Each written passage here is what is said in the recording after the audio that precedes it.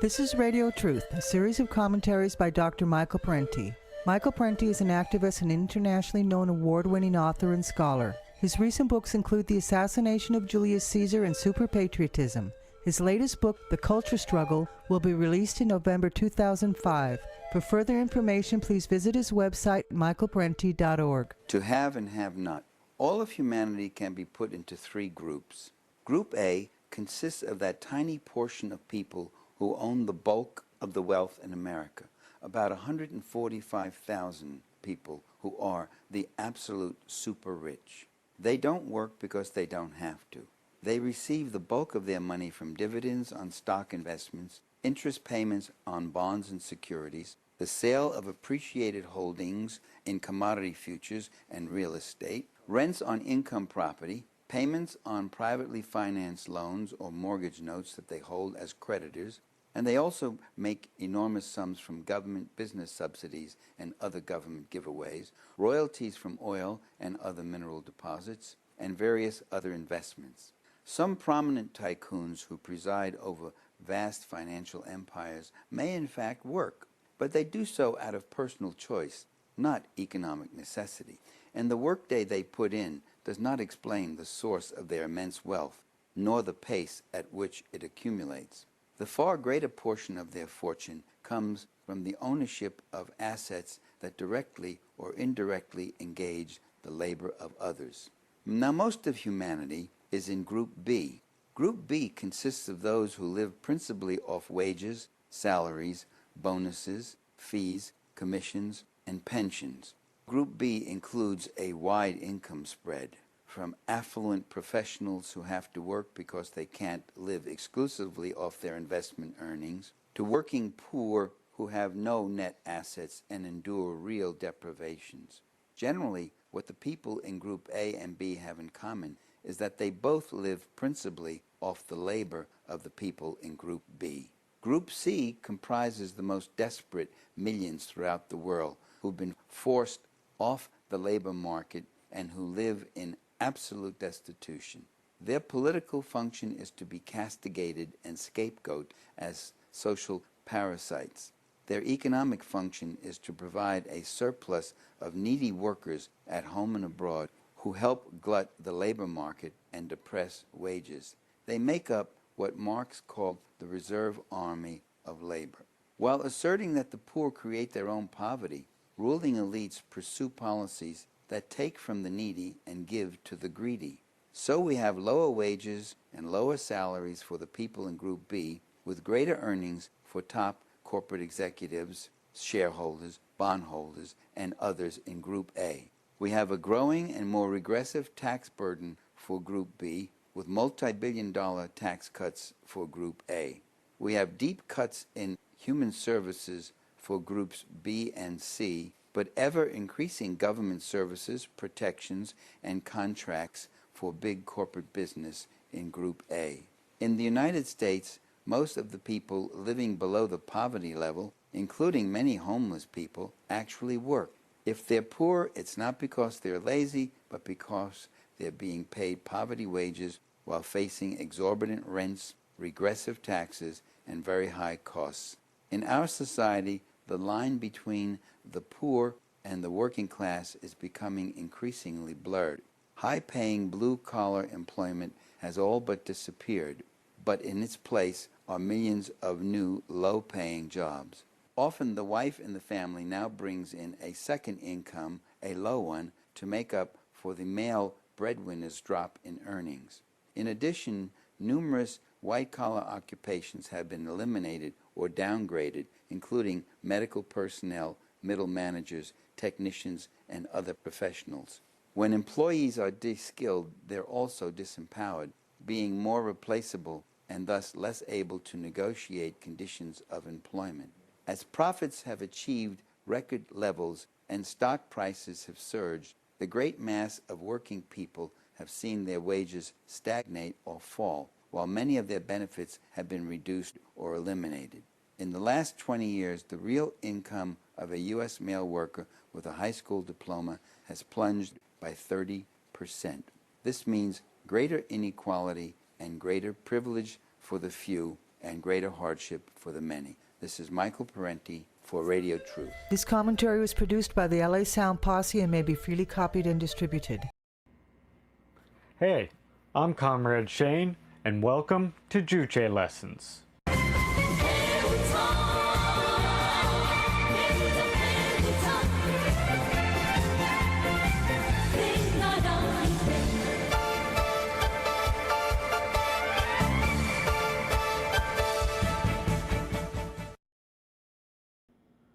In this episode, we will be discussing a stand and attitude towards the world that one should take proceeding from the Juche philosophy. That it is necessary to approach the world proceeding from the interests of humanity.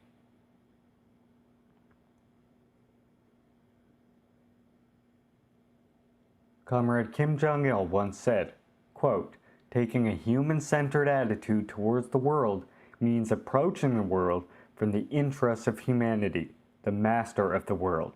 End quote.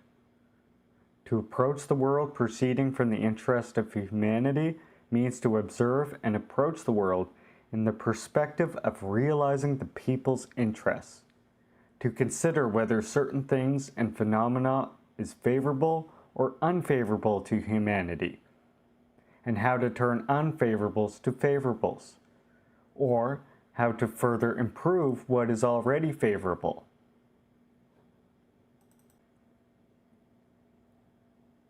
Some people may assume that it is natural that humanity pursues favorables, escaping unfavorables, but this is not always correct. Let us take an example from the history of DPRK. General Secretary Kim Jong-il received a document concerning the building of a new factory near the Hamhung area. He inquired with the officials concerned with choosing a location about a building site. One official started to answer that there was a good place in the upper part of the Songchun River, but Comrade Kim Jong-il stopped him and wondered whether this location would give inconvenience to the life of the people who would have to use water from the river. At first, the official simply said that they could keep the water from being polluted if the refinery system was well built. But Comrade Kim Jong-il was unsatisfied with this response and managed to convince the official to cancel the document. So Kim Jong-il and others could make a further study of the situation. Traveling to the Hamhung area, they inquired with the residents and brought in experts to make a more thorough, concrete survey into the area. As a result of these efforts, it was reported that there would perhaps be no problems after the factory is initially built, but that in the future it could potentially affect the water when the factory expands after some time. Comrade Kim Jong-il thus asked if they would consider selecting a different location for the factory in a less delicate locale, and recommended that instead a new sewage disposal and purification system should be built in place of this original location. Thanks to these efforts, the cleanliness of the Songchun River was ensured for the future. To take another example from the history of DPRK, allow me to read a quote from Comrade Kim Il-sung. Quote, "Once our economic officials suggested that a gold mine be developed on Mount Myeonghang. I did not agree with them, however, as this mountain is the most noted of the 5 beautiful mountains in our country, and the development of a gold mine on it might spoil its beauty. I explained to the officials the need to preserve the beautiful scenery of Mount Myeonghang, even though we might not be able to mine several tons of gold. I told them to make it more pleasant and turn it into a cultural recreation ground for the people." End quote. As we can see from these examples, not everything humanity initially does or wants to do is favorable to themselves, and accordingly, it is important to observe everything and plan in a far-sighted way, putting in the first place the essential demand and interest of a social being to live and develop independently and creatively, free from fetters of nature and social bondage. And this, of course, includes protecting the environment which sustains us. It is necessary to keep it as a top principle to defend the independent rights and interests of humanity in all activities, to keep it as a fundamental purpose to defend our independent rights and interests in all activities of cognition and practice. And since purpose defines the target, task, means, methods of cognition, thus transformation, and decides the result, it is of utmost importance to set up correct goals in a far-sighted way to successfully conduct cognitive and practical activities, again, as my historical examples tell us. Since the activities to cognize and transform nature and society take place against diverse things and phenomena, purpose can and should be different. Ultimately, the fundamental essence, however, should be oriented to defend humanity's independent rights and interests. In other words, all concrete purposes should be set proceeding from the fundamental purpose to defend humanity's independent rights and interests. Purpose itself reflects humanity's demand, interests, the condition of its realization, and the determination to reach the result.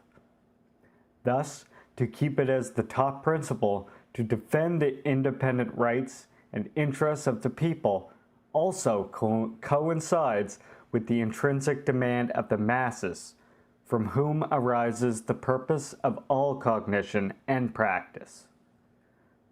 So to fail to set it as a purpose to defend the independent rights and interests is against the nature of humanity's cognition and transformation, and become antagonistic to the demands of the masses, and thus creates contradictions which lead to struggle and the rise of social disorder.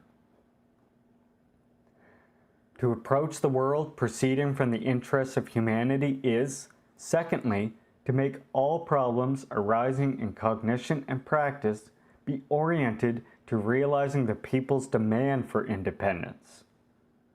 This means that the process of cognitive and practical activities should contribute to the independent life of the people. For this end, it is very important to define the targets of cognition and practice in combination with the demand for independence. A correct definition of this is a sure guarantee for the successful activities of humanity. Humanity has inexhaustible creative ability to cognize and transform all things and phenomena in the world, and the people in each generation try to understand and transform the world with the demand and creative ability that have been socially and historically defined. People raise independent demand and satisfy it with creative ability, and in this process, we further develop our ability and raise even higher our demand for independence. In order to make all problems arising in cognition and practice serve the realization of people's independent demand, it is also important to select the means and methods for the better realization of her demand for independence. For success in this work, correct means and methods should be applied. Means are things and phenomena used by humanity to attain the purpose, while method is the mode of activities to attain purpose. The purpose defines means and method that, in turn, guarantee the attainment of the purpose. And correctly set goals can be obtained only by corresponding means and methods. Since the purpose of cognitive and practical activities is to defend humanity's interests, the means and method ought to serve defending and realizing our interests as well. Even with the purpose correctly set, if the means and method infringe upon humanity's interests, it cannot score success in cognition and practical activities, and thus will fail to display independence, creativity, and consciousness. In the past, people in some socialist countries felt everything was right after their stomachs were full. They claimed, therefore, that they should develop productive forces by whatever means necessary, while introducing capitalist politics and modes of management. As a result, socialism was undermined and eventually contributed to the tragic overthrow in several countries. This tells us that only when the means and methods of cognitive and practical activities are selected on the principle of defending humanity's interests can the activities be a process of enhancing people's independence, creativity, and consciousness, thus successfully attaining their goal of defending humanity's demand for independence. In order to defend humanity's demand for independence and interests, it is also important to evaluate the result of cognitive and practical activities with the criterion of our demand for independence and interests. Correct evaluation of this is prerequisite for the further development of humanity's activities. The criterion of evaluation is how much they serve the defending of humanity, the masses' demand for independence, and our interests. All things and phenomena in the world have value to humans as long as they serve humanity. Herein lies the reason why the degree of serving humanity's demand for independence and interests becomes the criterion of evaluation. Today, in our capitalist countries, we have the Mammonist value system, which means our society intrinsically values money or gold, even more than people, and we evaluate things with the criterion of money, profits. And this in turn gives rise to social instability and social evils, such as not only objects, but also humans' personal value being converted into mere exchange value. We must in all cases repudiate the inhumane Mammonist viewpoint of the reactionary exploiting and ruling class that demonstrate they only care about money and not the life of the people, humanity, or even the future. We must fight for a society that evaluates everything with humanity's demand for independence and interest as the main criteria. The Juche-oriented standpoint and attitude towards the world, proceeding from the interest of humanity, aims at realizing independence, enabling cognition and transformation to proceed in the correct, progressive direction. That's all for this episode. Check out our Facebook and Twitter pages for more Juche and DPRK content, which I will leave links to in the description of this video. If you enjoyed what you saw, please remember to like, subscribe, and share, so we can raise the revolutionary consciousness of the masses. And because I run solely on your motivation and encouragement. Red salute, Juche comrades!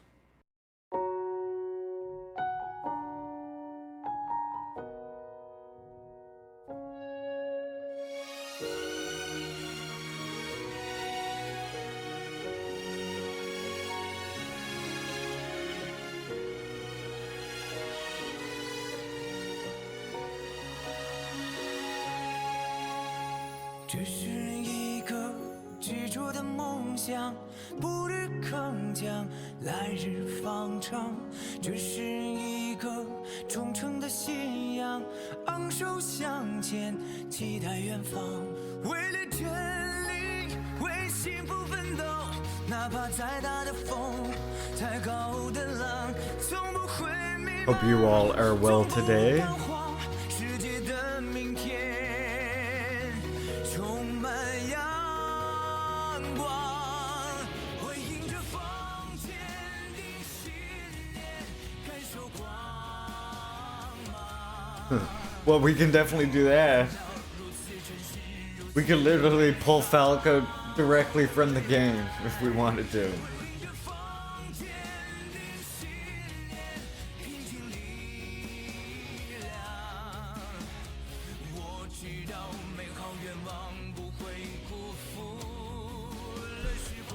I'll do the intro after cartoons, I've decided.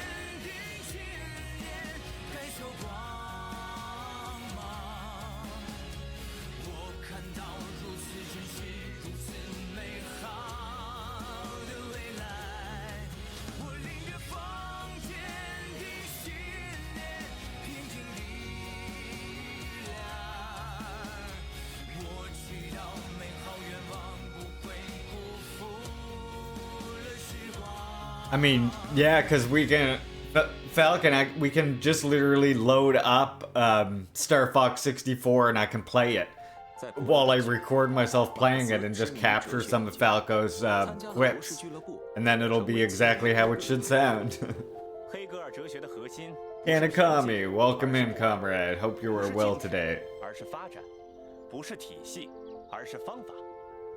Oh, I failed, sorry. 不是平静，而是不安；不是静止，而是发展。Thank you, 不是体 GMO. 系，而是方法。忘了给大家介绍了，这是卡尔马克思，一个热爱哲学的法律系学生，刚加入我们的博士俱乐部。I'm thinking after the movie today, do some. I might do like a level of Pizza Tower, and then do some driving 俱乐 games. 部好久没有活动了。 The my summer car games some more. 先不说这个了，你找我什么事啊？ You've been taking care of a stray kitty that showed up Saturday. 学长的 Aw. 观点一样，我也主张无神论。 Good luck with that, comrade. And that's fucking noble as fuck. 是研究德谟克利特和伊壁鸠鲁自然哲学差别的那篇论文吗？已经完成了，我看看。So the movie we have today is a DPRK movie. 怎么了？论文写的真的很精彩，不过现在不同以前了。你毕业要提交这篇论文，别说留校了，恐怕连毕业都难。为什么？埃希霍恩刚刚就任教育大臣，这个人是顽固的基督信徒，一直打压无神论。现在学校的气氛也越来越保 Hopefully you 守， can find someone 越来 for 越紧张。 sure. 俱乐部的卢格因为主张政治自由，已经被赶出大学讲堂 Okay, I'm 了。 gonna clean this. 俱乐部现在也没法开展活动了。无神论的论文恐怕不好过关呢。要不，你再改改，把你的锋芒和无神论的观点都隐藏起来。学长，我不会改变的。追求真理是人的权利和自由，我是不会放弃的。我要像 He can be a little shit though. 不屈不挠。 I mean, yeah, that's kind of kittens in 我 general. 佩服你的勇气，或许也不是没有办法。留校是没戏了，但你可以把博士论文送到耶拿大学去试试，那里有一位研究伊壁鸠鲁的权威，他应该会喜欢你的论文。重要的是，他有资格通过你的论文。谢谢你，学长。 Yeah, and that's the worst part, 工 right? 作嘛，你可以 Little 去来一 kitties 试 have. 试 It seems like their 这是当地 claws 工商 are 业办 even 的报告 sharper. Not to 思想不 mention 保守 their fucking 祝你 teeth. 好运。 1841年，马克思在耶拿大学获得哲学博士学位，后来通过投稿进入言论相对自由的莱茵报担任编辑。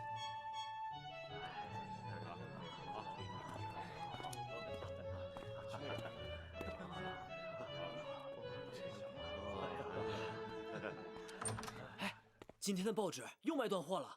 我们报社早就该多发这种文章，卡尔写的就是人们想看的。 That's why look. That's why I always go on about this new cat that we got. Commie. 3400户，天哪，简直像 We 做 just 梦 got a rescue here not that long ago. 社长， And she was a rescue from like a animal hoarding situation that we got. 卡尔， Well, 你的文章让报纸大卖。 she does the same thing, like grabs onto your leg like a monkey, but it's amazing. She somehow never puts her clothes out when she does it. Yeah, Soda, yeah. 别的， She never puts her clothes out. I've never seen a cat that does 我只 this. 想写这些。 You could grab onto her belly with your hand like this, and she'll like latch onto your arm, grab all around it, but no claws come out. 我知道怎么做。 She's fucking amazing. Got so lucky with her. 卡尔啊，麻烦看看我这篇关于乡镇财产必须退还的稿子吧。好。总督府对治下平民毫无节制的压迫，葡萄园种植者不得不面临全部破产的危机。写得好，科布伦茨，帮我转告总编室，这篇文章一字不改，全 You 文 know, 刊 I'm 登。 trying to clean this little piece. 老板那边 I think I got it. 别怕，我们匿名刊登，就算天塌下来，我还比你高半头呢。我顶着。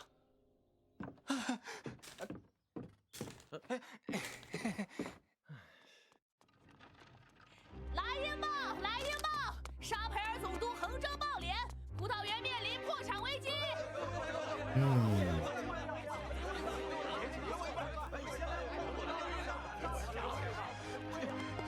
卡尔，沙比尔总督派人来抓人了，说是要整治败坏他名声的记者，不就是来找我吗？现在怎么办？怎么办？ 放心，有我在，你就在屋里待着，别出来。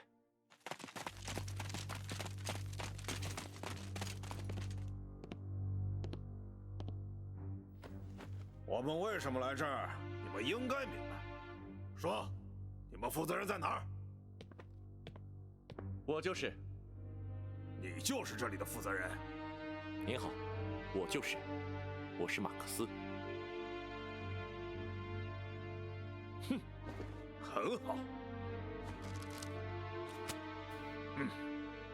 这篇报道全是诽谤、谣言、胡说八道，你怎么解释？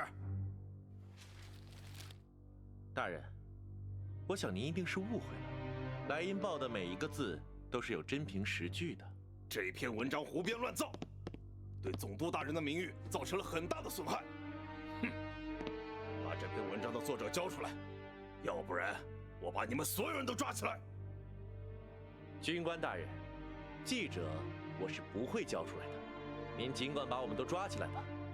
不过，我们可以打个赌，赌一赌明天各大报纸的头条。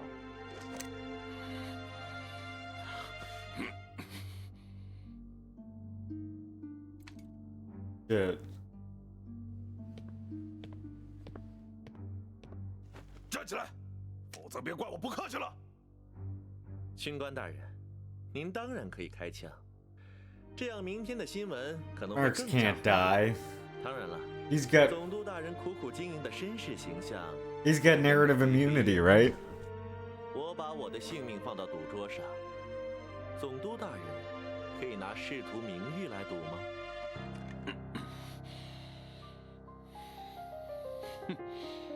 卡尔马克思。 我记住你了，咱们走着瞧。He's got things to write, Sin. 哎，你们听说了吗？莱茵报的马克思一个人几句话就把总督派来抓人的士兵给顶回去了。Books to write, meetings to attend, speeches to give, organizing to do. 先生您好，您是不是他们说的那个厉害的马克思？您好。 我就是马克思，莱茵报的编辑。求求您，求您一定要帮帮我！我们祖祖辈辈一直都在城外的森林里砍柴打猎。有一天，地主忽然霸占了森林，不准我们靠近。我儿子只不过去捡了一些枯柴，就被地主抓了起来。他们说我儿子偷了他们的东西，这怎么能是偷东西呢？无耻！捡枯枝怎么变成盗窃了呢？ 我要曝光这些无赖的地主！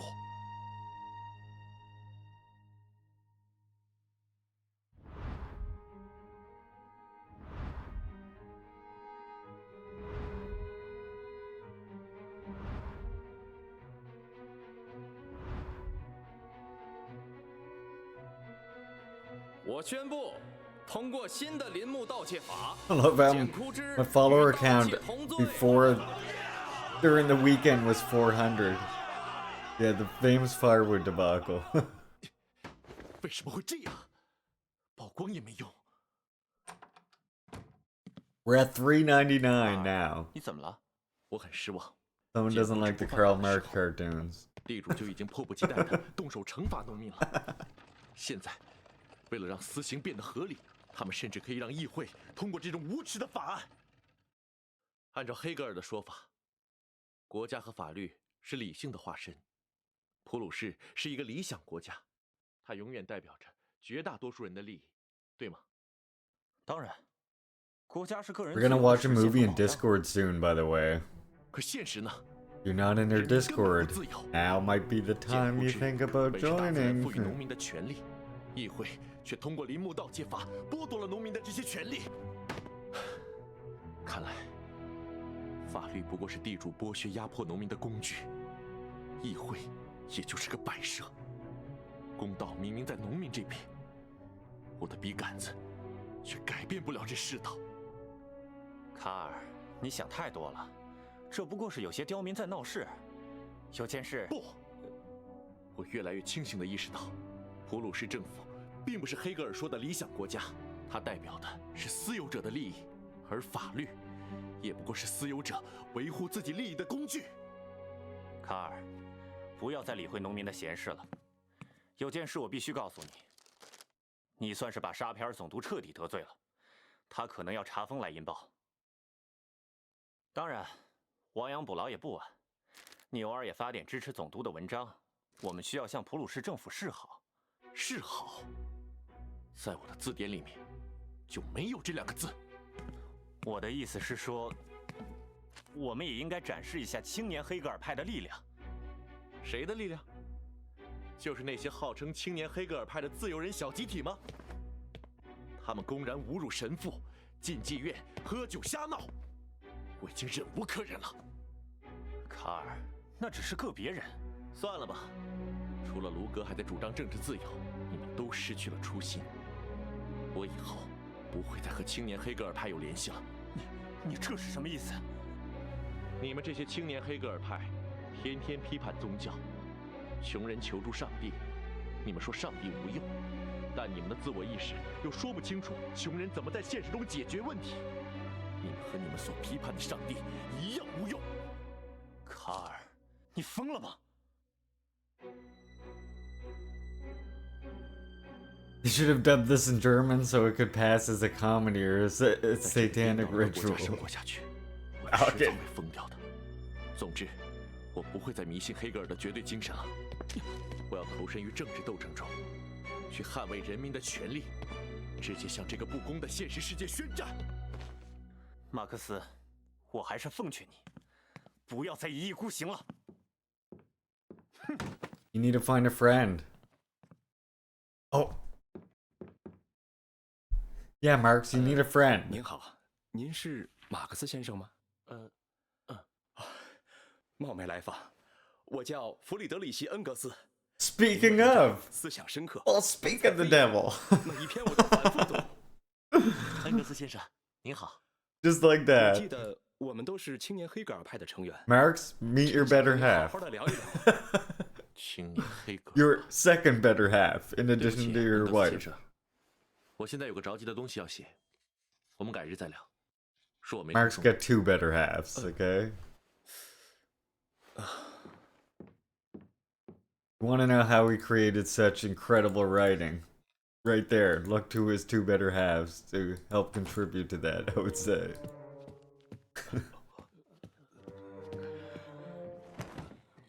这篇文章很有意思，莱茵报的股东先生们。 Yeah, definitely the Ernie to his bird, 100%.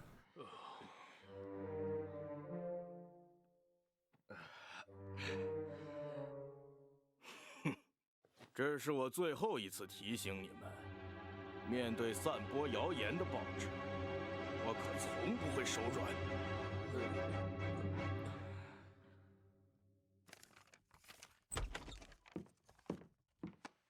卢哥，你来的正好。现在连莱茵报的政治自由也没了。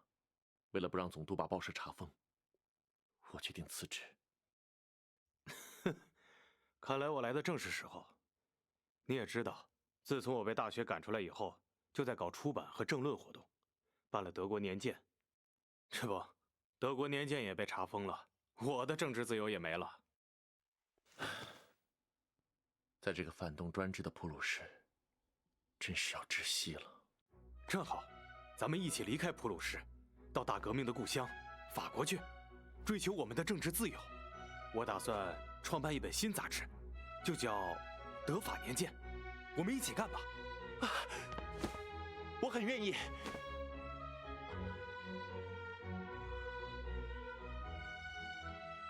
不过，卢哥，先让我回家娶我的公主，我会带她一起去法国。我先提前恭喜你了，你不用担心在法国的生活，我给你准备了500塔勒的年薪。太好了，我可以给燕妮买戒指了。Oh, Ingalls and Marks are great. 燕妮， Together. 你手上的戒指是怎么回事？卡尔回来了，我决定跟他结婚。你是贵族家的小姐，不能嫁给平民。况且我还听说马克思被莱茵报赶出来了，他现在就是个无业游民。你嫁给他，怎么过贵族的生活？哥哥，真正的爱情不是物质上的门当户对，而是精神上的势均力敌。我爱卡尔，不在乎他有没有钱，是不是贵族，我爱他的梦想和才华。况且，卡尔已经在法国找到一份年薪500塔勒的工作，我们的生活不会有问题的。燕妮，如果你嫁给他，就是背叛威斯特华伦家族。你想做家族的叛徒吗？卡尔说过，人和动物最大的区别，就是人能够掌握自己的命运。母亲大人，管管你的好女儿。别吵了，你们父亲在世的时候，对卡尔的评价很不错。燕妮的事情，就让他自己做主吧。我是自由的，我一定要嫁给卡尔。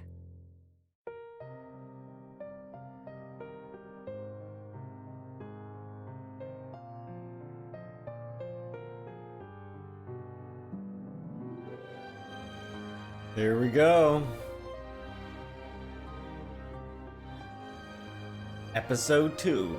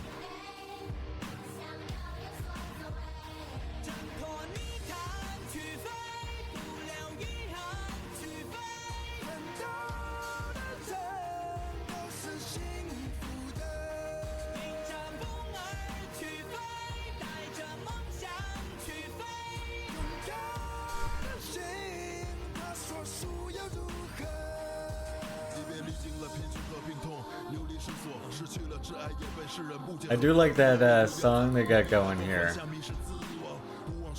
It starts, the tune at the beginning of it is, tune at the beginning of it is the International, right? Pretty sure.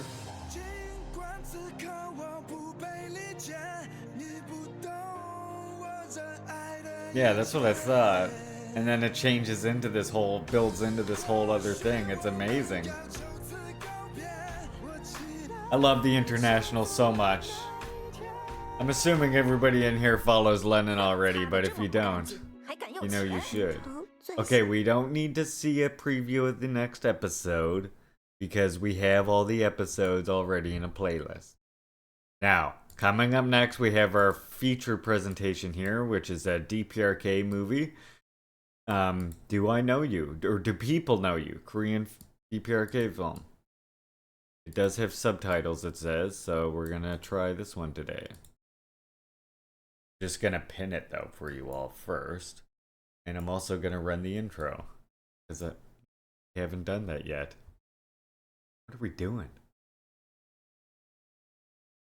You're not big on the international, kind of mid? I gotta say, I mean, I don't know. There's one version I was just saying that I really like. It's,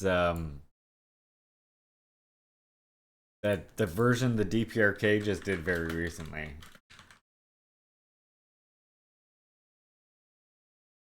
Yeah, this one.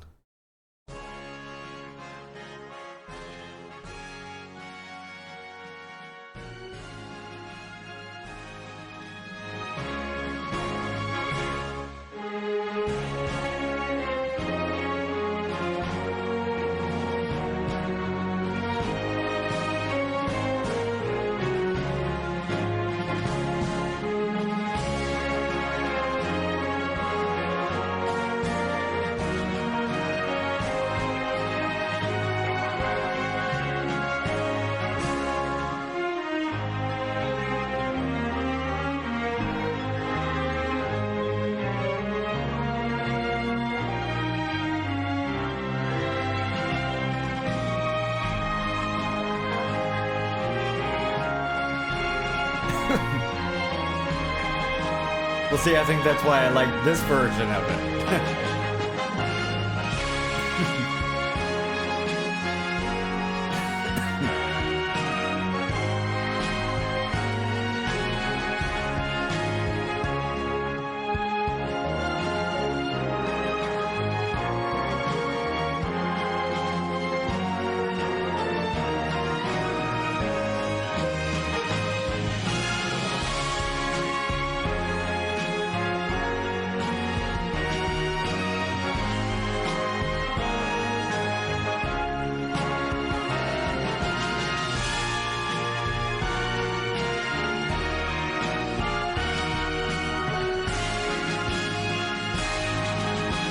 I do like that version, I'm telling you.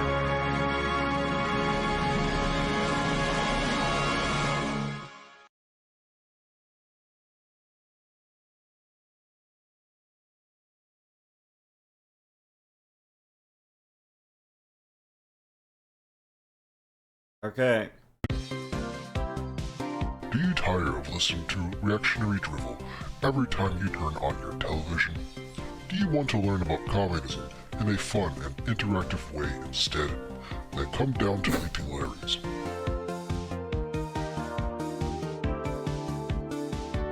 When you come down to Leaping Larry's, you will be greeted with a salute every time you step in through the door, because we value our comrades. At Leaping Larry's, you will learn how communism and the Juche idea can create a more equitable and just society. You will learn about the importance of collectivism and cooperation. And you will learn how communism can help to create a world without poverty or hunger. Leaping Larry's, your home for communist and video game edutainment.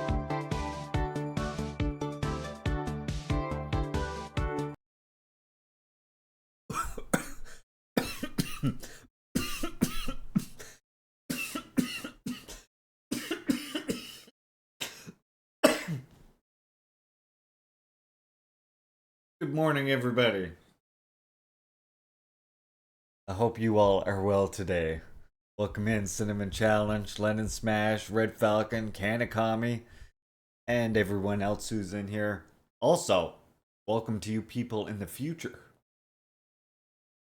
You know who I mean. Yeah, choke and smoke. Morning, wake and bake, we call it. Okay, so I think what we're gonna do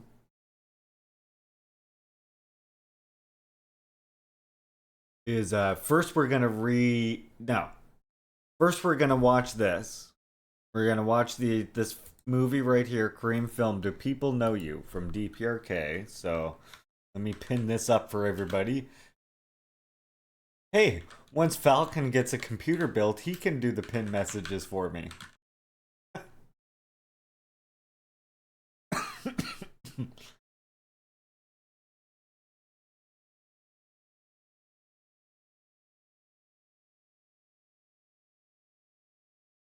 Okay.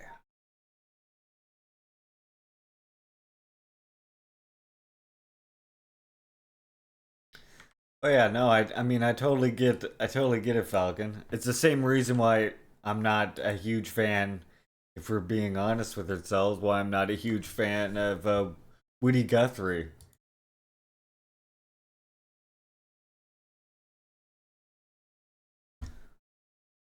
Right.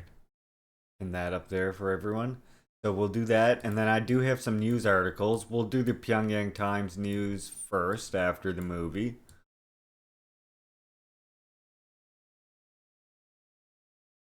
You can't stand that song? Yeah, This Land Is Your Land or whatever. Yeah, I don't like it either. I really don't like it. Put it lightly. And it's just, what makes it even more annoying is the way people like champion him. Like it's almost the same. I'm sorry. It's like people champion him as like some sort of revolutionary anthem or something because of that song, especially. I mean, yeah, he has some other songs too, but I mean, let's not forget he wrote that song specifically.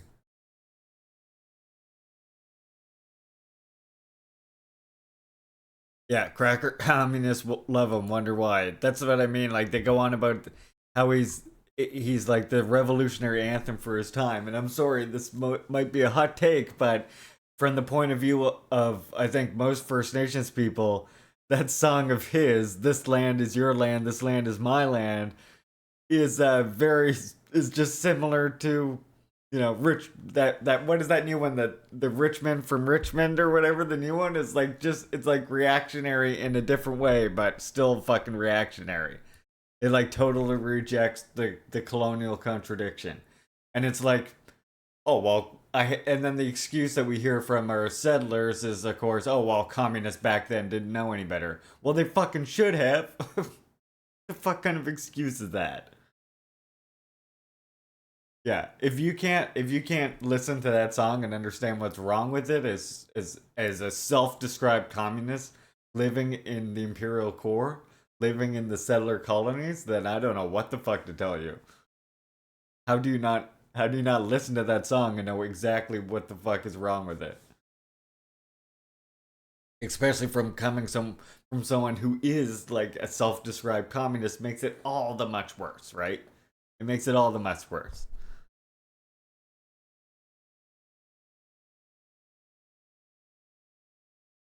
Yeah. Yeah.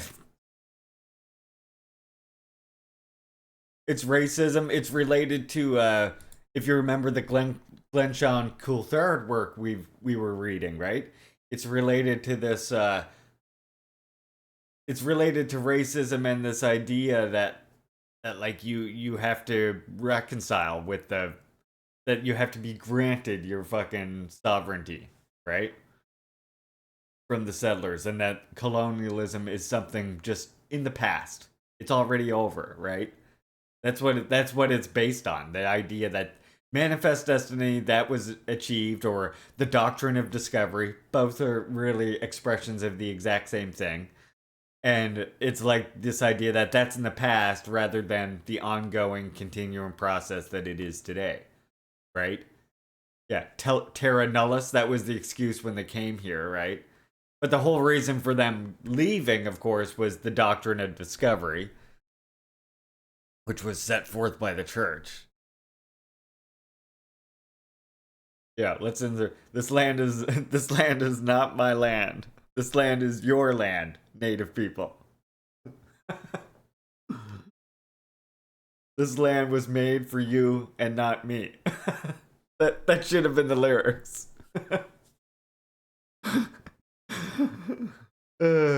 If he was any kind of serious communist, that would have been the lyrics.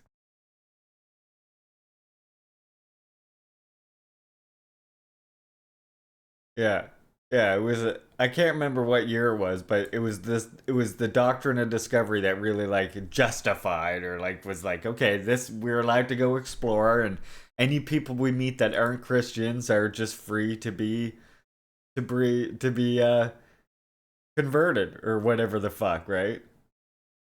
Yeah, the whole I mean, yeah, I mean, they're still doing terra nullius, right? Because for one thing, there's the whole idea that First Nations sovereignty has to be granted by the settler state.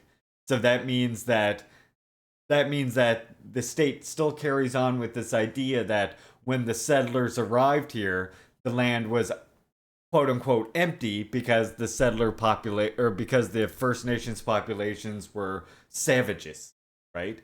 Despite us living in harmony and developing with nature for fucking thousands of years. The settlers, meanwhile, would not have survived without First Nations intervention. Literally.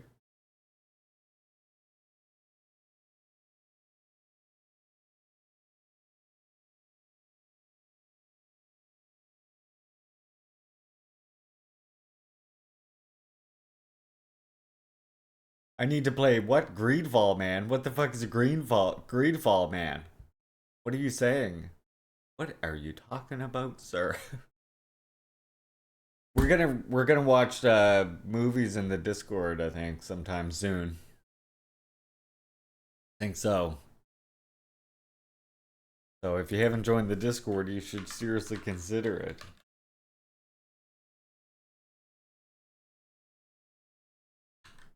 You have me on Steam? Do you have me on Steam? I would fucking think so.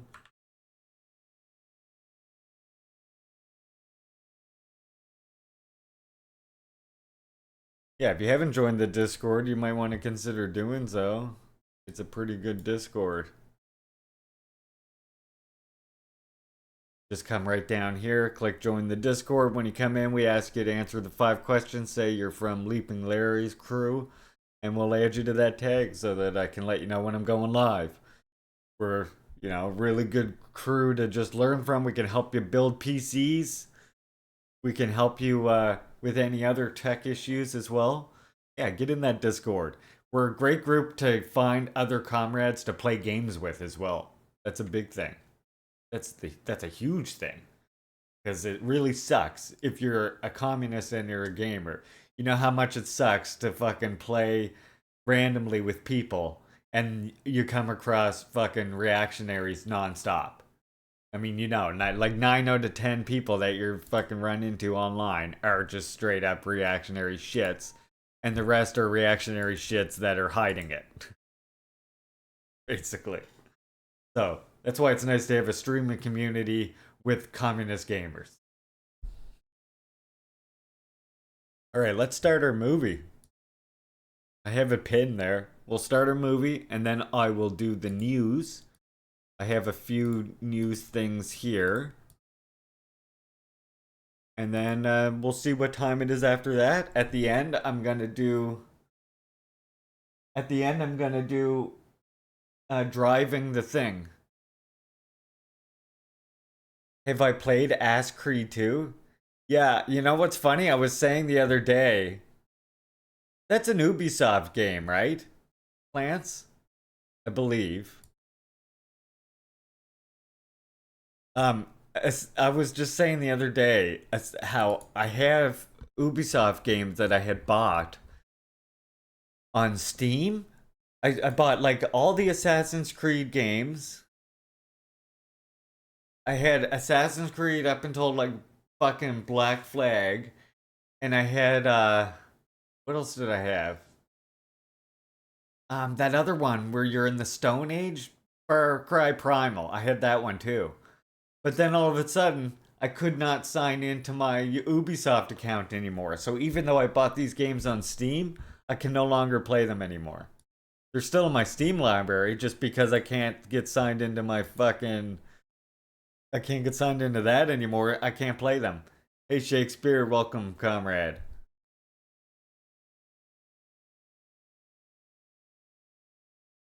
Welcome, welcome. Hope you were well today. Of course, now the Autobot posts the Discord link. That's what I was expecting a while ago. Getting to kill colonizers is fucking pretty awesome, though. You know, sometime I wanted... Hey, this guy's a commie! Oh, damn! Commie, traitor to our country! Thank you so much, fucking Red Falcon. Very much appreciate that gift subscription for Shakespeare, comrade. You know what that means, chat. I expect you to spam the Juche gang emote. That's the rule around here. Whenever we get a new sub, we celebrate the new sub with the spamming of the Juche gang. Check my Steam gifts? What the fuck does that mean? How do I do that? Steam gifts.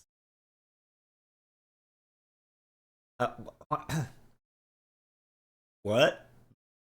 Where does that happen?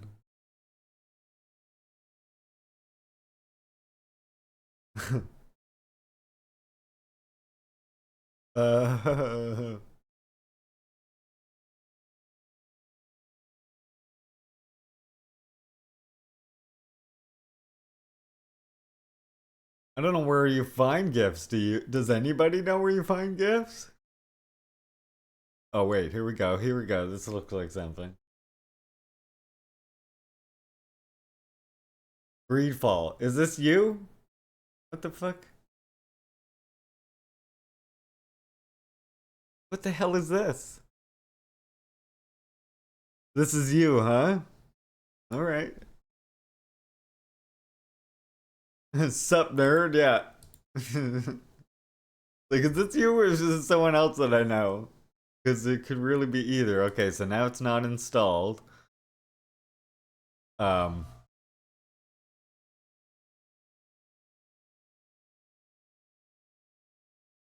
don't know how I find it with the setup that I have here now. Oh, here it is. 21 gigabytes, huh?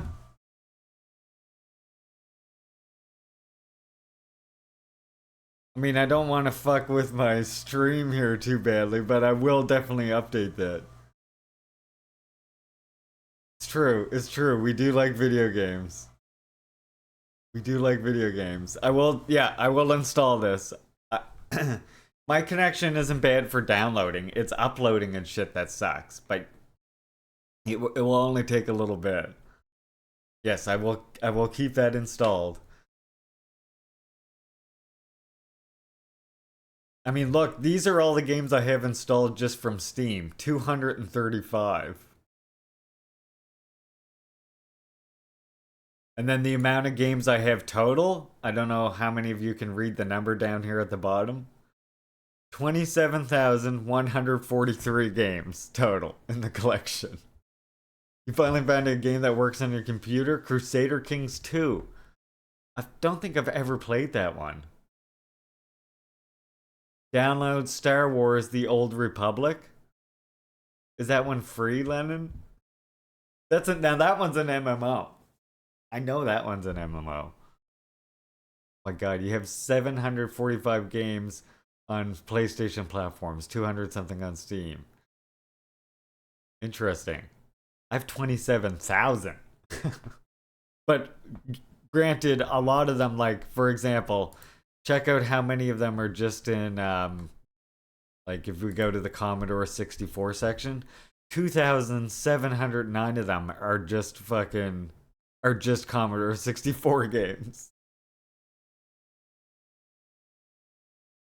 You get to be a ruler and have to run your own country through the generations. Oh, interesting. I do kind of like games like that. I like really weird, in-depth, like, simulation games and stuff like that. I mean, later at the... Okay, when we're done the politics streaming for the day, I'm going to be playing that Well, I'm gonna play a couple indie games. I might do one level of Pizza Tower, and then we'll do some more of that My Summer Car game. Yeah, I love really weird, interesting like indie games, like Teardown and stuff that's different, you know? I do like my shooters and some of those stuff like that too, especially retro games, but indie games are where it's at for modern games for me, mostly, I would say. Alright, that's enough dilly-daddling.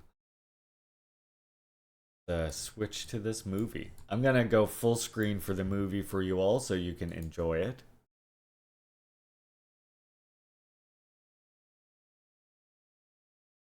Want everybody to get the full enjoyment possible from it, and because of course we're gonna be reading subtitles, so here we go. Everyone, popcorn. Although if you redeem a full 20, if you redeem 420, I'll just stick on the webcam and then blow it.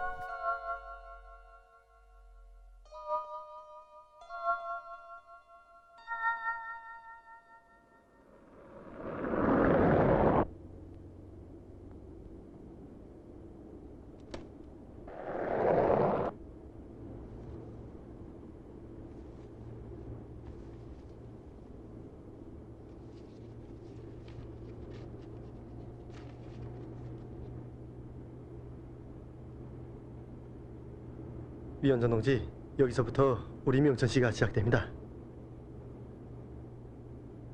잘 좀 세워요.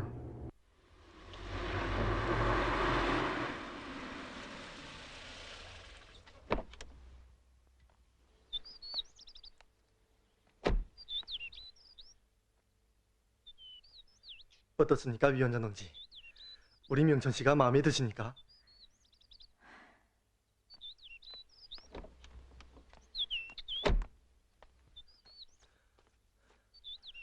아니, 어디 자꾸 가십니까? 운전수 동무, 난 여기서부터 걸어가겠어요. 예? 안 됩니다. 아직 서재지까지 신이나 되는데. 내 걱정 말고 먼저 떠나요. 그럼 난 어쩝니까? 새로 오시는 위원장 동지를 도중에서 떨구고 갔다고 보고하랍니까? 도중이라니, 그래도 주민세대야 여기서부터 시작되겠지. 위원장 동지, 안 됩니다. 이름이 광역이라고 했던가? 광역 동무, 이명천 씨가 내 맘에 들고 안 들고가 중요한 게 아니라 Oh, I'll definitely be siding with the 우리 indigenous people, 지주민들이 마음에 Falcon. 드는 게 더 중요한 거야. 먼저 가라고. 야, 그래도... 어서.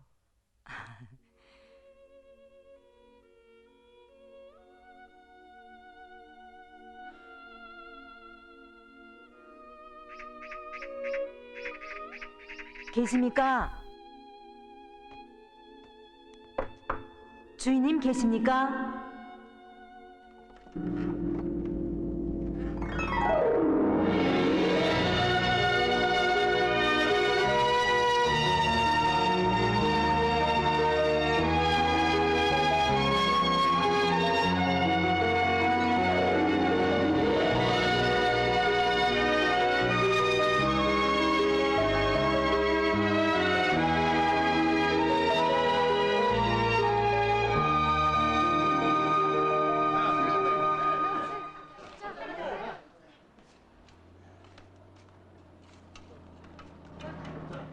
불합격. 여기도 불합격. 제가 몇 번을 말했어요. 이 건물은 우리 씨만이 아니라 저쪽으로도 번복이가 돼야 한다고 말이에요. 그러니 건물이 저용성, 예술성은 물론이고 고질이 최상으로 보장된 시공이 돼야 합니다. 그런데 자금 사정이... 자금이요? 예. 지배동지. 타일값만 해도 대략 350만 원에... 대략은 무슨 대략입니까? 327만 원의 외장재를 비롯한 마감자재 전부를 환산하면 628만 원. 틀립니까? 예, 정확합니다. 나오셨습니까? 예, 명심들 하세요. 훌륭한 고시대자면 반드시 거기엔 일꾼들의 혁신적인 한몫과 깊은 사색이 필요하답니다. 알겠습니다. 지배인 동지, 시당에서 급히 찾습니다.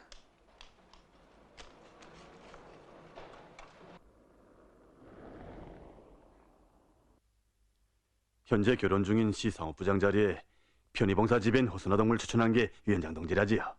예. 몇 달째 비어 있으니 애로가 많습니다. 그 동무에 무엇을 보고 제기했습니까? 혹시 제가 잘못 제기했다는 말씀입니까? 아니, 그런 건 아니고 그 동무가 앞으로도 위원장 동지의 마음에 들겠는가 해서지요. 책임비서 동지, 나눈 지 얼마 안 되지만 시안의 상업, 구병, 편의부문 일꾼들의 사업을 여야하는 과정에 손아동무가 고중 실무가 높고 인력심이 강하다고 봤습니다. 그건 옳습니다. 그보다 더 내 마음을 끈 건 그의 소원이었습니다. 꼭 우리 Fucking 장군이 base 마시는 Shakespeare. 일꾼이 되겠다는. 난 그거면 손아동맥에 상업부장이 아니라 그보다 더한 직무도 Hey, 맡을 수 Commander 있다고 Red, 생각합니다. welcome in, comrade. Hope you were well 위원장 동지, today. 우리 장군님 하시는 일꾼이 되고 싶어하는 소원이야. 누구나 다 지니고 있죠. It just started, Captain DPRK. 네.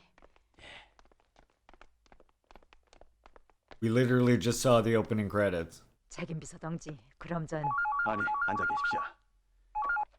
예, 책임있습니다. 아, 알겠어. 내 곧 가겠어. 책임서 동지, 호선화 집행동무가 도착했습니다. 들여보내시오. 예. 그럼 한번 담아해 보십시오. 내 이 시간에 급한 협의할 조직이 나서요. 책임비서 동지. 손아동무가 위원장 동지의 마음에만 둔다면 나도 찬성입니다.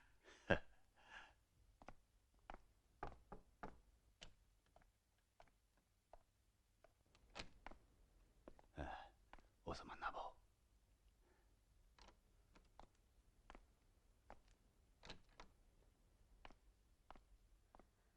안녕하십니까? 왔구만. 앉아요. 자, 어서요.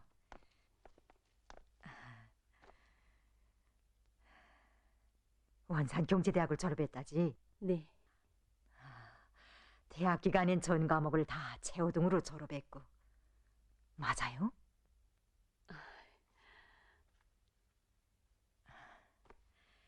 고향은 서원군 중솔이고 거기에 아버님이 홀로 계신다죠? 중서분교 교장입니다. 고맙습니다. 앉아요. 손아동무. 네. 내 신뢰되는 말 같지만 하나 물어보라요. 말씀하십시오. 덕문 왜 아직까지 독신이에요? 예. 편안히 앉아요. 난 그저 같은 여성으로서 허물없이 물은 거예요. 위원장 동지, 전 그새 일에 몰려 모든 걸 잊었댔습니다. 지금에 와서 돌이켜보니 어느덧 제 나이가 후회되는 게지? 아닙니다. 정말? 예. 위원장 동지, 중학 시절 저희 모교인 중서분교에 가면 그 현관 가운데 우리 장군님 하시는 일꾼들이라는 글이 크게 나붙어 있습니다. 그 밑엔 우리 분교가 나온 제자들의 사진이 걸려 있고요. 이제 거기에 저희 사진도 나붙게 된다면 교장인 저희 아버진 얼마나 떳떳하겠습니까? 좋구만. 네? 아니, 내가 덕물 헛보진 않았단 소리예요. 아직 안 나왔어? 안 나왔습니다. 하나만 더 묻자요. 기업소 종업원이 모두 몇이에요? 250명입니다. 남자는 95명, 여자는 155명입니다. 여기에다 덕무가 금년에 가정 방문한 기업소 종업원들의 집 주소와 가족수 그리고 노동자들의 애로를 풀어준 내용들을 생각나는 걸 쓰세요. 250명을 다 써도 좋아요.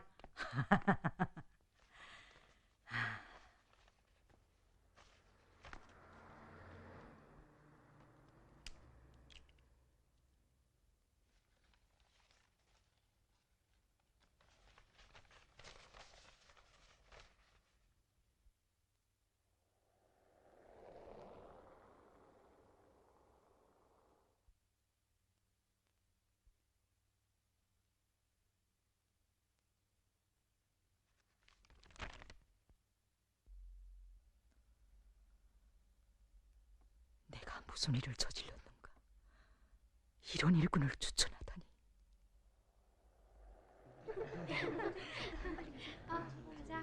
안녕하십니까? 안녕하십니까? 네.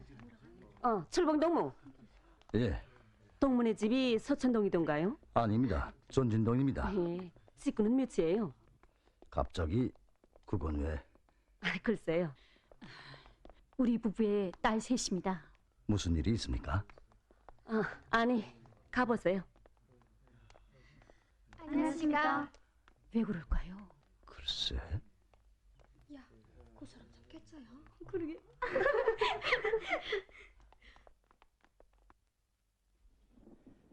제가 이를 쓰게 못했습니다. 자격이 없는 사람을 받아면 제 잘못입니다. 몇 명을 썼는가 묻질 않소? 7명입니다. 그 7명이 다 노동자들이요? 아닙니다. 노동자는 한 명도 없고 모두 초급 일꾼들이지? 예, 제 책임이 큽니다. 안 써. 부장동무, 우리가 준비되지 못한 사람을 일꾼으로 등용하면 첫째도 둘째도 손해를 보는 건 인민들 뿐이요. 그래서 간부선발 문제를 심중히 대하라는 거요. 상점에 가도 식당에 가도 인민들이 무엇을 좋아하는가부터 먼저 알아보는 일꾼. 리발소에 가도 국장에 가도 인민들에게 불편한 점은 무엇인가부터 먼저 알아보는 그런 일꾼.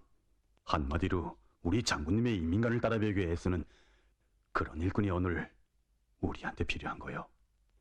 정신을 차리겠습니다. 위원장 동지는 언제 갔어? 예, 허선아 지배인동무가 간 다음에도 1시간 남아 혼자 앉아 있었습니다.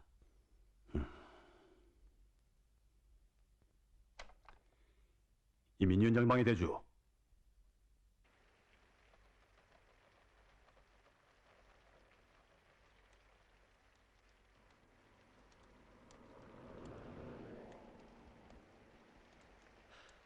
위원장 동지. 됐어요. 야, 그러다 감기라도 걸리면 난 어떻게 합니까? 일 없어요.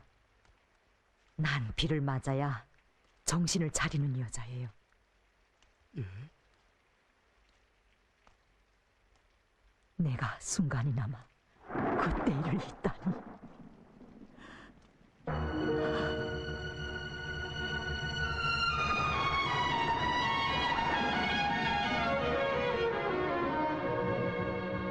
난 죄를 졌다. 인민을 배반했단 말이다. 인민을. 장군님, 용서하십시오.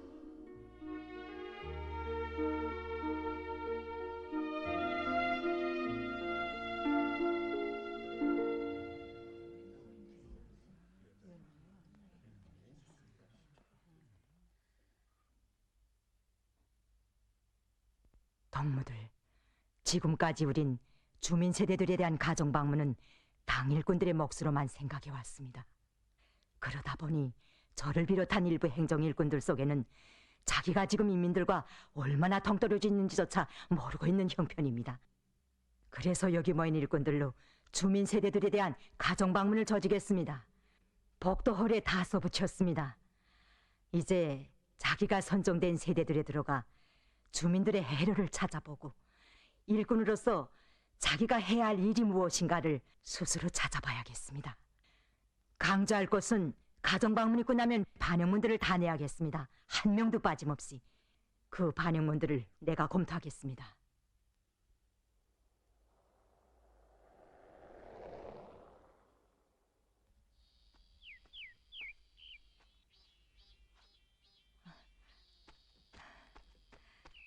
아버님, 이리 주십시오. 이런 수돗물이 안 나오는 게지요? 웬걸요? 그럼 이 물은 왜? 이건 샘물이다. 여기서 한 10월이 들어가면 유명한 장수 샘물이 있죠. 샘물이요? 예, 옛날부터 이 샘물을 한 모금만 마셔도 백살은 문제 없다고 했다. 아버님, 실례지만 이 물맛 좀 볼 수 있을까요? 예, 어서 그러시오. 예야. 예. 드십시오. 고맙다.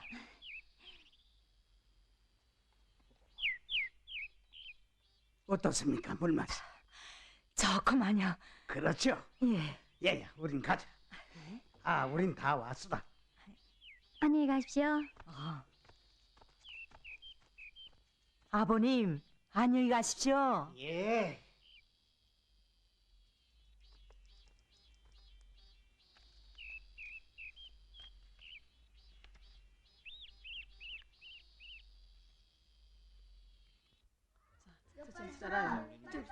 그럼. 좋아요. 나 아직 숙제 못하는데. 이제 가서 하면 돼. 동무, 여기가 운동동 7반이에요? 예, 공원에 먼저 가 있으라. 예. 근데 이 큰 아파트가 다 질반일세 없지 않습니까? 그렇군요. 3층이 질반이란 소리입니다. 동무, 여기서 살아요? 예, 혹시 우창숙이라고 몇 호에 사는지 모르겠습니까? 6호에 삽니다. 고마워요. 그런데 지금 가야 있겠습니까? 있을 거예요. 우리가 온다고 동에서도 다 연락이 갔을 겁니다. 예, 그래요. 동문 참 친절하군요.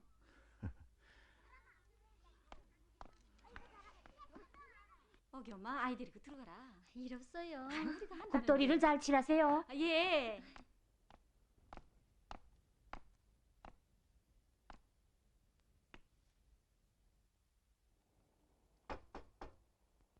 계세요? 계십니까? 누구세요?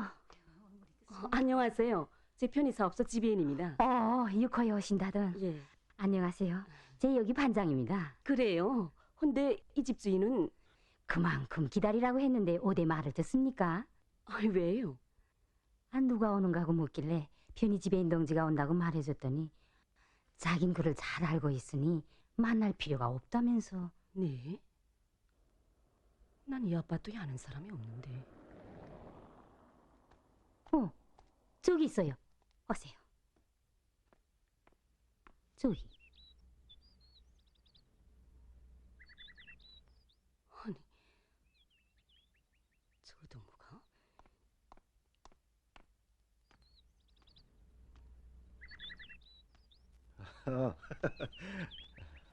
자, 이제 가서 놀아라.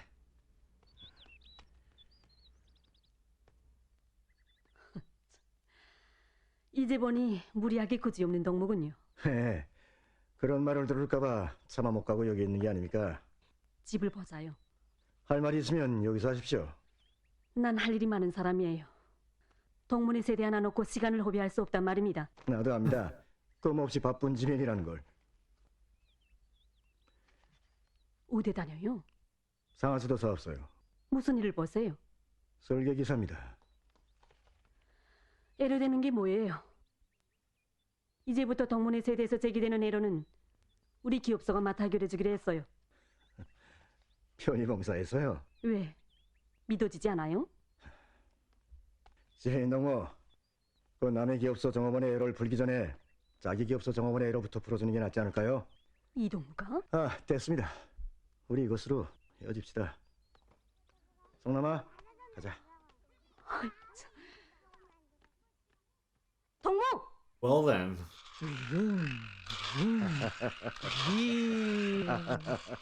빵빵 비키시오. 어떻습니까, 위원장 동지? 좋군요.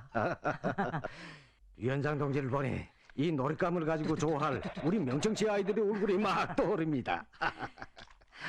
그래서 이달부터 판매하려고 합니다. 그래요? 예. 가격을 올리다니요? 예. 원가가 많이 들어. 그래서 국가적 부담을 원칙으로 하면서. 안 돼요. 아이들의 놀잇감 값이 어떻게 제정된 겁니까? 어버이 수령님께서 노동자 농민들의 생활비까지 친히 계산해 보시고 선수 제정해 준 값이 아니에요. 그런데 그걸 높여요? 그래서 딱 10%만 올리자는 겁니다. 안 돼요. 10%가 아니라 단 1%도 안 돼요.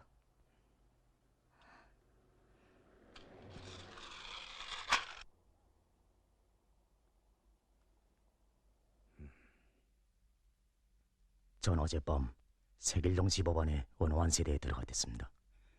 그런데 그 집은 중학 시절 저에게 음악을 가르쳐 주시던 선생님의 집이었습니다.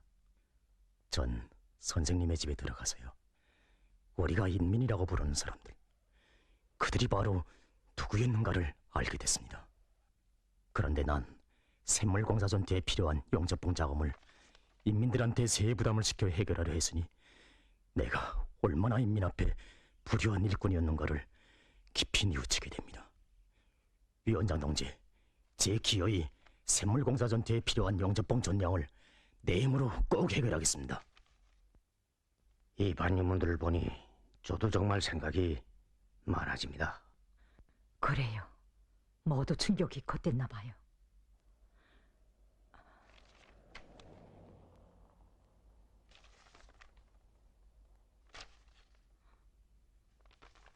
Good question, Powerful. 편의집엔 허선화 동네. Although they do still use CRTs, I think, quite a bit there today. 들어오세요. 불렀습니까? 가까이 오세요. 어떻게 된 거요? 미안합니다. 솔직히 저희 심정을 그대로 담자니 괴로워서 못 썼습니다. 무슨 일 있었어? 문전에서 거절당했습니다. 뭐요? 앉아서 말해요. 정말 불쾌했습니다. 이제 나라의 혜택을 받는데 습관이 돼서 그런지 오히려 제 편에서 오또래질입니다. 위원장 동지, 그동안 우리가 일부 주민들에 대한 교양 사업에 너무 무관심했던 것 같습니다. 누구예요? 됐습니다. 저 하나만 감사하면 되를 가지고. 누군가? 우창식, 운덕동 7반 3충 6호입니다. 직장은? 상하수도 사업소 설계기사입니다. This is from 2011.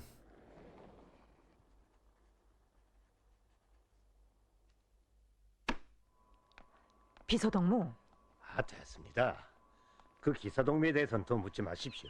정말 그렇게 마주설 가치조차 없는 사람인가요? 네, 이젠 그 누가 뭐라고 해도 절대로 속지 않습니다. 아니, 뭘 속지 않는다 그래요? 비서동무.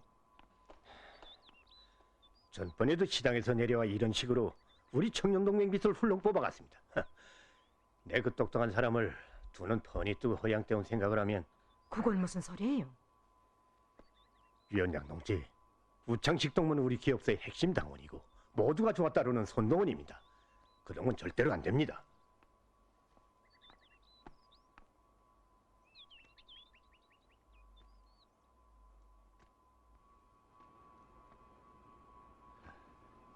용서하십시오. 제그만 인민정권기관에서 파견한 일꾼 앞에서 버릇없이. 내가 듣고 싶은 건 그 대답이 아니에요. Yeah, that makes sense. 제 본인을 찾아가서 용서를 빌겠습니다. 말해줘요. 뭐가 너여워서 구지변을 피했는지. 장식동무. 동무 내가 꿇어앉아 비료야 더 Kim Il-sung 먹겠어요. died what year? 이 자리에 아담한 신발 수리소가 하나 있었습니다. 거기서 내가 친형처럼 따르는 함철군이라고 94, 하는 Kim 젊은 Il-sung 수리공이 died. 신발 수리를 하고 있었죠. 그 수리공한텐 향기로운 꽃에 볼들이 모여들듯 정말 많은 사람들이 찾아오곤 했습니다. 값이 있는 것보다 사람들을 위하는 그의 고마운 정에 끌려서 말입니다. 그런데 편의봉사 지배인은 실리가 맞지 않는다는 이유로 신발 수리소를 허물고 이렇게 수매상점을 짓고 있습니다. 전 이해되지 않습니다. 어째서 그처럼 성실한 인간이 자기 지배인의 눈밖에 밀려났는지. I think Powerful Finger, I think I got my first LCD in 2012 or something. It was when the Xbox 360 came out. I got it specifically for that. 우리한테 그 몇 푼의 돈이 더 귀중합니까? 아니면 이 거리에 흐르고 있는 정과 사랑이 더 귀중합니까?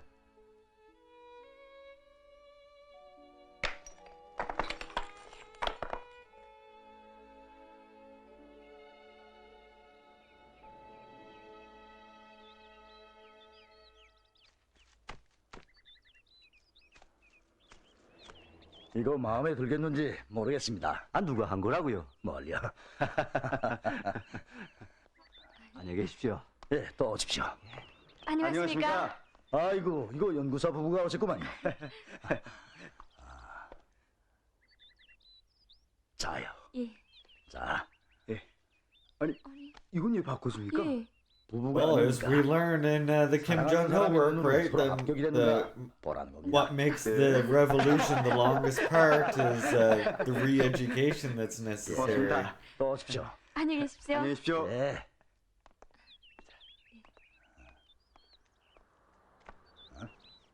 Overcoming the old ideas about capitalism, etc.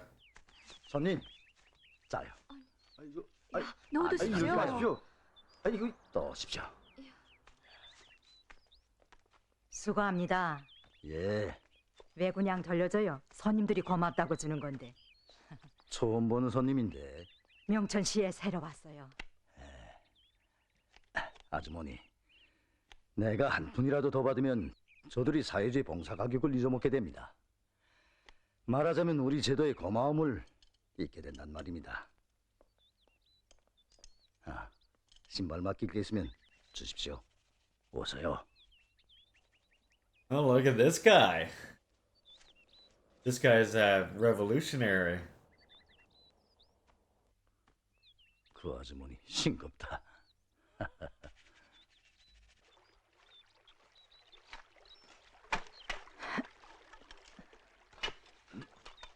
Right for water spring. 책임 비서 동지, 난 차마 그 동무 앞에서 얼굴을 들 수가 없어 돌아서고 말았습니다. 차영금 동무도 만나봤습니까? 그가 누군데요? 함철봉 동무의 아내입니다. 예? 그 동무가 자기 남편을 신발 수리공으로 내세우면서 했다는 말을 들어봤어야 하는 건데. 무슨 말을 했게요? 예, 당신이나 나나 정으로 가면 사회주의이고 돈으로 가면 자본주의라고 하신 우리 장군님의 말씀을 언제나 잊지 말자. 우리 집 재산은 돈이 아니라 Oh my god, I love that part right there. 들어봤어야 하는 건데. 무슨 말을 했게요? 예, 당신이나 나나 정으로 가면 I love this part. Love leads to socialism and money to capitalism. That's a fucking delicious line right there. Fucking screen cap that or something. 사회주의이고 돈으로 가면 자본주의라고 하신 우리 장군님의 말씀을 언제나 잊지 말자. 우리 집 재산은 돈이 아니라 사회주의다. 아주머니가 교육장 되죠? 미영사입니다. 저 문화동 미영원의 미영사 겸 책임자입니다. 제대군관 출신인데 보는 눈이 손아동무와는 내용적으로 다르지요. 그러니 책임 비서 동진 미리 다 알고 계셨군요. 아니, 나도 얼마 전에 알게 됐습니다.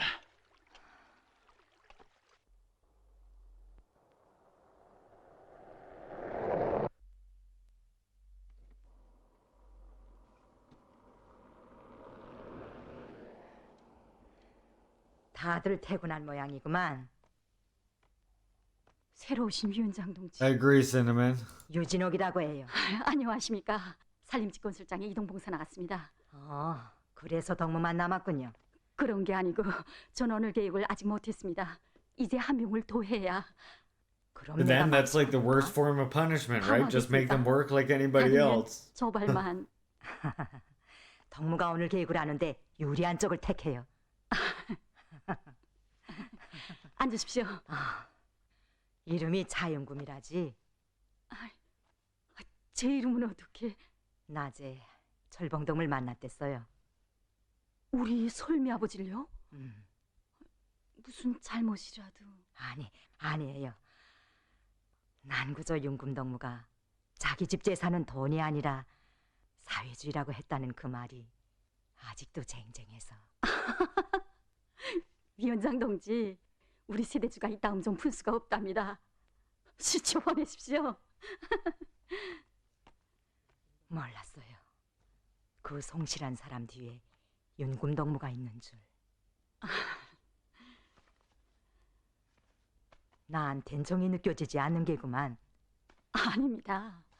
그런데 왜 침묵이에요? 위원장 동지, 우리 집이라고 왜 돈이 필요 없겠습니까? 하지만 제 주머니에 몰래 있는 돈으로야 한 가정의 행복을 담보해냅니까 뭐. 사람이 살아가자면 먹고 입는 것만으로 안 되지 않습니까? 사랑도 받고 존경도 받고 또 표창도 받고. 그래서 우린 약속했답니다. 사회와 집단이 우리한테 종을 품도록 일하자. 종만 얻으면 황금을 얻는 것에 비하겠는가고. 종이라. 어머, 아유, 제가 위원장 동지 앞에서 감히.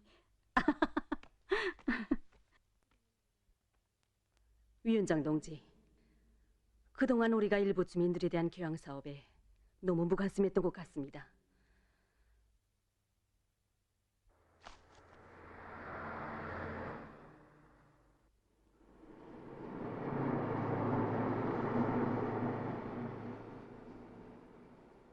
말해봐요. 왜 그 성실한 수리공을 한지에 내쫓았는지. 난 내쫓지 않았습니다. 신발 수리소를 홀어버리고 이 자리에 수매 상점을 지을 때야 나가라는 소리 아니나. 이제 수매 상점이 운영되면 거기서 나온 자금으로 신발 수리소 지을 결심을 하고 있었습니다. 그게 언제예요? 6개월만 기다리십시오. 6개월이 아니라 6일. 아니, 6시간도 안 돼. 아니, 그 조그만 신발 수리소 하나 없앤 게 무슨 큰일이라고. 큰일이 아니라고? 인민이 리기 침해당했는데도. 그게 위원장 동지 결심이라면 저도 할 말은 있습니다. 뭐예요? 전 지배인입니다. 누구보다 진리를 따져가며 일을 해야 할 일꾼이란 말입니다. 그래, 동무가 말하는 진리란 도대체 어떤 거예요? 에? 인민을 대상으로 돈을 벌려는 게 동무가 주장하는 진리나? 위원장 동지, 똑똑히 명심해요.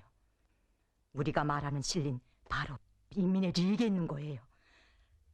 동문, 철봉동무 한 명을 내쫓은 게 아니라 그를 찾아오는 주민들 모두를 내쫓았어. 그만하십시오.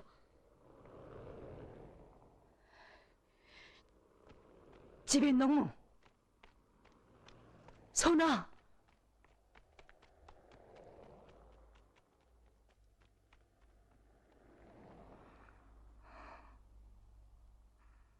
선아, 동무는 알아.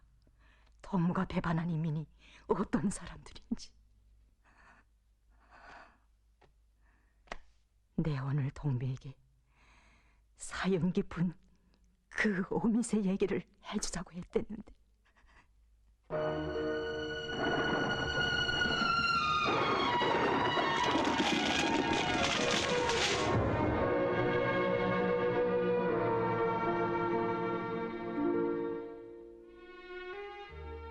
먼 서쪽 나라에서 Thank you, Common. Welcome. 따뜻한 동쪽 나라로 날아와 어디에 알을 까면 새끼들을 잘 키울까 살펴보다가 어느 한 산기슭 나무에 둥지를 틀었다. 그날부터 오미센 자기 새끼들을 위해 비가 오나 눈이 오나 하루도 빠짐없이 모기를 찾아 하늘을 날고 벼랑길을 훑었다. Is anyone noticing a difference between the narratives and the story in this movie versus a capitalist movie? Just wondering. Just wanted to pop up here to ask you that. 끝내 모기를 찾아 먼 길을 떠났다. 그날의 폭풍우는 왜 그리도 심했는지. 하지만 오미새는 하늘을 날고 벼랑길을 훑으며 모기를 찾아 날고 또 날았다. 빗바람에 돌이 빠지고 깃이 찢겼지만 오미새는 허기진 몸을 가다듬고 있는 힘을 다해 끝내 새끼들이 있는 보금자리로 돌아왔다. 귀여운 애기 새들은 오미새가 물어온 모기를 조아라 먹고 있었지만 그 시각에 자기 엄마 새가 숨이 꽂아가고 있다는 것을 알진 못했다. 이 뱀은 먹이를 조금만 넘기면 살 수도 있었지만 오미새는 사랑하는 애기 새들을 위해 자기를 깡굴이 다 바치고 새끼들의 즐거운 지저귀 소리를 들으며 기쁨 속에 조용히 눈을 감았다.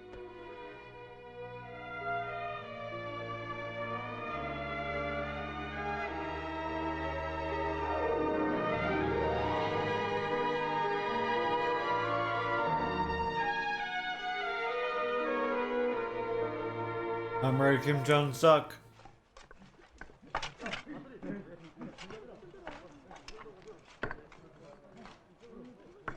아니, 왜 아직 안 들어갔습니까?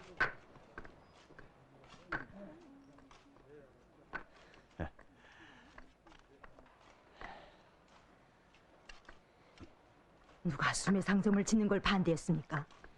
외국을 설계하기 전에 고려 어느 한 곳에라도 신발 수리사나 좀 제꼭 지을 생각을 못하는가 말입니다. 가슴속에 인민이 비어 있는데 어떻게 거기까지 생각하겠습니까?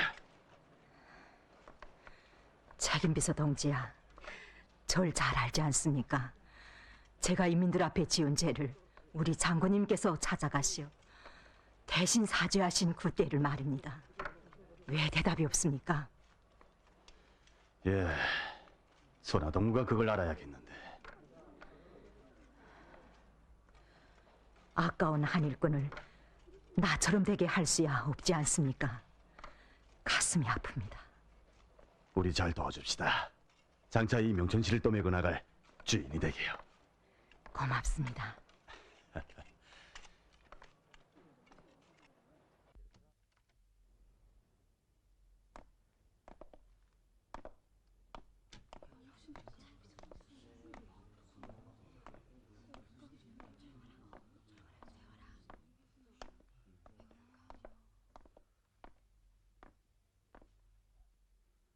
오늘 시당 비서처에서는 편의봉사 지배인 호선화 동무를 지배인직에서 해임하여 남신동 신발수리소 수리공으로 배치하기로 결정하였습니다. 시당 비서처 결정을 알려드리겠습니다. 어제 저녁에 있은 시당 비서처에서는 문화동 미용원 미용사 차윤금 동지를 시 편의봉사 사업소 지배인으로 새로 임명하였습니다.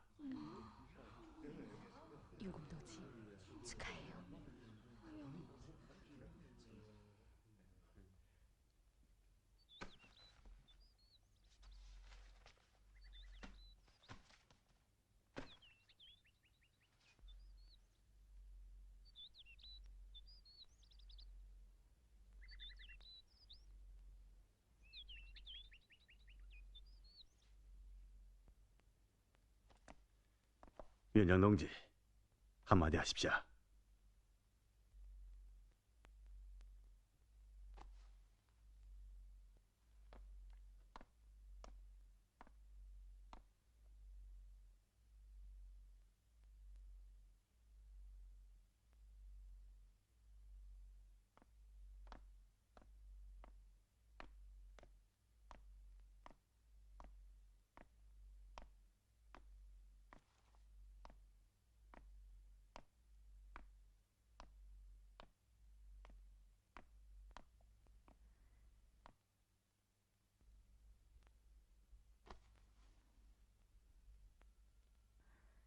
철봉 동무, 동무의 정다운 일터를 지켜주지 못하고 동무의 그 성실한 마음을 미쳐 버무려준 우리 인민연회를 대표해서 내가 사죄합니다.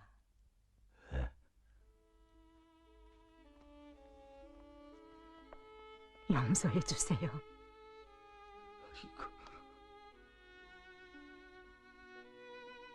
위원장 동지, 이거 왜 이러십니까?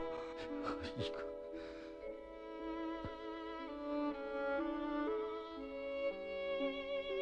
위원장 동지... 철봉 동무,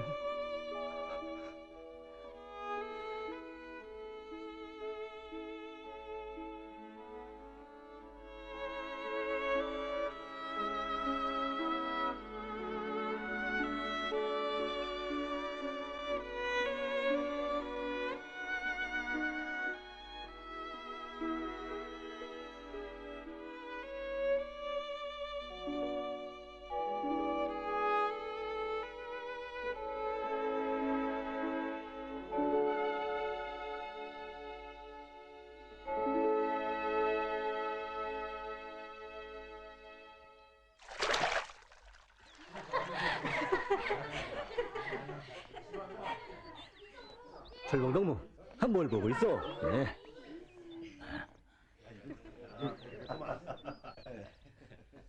지배인 동무, 일꾼들에 대한 대중의 신뢰는 무엇으로부터 시작되는지 알아요? 가르쳐 주십시오. 잘 들어요.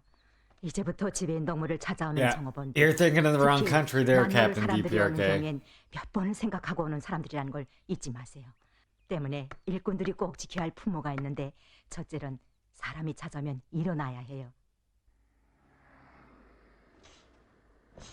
둘째로는 선임에게 부자를 권하되 꼭 상대방이 앉은 다음에 덕무도 앉으세요. 세 번째는 찾아오는 사람들의 말을 끝까지 들어주는 거예요. 그래야 대중이 덕무를 신뢰합니다. 이건 내 말이 아니라 언젠가 우리 장군님께서 일꾼들을 부르신 자리에서 일꾼들이 사람들의 마음의 문을 열고 들어가자고 해도 길을 알아야 한다고 하시며 일깨워주신 말씀이에요. 명심하겠습니다. 걸자고. 이야, 우리 장이 더 환해졌는데.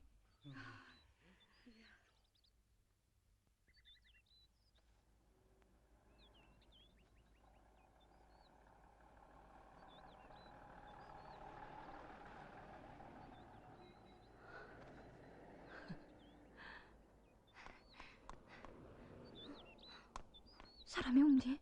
어디가? 야, 건너편 수리소에 가보라요. 깜짝이야. 사람이 있었군요. 건너편 수리소엔 사람이 많아서 그래요. 저 수리해 주세요. 정 맡기겠으면 맡기라요. 그러나 찾으려면 열흘 후에 오세요. 수리공원이 난 요관에서 왔어요. 이 굿은 우리 요관에 둔 선임 건데 7열차로 떠나야 돼서 그래요. 아, 떠나라죠. 구선님이 나와 무슨 상관이에요? 언니 무슨 말을 그렇게...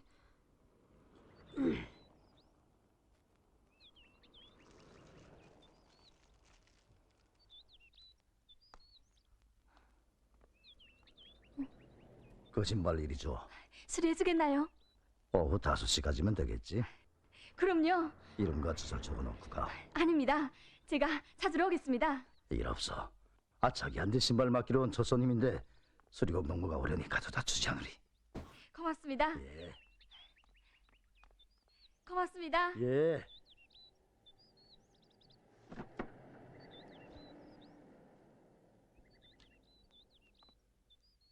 아니 이거 답답하지 않습니까?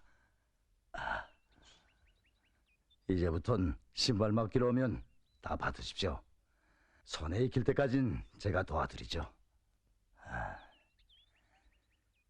처음엔 좀 힘들 겁니다. 하지만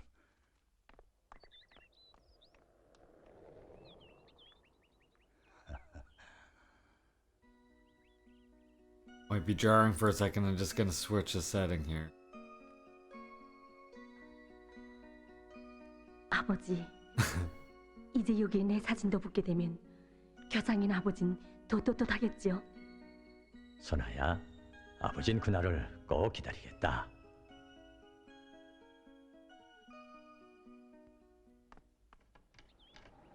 야, 어디가?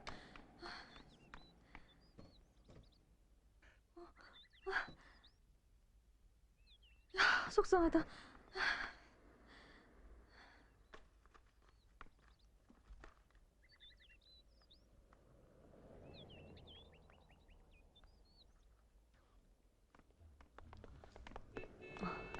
말 좀 물읍시다. 예. 유관천의 동물을 좀 만나자고 하는데요. 이름이 뭔데요? 이름은 잘 모르겠는데.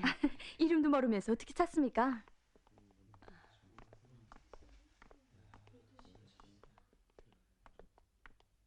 두두두두두두. 자, 많이 먹어라.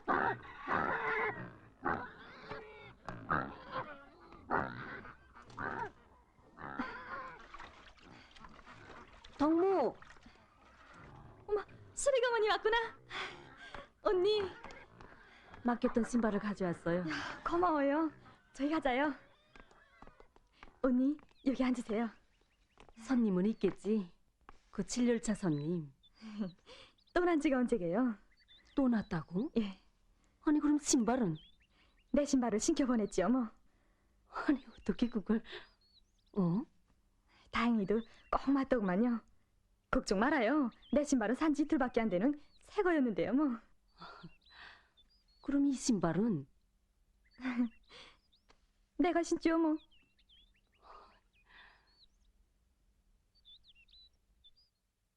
왜? 우리 부위원장 동무에 여기 내려 안 가요? 집엔 동무. 그건 우리 부위원장 동무가 준 비판이 아니라 동무가 맡고 있는 직무에 서 인민이 주는 의견이에요. 다시 알아요. Thank you, powerful finger. I just got back to chat. 이진옥입니다. 뭐라고요? 그래서 무슨 일이 생겼습니까? 15안소에서 통보가 왔는데 우창식 동무가 글쎄 더 초등학원에서 아이를 훔쳐왔다는 말이요. 예? Jesus.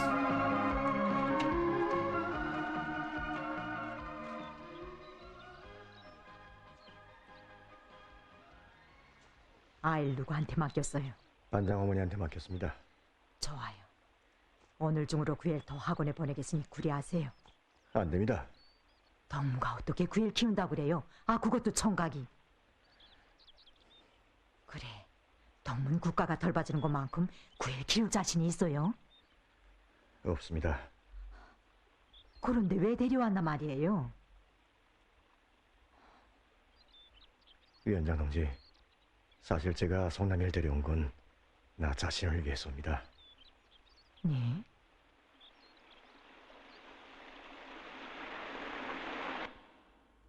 난 지금도 우리 세법이서였던 성남이 아버지가 마지막으로 남기고 간 말을 잊을 수가 없습니다. 창식이 정말이지 오늘의 고난행군은 우리 모두를 눈뜨게 해줬어. 우리를 품어준 이 제도가 얼마나 좋았는가를 알게 해주었거든. 창식이 앞으로 더 어려운 날이 온다고 해서 주면 따르고 안 주면 딴 길을 가는 그런 사람이 돼선 절대로 안 되네.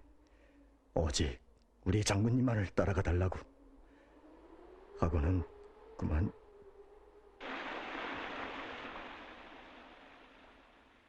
물론 제가 성남이 아버지의 어머니를 대신할 순 없습니다.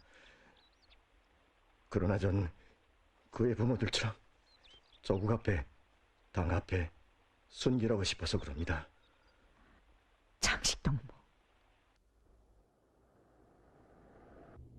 성남아, 오늘부터 이 할머니하고 살자. 싫어요. 나는 창식 아저씨하고 같이 있는 게 더 좋은데. 아저씨는 참 못 온다. 왜요?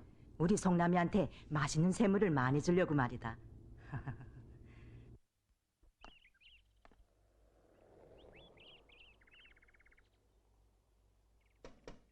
신발 수리 하는가?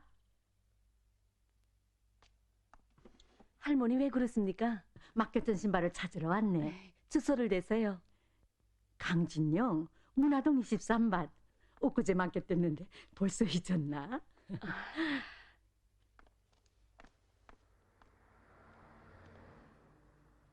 이 신발이 옳지요? 아, 수고를 했네. 안녕히 가세요. 아니, 왜 그러세요? 이거 수리한 신발이 맞나? 예. 아니, 이거야 훔치겠어 어떡해. 미안합니다. 다시 수리드리겠어요. 됐네. 건너편 수리소에 맡겨야 하는 건데.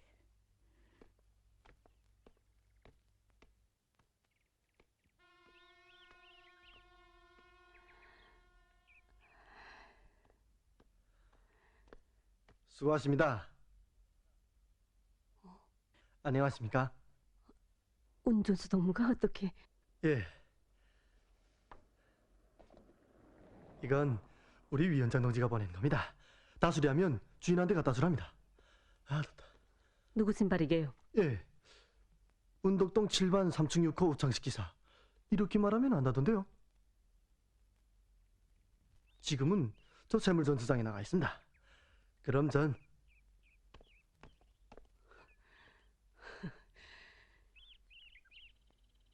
Yep, people need their shoes fixed. Because in DPRK, you have high enough quality shoes that you can actually wear them. They're not just disposable pieces of shit shoes that we get here. And yeah, also what Common just said, too. but yeah, but ours are basically fall apart instantly. Theirs you can actually repair them.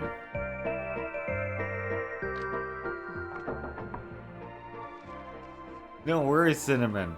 That's part of the. If you can't rewind it, that's part of the good thing about having chat, right?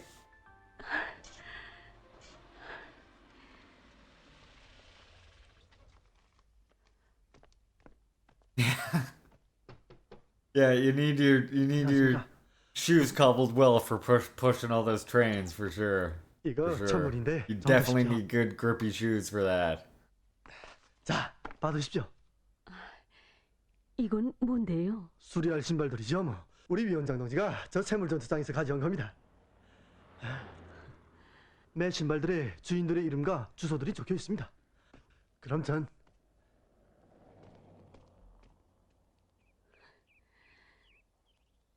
가만 잊을 뻔했군요.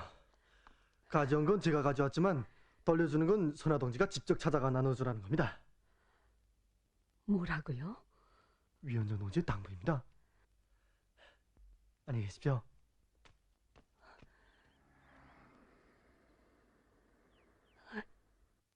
소장동무, 지금 밤이면 Yes, she 사람들이 is. 전지불을 켜들고 거리를 다녀요.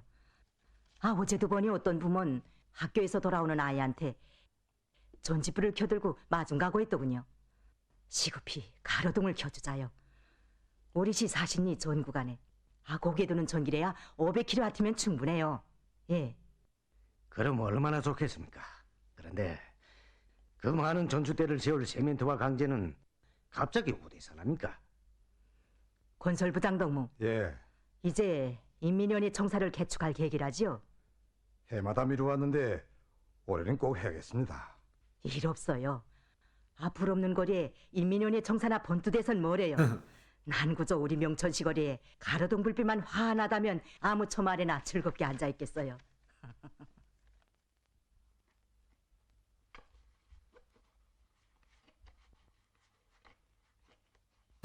Cinnamon. 오늘 네 아버진 분교 현관에 걸려있는 자랑스러운 Very 제자들의 comrade. 모습을 보며 너를 생각했다. 꼭 우리 장군님 아시는 일꾼이 돼서 이 아버지를 기쁘게 해주겠다던 너의 그 결심을 되새기면서 말이다. Oh, 아프나요? imagine that hurt. 아니. 이야, 아주 용감하구나.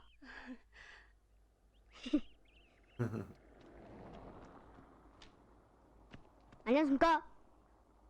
넌 누구니? 여긴 왜 왔어? 앉아. 엄마가 신발 맡기라던? 난 어머니가 없어요. 그럼 아버지가 보내돈? 아버지도 없어요. 그럼 너 어디서 사니? 할머니네 집에서. 할머니 뭘 하시게? 이민위원장. 누구? 시민위원장.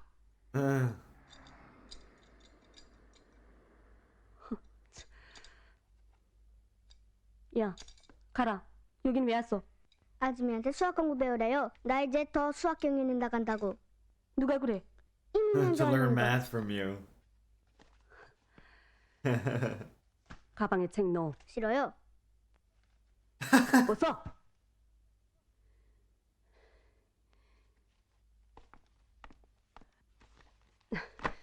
이 배랑 당장 매. 이거 매다 너희 집에 가져가. 못 들었어? 내가 이거 어떻게 매요? 그럼 여긴 왜 가져왔어? 내가 가져왔나요? 그럼 할머니 보고 말해. 이 배는 당장 가져가라고. 들었지? 예. That's good. 야, 꼬맹!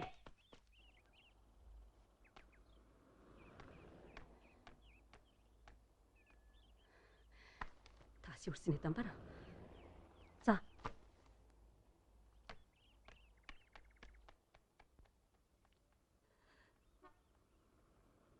Little troublemaker.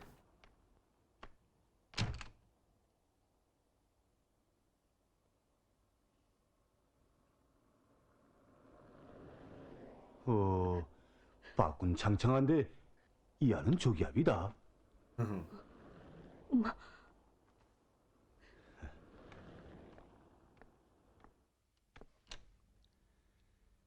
어떻소? 재미나?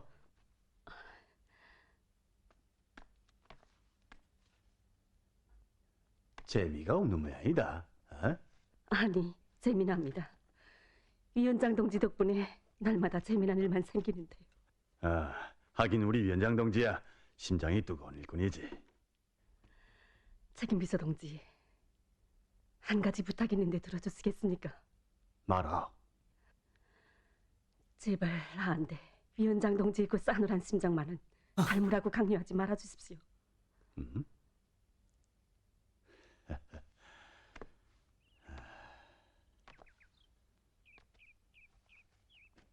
그럼 나도 하나 부탁할까? 뭡니까? 아. 자, 책임 비서 동지 신발입니까? 열어보.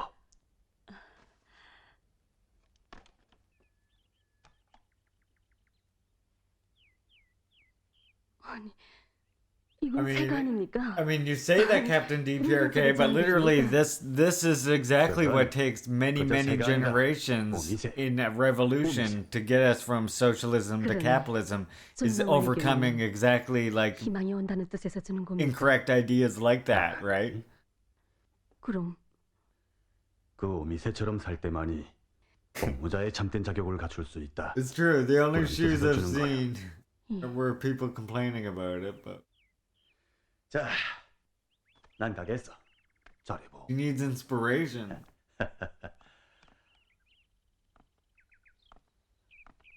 책임 비서 동지, 왜? 말을 해야 알지. 아? 고맙습니다. 힘을 내요. 내 자주 와 보겠어.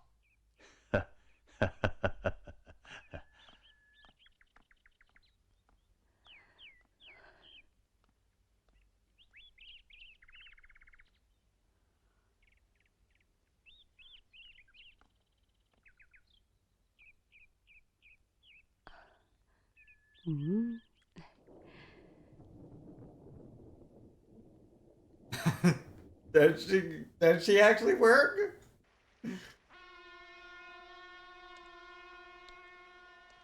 유관을 찾으시는 출장선님들은 우리와 함께 가십시다. 유관을 찾으시는 출장선님들은 우리와 함께 가십시다. 유관을 찾는 손님들이 없습니까? 우리와 함께 가십시다. 예, 제가 유관을 찾습니다. 저도요. 이러세요? 예, 고맙습니다. 예, 이건 놔두십시오. 그건 기계 부속품이라서. 이렇습니다. 유관을 찾는 손님들이 없습니까? 나도 요관에 가요. 예, 난 궁천에 가는데. 어머니, 우리 요관에서 하룻밤 쉬면 내일 궁천으로 가는 버스가 있습니다. 그래. 제가 정의소까지 모셔다 드리겠습니다. 정말 고마워요. 펑실 언니, 이 손님부터 먼저 안내해드려요. 그래, 가십시다. 예. 저 여기 요관을 찾는 손님들이 더 없습니까?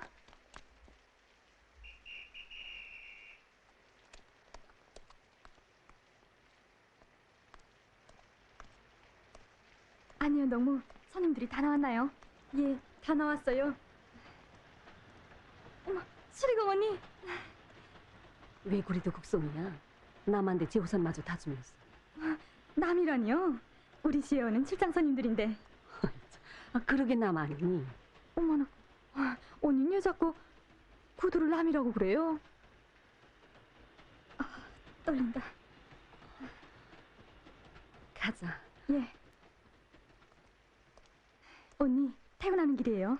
Yeah, where are those cool red boots at? They need better. That store needs better. 내색은 하지 않지만 word of 좀 mouth. 괴로워하는 것 같습니다. 위원장 동지, Check out 소나동에게 these cool 힘도 rain 줄겸 boots. This 한 번 store 좀 down there. 만나주십시오. 그러곤 싶지만 난 그만두겠어요. 예. Or you read about it in the paper if they 집에 get. 동무, 내 부탁 하나 할까? 뭡니까?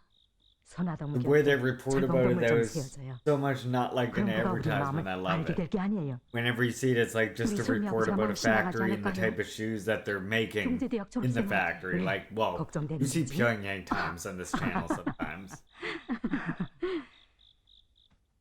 자, 이건 재봉침 바늘이에요. 소나동무가 자주 재봉침 바늘을 부러뜨린대. Sorry to hear that, lesbian hot sauce. That sucks. 재봉할 땐 조급하면 바늘이 부러질 수 있습니다. 이건 가정용 재봉각은 달라서 하나, 둘, 하나, 둘 이런 속도로 밀어줘야 합니다. 피곤하겠는데 매일 밤 이렇게. You want Das Kapital is like honestly the one of the least important reads like in regards to Marx, I think. If I'm just being honest with you. And if you read it before, I mean, why don't you just read like economic manuscripts and that other one? What is it? Labor, value, and profit or something like that? They're so much easier, and it really is like, it'll just refresh you about everything you read in Capital before, if you read it before. Yeah, wages, value, and profit. That's the one, yeah. I know the first one I mentioned you can get on Marxist.org. I have to do it, but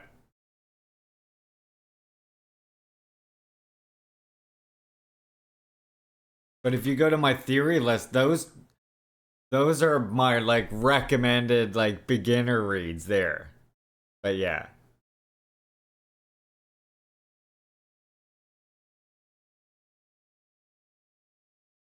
We actually just read a concerning report from DPRK Lesbian Hot Sauce that talked about a new variant of COVID now. A new Omicron variant. No problem, comrade. Happy to provide the links.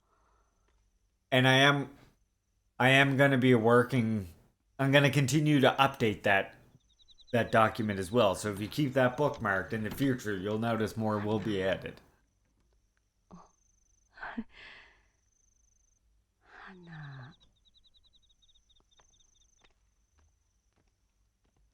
어떻습니까? 잘 됩니까? Yep, it will never end because capitalist governments didn't want to take the same measures that socialist governments were willing to take. 하나, 둘, 하나. And as a result, they put pressure on those socialist governments to also stop their measures early. Like in China and Vietnam and some places. But still, the measures in many of those places are still much better than the West, mind you. 철봉동. 예. 하나 물어도 되겠어요? 물어보십시오. Just that imagine if the socialist nations had more international pressure in that regard. 그래도 무슨 궁지가 있길래 신발 소리를 하겠지요? 솔직한 말로 나도 전엔 신발 소리를 우습게 생각했습니다. Instead of pressuring who to give up the declaration early like they did, you would have had like them following the example of DPRK and still considering the pandemic to be in effect. 그래서 그런지 수리맞기로 오는 신발들이 하나도 어지럽지 않고 오히려 종이 푹푹 든단 말입니다. 그래서 지금 난 이런 생각 속에 일을 합니다. 내가 수리해준 신발. I just love how people use that as something, a knock against the DPRK. Like, yeah, I'm sorry they took a scientific understanding to COVID and realized that the pandemic isn't over. And that a lot of the world isn't pulling their weight in trying to combat it. 우리 사람들 화상간 더 깊어지게 될 종과 사랑의 세계라고 생각됩니다.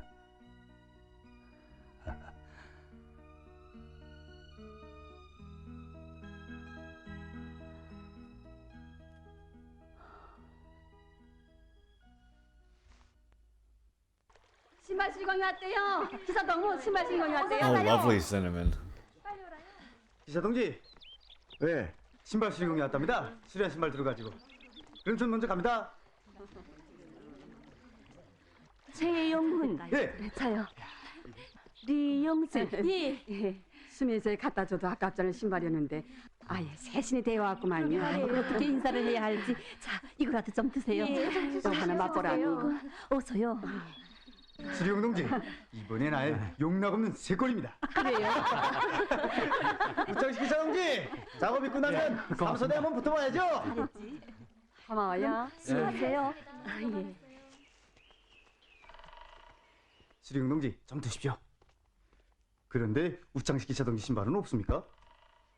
몰라요. 그런 신발이 있었는지도. 예. 고맙습니다. 우리 것보다 먼저 가져갔는데요. 그것도 이민 위원장 동지가 직접. 여기 가져온 신발들도 다 위원장 동지가 직접 가져다 준 거예요. 그럼 다른 수리처에 가져갔나? 안녕히 계십시오. Exactly, Common, which is why, honestly, I say just in COVID response relief, you can literally tell which nations were socialist and which were capitalist 기사 동지 almost. 신발은 없답니다. 아, 됐어. 왔구만요. 고맙습니다. 우리 동무들을 위해 좋은 일을 해줘서.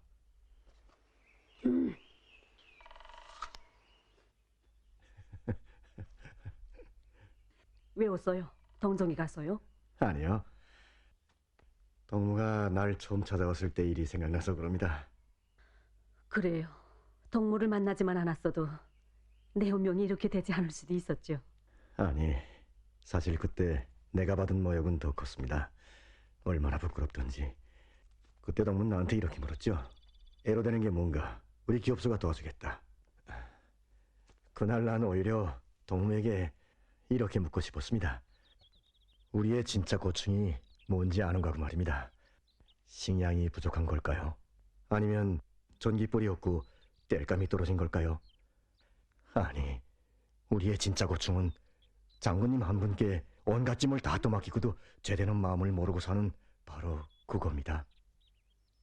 선화동문 우리를 알고 우리의 마음을 알자면 과연 우리가 무엇에 울고 무엇에 웃는가를 알았어야 했습니다. 어제도 우린 한 장의 사진 앞에서 눈길을 못 떼고 울었습니다. 우리 A definite good idea, GMO. 몸소 갱모까지 쓰시고 희천발전소 물길구례까지 들어가신 우리 장군님의 영상을 우러르면서 말입니다. 선화동무, 우리가 웃는 순간은 장군님의 건강한 모습을 배울 때가 아니겠습니까? 이게 바로 우리 인민의 진짜 마음이라고 생각합니다. 그럼 우리 또 만납시다.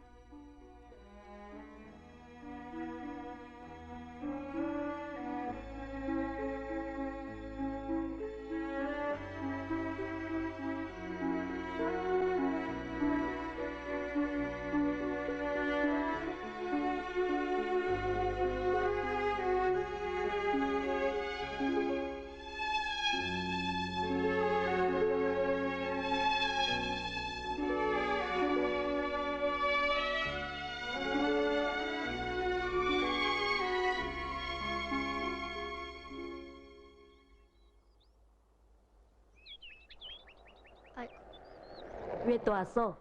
공부해야죠.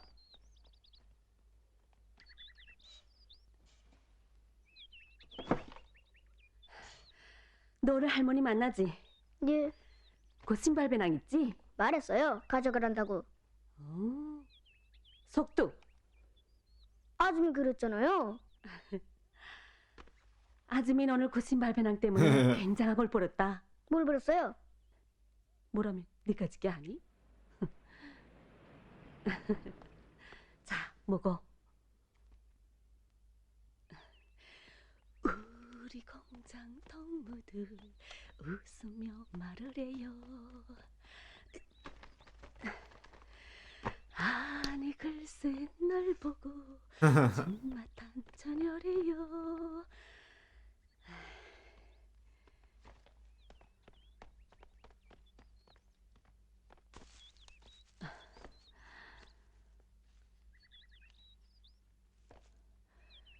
리명철 운동동 30. 나 공부 안 배워주나요?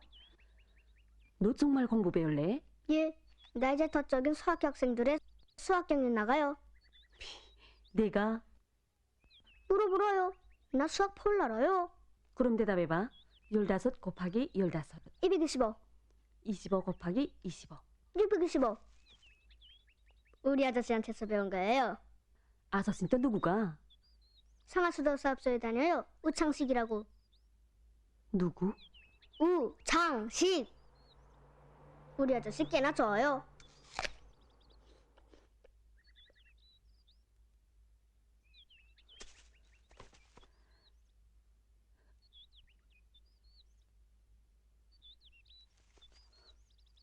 Yep, I can understand the perspective for both those reasons of stopping to go to restaurants, which I did also previously enjoy a lot, by the way.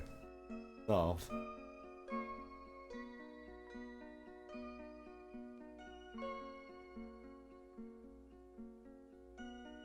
Yeah, same here, Cinnamon.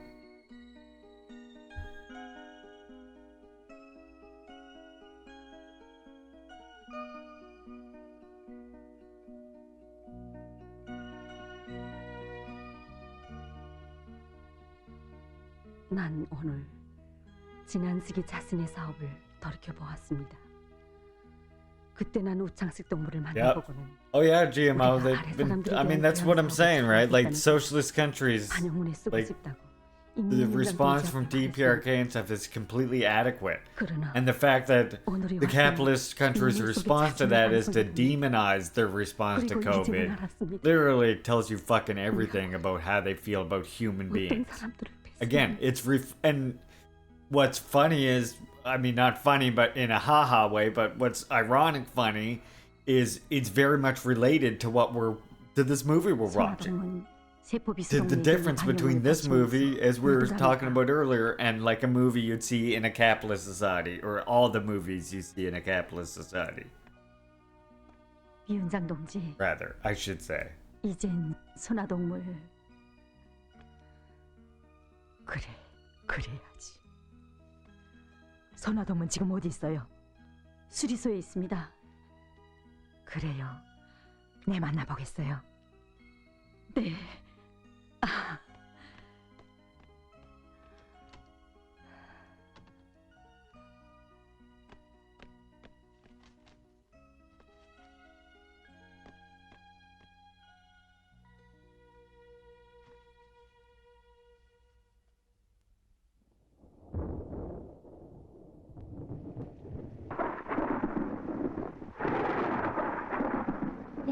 우리 엄마는 정말 좋겠네.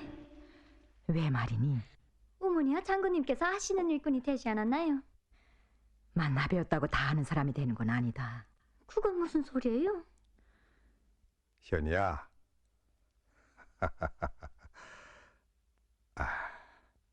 우리 장모님께서는 인민이 알고 인민이 좋아하는 그런 일꾼들을 사랑하신단다.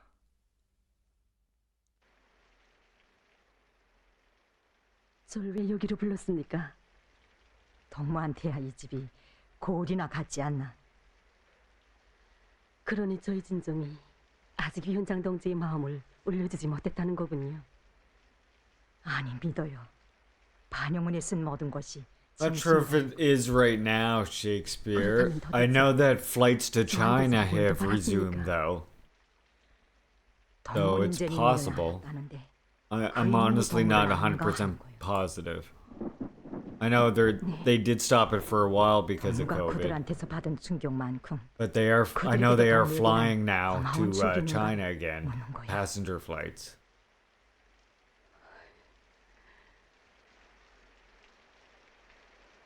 자, 다시 써요. 왜? 내 말뜻을 모르겠나?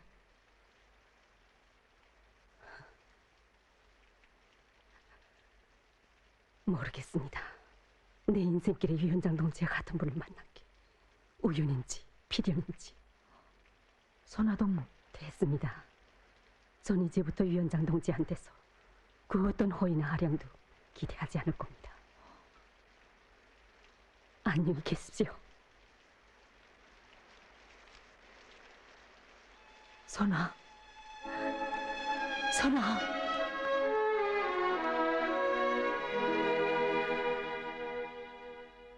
Nice crane pan, honestly.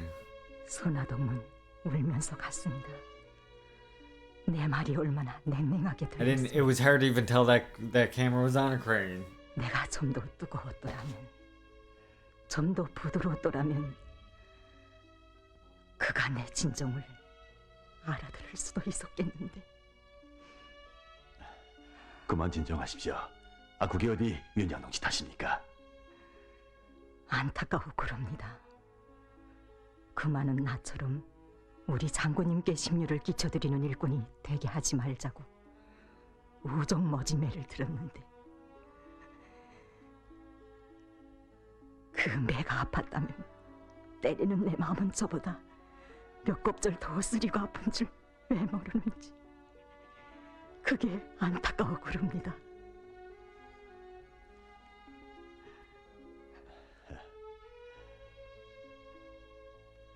식사를 못했지요? 너무 걱정 마십시오. 이럴 때 한몫하라고 이 책임서가 있는 게 아닙니까? 예? 자, 어서 드십시오. 자, 어서 들렀는데요. 고맙습니다. 이 땅에 피는 꽃들을 내 마음 비춰보네. 내 친정 인민이 찾는 향기를 지니었던가. 빗바람에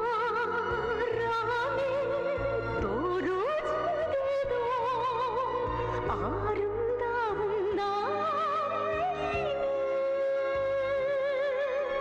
향기로운 꽃잎처럼 인민을 위하여 살리.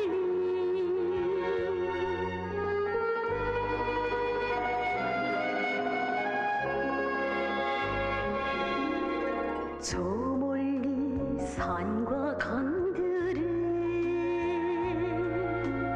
내 마음 비춰보. Oh yeah, I forgot about your flat tire, Lennon. That sucks, comrade. I would come and help you if I could. 인민을 사랑했던가. 사나이나 이 가슴 속에 그 뜻을 새기며. Also, I just want to mention, you notice they do mention, you know, the general a lot. They mention, which is of course Kim Jong-il, if you don't know. They mention Kim Jong-il a lot, they mention the leader a lot, but if you notice, every time they're talking about them, they're saying, we will follow their ideas, which, you know, again, is like this. Their ideas of carrying out revolution and creating communism. That's what they mean.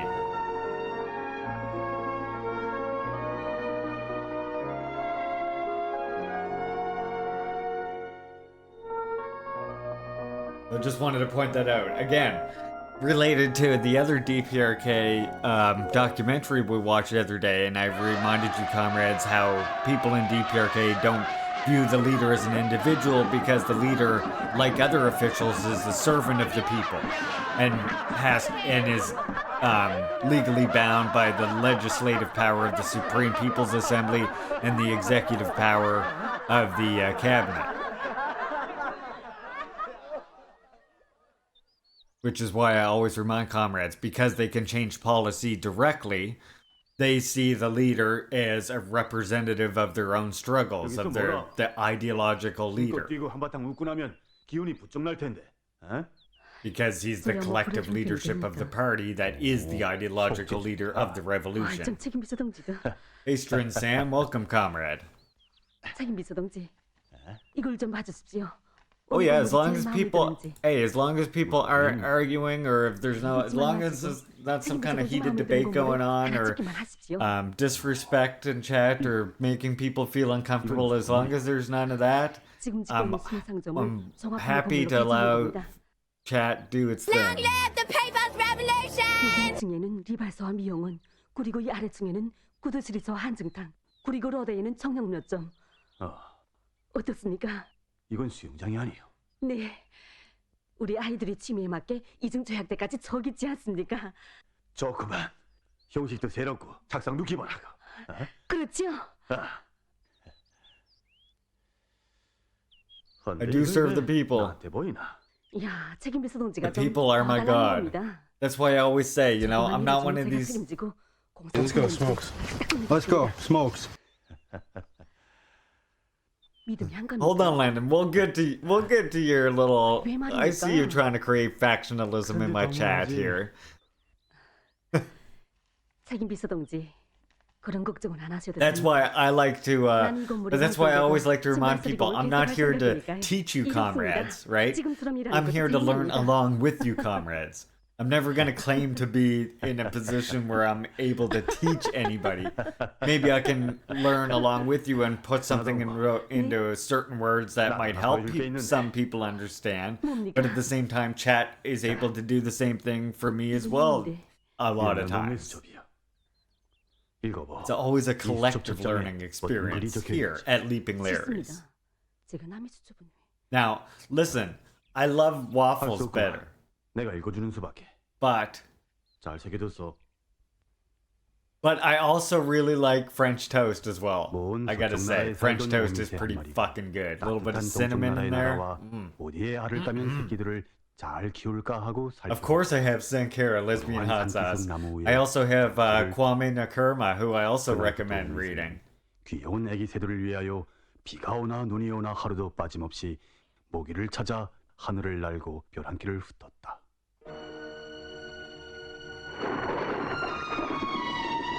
I love cinnamon challenge. It's like my favorite thing. Like some people like chocolate a lot, not me. Give me the cinnamon. You keep the chocolate, I'll take the cinnamon. It's me. That's me.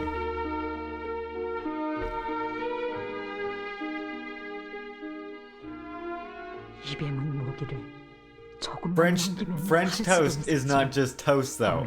Once you what you do with French toast, it becomes a breakfast cake.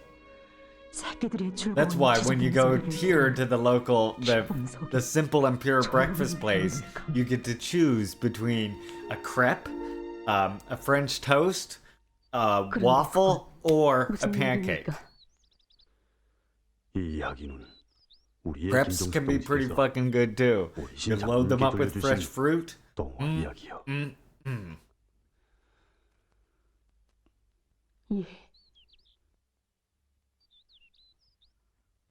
언젠가 우리 도의 제일 막바지에 자리 잡은 장평군을 찾으신 경의하는 장군님께서는 군임인 연장이었던 우리 위원장 동지를 비롯한 일꾼들에게 군에서 제일 멀리 떨어진 온화한 임산 마을의 살림집 세대수와 그 식구수를 물으시었는데 우리 위원장 동지는 그만 대답을 올리지 못했다는만.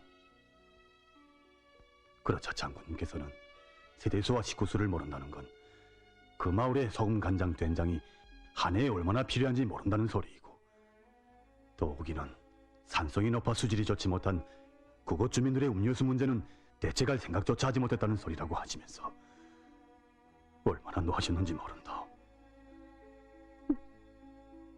그날 장군님께서는 일꾼들 앞에서 어머님께서 들려주신 이 오밋에 대한 얘기를 해주시며 인민들을 배반한 동무들을 대신하여 자신께서라도 그곳 주민들을 찾아가 용서를 빌어야겠다고 하시며 상간 마을에 몇 채 안 되는 인민들을 찾아 폭우가 쏟아지는 밤길을 떠나셨다.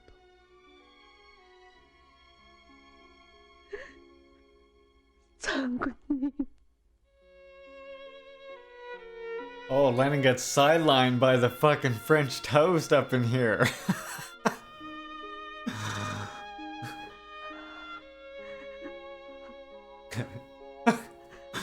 Lennon tried to come in here, create factionalism, and then Juche gained rally behind French toast.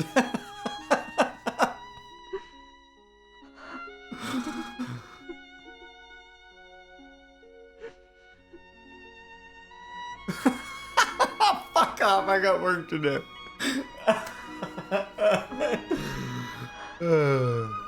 Oh, shit. It's making me laugh.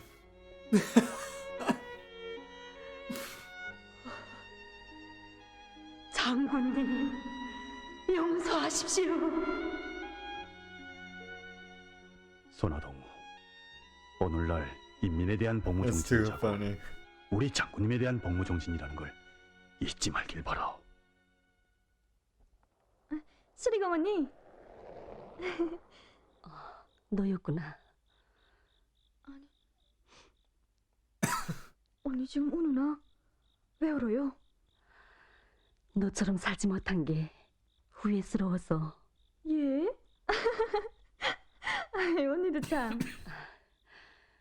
언제부터 묻고 싶었어? 이름이 뭐니? 현이에요. 라현이. 현이야. 우리 서로 동무 될까? 그러자요. 나도 언니가 마음에 들어요. 그래. 너희 집은 어디니? Excuse me? Powerful finger, where do you 연의 live? 뒷마을. 널 넣을래요? 가. 꼭 갈게. 와서 인민이 위원장네 집을 찾으라요. 누구네 집? 인민이 위원장네 집. 언니, 인민이 위원장이 우리 엄마야. 난 엄마 때문에 막 속상해 죽겠어요. Balkans? Okay. 하기에 말렸더니 So the 자긴 아직 오미제처럼 살자면 멀었다나. 며칠째 못 들어오고 있는데 또 쓰러지진 않았는지 모르겠어요. Commander Red, fry bread tacos over normal tacos. I'm gonna take those Indian tacos any day of the week, Red. 현이야. There's absolutely no contest. What are you talking about?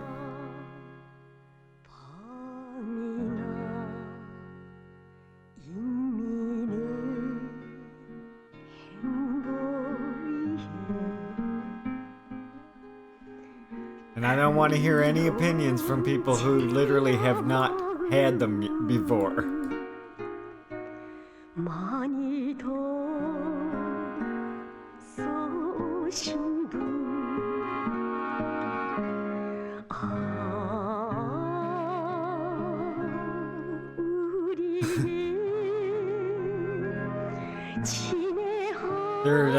They're just tacos done on fry bread. What Commander Red was just talking about.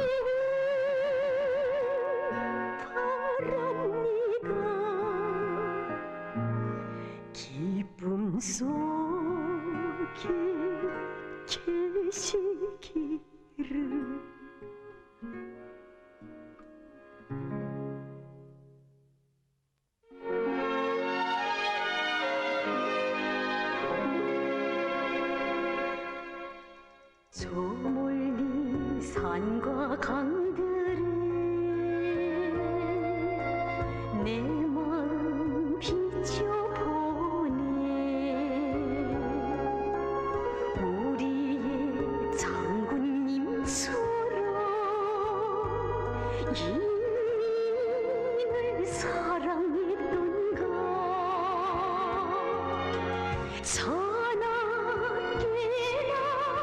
이 가슴 속에 그 뜻을 새기며 장군님 기억하시는 인민의 추억이 I mean, not really like it's crispier than like a pancake, like on the outside. 좋아하는 붉은 노래 내 마음 비춰보네. 내 친정 인민이 아는 Oh, I believe.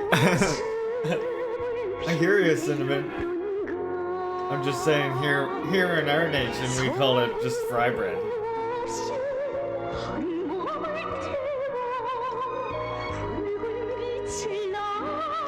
What you make, because you had, I mean, that's what they, so simple ingredients for it.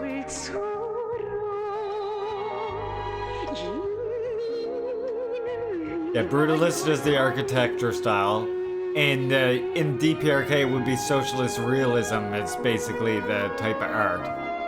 Except for that artist that we saw in the documentary the other day. He called himself what? Socialist beautyism?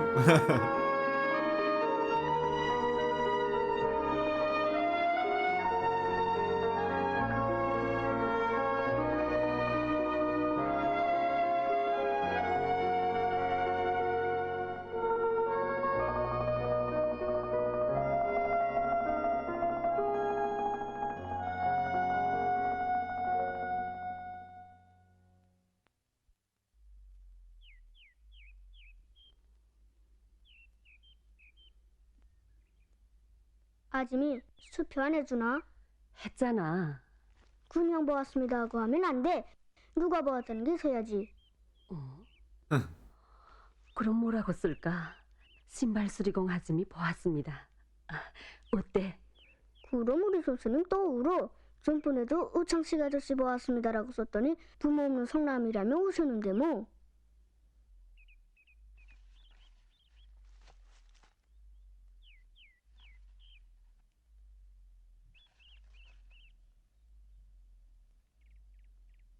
The Oprah building in Melbourne is brutalist. Yeah, we have here powerful finger. I think it's Dalhousie University. There's a theater that they have that is brutalist. I think we have several brutalist buildings here, to be honest. 성남아. Yeah, 100%. People are writing it right on the 60s and 70s, I think. 갑자기 머리는 왜요? Some people think it is, yeah. 선화동무 이제 I don't think it is that bad looking. I kind of like some of it.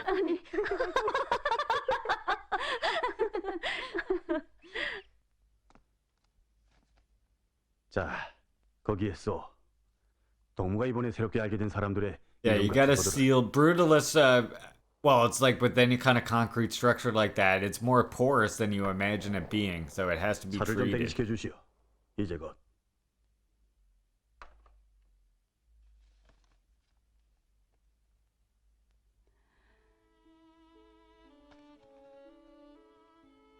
Yeah, in Canada, a lot of theaters are brutalist.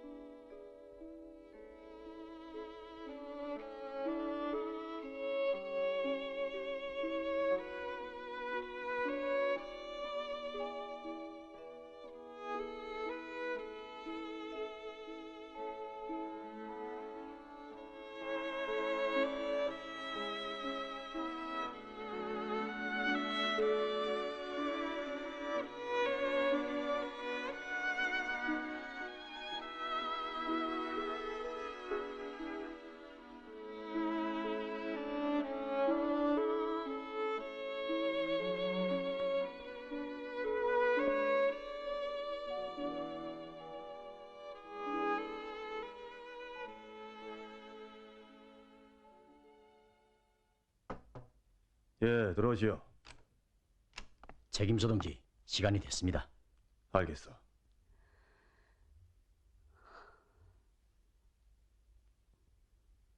다 썼어? 네.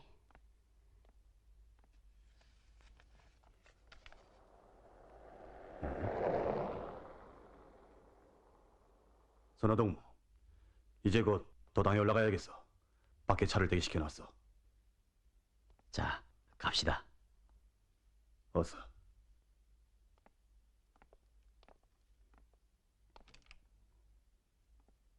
예.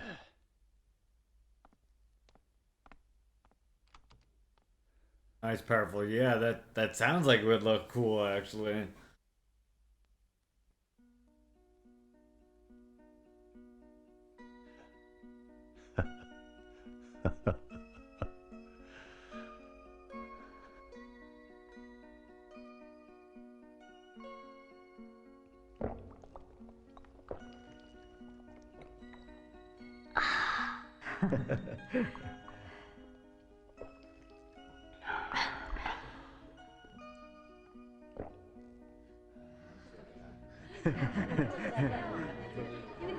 Water.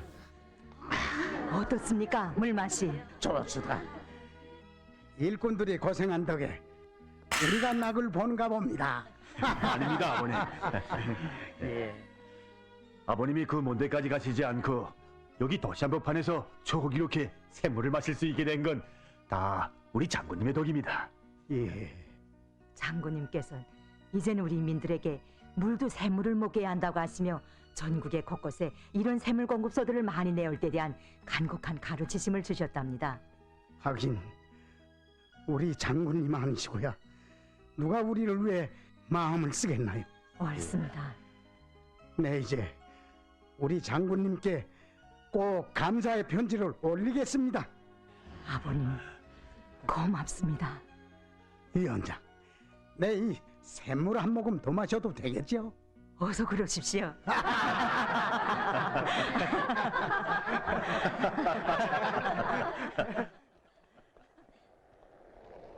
아직도 위원장 동지 책상 위에 반영문이 몇 장 남았다지요. 예, 그 반영문들이 다 없어져야 우리 장군님께서 바라시는 명천시가 되겠는데. 옳습니다. 그런데 소나동무가 왜 이렇게 늦을까요? 더해 간지도 볼 수 있을텐데. 이제 오겠지요. 이제 두고 보십시오. 더쪽으로 우리 시 상업부장만큼 실적을 내는 일꾼도 흔치 않을 겁니다. 모르지요. 이제 시 상업부장 제목을 또 하나 골라야 할지. 왜? 부결될 것 같습니까? 사실은 걱정 마십시오. 소나동은 꼭 합격될 겁니다. Sequel, Lesbian Hot Sauce. That'll be 상급단에서 the 연락이 sequel. 왔는데 손아동문 임명을 받았답니다. 보십시오. 아내가 뭘 했습니까? This is from 위원장 동지, 94. 손아동문 소원군인민위원회 부위원장으로 Or this 임명됐습니다. is sorry. This takes place in 부위원장이요? 94 or something. Somebody said that 더 잘 됐군요. Kim Il Sung was still alive in this. 그런데 5대 부위원장이라고요? 예, 소원군입니다. 아니 그럼 우리는 어떡합니까? 그렇긴 못합니다. 어떤 종을 부은 소나동무라고. 책임비서 동지, 헤어지기 아쉬운 마음이야 나도 같지요. 하지만 소원군이야 구의 고향이 아닙니까? 오젓하게 자란 딸의 모습을 보게 될 아버지를 생각해서라도 우리 웃으며 보냅시다. 예?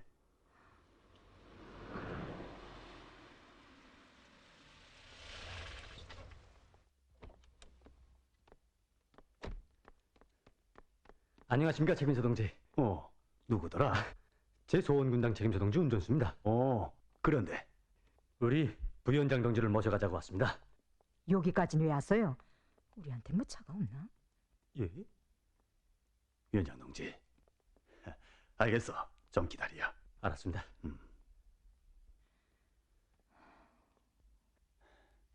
위원장 동지, 해가 끝나면 곧바로 오십시오. 선화동무가 기다리지 않게요.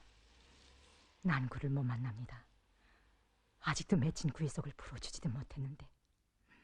아니, 만나지 않겠습니다. 위원장 동지, 왜 자꾸 이럽니까?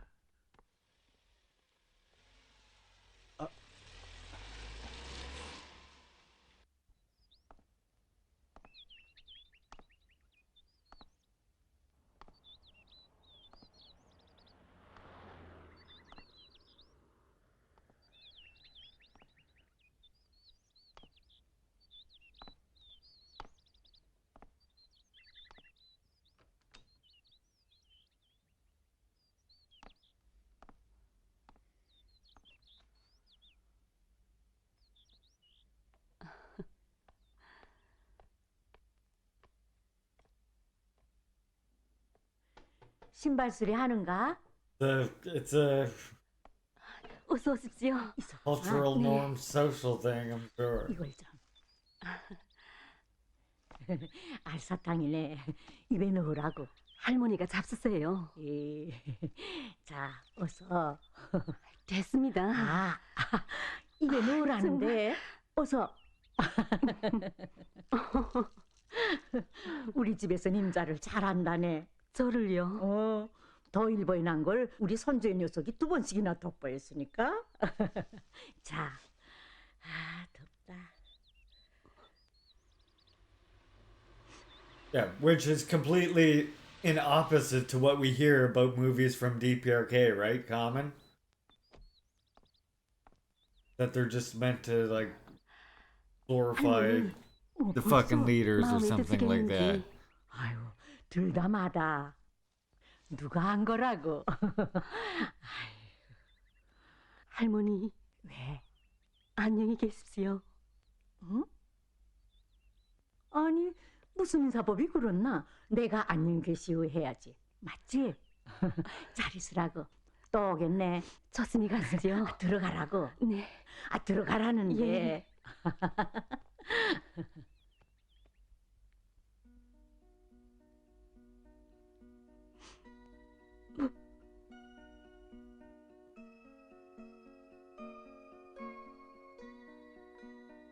I mean, Americans don't just worship the leaders, it's worse than that. They literally worship the ruling class, many members of the bourgeoisie themselves.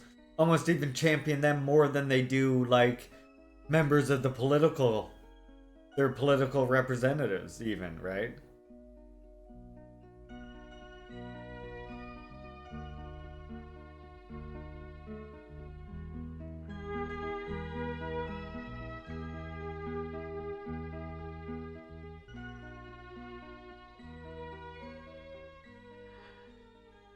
이렇게 떠날 줄 알았으면 더 많은 일을 했을 걸.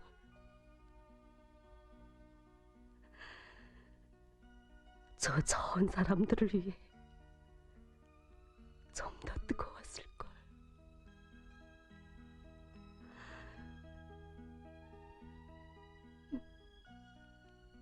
이 손이 닳도록 좀 더 바쳤을 걸.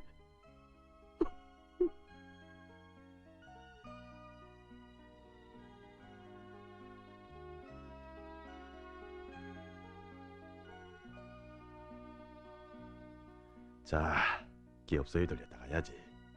아닙니다. 전 조용히 떠나겠습니다. 왜?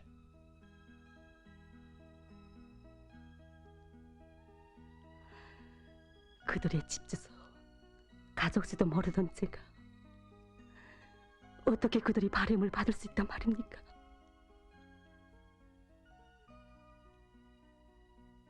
이담 그들 앞에 떳떳해졌다고 생각될 때 꼭 찾아와 만나겠습니다.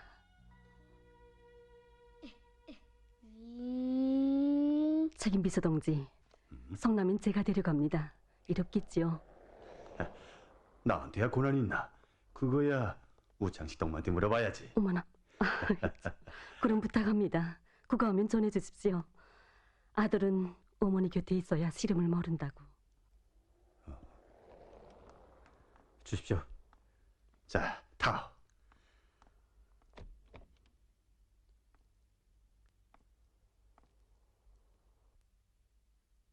왜 그러? 위원장 동진 끝내 안 오시는군요. 아마 지금쯤 어디선가 혼자 울고 있겠지. 기다리면 올까요?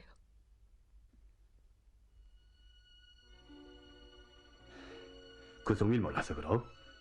네, 위원장 동지한테 전하지. 눈에서 멀어지면 마음에서도 멀어진다는 말 절대로 믿지 말란다고 서원군 부위원장이 전하더라고. 어? 책임져 동지. 잘 가시오, 서원군 부위원장 동무. 책임져 동지. 안녕히 계십시오. 자, 어서 타오. 어? 자, 운전수 동무.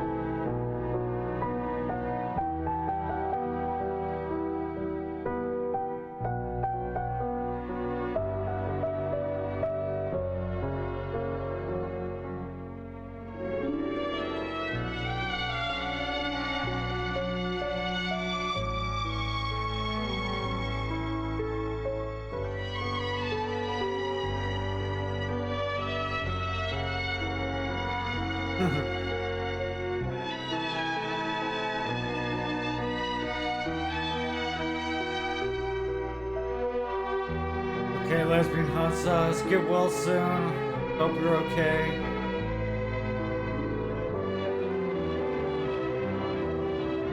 Yeah, please keep us updated.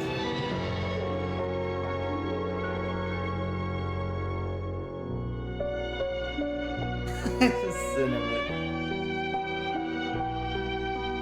Right?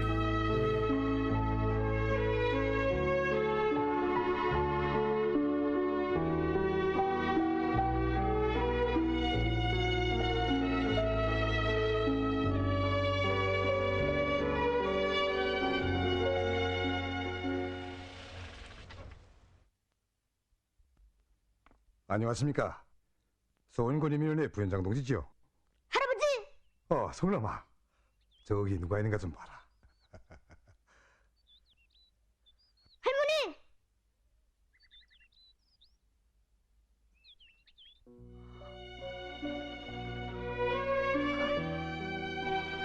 할머니!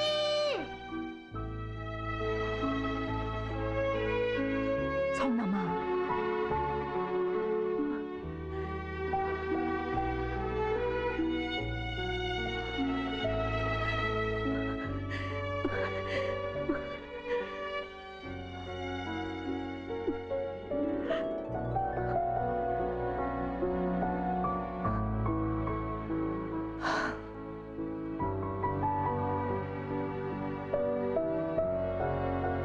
할머니! 성남아.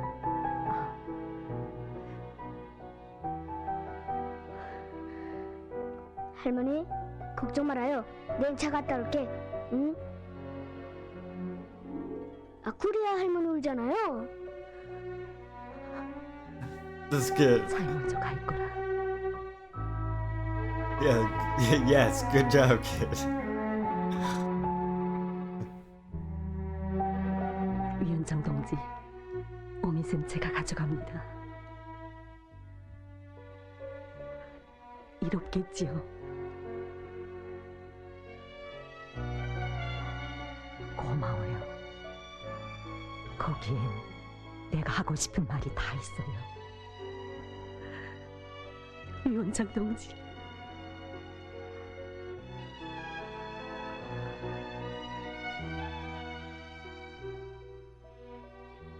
소원군 부위원장도 꼭 우리 장군이 마시는 일꾼이 되어주세요.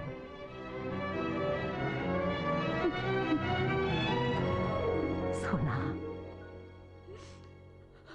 위원장 동지, 소나.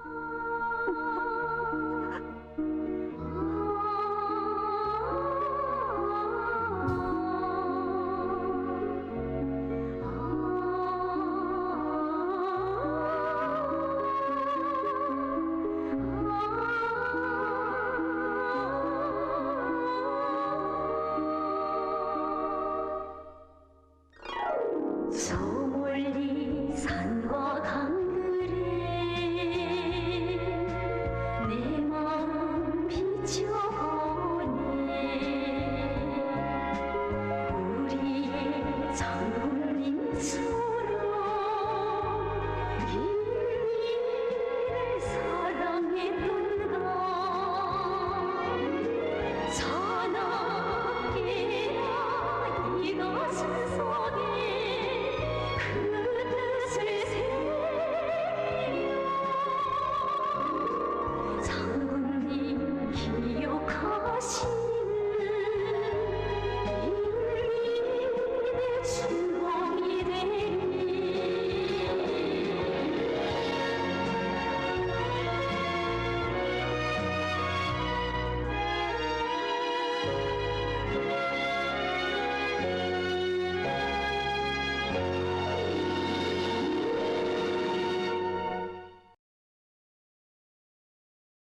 What did we think of that, comrades?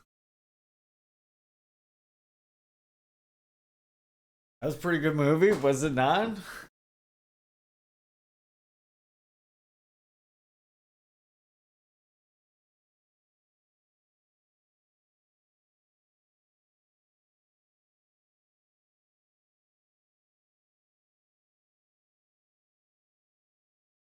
Yeah, it was. I thought it was a good wholesome movie that again was about.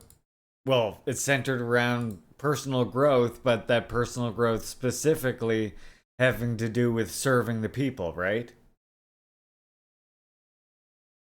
Like that's what I find is the most compelling thing about it. That it was about serving the people ultimately, and that is what your personal growth is surrounded around.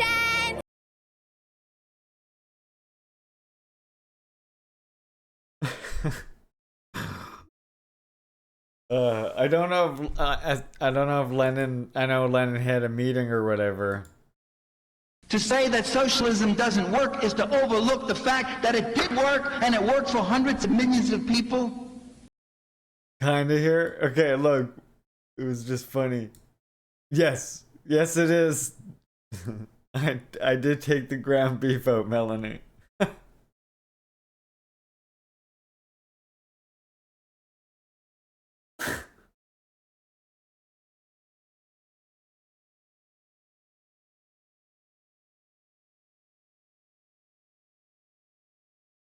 Yeah, a focus on intersectional growth, but also communal growth. Exactly. Because we had the we had that little debate there about the crepes. It's over. Come on, let's just eat our crepes.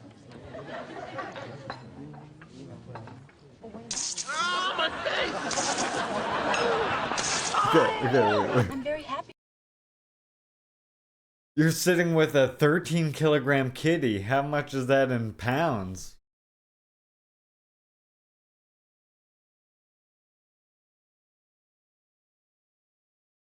£28? Almost 30 pounds. Holy crap. That is a that is a big kitty.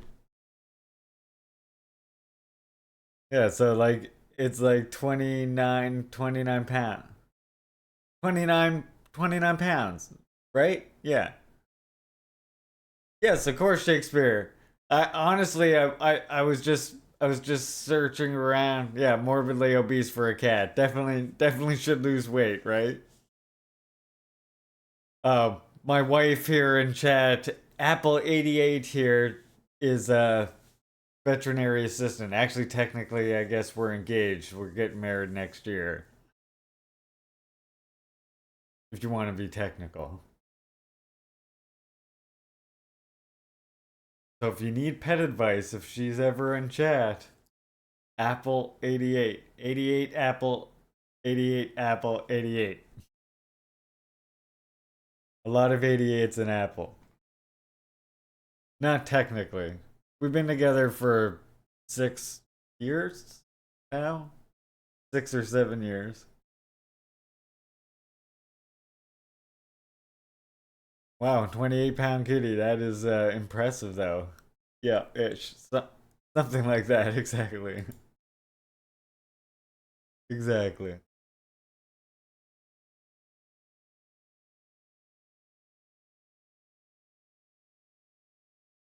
Yeah, well, they're really harsh on any political emotes, right? You can do Shakespeare if you know about the better TTV emotes. There is one you can get on there, which is this one, sharing is caring. If anyone types this into my chat, you don't even have to be subscribed. That comes up. You can get that from the better TTV emotes. Just sharing is caring. So that's kind of a workaround. These what I've done, like to get some of these ones passed, I just kind of had to keep submitting them. Like this one and this one.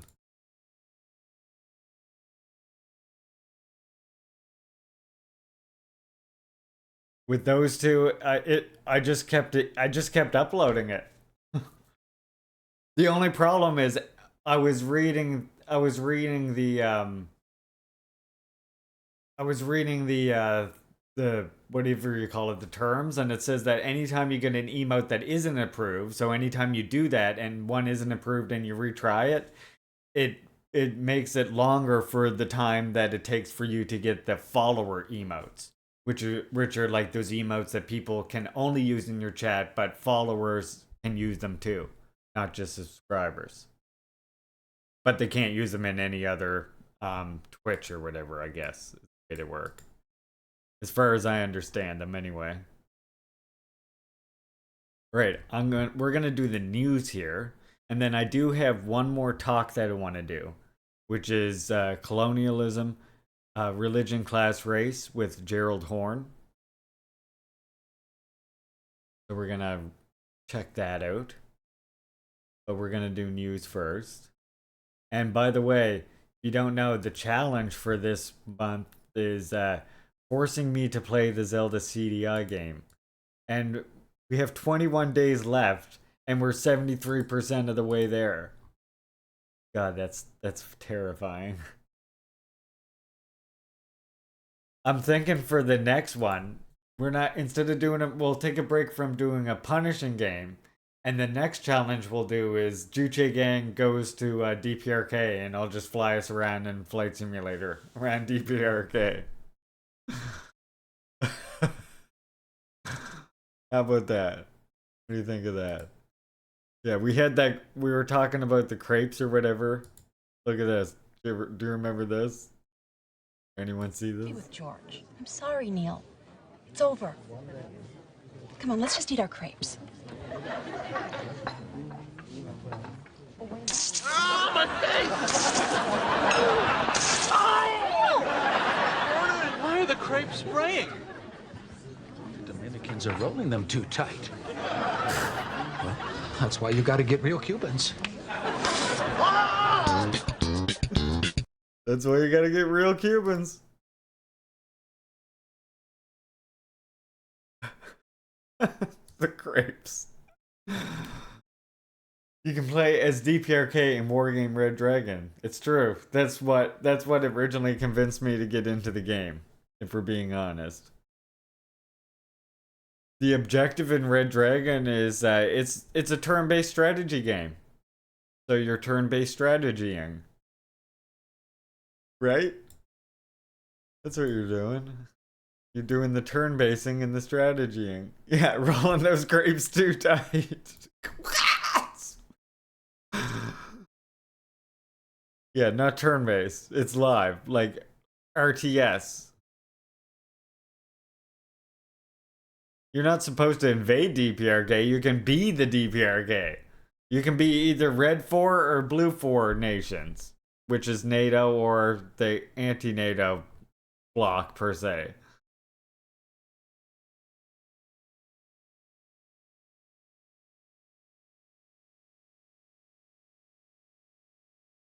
We watched a really good movie, Plants, and you kind of missed it.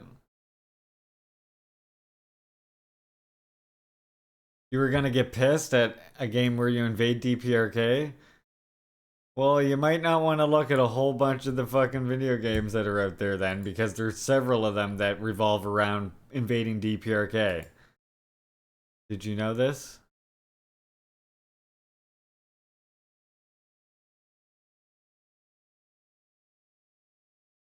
I'm not present enough to take criticism. Yeah, we get it. We get it. Yeah, RTSs can be spicy. You get going with the mouse. You're like, I remember StarCraft back in the day. Like, half the time I'd get beaten because I could not move the mouse fast enough. Because I want to sit there and look at the things being built and stuff. You know what I mean? Great, now I can't. I got 3 monitors, so I lose my mouse sometimes. Yeah, you want to stay back and you just want to look. Yeah, it is all just about unit movements, though. Used to work for the KFA USA's website. Interesting. I used to be the official delegate for the Korean Friendship Association Canada, Shakespeare. Yeah, I stopped following the USA one when Comrade Natalie had a falling out with them, basically. Because, yeah. Comrade Natalie just does really important work, I find.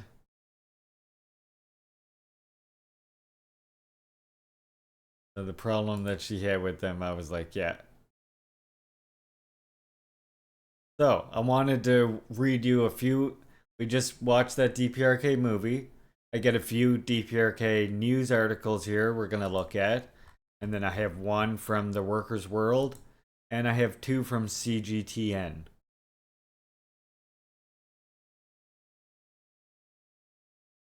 Yeah, from my understanding, Shakespeare, like, it's mostly been infiltrated. The USA one has been infiltrated by, like, Pat Sox, essentially. Unfortunately. And I think, and that was the problem that Natalie was facing with them, and that's what caused her falling out with the USA one. And that's why I fucking blocked them. And I honestly, that's when I said, okay, I know it's technically not the same one, but I said, you know, I can, even though it's not the same one, Canada and USA were close enough that I was like, yeah, I'm not going to be official delegate anymore. So I stepped down from it and just decided I can just educate people on DPRK without having to be a part of the Korean Friendship Association. And have made lots of connections with lots of awesome comrades who are in Korean Friendship Associations in other parts of the world who aren't reactionary. So I can just maintain no, you know, I still have that network there. I just am not going to be a part of. I'm not going to be a part of an organization that's supposed to be the Korean Friendship Association, and they associate with the USA one, like, openly and friendly, like, without any sort of critique of them at all.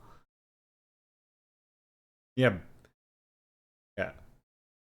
Ban colonies, exactly. Again, the primary contradiction here, the primary contradiction in the West is colonialism. We have to reckon with colonialism first, right? Before you can even talk about building a fucking socialist system. You can't build a socialist system on a settler colonial state as it exists.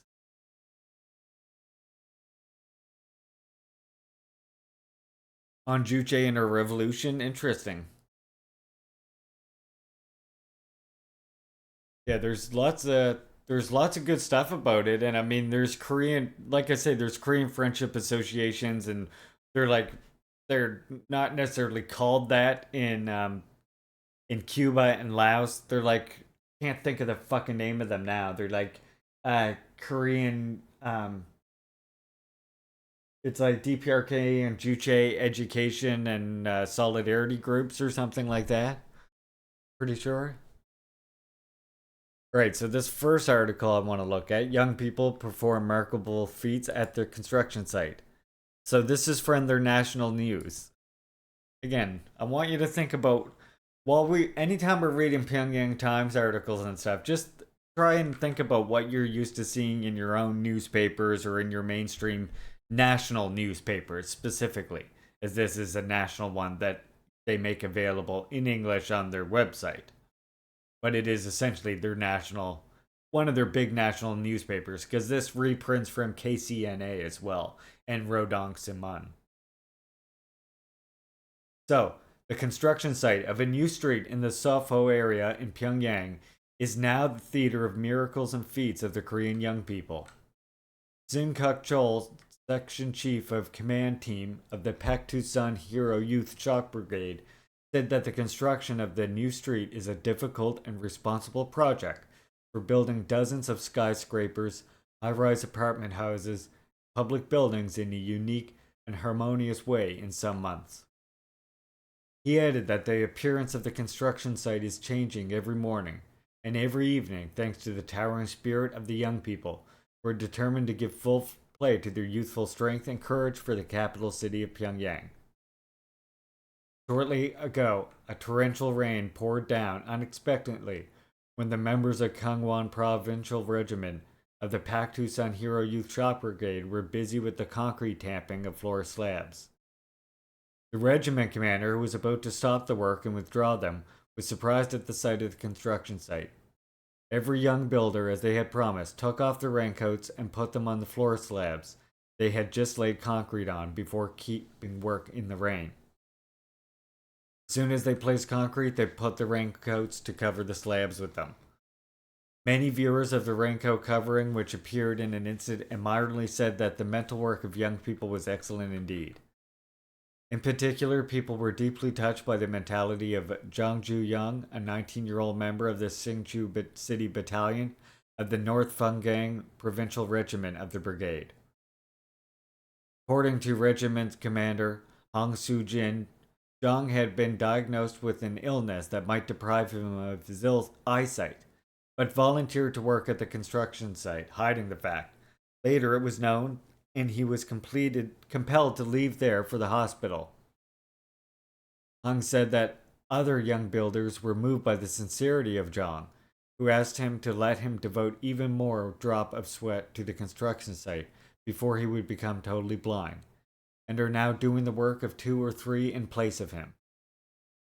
Zhang Ho-sung, chief of staff of the Rason City Regiment of the Brigade, left for the hospital on April Day this year, only after finishing the assignment for the day by concealing his excruciating pain. The shock brigade members said that the chief of staff always wore a smile on his face. They didn't know he was seriously ill. That day, they hardened their resolve to finish the project before the set time by inheriting the noble spirit of their commanding officer. Pyongyang Municipal Regiment of the Brigade is a battalion which was formed with young university graduates of this year. Commanding officers say that although the battalion was organized later than its counterparts, and its members have less experience and skills than their members which launched into the capital city construction earlier, its members harbor extraordinarily fervent desire to perform feats by devoting all their youthful strength and passion for the capital city. First company of the battalion, formed with the graduates from Kim Il-sung University, is said to be carrying out the work which was being done by 3 battalions of the regiment before. The company members keep a unanimous mind that the more work they do, the faster the advance of the other battalions will be, the earlier the day of completion the project will come. Graduates from Pyongyang University of Agriculture, Pyongyang Tourism College also work hard day and night. They assemble and process reinforcement bars and place concrete. In response to a member's appeal for speeding up work, they carried out the task which had taken 3 days previously, in 2 days at first and then in a day. Such amazing feats are being done all across the construction site. It is really hard to achieve miraculous success racing against time, but our young builders pull off feats with burning patriotism. Consequently, the construction site is taking on the appearance of a wonderful street day after day, says Ru Chol-jin, deputy chief of the command team of the brigade. Pyongyang Times. So just interesting to see, like, if you live in the West, you know, the only place you're going to hear a story like that essentially is if you work at the workplace where this is going on. And what's interesting too is think about what they're saying about these are university and college students, right? Who are volunteering and going out to help in these construction sites. Instead of like here, think about your university students like here, like the way your Western university students act. Do they go out and work among like the people when they're taking intellectual degrees, as it were? Not so much. Not, I would say probably not the majority of them, right? And if you're in a trade college or something, maybe, but then you're talking about trying the career that, or you're going out and working in the career that you're looking to get into to begin with.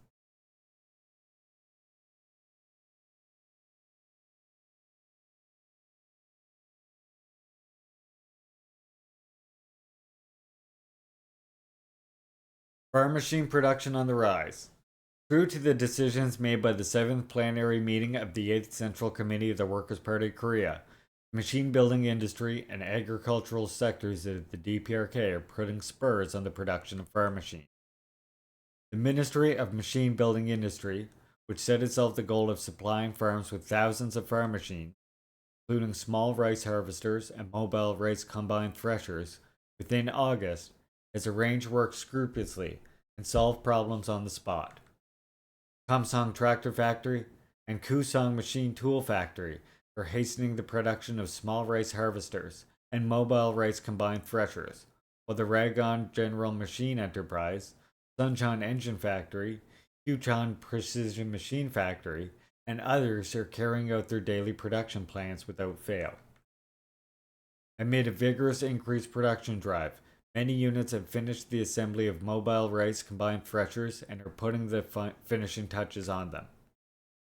The Hamhung Tire Factory carried out its tire production plan earlier than scheduled. By late July, the agricultural sector produced thousands of farm machines in over 10 kinds, including wheat and barley sowing machines, small rice harvesters, and mobile corn combined threshers. The Haeju Farm Machine Factory completed the trial product of a new type of small rice harvester and launched it into mass production. And the Hamhung Tractor Factory, Farm Machine Factory, finished the manufacture and assembly of parts of mobile corn combined threshers. The speeding up of production of them introduced several technical innovation plans. Tractor-drawn farm machine factories differ in different parts of the country, like Haksan and Chongqing, are recorded good results in farm machine production through a campaign to overtake, learn from, and share experience with others, and a socialist emulation drive. Besides, many farm machine stations have made a contribution to the production of farm machines. Mechanization of agriculture is well underway in DPRK, in other words. Agricultural sectors work to promote crop growth to cope with extreme weather. The agricultural sector is concentrating all efforts on improving the growth of state of crops as calamitous abnormal weather persists.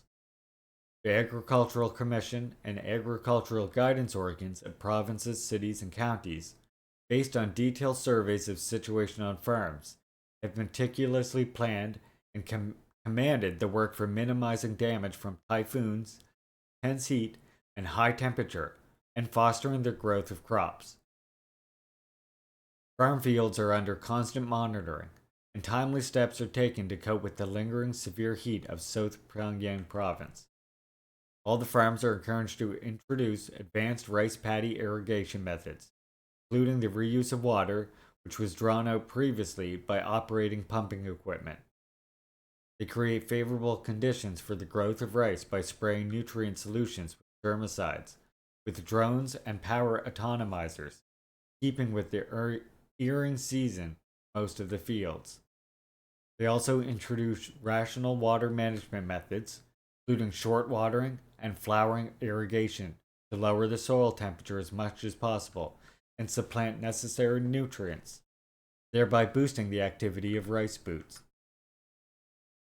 In North Pyongyang province, highly effective nutrient solutions have been supplied to all farms in close cooperation with the relevant units. While farmers have been informed of agro-technical issues related to the promotion of crop growth and good experience generalized. Anna County in South Gyeonggi province put efforts into manuring and cultivating crops to meet the technical requirements. Nutrient solutions and germicides are applied positively by drawing on the experience of different farms that have produced high and stable yields in recent years, despite disastrous abnormal climate. In addition, top and bottom leaves are cut to improve sunshine and ventilation conditions. South Hamhung province, a photosynthesis booster has been supplied to farms in good time, and agricultural workers have been encouraged to manure and cultivate crops in a responsible manner, since the photosynthetic rate has been reduced due to several days of cloudy weather. Gangwon province has drained water from flooded paddies and sprayed various germicides and nutrition boosters to prevent the outbreak of various diseases that spur the growth of rice. The Pyongyang, Nampo, and elsewhere, plant activators and nutrients have been sprayed on cornfields to prevent the uneven growth of crops and accelerate the ripening of ears, while blight monitoring and prediction have been intensified.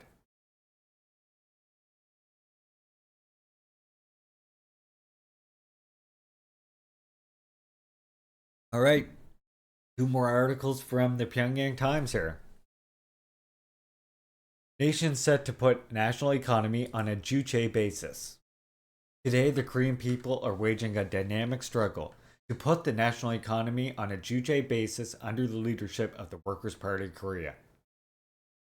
The 8th Congress of the Workers' Party of Korea stressed that the general orientation of the 5-year plan for national economic development is to lay a firm foundation for re-energizing the overall national economy and improving the people's standard of living by concentrating efforts on the main link in the whole chain of economic development.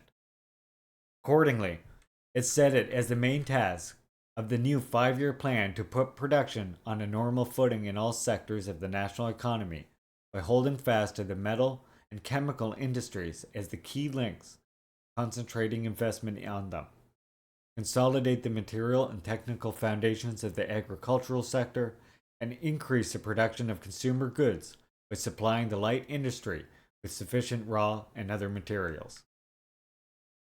In order to carry out these tasks, it is important to accelerate the process of making the national economy Juche-based more vigorously. The DPRK has consistently adhered to the strategy of building a Juche-oriented national economy as the strategic line of economic construction in the whole period of socialist construction.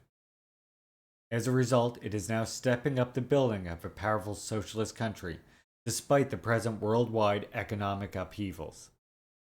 Korean people have realized the truth that to make the national economy Juche-based is a successful guarantee for building a powerful socialist country through their experience in the long historical course.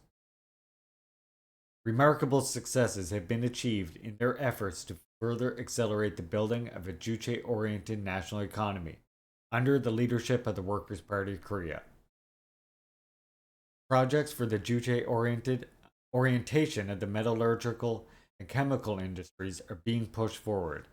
The machine building industry and other sectors produce various kinds of farm machines needed for the rural areas, and the state-run and local industry factories are being renovated and modernized.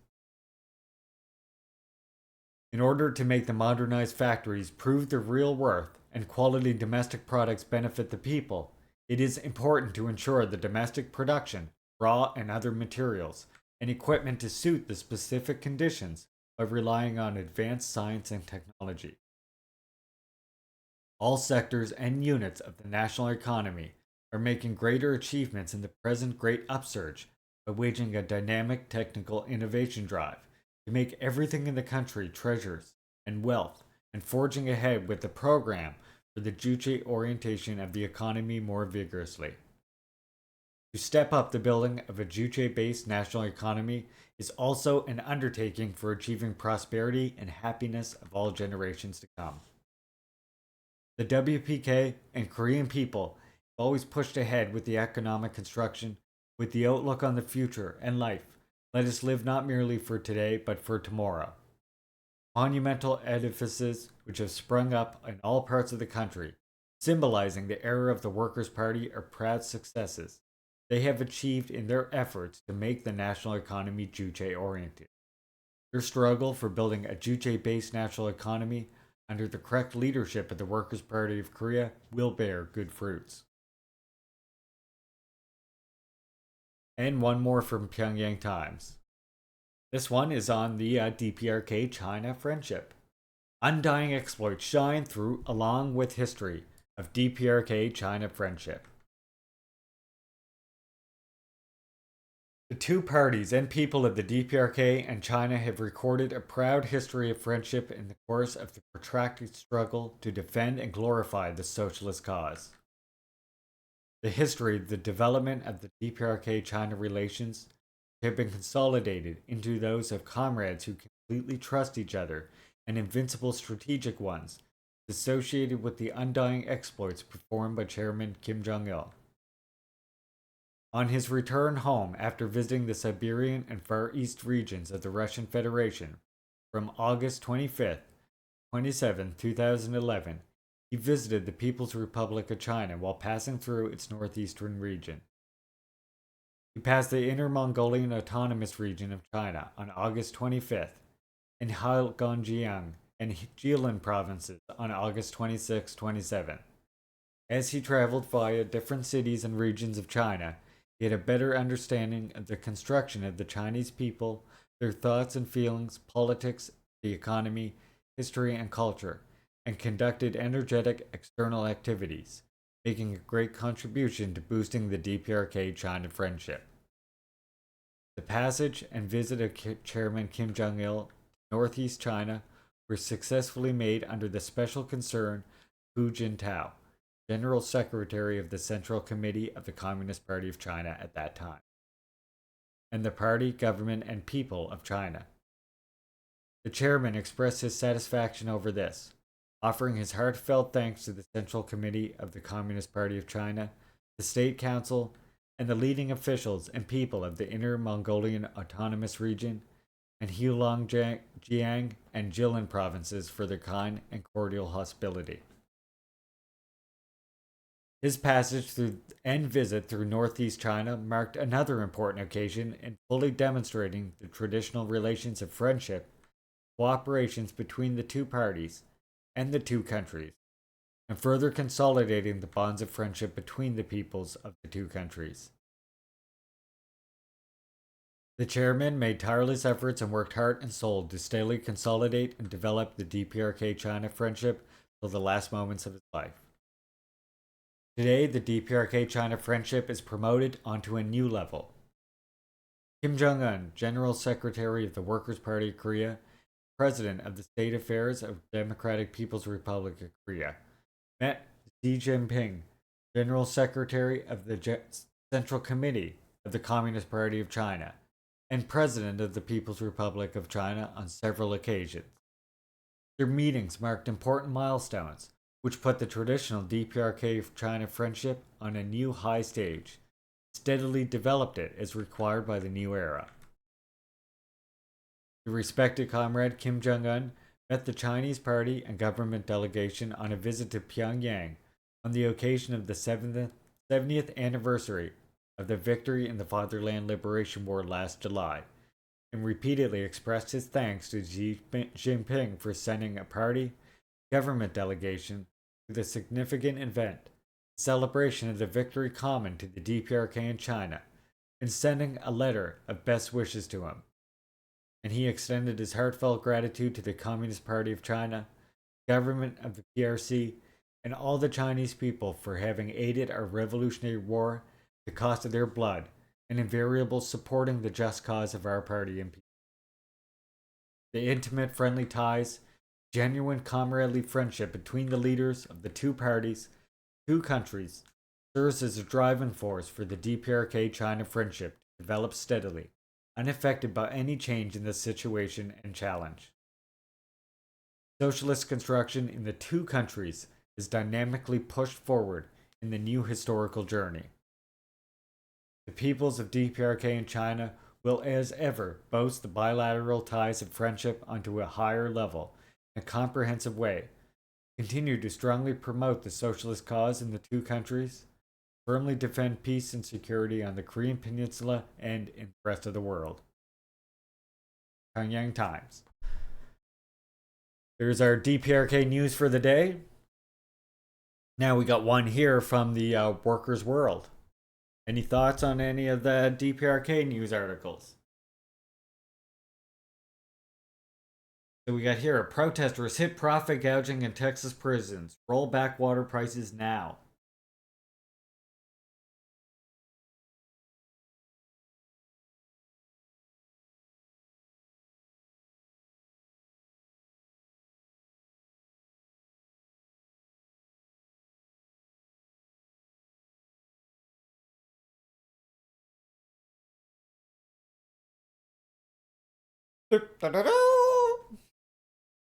All right.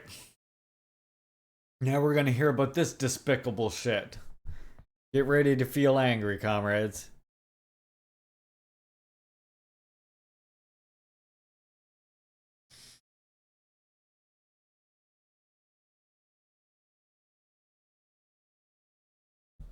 Houston. Activists demonstrated here August 19th against a corporation, Royal Pacific International, because during this summer of dangerous heat, it doubled the price for its bottled water sold in prison commissaries. RPI increased the price of a bottle of water from 15 cents to 30 cents, and now charges $7.20 for a case of water. According to the protesters, this increase is price gouging during an emergency. It has been over 100 degrees around Texas most days this summer.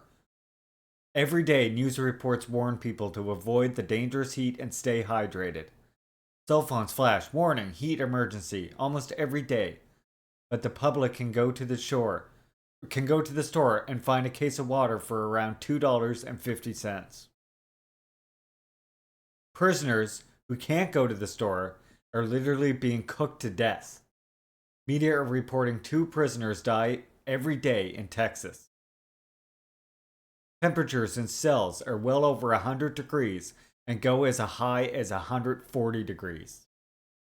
Staying hydrated is sometimes impossible because the tap water can be so disgusting that incarcerated people refuse to drink it. It smells, it is brown like it came from a dirty lake. I cut up my sheet to make a filter and tie it to the faucet. The crud that accumulates is scary. These are the comments families and friends are getting from those inside.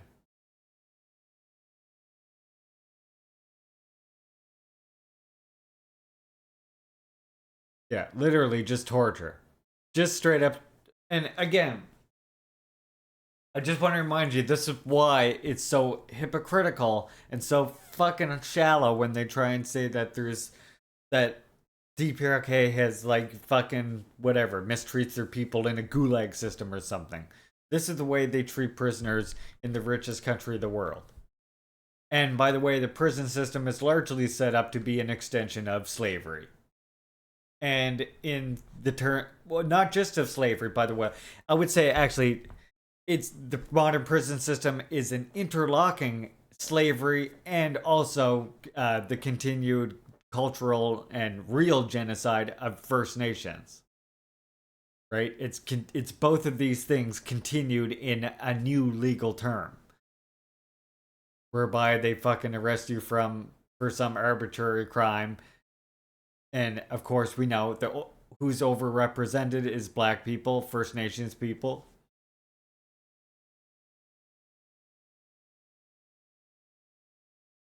Most Texas prisoners have no money in their commissary account. If no one can help them, they are out of luck. Reason? Texas prisoners earn not even 1 cent an hour, even though they are forced to work. Again, we want to talk about the difference in conditions. Like, let's set aside the fact that I said a while ago, okay, I'm going to get to this in a second. Hold on.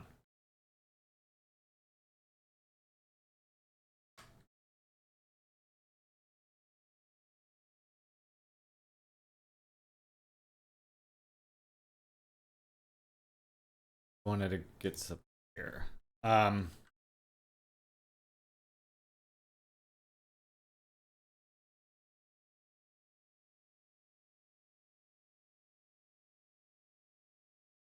Here we go. This is what I wanted to find this. Okay. I want to grab this for a second. Now, I just want to read this part to you again. Most Texas prisoners have no money in their commissary account. If no one can help them, they are out of luck. Reason? Texas prisoners earn not even 1 cent an hour, even though they are forced to work.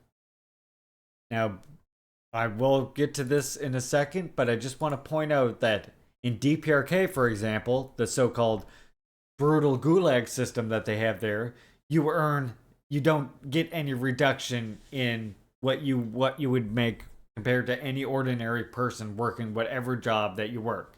And again, you don't work in the same when you're in DPRK itself, you don't work in like a chain gang. You're sent to help actual workplaces that need additional help. Yeah, crazy that 1,204,300 people are in the North Korea gulag. Oh wait, that's the USA. Thank you, NTC. Welcome in, comrade.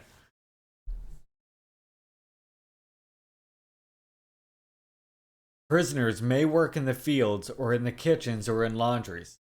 They may get a good job cleaning inside the administration's office or cutting hair or working in the visitation area where they can get some air. But no matter their job, it is forced labor. It is slavery. Man on death row told his reporters that a case of water usually lasts him a few weeks, but this summer he needs much more. Unfortunately, unfortunate the family helps me with my commissary money. Others either have to drink from the faucets or they just don't drink. Royal Pacific International boasts that they have over 40 years of experience and are your #1 choice for the finest quality gourmet food and beverage products worldwide. They sell to country, state, and federal government institutions, dollar stores, restaurants, grocery stores, drugstores, and fast food chains. They also sell large-scale correctional institutions and their commissaries.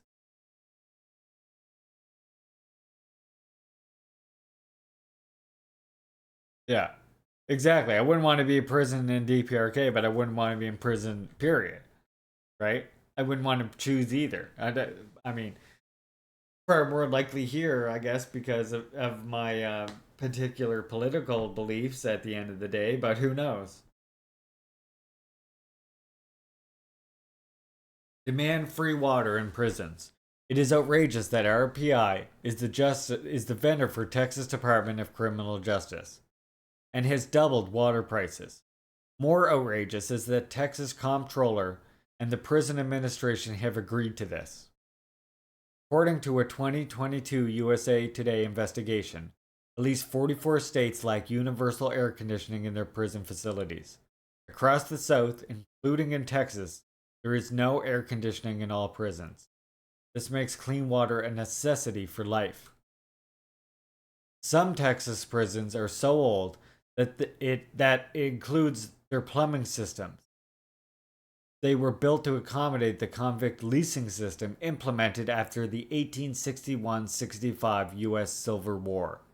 All these older prisons should just be shut down.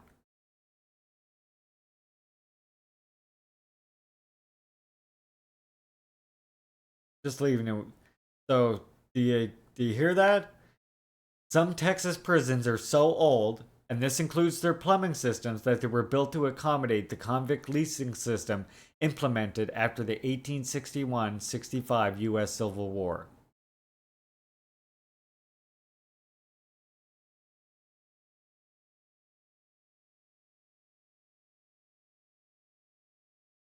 The August 19th protest was organized by the Texas Death Penalty Abolition Movement. The group will also be speaking before the Prison Systems Board meeting on August 25th regarding the heat crisis and lack of air conditioning, as well as demanding that bottled water be given out for free during this crisis. The Texas legislature has a surplus budget and can well afford to give out free water and install air conditioning for all over the 120,000 prisoners.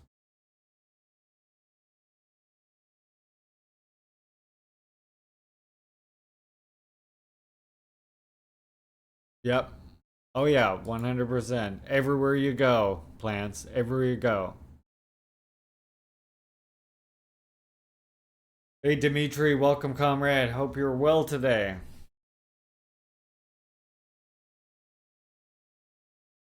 Prison house of a nation and also a prison house of nations.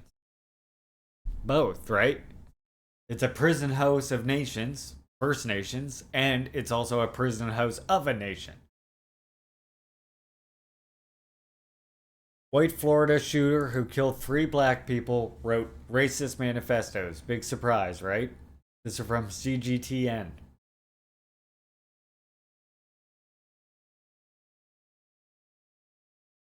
The white gunman who shot and killed 3 black people in Florida on Saturday bought his guns legally and wrote of his hatred of black people, local law enforcement said on Sunday. The 21-year-old shooter, Ryan Christopher Palmater, lived with his parents in a suburb of Jacksonville Sheriff. Waters told a news conference he died of a self-inflicted gunshot wound. Praise. Authorities say the shooter left behind several manifestos for media, parents, and law enforcement, detailing his hatred for black people. Sheriff Waters said the shooter made clear in his writings that he hated black people. There was no criminal record, nothing, Waters said, adding the only things on file was a domestic violence call with his brother. There was no red flags. Yeah, fucking right. How many of you want to bet there was red flags? Please raise Malma's hand if you think there was red flags. However, the sheriff said Palmater was briefly held in 2017 under state law called the Baker Act, which states a person can be taken to a receiving facility for involuntary examination during a mental health crisis. Oh, here we go. Here we go. See, now we're gonna frame it as being also an. That's the way the U.S. always frames this shit. It's the person was just mentally ill. That's all. So what they do there is fall into ableism, right? The idea that, oh well, if you do that, you're automatically mentally ill, as if fucking sane people don't become like.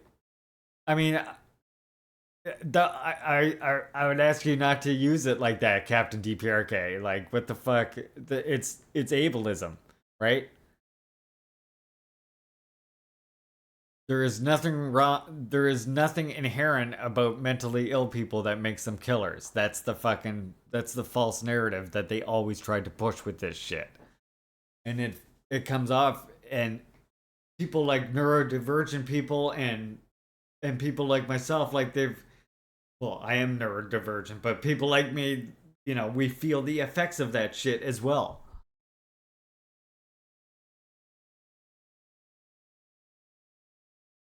Yeah, and that's just the thing, right? That's what I'm saying. They just do that so that they can obfuscate the fact that it has nothing to do with mental illness, quote unquote. It has to do with a fucking ideology of racism and fucking imperialism and settler colonialism. Ideology of genocide, if you will. That's what it's from.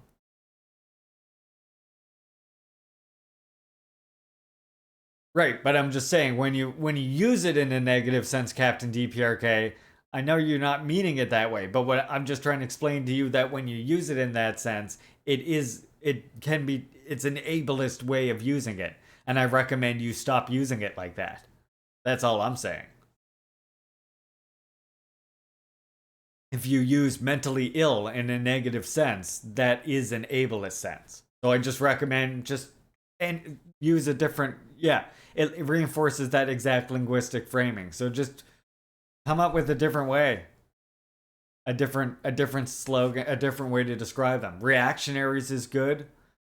I like reactionaries, hateful, bigots, stuff like that. Yeah, Americans are fucked up. Exactly.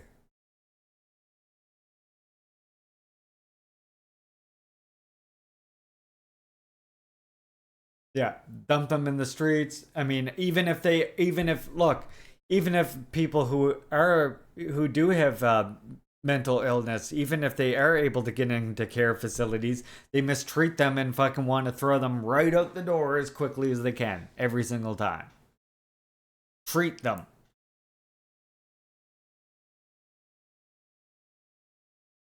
Yeah, it is, and look, myself, like, I've had to also do the same thing myself as well.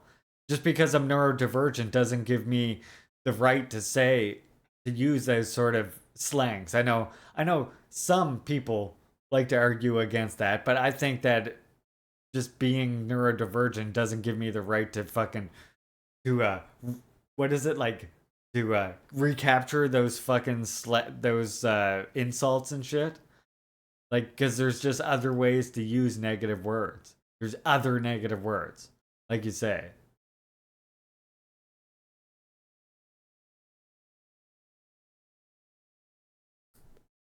President Joe Biden said in a statement on on Sunday.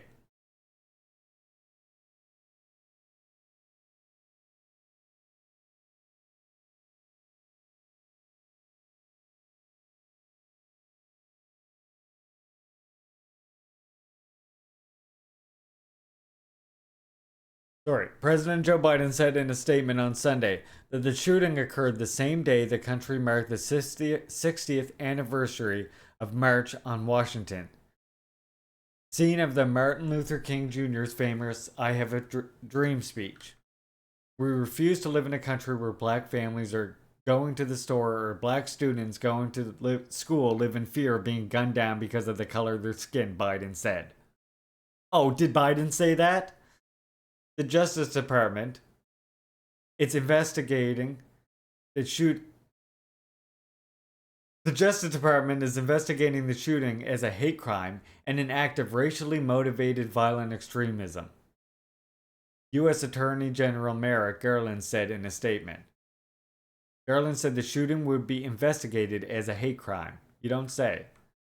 Florida Governor Ron DeSantis said on Sunday the state would work with the school to ensure it has adequate security following Saturday's shooting.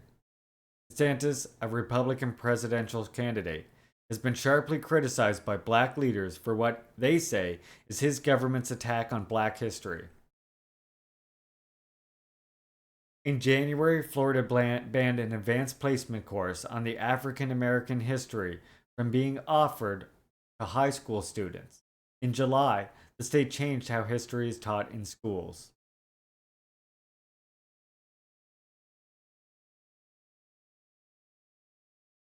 And then, finally, for this one anyway, we have the French ambassador will stay in Niger, Macron says. France's ambassador to Niger will stay in the country despite pressure from leaders of a recent coup, President Emmanuel Macron said in a speech to diplomats on Monday. Go fucking figure. Macron also reiterated support for Niger's ousted president Mohamed Bazoum, whose decision not to resign Macron called courageous. Yeah, right? The French ambassador is just gonna stay. I'm just wondering, like, the French ambassador is gonna be thinking, you fucking dick. Right? Right? Wouldn't you be like, what the fuck? So I'm not leaving. You're telling me I'm gonna stay here in this building with no power and no water. How long do you want me to stay here exactly? Like, what the fuck? Just shows you what fucking Macron is like, right?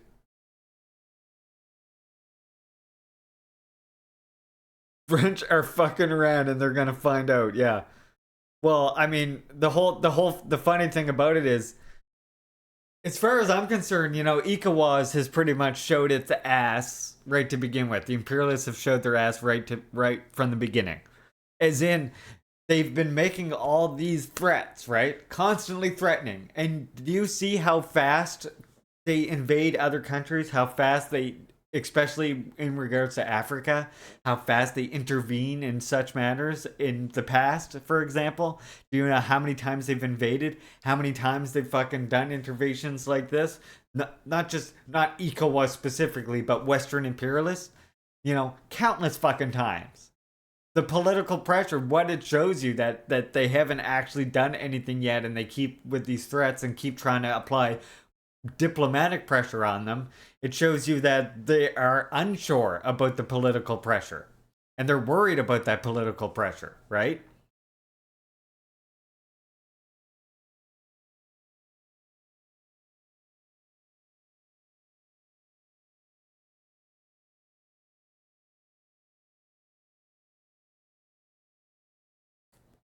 Yeah.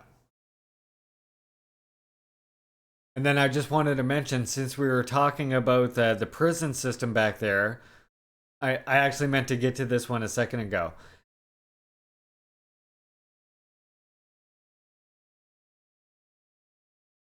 And that's what I think too, Common. And let's not forget that I think also what you have in South Africa next year with the economic freedom fighters is you're going to have another African country that will probably pledge support, at least in some degree, right?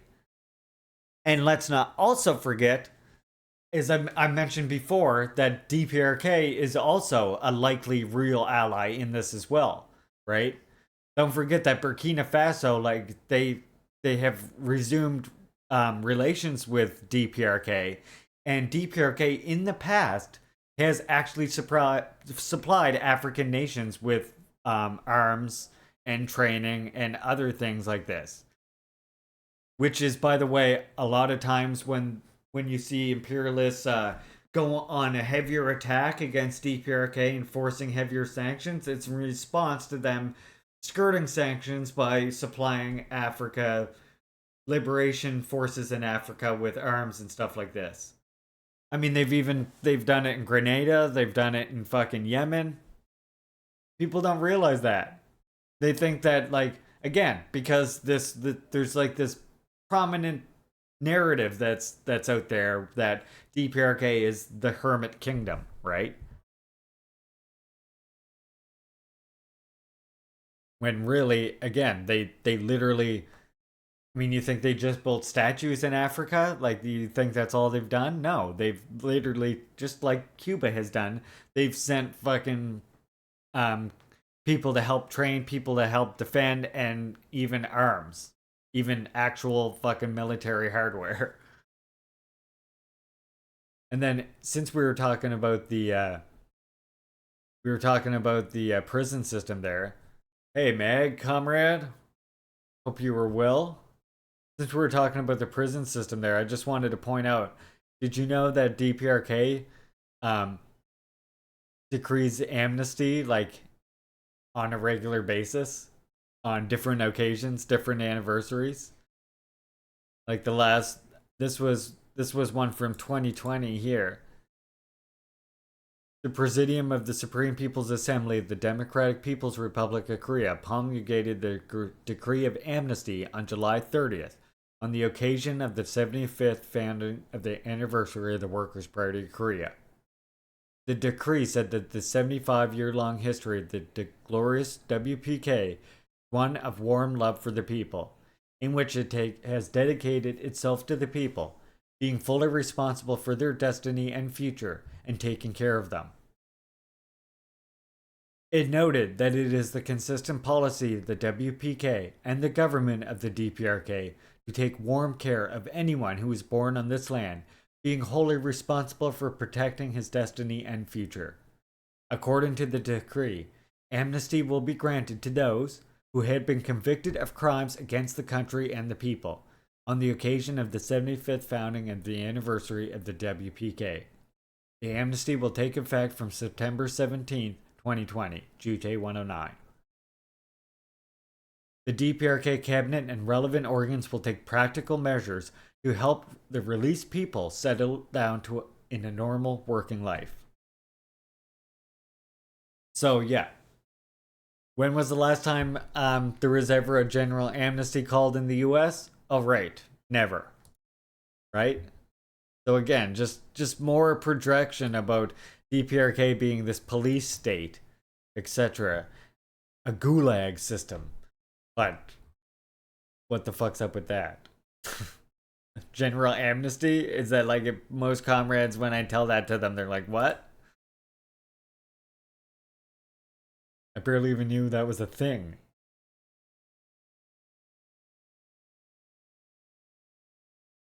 Yeah, exactly, Common. We can't even get a blanket fucking cannabis pardon, right? For people who have been now wrongly convicted of cannabis.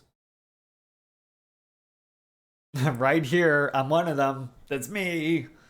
I went to jail because of that shit. And because of that, by the way, that was the reason, though, even though I was invited to go to a DPRK social sciences, I was never able to actually go because of that. Because of that. And getting a fucking pardon is like thousands of fucking dollars. Hold on one sec, I'll show you something.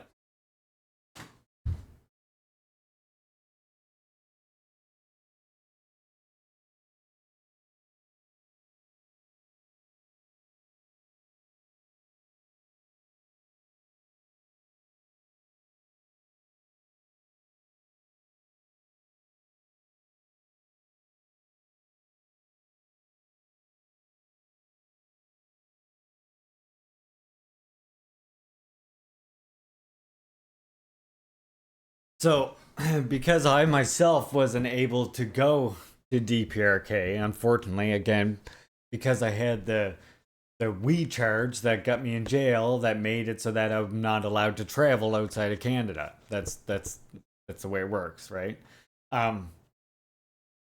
This is the postcard that my comrade got me. Well, they went to DPRK instead for the same social sciences conference I was going to go to. There's the stamps. Well, so because I wrote a piece for them, they got me that. This is where my pin comes from. One day I'll have a camera that can focus stuff, but that's where I got that pin from.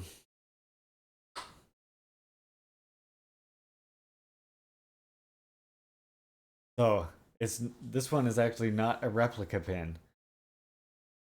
If you ever listen to the Comedy History Podcast, they have a great episode, number 188, called Martin Talbert and Convict Leasing. Highly recommend. I definitely have to check that out. Yeah, I got mine legitimately, essentially. It's just a shame that I wasn't able to go there to the social sciences conference and get it presented myself, but it was still a paper that I wrote that got it. Which was actually, by the way, the paper that I wrote is, you can see the video about it, which was right here on my YouTube channel. Let's see.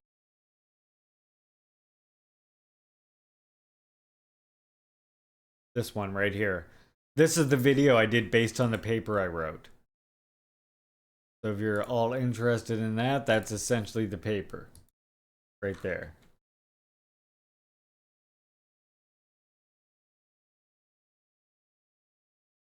This is from 4 years ago now.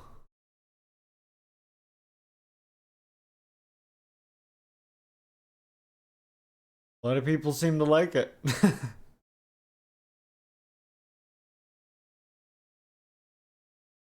Look, you always get this one right here. See this? You always get this question right here that this person left.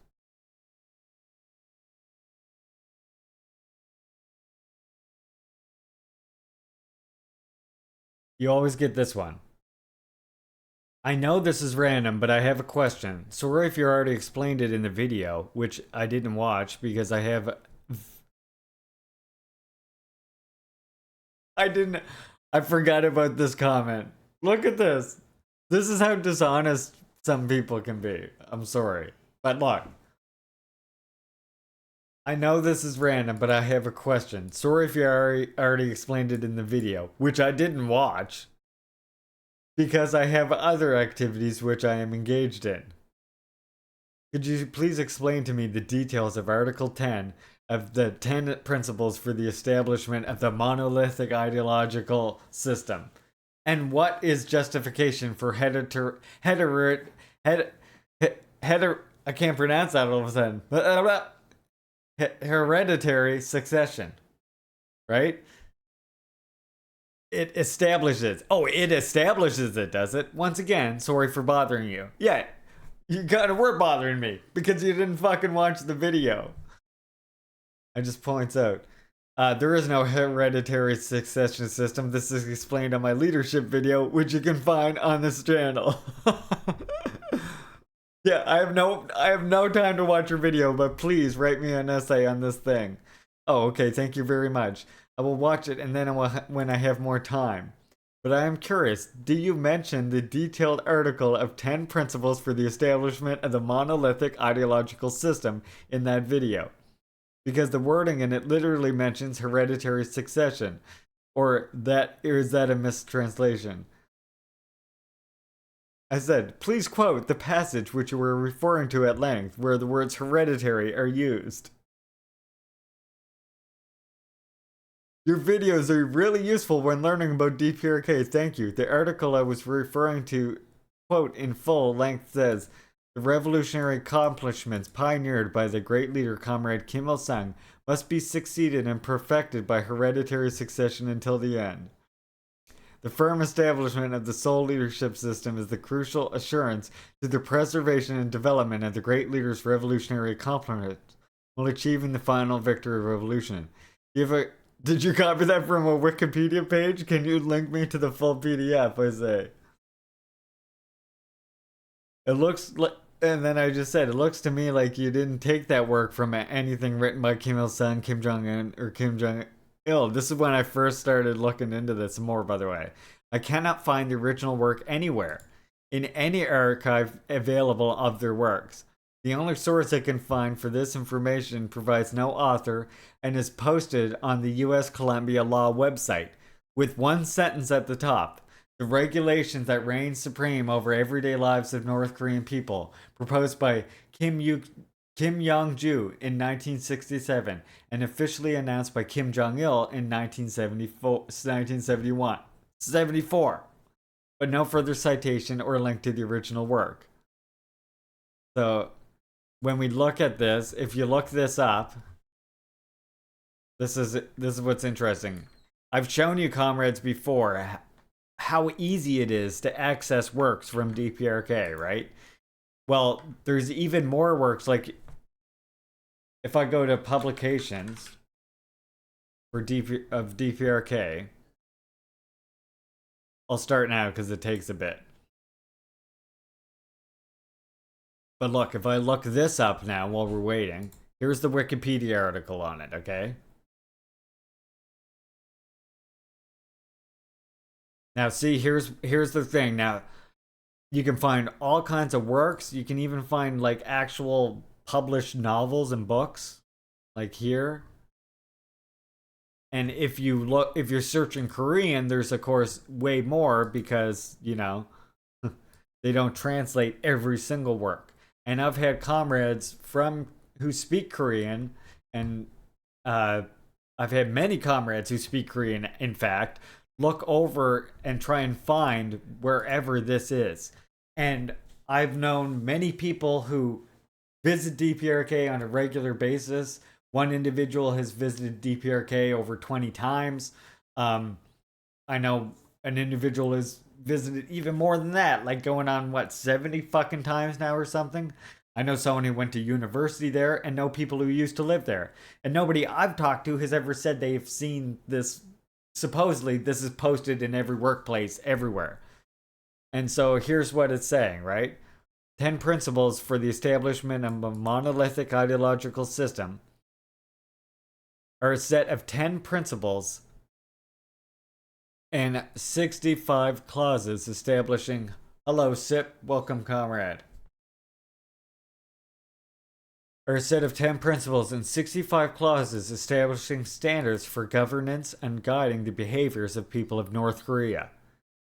First published in 1974, the 10 Principles mandate absolute loyalty and obedience to the ideas of Kim Il-sung, later his successor Kim Jong-il, establishing them as the country's supreme political authorities.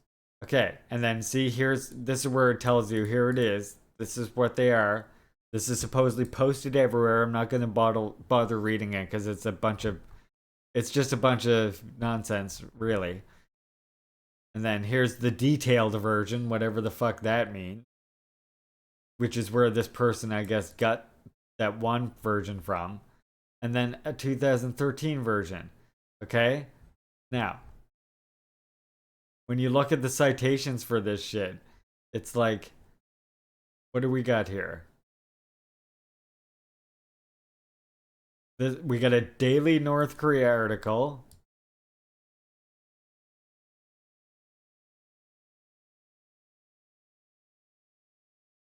What else do we got here?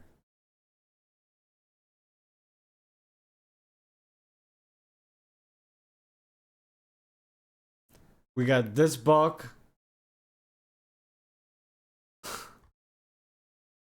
From James F. Person. James F. Person. A book from James F. Person, comrades. A book from James F. Person, I reiterate. What we're looking for here is the document itself. Any picture, anything. Yeah, a real my uncle works at Nintendo thing. Okay, let's just, what else do we got here? Green, Christopher. Audrey, you, sure. What are the 10 principles? Any of this. Is any of this give me anything? Oh, oh boy, here's the original right there. Let's see. Here we go, comrades. We did it. We got it. We're excited. Oh yeah. Okay, what do we got? We got this one from James F. Person. James F. Yeah, non-intelligence aligned person. We got this thing, this Yonhap news agency, where they are citing nobody.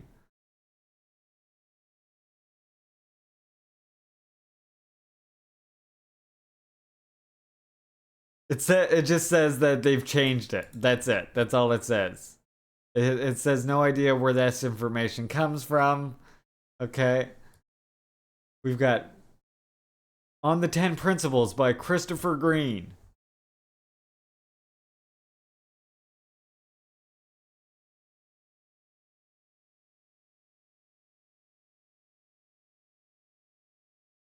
Christopher Green is Christopher Green is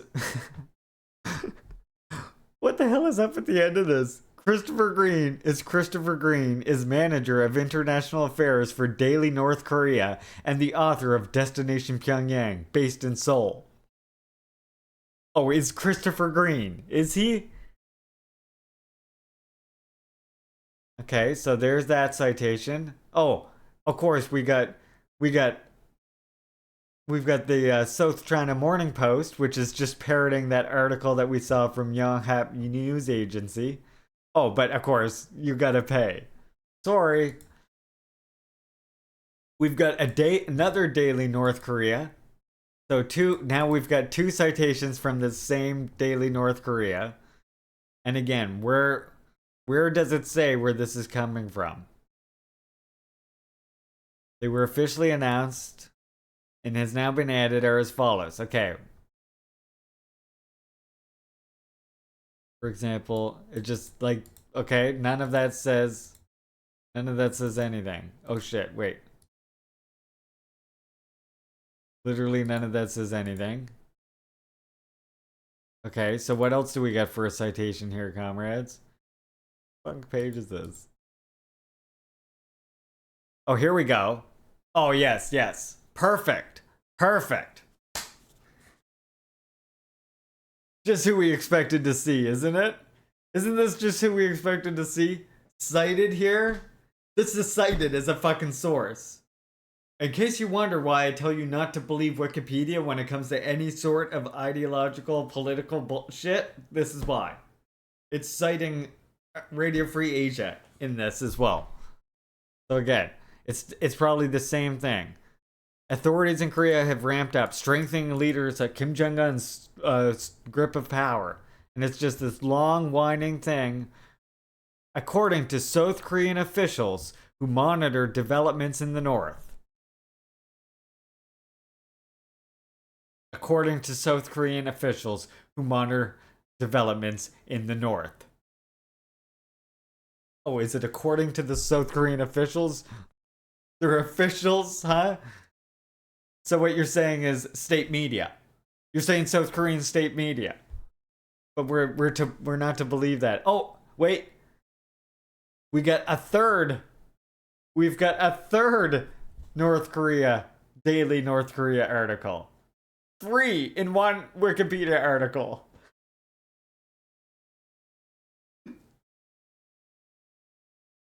Three daily North Korea articles citing the exact same thing in the same Wikipedia page.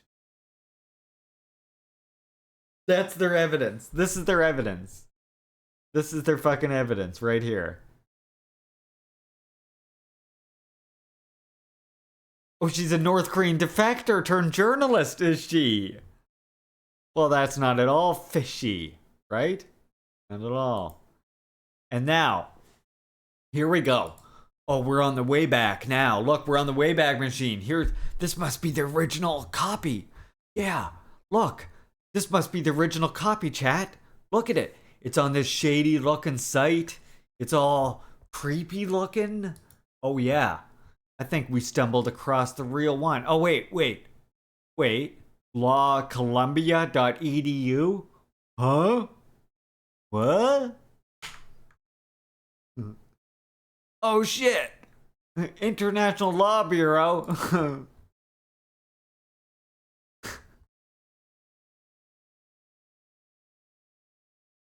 Yep. So this is actually from the Citizens Alliance for North Korean Human Rights. Oh, and what's this on the International Law Bureau currently? You can't actually access it currently. The only way to see this, of course, is on the Wayback Machine. I challenge anybody, if there's any anti-DPRK people who watch this, watch my VODs later, please send me a link to the original Korean or English or a translated version of the original copy of this. Any sort of photo, anything. Please. Just anything. Because clearly, this Wikipedia page is not to be trusted. Because there's literally not one source cited here that is that is saying anything different than, I mean, they're all parroting the same North Korea Daily NK article. The same RFK article. You're literally just saying the same thing, and it apparently International Law Bureau. Law, Columbia. Yeah. American School said it. It's true. Well, shit. Yeah, exactly. You might as well just send me a text that says, "Trust me, bro." Unnamed source in DPRK, right? Oh, according to defectors that we placed in concentration camps until they agreed to never talk friendly about their country ever again. Yeah, it's this way. Right? Is that sort of what we get at here? What we're doing? Is that what we're doing? That's what we're rolling with.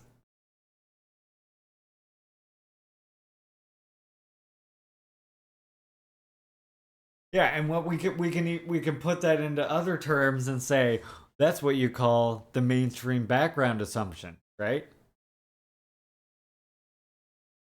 That's when you judge truth by how congruent something is with those mainstream background assumptions. And that's what for most people, that's what qualifies as the truth. Right? Unfortunately.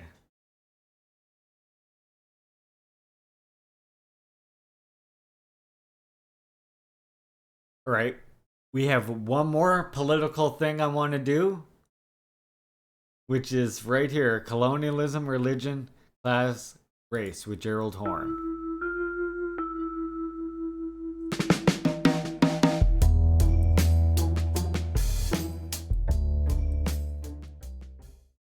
Gerald Horne, Morris Professor of History and African American Studies, University of Houston, author of, among other books, The Dawning of the Apocalypse, which deals with the roots of slavery, white supremacy, settler colonialism, and capitalism in the long 16th century, meaning approximately 1492 or thereabouts to 1607, when London establishes a settlement in what it calls Virginia. Yes, and thank you for being with us. And I found the book really incredible. It's really well written and just such a great narrative that just goes right through in a way that's really understandable. But I love this idea of the apocalypse. And maybe you could kind of explain to us how you came to that word and how you came to kind of formulate this book. Well, you may know that before this book was published, I published a book on the 17th century entitled The Apocalypse of Settler Colonialism. And the book at hand, in many ways, is a prequel to the 17th century book. I use the term apocalypse because it's a word that is rather well known, I would say, in the English language. Apocalypse Now, the Francis Ford Coppola movie about the war in Vietnam. And obviously, it's meant to signify what befell the indigenous population of North America, including Texas, where I'm now sitting, and Ohio, where I assume you are sitting. And it also is a word that describes what befell people of African descent, because with the arrival of the settlers in North America and the evisceration of the indigenous population, that paved the way for the arrival of more enslaved Africans, which at once helped to distort the development of the parts of Africa from where they were taken, not to mention, to put it euphemistically, distorting the lives of those who arrived on these shores. Yeah, thank you for that. And it's such a great way to describe kind of this invasion, right? Mm-hmm. Because we have been taught in Western kind of history that these people were coming to a new world, when in fact they were coming to a world that was populated and robust and had civilizations on it. And it marks the end of kind of their civilization, the beginning of this new project, as it were, in colonialism. So maybe you could talk a little bit about how that project comes to be, and how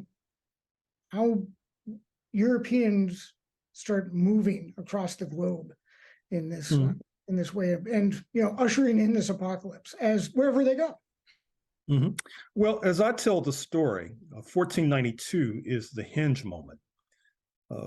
You may recall that those we refer to as the Spanish had the first mover's advantage. By 1565, they had invaded what they call Florida, and a few decades later had invaded what they called New Mexico, both contemporary states of the United States of America. And one of the things I'm trying to do is shift the narrative with regard to European settlement away from what we call Virginia and Massachusetts, and more so to the states now known as Florida and New Mexico. But in order to understand why the Spanish moved westward across the Atlantic, you have to understand some of the history leading up to that hinge moment.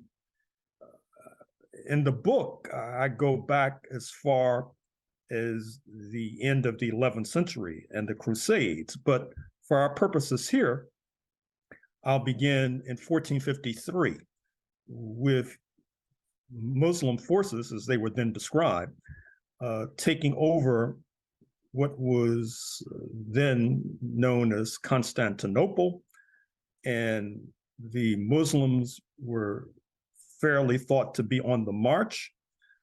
You might recall that in the 8th century, they had barely been defeated with regard to taking over France, for example.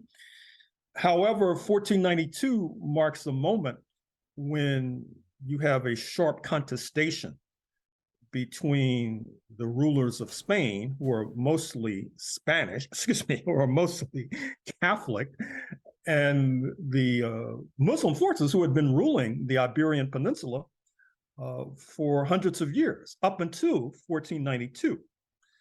However, despite the defeat of the so-called Muslim forces on the Iberian Peninsula in 1492, Spain could hardly rest on its laurels because it was thought that the Muslims were on the march. And certainly the idea of the Western Europeans, the Spanish moving across the Atlantic, in part, it was a response to the so-called Muslim forces continuing moving westward towards Spain towards the Iberian Peninsula. And 1492 also marks the time when you have a persecution, a deepening persecution of the Jewish population of the Iberian Peninsula. In fact, there is speculation that when Columbus, Christopher Columbus, the man we would refer to today as Italian, sponsored by those who we would refer to today as the Spanish, sails across the Atlantic, that there may have been Jewish migrants, quote unquote, on ships alongside him. In any case, Spain has the first mover's advantage along with its neighbors, speaking of the Portuguese, and they began to rout and depopulate the island we now refer to as Hispaniola, which houses today's Haiti and today's Dominican Republic. They began to rout and depopulate wildly throughout the Caribbean. But what's remarkable about this Spanish invasion, and it's a point that should be flagged here as I go on to talk about why we're now speaking English, is that the Spanish had religious markers with regard to who would be prize settlers. It's not as if what has transpired in today's United States, that is to say, where Europeans of whatever religious stripe could find sanctuary in North America. Spain had religious discrimination, but at the same time, this also meant that the position of Africans would be rather anomalous in the sense that if they professed Catholicism, professed the Catholic version of Christianity, they could be conquistadors, and which of course did not rule out, to put it mildly, the possibility that other Africans, heathens as they might be called, could be enslaved, not to mention those indigenous who were unable to flee the grasp of the Western European invaders. However, as you put a pin in 1492, put a pin in 1517, because that's the moment of the Protestant secession from Catholicism.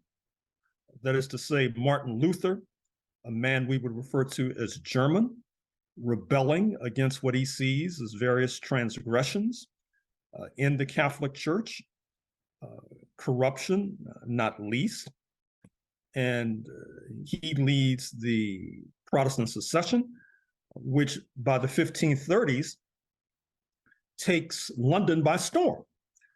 And many in your audience may know the story about Henry VIII and the story about how he wanted to have these divorces, and the Catholics were not necessarily amenable to these proposals, and that greases the skids for his joining the Protestant secession.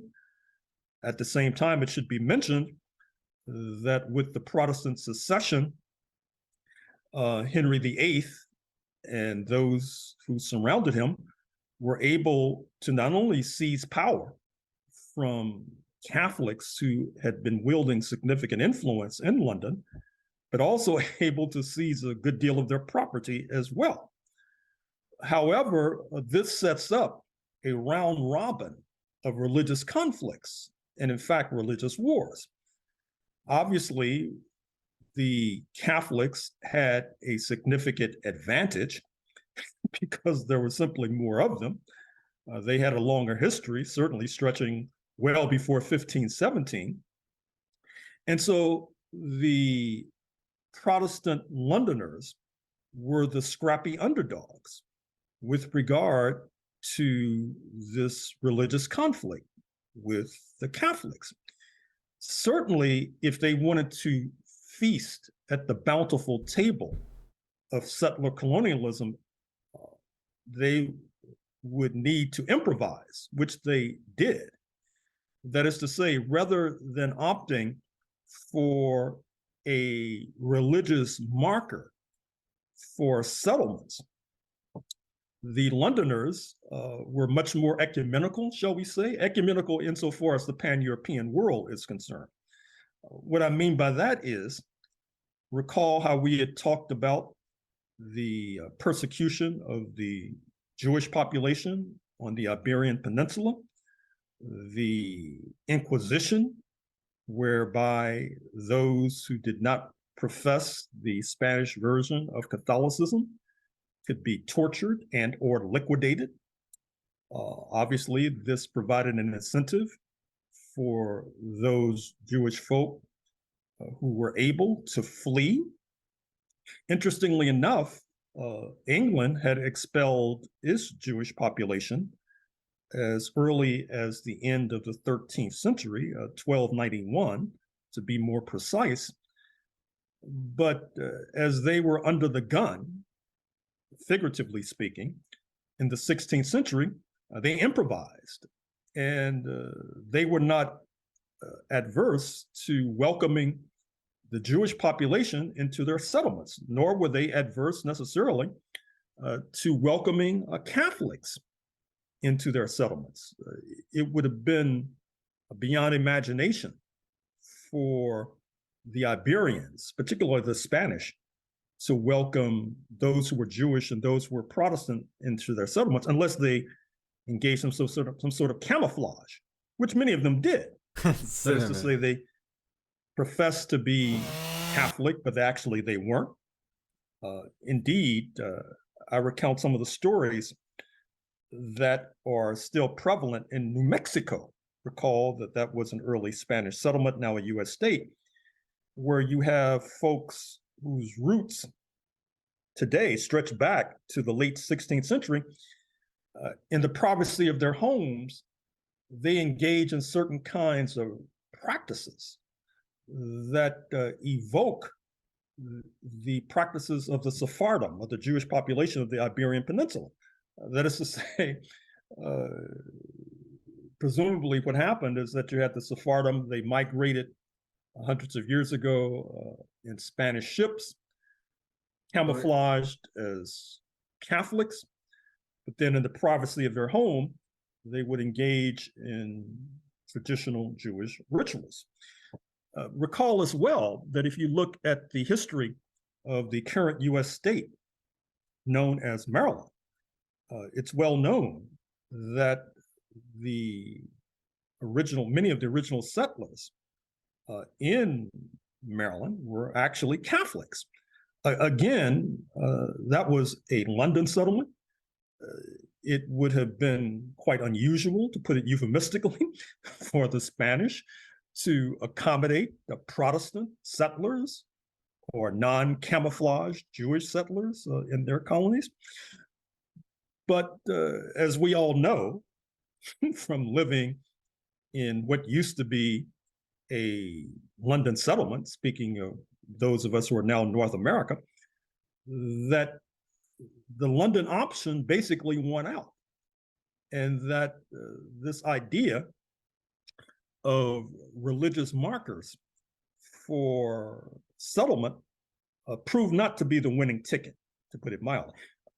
I say that with full awareness of the point that south of the US border, overwhelmingly, there are Spanish speakers, other than Brazil, which is predominantly Portuguese speaking, other than Martinique and Guadeloupe, and to a degree, what we call Haiti, which are predominantly French speaking. But it's also fair to say that the baton that was passed from London to its spawn in North America, speaking of the nation now known as the United States of America, proved to have the winning formula in terms of settler colonialism. Now, before many of your audience become misty-eyed and begin to puff up their chests with regard to that notion, keep in mind that there was a very significant downside. Recall, downside obviously being a euphemism. Recall what I said a moment or two ago about African conquistadors. Well, given this transition in London settlements from using religion as a marker to pan-Europeanism, or what we refer to today as whiteness, that is to say, those who had been warring on the shores of Europe, English versus Irish, English versus Scots, English versus Welsh, British versus German, German versus Pole, Pole versus Russian, Russian versus Lithuanian, Lithuanian versus Estonian, Serb versus Croat, Northern Italian versus Southern Italian. I mean, the list is endless. All of a sudden, when they cross the Atlantic, they have a That's new a good identity, point, Sam. which is, quote, white, unquote. Now, this new identity, definitely tell they or get identity red. politics, to use Probably the a current lot. 21st century phrase, had a real downside for those who were not so described. That would include, obviously, the indigenous population. And of course, as I'm sure your audience knows, the indigenous population under the Spanish flag, too, was horribly persecuted. But it had a particular momentous significance for the population of African descent. That is to say that obviously the overwhelming bulk of the enslaved African population crossing the Atlantic after the indigenous are swept aside were not inducted into the hallowed halls of whiteness. And unlike, say, Spanish Cuba, for example, they could not be viewed as conquistadors or the equivalent under the Union Jack. And this sets up this system that today we refer to as white supremacy. Now, as I tell the story, one of the difficulties in confronting, if not extirpating, white supremacy is the deep religious roots. To return to a point that I made a moment or two ago, you could easily make an argument that white supremacy and the kind of racism that we've become familiar with in the United States has religious roots. In fact, in the first few pages of my book, I draw parallels between the kinds of prosecutorial tropes that were deployed against the Jewish population before they were expelled in England.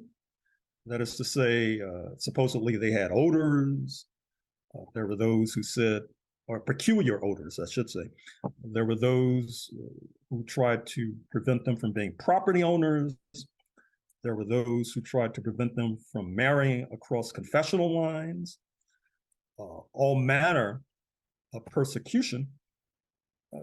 In many ways, that's just shipped to the African population as the scrappy underdogs that are the Protestants then begin to induct the Jewish population to the halls of whiteness. Now, I don't want to make too much of this because I'm sure there are those in your audience who are familiar with the ugly history of anti-Jewish fervor under the Union Jack and certainly under the Stars and Stripes, up to and including the lynching of Leo Frank, the Jewish man in Georgia, about 105, 110 years ago. But I'm talking about relativity. That is to say that, as I'm sure many scholars of the Jewish experience would remind us, many Jewish people found the United States to be a sanctuary compared to what they were experiencing in Germany, for example, or in Poland, for example, or in Russia, for example. So we're talking about relativity. That's the point that needs to be reinforced. But in any case, this question of the religious roots, the religious background of this notion of white supremacy, which is assumed what appears to be to some to be a kind of permanence, although I don't necessarily accept that idea. I don't think you can begin to understand that without understanding this kind of historical portrait that I am now seeking to paint. Yeah, and I think that was one of the things that struck me the most, was this tie between kind of religiosity and how it transforms into another system of allegiance, but also identity. So, with religion, you can, as you were saying, can hide your true religion and still look the same on the outside, whereas racial markers are harder to hide, impossible in some regards, right? And then the thing that I loved about this argument is this idea of this synthetic whiteness, right? And how the British or the London started to import white people, but found that problematic and had to find other things, other people to kind of bring over to do their heavy lifting, if you were. Which you use the word gritty, which I think is such a fantastic word to describe some of the history we're talking about. So maybe you could talk about a little bit about how that process happens, right? How Yes, it is, starts Falcon. with white people and then eventually moves into It is a good into the video. African slave trade. Well, as your comment Told you, suggested, nothing but the best on this channel. it was not easy. We have a classic cable to schedule, exploit endgaming at the end, European migrants colonial thinkers, in the way and I even read, the yeah, what the exploiters fuck wanted more to do you exploit want? them. I mean, for example, in a book I wrote on the 18th century, I talked about the formation of the state of Georgia, as we now call it, formed in 1733. Now, interestingly, the original idea in Georgia was to have no Black people allowed, because by 1733, there had been plenty of experience with these enslaved Africans. And the downside of having them, they were often prone to revolt. They were prone to engage in arson. They were prone to engage in poisonings. Many of them could be called ethnobotanists in terms of their knowledge of plants. They were prone to engage in murder. And they were prone to burn down the fields, burn down the master's house. It was, from a certain point of view of the enslavers, it was a nightmare. So the idea in Georgia in 1733 was that you were going to have European migrants. But of course, the problem there is that many of these European migrants, they did not want to do that heavy lifting in the fields. They could more easily escape into urban environments because of their phenotype, because of their melanin deficiency, if you like. And then there was the idea that by importing these European masses, you're basically importing a class question because you were importing a lot of poor Europeans who were not necessarily predisposed to go along with being exploited as cheap labor. And you would have similar sorts of uprisings, for example, perhaps not as all-encompassing as those delivered by Africans, but of course, still damaging. Jesus, Mark. So soon after being founded in 1733, you've contributed 16,000 total to the CDI exploit, challenge and import enslaved Africans into Savannah, the major slave port. And on the cusp of the revolt against British rule in 1776, which leads to the formation of the nation now known as the United States of America, Georgia had one of the most sizable Black populations amongst the colonies. Yeah, it's looking pretty likely. In 1733, a few decades we're earlier, 77% of the way there, and there's no still Negroes 21 allowed. days left. And what's interesting as well is the elasticity of this concept of whiteness. And I should say I'm not the first scholar to address this Now question. everybody's dumping into it. To be fair, Ay, rather than not good. issuing oral footnotes, let me just continue with this narrative. The elasticity of whiteness. I mean, for example, and it's very tricky too. You can still see the religious roots. Ralph Nader, the man who ran for president some years ago, is still in the land of the living. He is of Lebanese origin, but Lebanese Christian origin. And so therefore, in the popular sense at least, he's viewed as, quote, white, unquote. However, if a leader of Hezbollah, the Lebanese resistance movement of 2023, migrates to the United States, presumably Muslim, he would be considered third world. Or to look at, you might have to help me with this pronunciation, the woman who is the host on the Today Show, or Hoda, K-O-T-B. Khattab? Is that how you pronounce it? I think Koteb, maybe? Okay. She is, of course, of Egyptian Christian origins. And so therefore, because of her US accent, perhaps her religious background, she could, I think she's at least popularly constructed as, quote, white, unquote. Or my third example would be Queen Noor of Jordan, who was married to the former king, Hussein.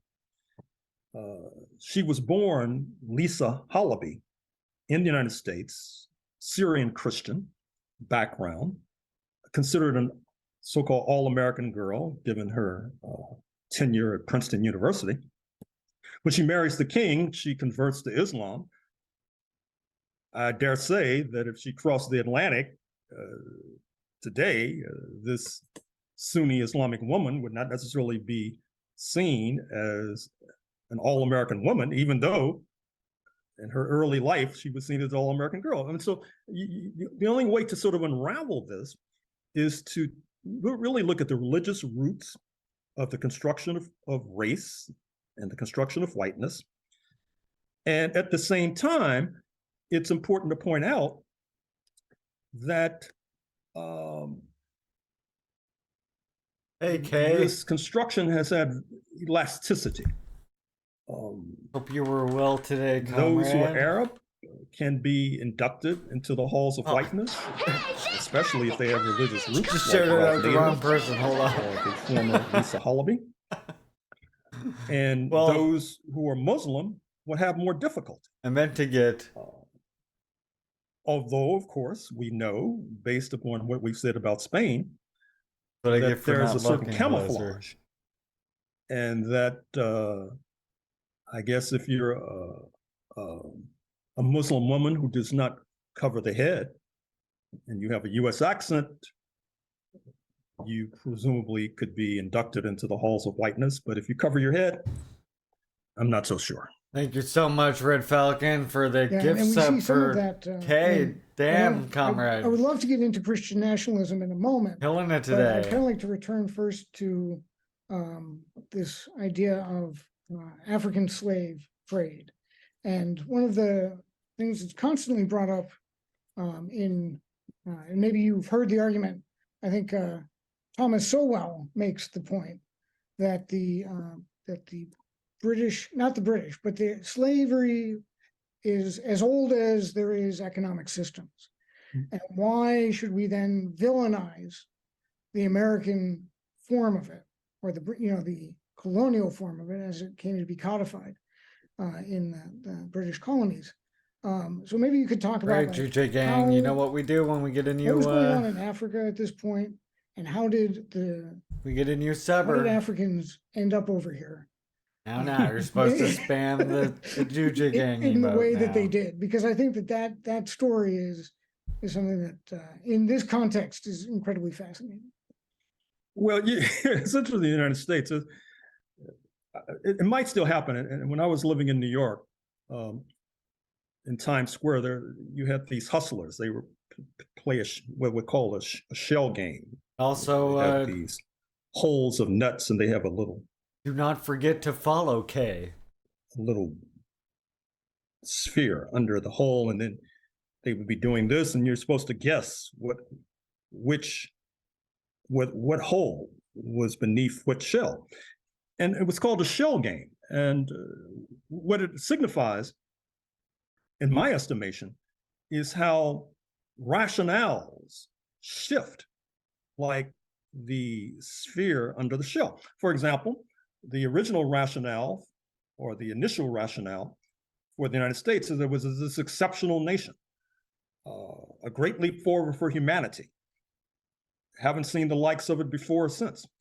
But then when you say, well, what about slavery? And what about indigenous dispossession? Then the argument shifts. Everybody was doing it. So why you picking on us? Of course, comrade, no Wait a minute, problem. I thought you said it was exceptional. Well, you know, it's basically, it's sort of intellectually dishonest. It blew too Either soon. it's exceptional or it's like everybody else. You can't, I don't see how you can be both unless you want to make an argument. I used to be a lawyer, as the lawyers might say, that you have the cleanest dirty shirt. Okay, if you want to make that argument, fine.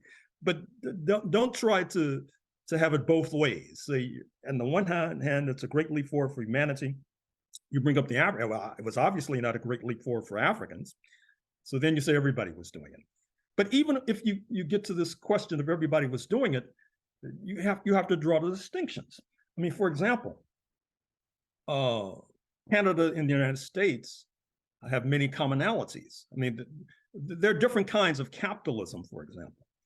The capitalism that exists in the United States does not have the healthcare system that you have in Canada, a single payer, where basically your healthcare is subsidized. You're in Cleveland, right across the lake. You have a different system altogether. And so you have different systems of capitalism. I mean, the kind of capitalism you have in the Scandinavian countries, more of a social democratic capitalism where you pay more taxes than oftentimes than you do in the United States, but then you get more benefits as well. You get longer vacations, for example. You get longer tenure for paternity after you have children, for example, more time off. So likewise, there are different kinds of slavery. And the particular indictment of US slavery has been what I've alluded to before, which is that this virtual equivalence between Blackness and slavery, reference what I said a moment or two ago about the Spanish Cuba, for example, where you had African conquistadors. And then you have other kinds of slavery where one can more easily migrate up the socioeconomic ladder. I mean, for example, some of your audience might remember Prince Bandar of Saudi Arabia.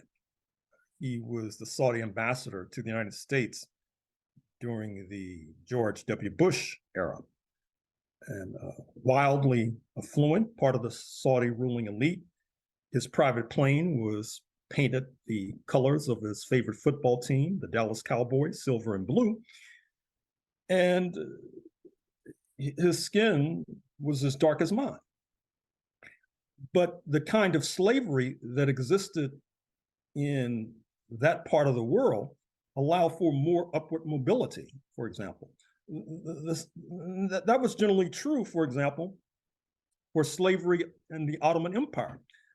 That is to say, what distinguished Ottoman Turkish slavery was that they didn't just enslave Black people. They certainly enslaved quite a few Black people.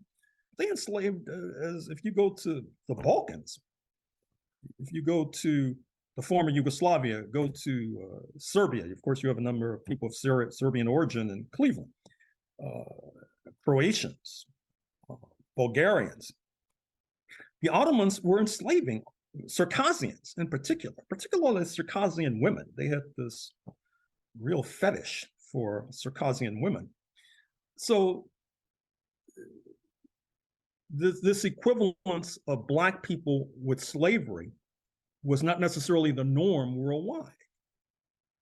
just as it's not necessarily the norm worldwide to have a single payer healthcare system under capitalism that you have in Canada, for example. So I think it's well past time for those in the United States who are trying to understand U.S. slavery, to understand the reality of U.S. slavery, to understand the nature of what is called Yeah, I was chattel actually slavery. I mentioned that That is earlier to too, say, GMO, about the enslaved being the flights equivalent resuming of a to horse China, or a I mule noticed. or a table, for example, and the limits on upward mobility, for example, and how the fact that how this facilitates a certain kind of bestiality, particularly towards women of African descent, because it provides a kind of incentive for the enslaver to rape the enslaved woman. That's one of the reasons you have so many different skin colors amongst Black people in the United States today. And then that gets me to the other point, which is that the so-called one-drop rule, which facilitates enslavement. You could look like George W. Bush or Madonna, but if it was thought that you had a scintilla of so-called African blood, you were a slave. Now, obviously, that broadens the base Problems for or enslavement. global economic Of course, opportunities? there are cases of European migrants landing in New Orleans, and somehow they're traduced into being slaves because it's said that they have one drop of African blood, so-called. And so it creates this idea that there's something wrong with being of African descent. And I should also say that given the fact that this was the system in place in 1776, when there was a revolt against British rule to set up this country, it creates an incentive for the Black population not to go along with the program. And then if you're part of a country and you're not going along with the program, then you're subject to being penalized and pulverized, which has been the case for Black people. I don't think you can begin to understand the case of George Floyd and Minnesota, or Ralph Yarl, the teenager in Kansas City who shot in the head when he rings the wrong doorbell. On all of these cases, too numerous to mention, without understanding the culture that was created historically, whereby there was something perceived as wrong with being of African descent, and whereby that creates an incentive for Black people to rebel against the status quo, which then leads to them being pulverized and penalized even more. And it's difficult to unravel these realities, however, because there is a competing narrative, as suggested, that this is the greatest country on earth, and the creation of the United States was this huge leap forward for humanity. And I was thinking about this the other day in terms of land acknowledgements. Now, Australia was also a British colony. In fact, once London is not able to send its poor to North America after it loses control of what is now the United States, that leads in 1788 to sending them to Australia. So in today's Australia, which is very much similar to the United States culturally and otherwise, it's quite common, not just in university circles, but across the board, to have land acknowledgement. Land acknowledgement is basically somebody will put on their email or say on a radio broadcast, I acknowledge that I am on the unceded land of this indigenous group. Land acknowledgements are quite common in Australia. They're not that common in the United States, other than certain universities. And then when you do it at certain universities, you're accused of being woke.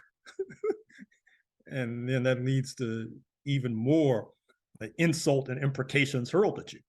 But I think that what that should cause us to reflect upon is, why is it that in Australia this would be common? Of course, Australia did not revolt against British rule and set up independence. There was an elegated process leading to an independent Australia. The United States did, which has led to this notion that this is this great country and that can do no wrong. But then it becomes very difficult to explain the Black experience, which of course leaves many Black people in the United States very confused, leaves many of them angry, and it's not very healthy.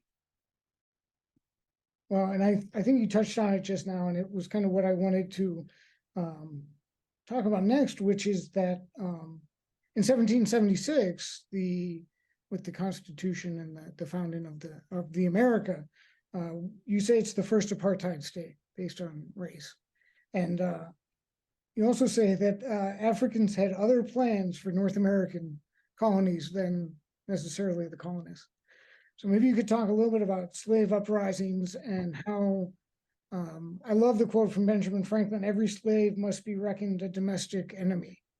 And what brought him to that, and kind of because I think it builds into some of what you were talking about with the trauma of, not only being Black in America, but why you're perceived based on your skin color as inherently threatening. And I think it has roots in this, in what we're talking about here. Well, roots it does. As noted, people are not happy with working for free. You have a lot of people who are unhappy about working for low wages, let alone working for free.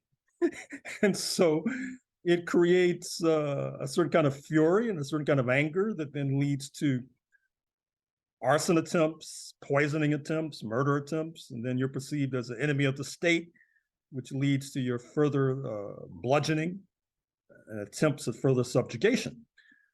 But to put a timeline on this, so what happens is that, and once again, I'm in the interest of time, I'm telescoping a lot of complex history. But to get to 1688, which is the so-called Glorious Revolution in London, which leads to an attempt to clip the wings of the monarch by the rising merchant class.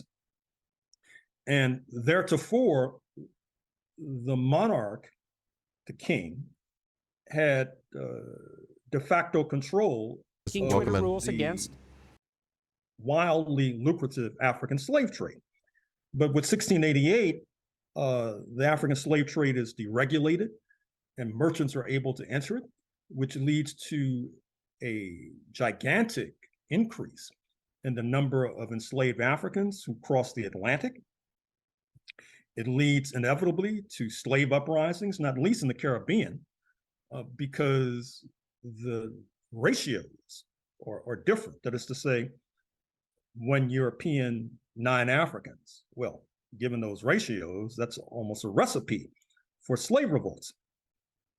North America is different, but even in North America, you have increasing slave revolts.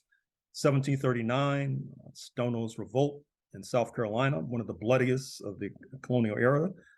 I should have mentioned 1712 in Manhattan, New York City, 1741 in New York. This is in part a product of the numbers increasing. And with these Africans arriving who have not been acclimated to this culture and this society and are not very pleased with being in this culture and society. And so they're willing to go on the warpath.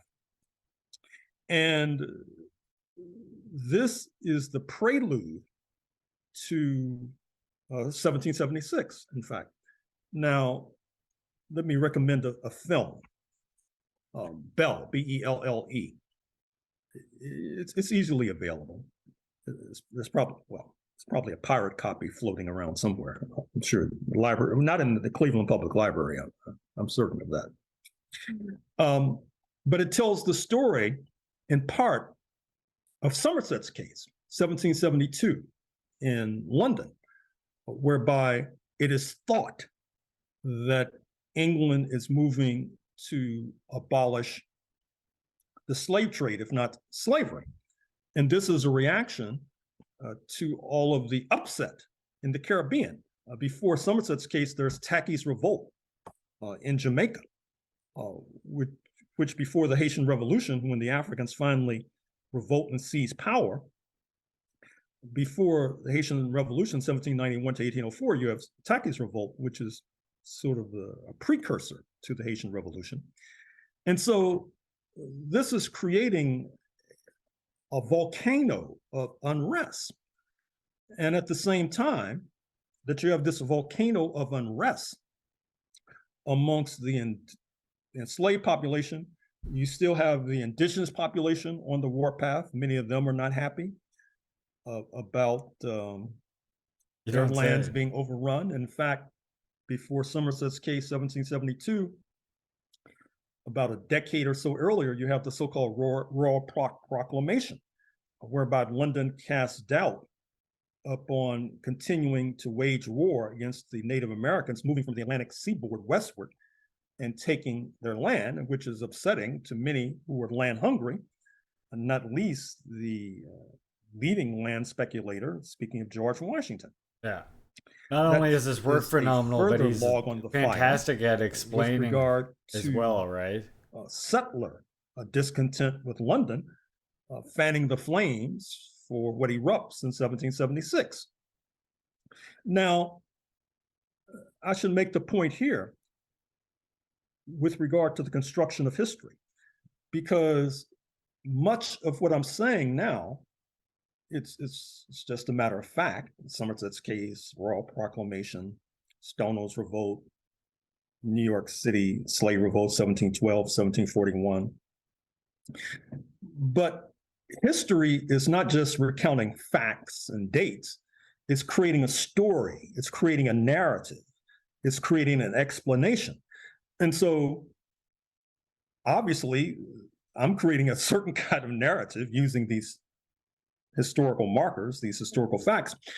You'll have another historian who will ignore Somerset's case, who will ignore the Royal Proclamation, ignore the slave revolts, and construct another kind of narrative based upon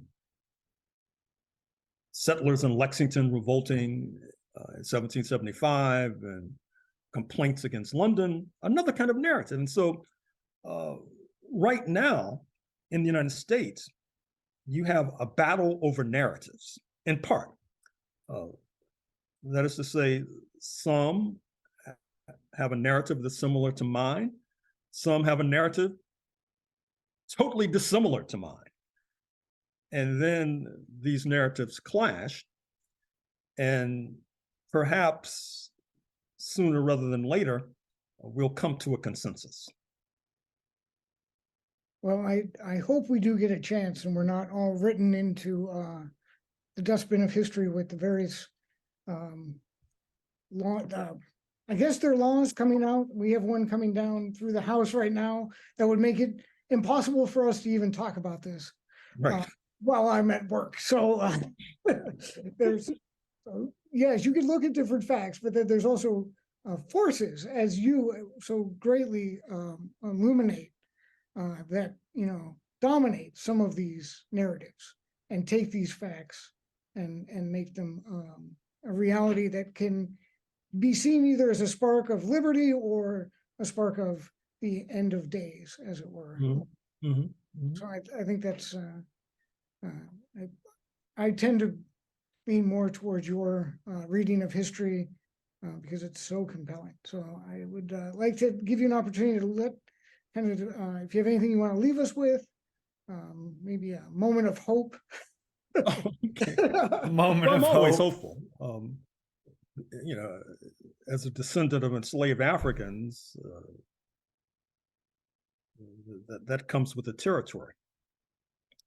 But I don't want to get false hope at the same time, because as suggested by these laws that are right around the corner that would seek to circumscribe the teaching of what I would consider an adequate and accurate story of history, that kind of maneuver is oftentimes the precursor for something much more devilish, I'm afraid to say.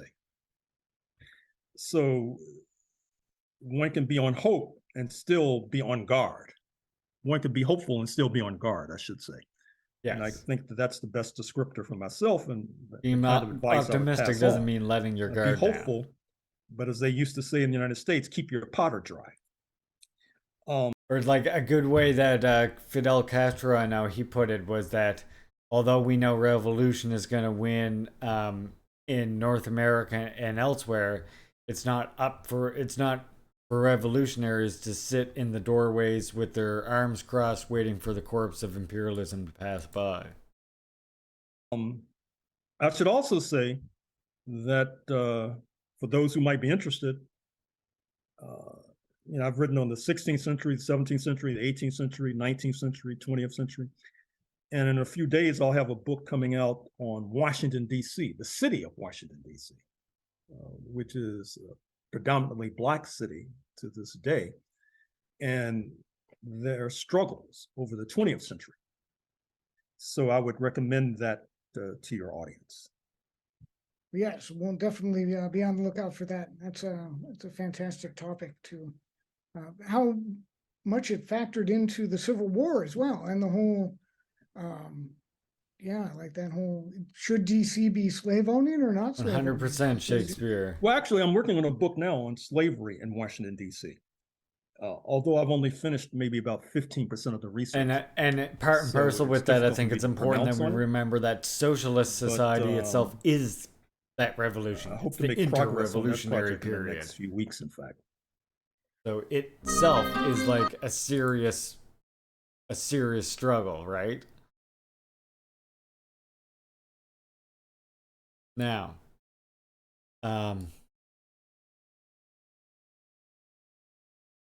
fucking Doug Ford here. So Doug Ford, he removed rent controls in Ontario, and he only cares about, quote, supply and demand for new multi-million-dollar houses. He's told by factory line workers that they can't afford rent, and he blames Trudeau and the Bank of Canada. I mean, the Bank of Canada, yeah. But what's interesting is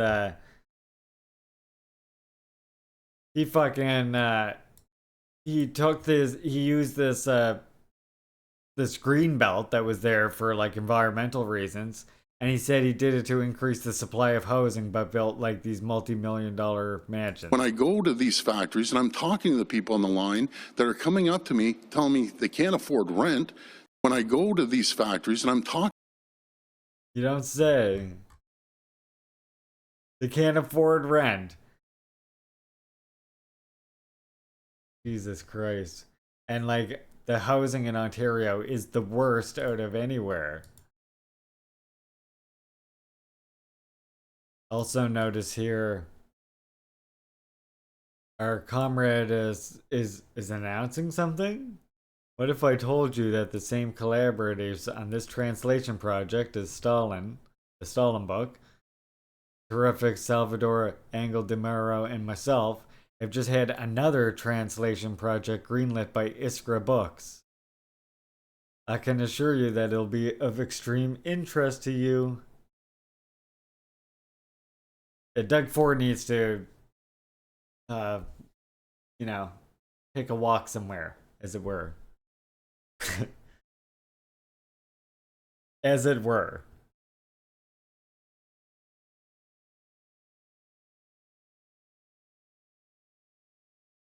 Yeah, that works, yeah.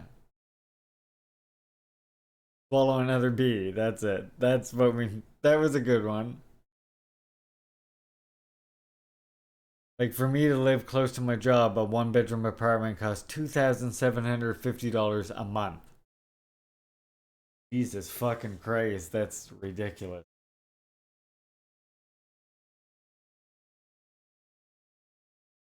Yeah, Ontario is fucked.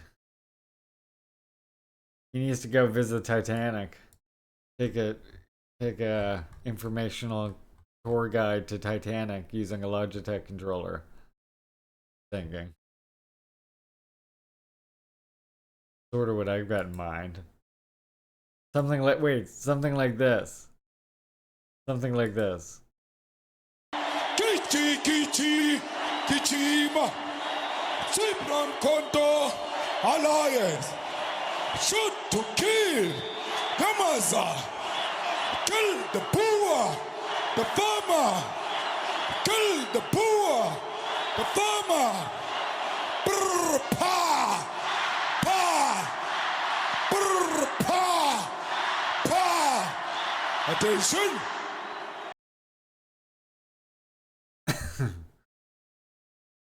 Summer's not over yet, and neither is that summer bop. I always say.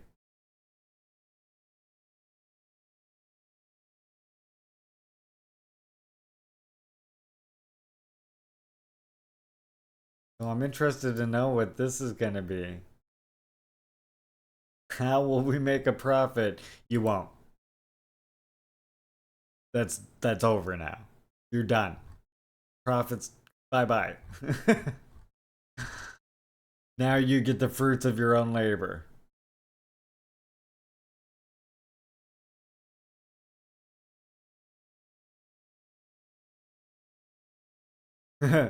Check this out, comrades.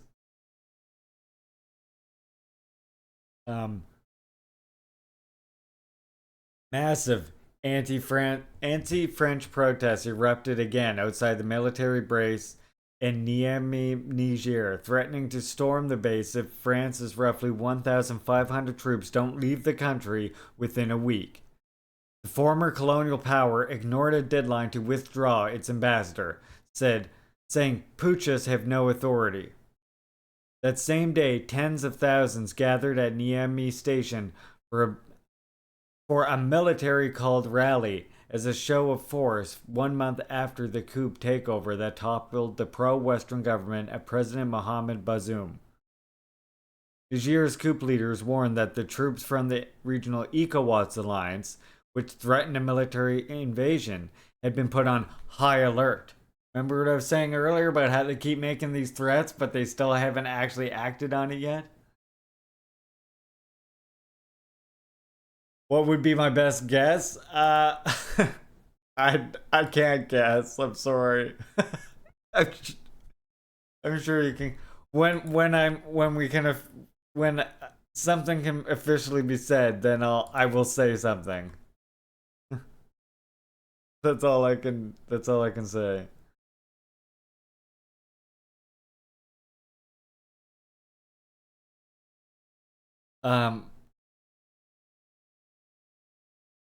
Yeah, put on high alert. Remember how I was saying earlier again about how ECOWAS, like, they keep threatening this, but now they're on high alert, are they? They weren't on high alert yet? Yeah, bath time ABCs of communism. Speaking of that, I do have something to say on that you might all be, some of you at least, may be interested in seeing. But first, let's finish this. Last week, Niger officially signed a military agreement with Burkina Faso and Mali, allowing the two neighboring countries to intervene militarily in Niger against ECOWAS forces. ECOWAS, backed by the EU and US, rejected an offer by Niger's coup leaders to hold democratic elections after a 3-year transition period. So the West rejected that offer. But so now ECOWAS is on high alert. Okay? So look out. Check out this video. C'est parce qu'on en a marre de la France et de la politique des Noirs qui se cachent derrière le peuple pour faire des jeux occidentaux. On en a marre parce qu'on a donné un ultimatum aux Français de quitter notre territoire. DPRK flag in the background there. Pas pour nous aider. Ils sont là pour nous piller, prendre nos ressources. C'est parce qu'on en a marre de la France et de la politique des Noirs qui se cachent derrière le peuple pour faire des jeux occidentaux. On en a marre parce qu'on a donné un ultimatum aux Français de quitter notre territoire. Parce qu'ils sont là que pour nous courir la vie, pas pour nous aider. Ils sont là pour nous piller. I don't know. Sounds like the coup is popular. What do we what do we say when a coup has wide, massive popular support? What does that generally mean, comrades? Anyone want to take a guess?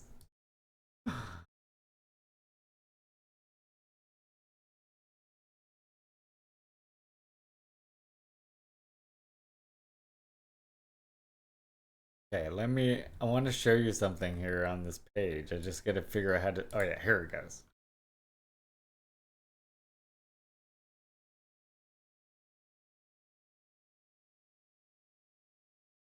It's only a revolution if you're white, exactly.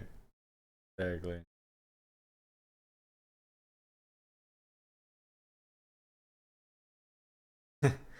How will the socialist government of Macron get uranium for their power plants at no cost?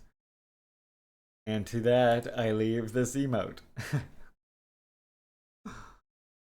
So yeah, Marks for Kids. Anybody see this before? This is a cool little book. This is my Stalin page, by the way. This is my a project from way back in the day. This is Marks for Kids. Yeah, you're free to distribute this, it says. But yeah, see, it has all this, and then it even does like little text, see? So you have little explanation slides as well. It's actually kind of neat.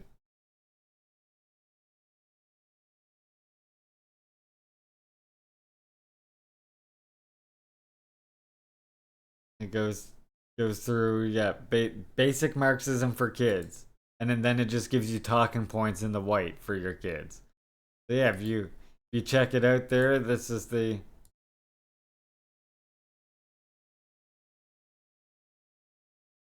it's a pretty old one that I posted a while ago, but I mean it's still very, very useful. Highly recommend checking it out. Especially if you have kids, of course.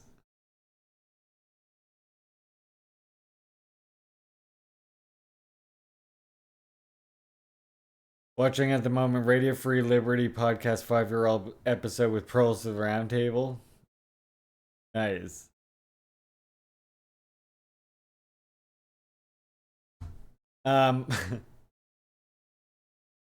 Okay, so we're gonna wind down. We're winding down I'm gonna wind down the actual watching stuff. I still encourage you all to talk about politics, as you fucking know, as always.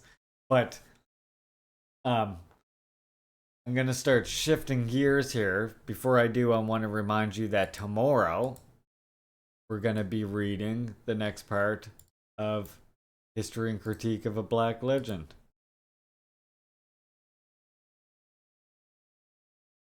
We're on chapter 1 of that. And if you're ever looking to get a link to it, you can just type reading like this. There you go. There's your link. We're all the way on chapter 1 down here.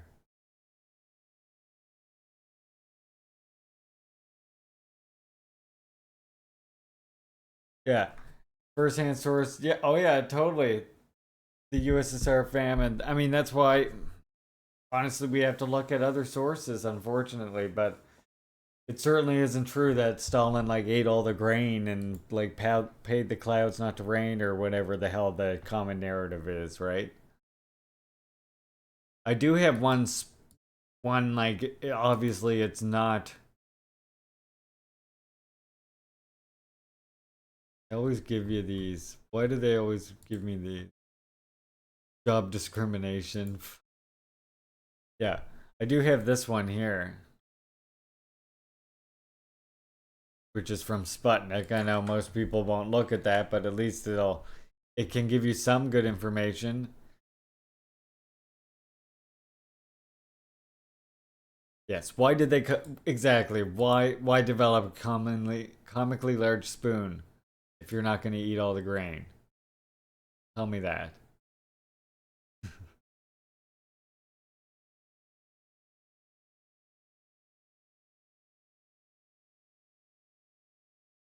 Oh yeah, journalists debunked it. I mean, that is that's a fairly good way to conceptualize it is. But you know what else I would say, Falcon? Another good way to conceptualize what happened with the Holodomor really was that it was a cacophony of factors, but important to remember. Oh, sorry. Actually, let me first mention it was a cacophony of factors. Most notably caused by embargo and stifling from the West. But let's also not forget that famines had plagued that region in a cyclical fashion for like thousands of fucking years. And it was only after the collectivization of agriculture by the USSR that this cycle of famines finally came to an end, making that one, the quote unquote Holodomor, basically one of the last famines experienced in the region. So it wasn't, contrary to even some of the best historians will say, okay, it wasn't purposeful, but it was a failure of Soviet policy. I'm afraid it wasn't, actually. It actually, unfortunately, was, again, the result of sanctions, embargo, conflicts going on at the time. But the fact of the matter remains that the collectivization of agriculture made that one of the last famines in this area that had a history of famines, right?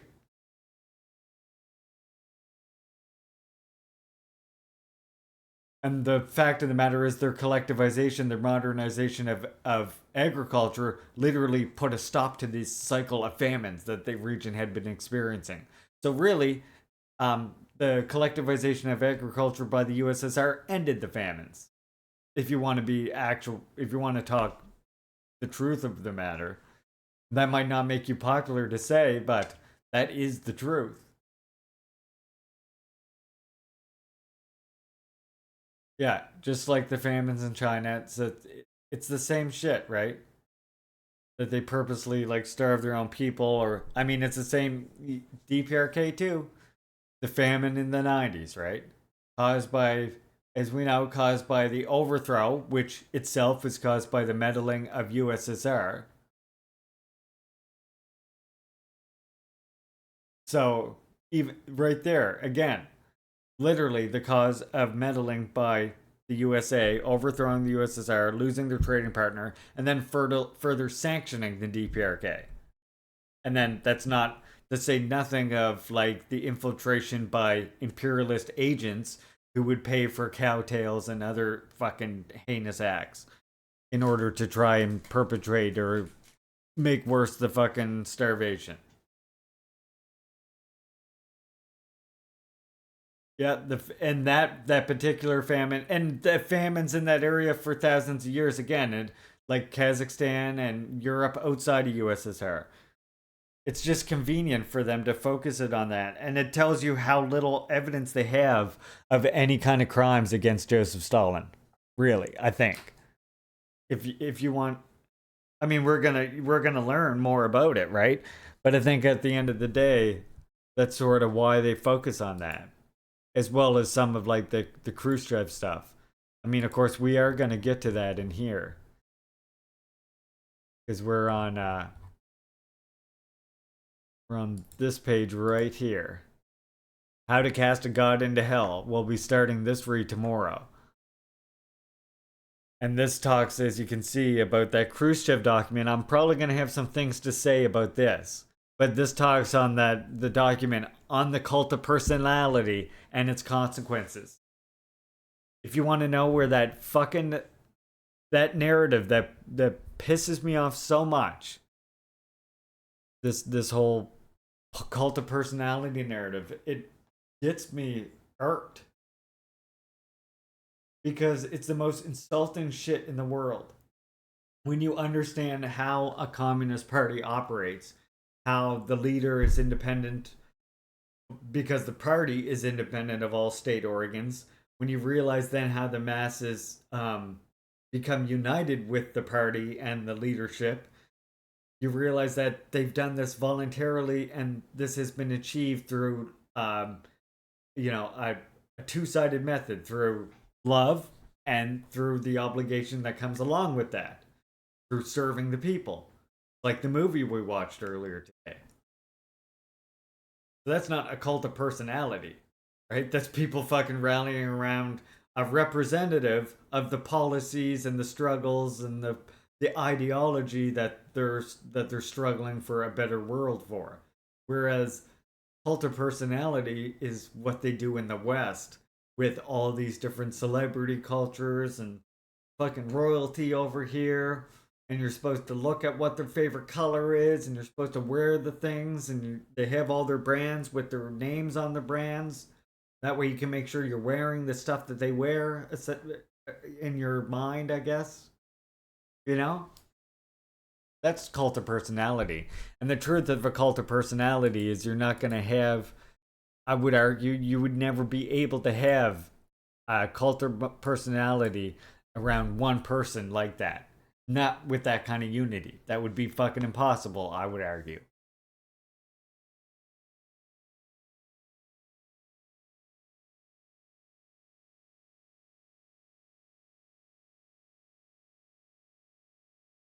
Yeah, 1920s, 1930s material conditions that communism will bring plague today. Yeah, that too, right?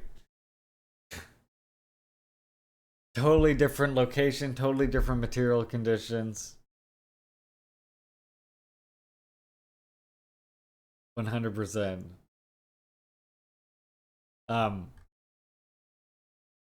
Okay. I have this video. I don't know how comfortable everyone is seeing this, so I'm gonna vote. And this is like this video. It's only 2 minutes long. It's about daddy long legs.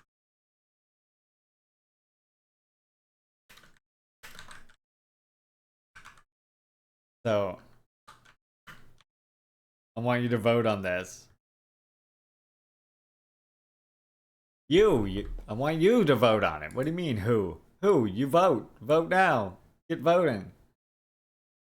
So, it's a video on daddy long legs. It's about this cluster of daddy long legs and some various information about them. Is that too disgusting for you, or do you want to check this out? It's only 2 minutes long.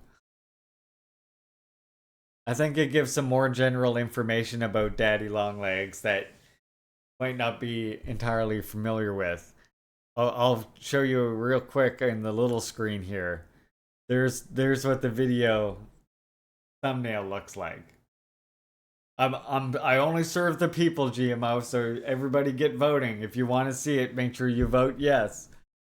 Sounds good if you want to check out this 2-minute video about daddy long legs. I think it also addresses things like the poison thing and everything else.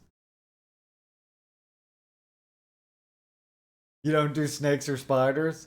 Technically, daddy long legs aren't spiders.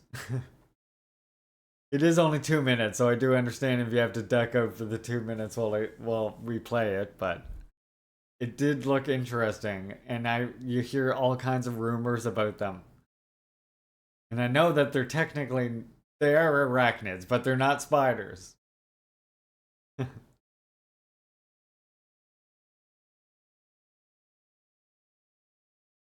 I'll let you comrades vote on that while we listen to the summer bop one more time.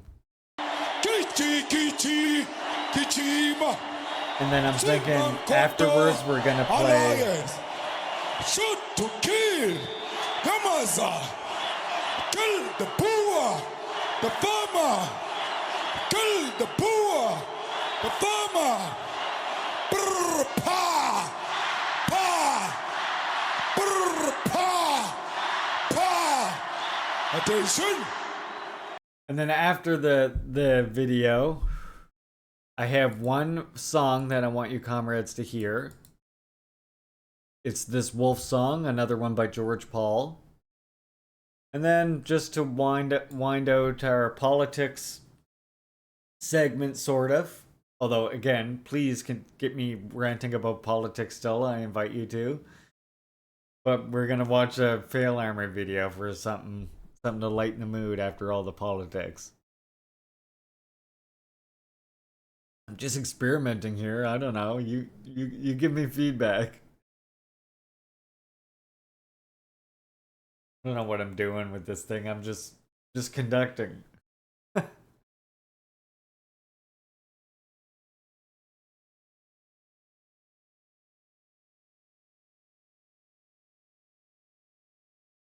All right. Let's check out this video.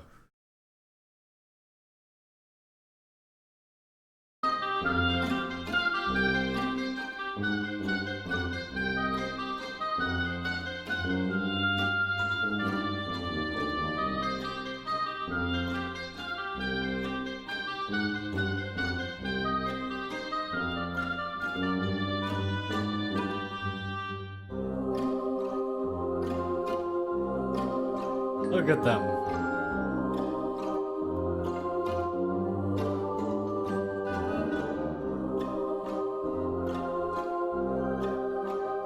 That is so weird.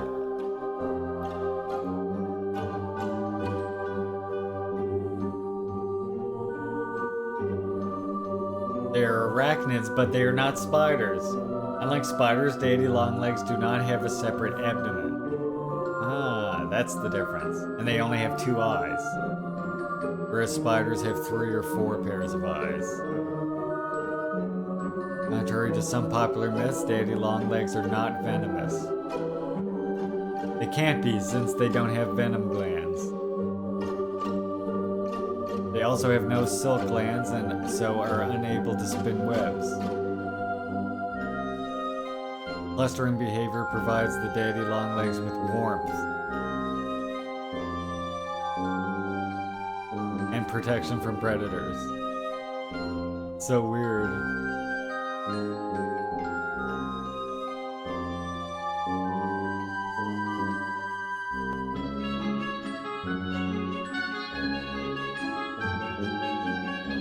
They are interesting looking little creatures, I'll tell you.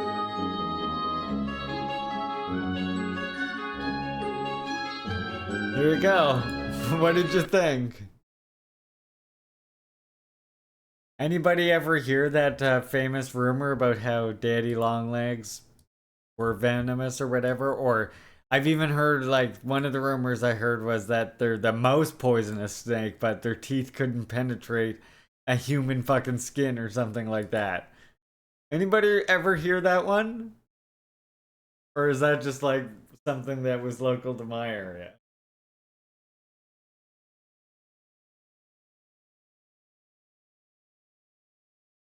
Like in the Wild West days before the fucking internet, you could just go and look it up. Someone would say that and be like, oh yeah, wow, cool. Sounds legit. Right?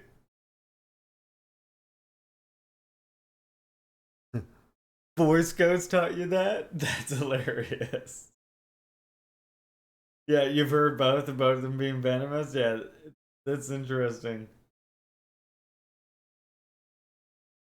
Yeah, more evidence of their misappropriation of indigenous knowledge. Funny. Fucking Boy Scouts. Don't even get me started on the Boy Scouts. Alright, let's have a little bit of a music break.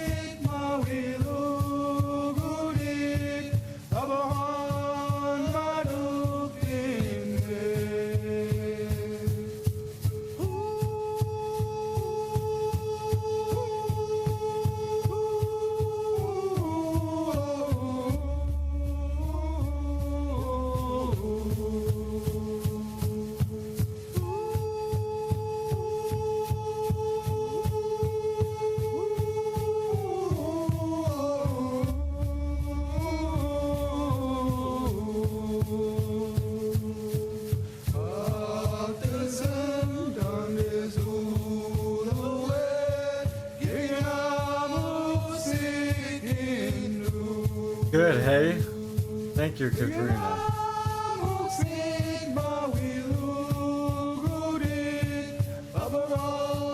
Also, salute.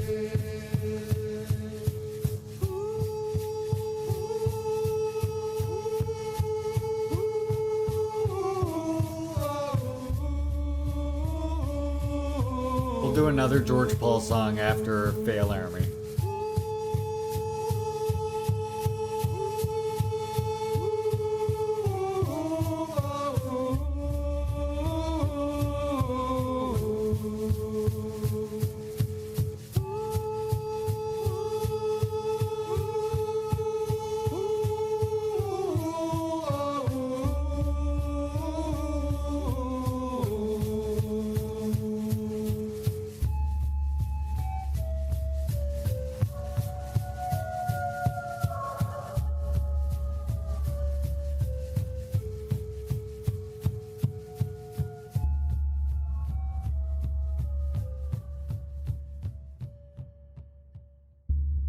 Yeah? Yay, right?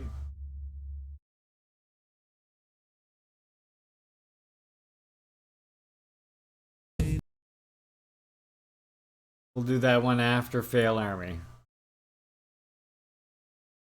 Alright, let's have a little break from politics and stuff here for...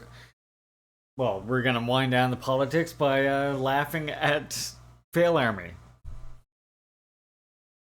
I haven't seen one of these videos in a long time, so I thought, why not?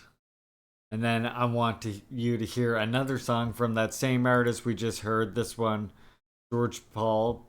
This one is The Warrior Dance. Wait, don't go away. Whoa, whoa. Settle down. I said after George Paul. Hold on. Okay, here we go. I want you to see. I want to see this.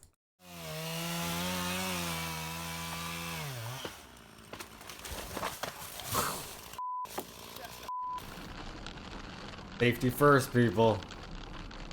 Hello? Watch out, watch out. Oh my god, are you okay? Oh my god. Are you okay, sweetie? What the?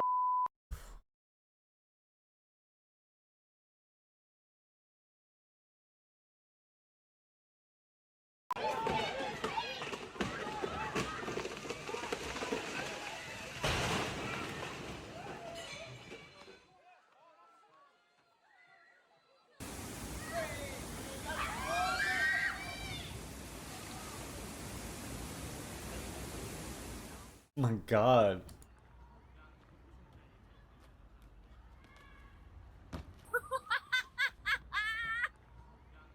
Okay, you just toss her? Just toss him. Okay.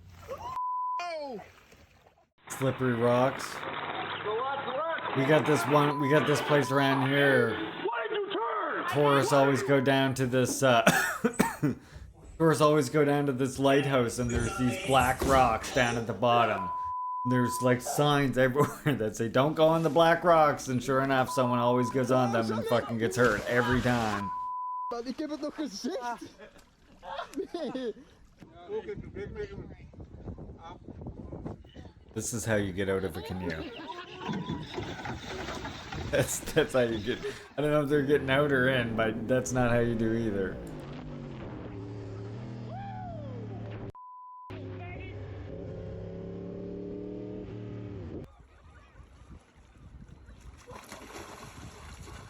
Wet rocks, I'm telling you, stay off the wet rocks. Unbelievably slippery. Especially at the ocean. They like get slimy and shit. Oh.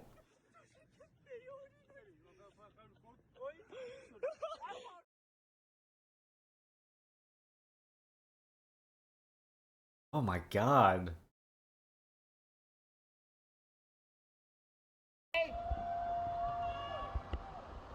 Yeah, this is a good idea.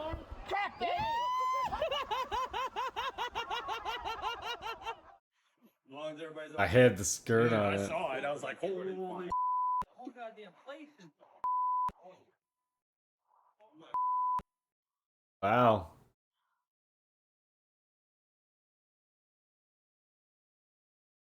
Just another argument for the elimination of privately owned vehicles altogether, as far as I'm concerned.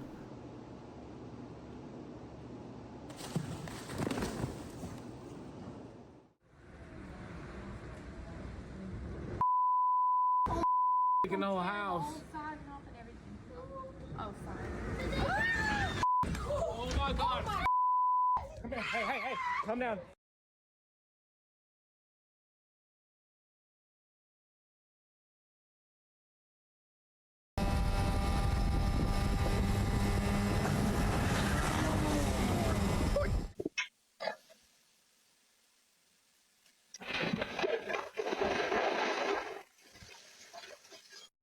Real or fire? Well, I don't know if I can get that last one. huh. Oh, wow. Well, maybe Oh when I wow. work out. Clean your barbecue, people. You gotta put it Clean in the water. your fucking barbecue.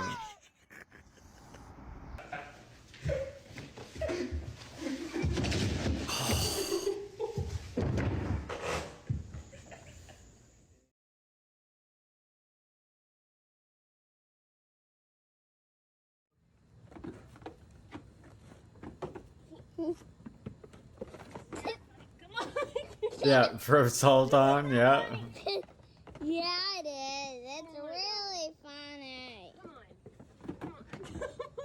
Where is your dad? I have no idea. Good job, Dad. You made a wish? Yeah. What wish? I wish for a new mommy. Oh!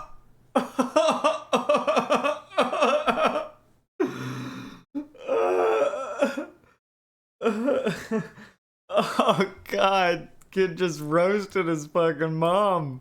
Bobby? Eat it. There? Yeah. Oh dear god. Don't put on your Oh, that's good. Hot. Look at the camera, mate. Look at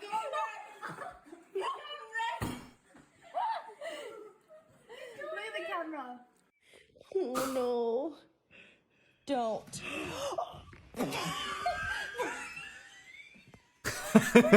Cats are great.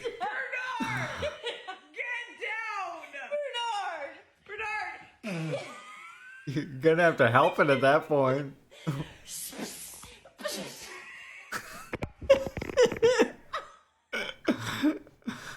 Oh shit. It passed the first time, it passed on time. Cats crack me the fuck up, I'll tell you.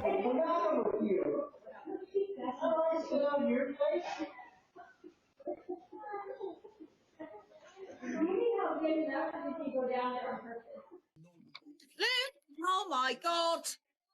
So, look at Luna. Oh my God.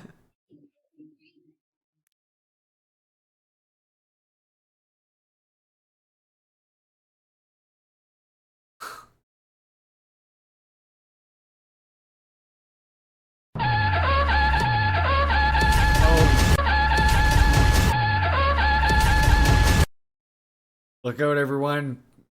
Everyone, battle stations. We got an attempted coup coming in here. Looks like Dan Simpson's trying to take over the channel. Just like he does every day. And I assume that's part and parcel with trying to take over the world, am I right, Dan? Welcome, comrades. Hope you all are well today. I'm Comrade Shane. Comrade Larry. Comrade Shane, you can call me. Juche Gang. This is home of the Juche Gang. I would have been friends with Stalin. I appreciate the raid. Thank you very much. How was the stream today, Dan? I assume you got deep in the weeds with all the politics. We did too, but you know.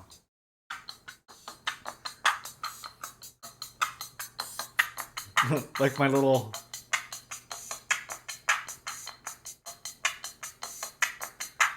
For 2,000, you can force me to play this. Lots of geopolitics and Jordan Peterson content. Oh my god. You don't want Jordan. You comrades listen to Jordan Peterson? I feel fucking sorry for you. I feel sorry for you. Wait, did you see, did you happen to see any of the, yeah, you would get it from that. Moss growing in the brain now, right? Definite case of moss brain now. It's good horror. Yeah, to watch chat did it, yeah. Yeah, I use that same thing. I use the same thing. See, how I get around that, Dan, is I just poll chat. And then I blame them for whatever decisions are made after that. It works. As a streamer, it allows you to pass the buck off. And that lets you sleep at night. Which is the most important thing as a streamer. Oh, you gotta milk it. Yeah, that's funny. Well, we watched a bunch of stuff today. Thank you for giving Idan the shout out there. And again, thank you so much for rating. Very much appreciate that.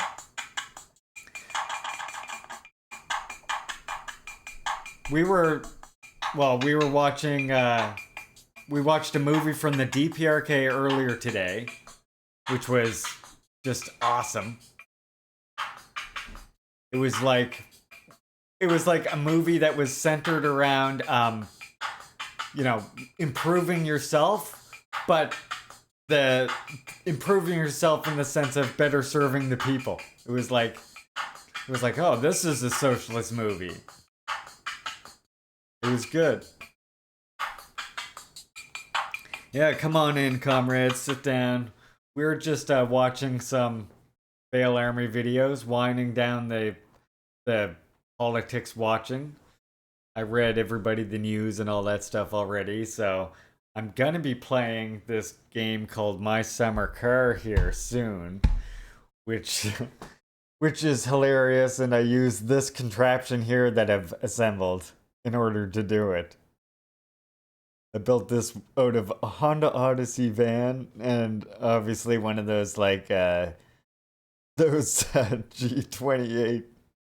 Logitech wheels.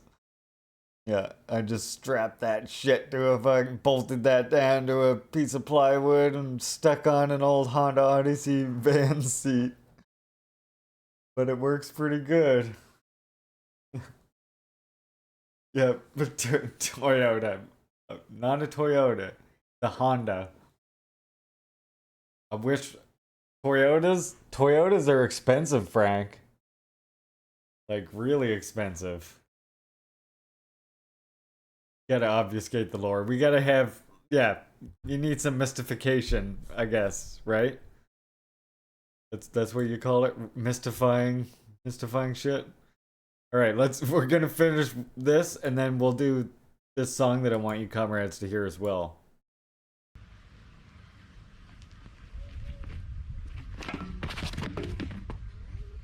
Honda is the people's car, definitely in the West. It's fucking cheap. And parts are cheap on a lot of them.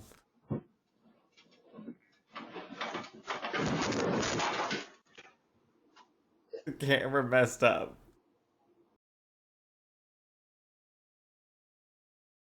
What the hell? Fucking tortilla fight?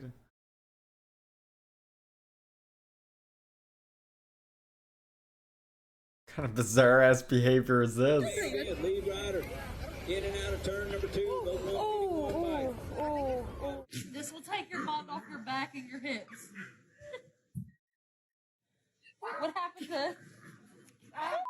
God. Why would? How did? Stop! No, you can't pull my.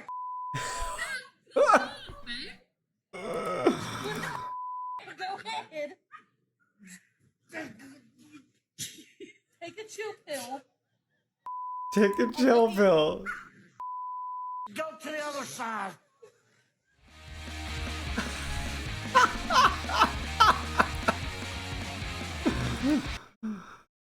Oh god. That was pretty fucking funny. I don't know. I don't know what you all think, but I thought that was pretty good. But yeah, tomorrow, don't forget, we're gonna be reading that Stalin book. Yeah, so my summer car, this is the one I was talking about. I'll show you. And bizarre, but it's awesome.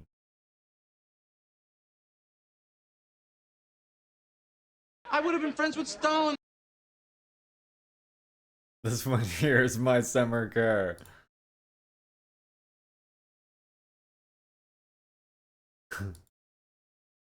You build your engine from scratch. You can see it here with the fucking...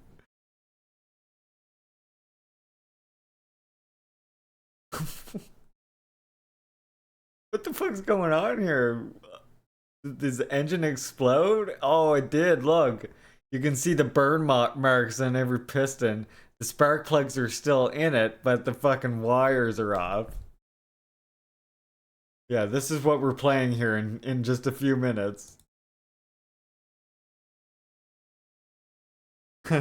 Trunk full of beer.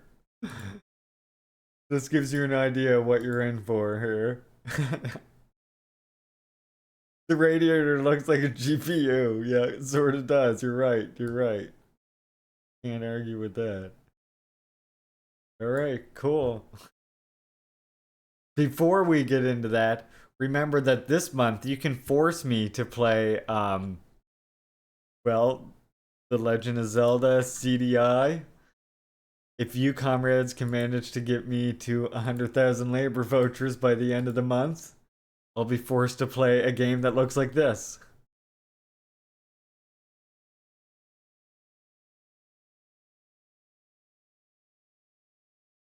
And then we'll have to take a vote, and you comrades can decide which one you want me to play. Wanda Gamelon or The Faces of Evil. So yeah, make sure you contribute to that. How far are we? Oh shit, we're 81% of the way there. You comrades have 21 days left to get me the other 20% of the way there. I don't know if you can do it, just saying. I don't think it's possible. By the way, thank you for redeeming the 420 can of Commie. That's, of course, one of our redemptions. You can also force me to read you a nice little communist quote here for 300 labor vouchers. Or the new one, the big one, 2,000 for the Korg break, which is that this little drum machine right here. This is the Voca Beats from Korg. I've had this for a long time. I miss my synthesizer though. I used to have a Roland synthesizer. And one day the dream is to own that Roland synthesizer again, and then I'll fucking jam it for you comrades all the time as well. We won't do DJing. We'll create the crazy techno sounds from scratch. We'll like do it with the Roland synth, and if I ever get one with patching, that would be awesome too. Total War is awesome. I do like Total War. Did you see that on my screen or something? I do have Total War. I like the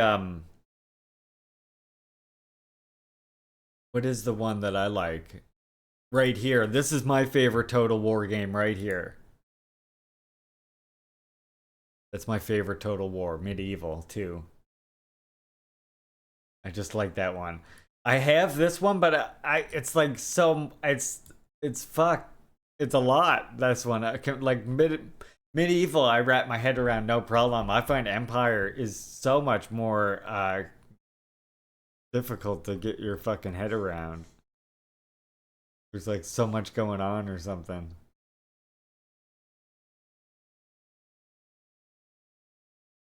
Hatchet, you.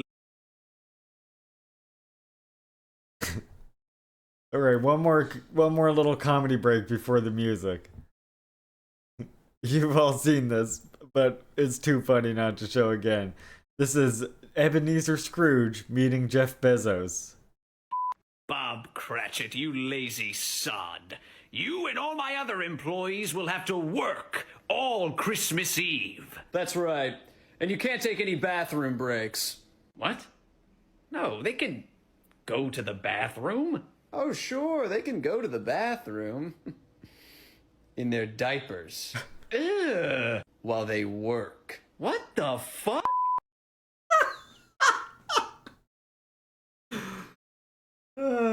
Accurate depiction of... That's an accurate depiction of Ebenezer Scrooge meeting Jeff Bezos right there. Go. Knew you'd want to see that. Alright, now let's get ready. While we get ready to play My Summer Car, let me hook up the wheel and I'll play you this. Some soothing Micmac Warriors music.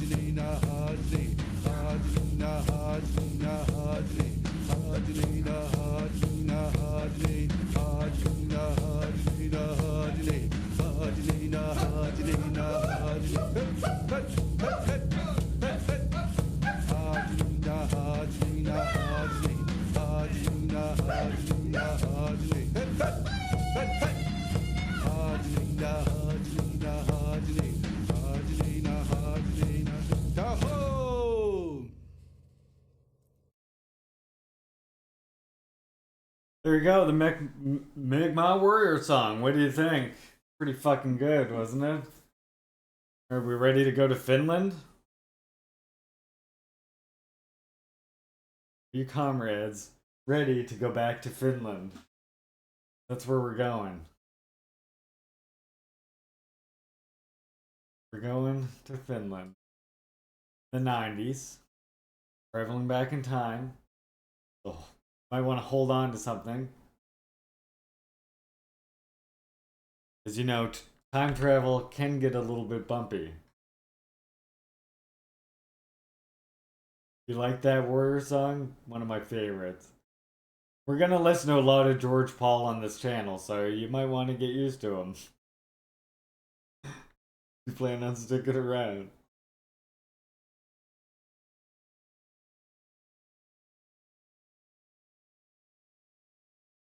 I'm not sure. I never used Bandcamp, so I'm not sure. Be interested to know if he is, though.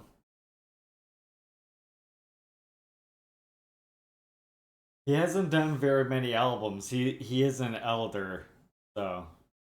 But what he has done, as you can hear, is fucking amazing. He's got this way of mixing, you know, the traditional ancient sounds with modern sounds that's just so appealing. Alright, here we go. Going to Finland. Yep, this is all right.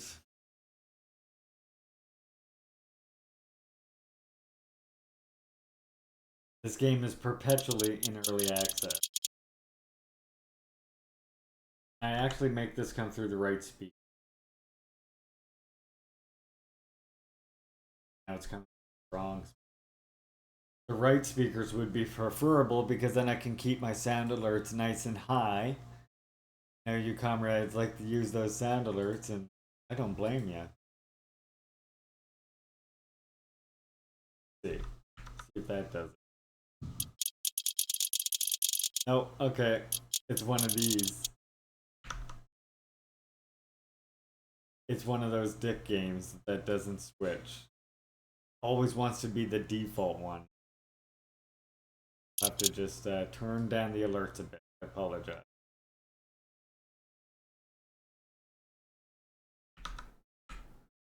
Alright, let me know how the volume is. Let me know if anything needs to be adjusted. That's our car that we're working on. It's like based on a Datsun. An older Datsun, obviously. Now, trying to remember where we left off. We were brewing liquor.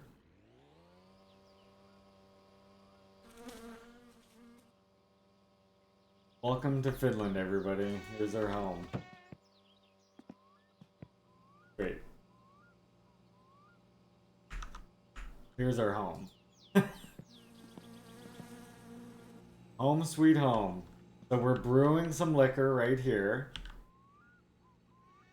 I think it's pretty well done. And we're also trying to build the car here. Oh yeah, that's right. I forgot. So we had a problem with the battery. We need a new battery. It's almost nighttime, so it's not worth going to get a battery now. We'll never make it to the store in time. So instead, the other thing we have to do is chop firework. Get $3,000 for that. So to start this thing, it's got a hand throttle. Do that. Park and brake. Should fire up. Right. We need to deliver firework. This is like one of the best paying jobs in the game. And in fact, one of the only ones worth doing. There's a couple other jobs, like one is to pick strawberries, but that one's not worth doing. And there's another one that's like, get hay bales from the farm, but it takes the entire game to do it, and you get $1,000. So again, not worth doing.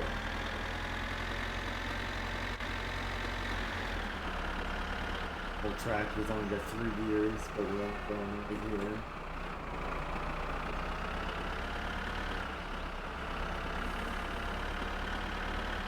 Wait till you see how we gotta chop wood in this shit.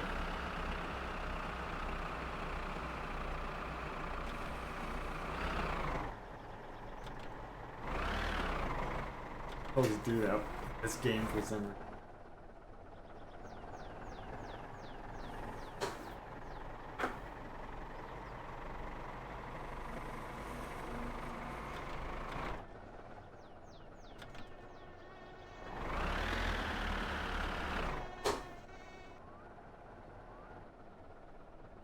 This way.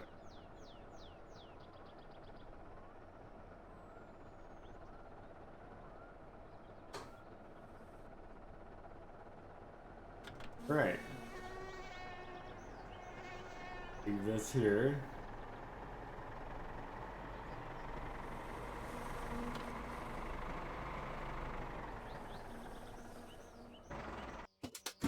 Okay, now we gotta hope that my uncle still has the van there in the morning. But we're gonna do some chopping right now.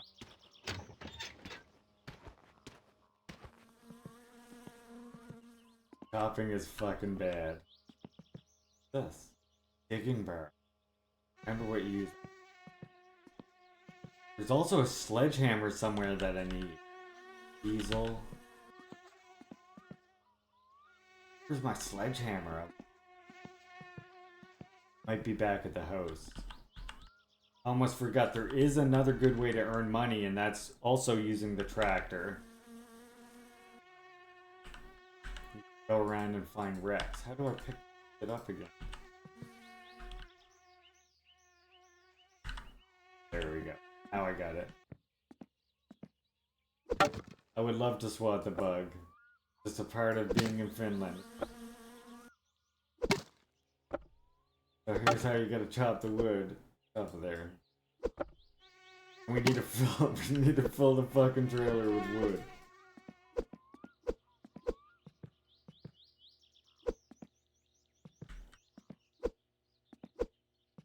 Get away from the block.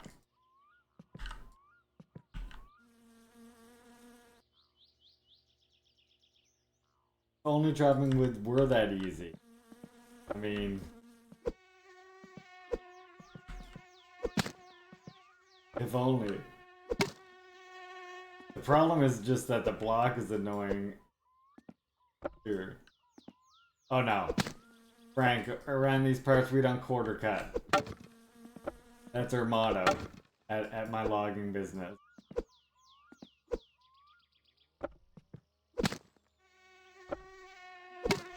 Get a whole bunch, so we might as well keep going as long as they'll let me put more on. Get off of there.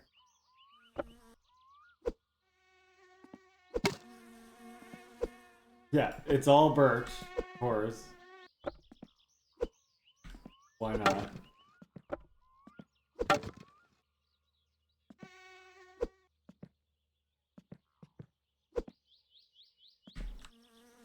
Get off of there. There we go. The more you can pile up at once, the better. Trust me.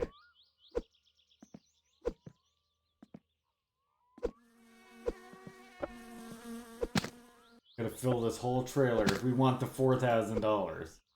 We do. We're down to 1,200, and I have a feeling a battery is not gonna be cheap. Anyone want to take a guess at how much a battery is gonna cost us?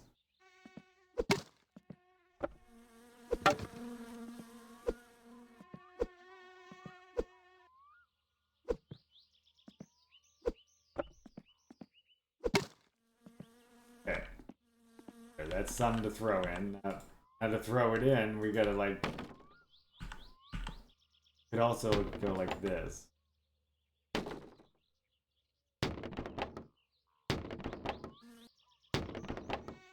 Yes, this is the easiest way. Captain DPRK is guessing $400 for the battery. Right? Different guesses? I sure hope it's not $400. I only have fucking $1,200 left. Over half my money, you're guessing.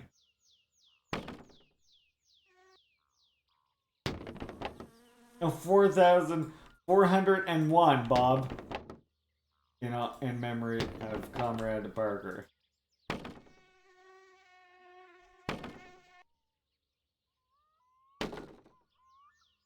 Bob Barker was a member of the Sioux Nation, in case you didn't know.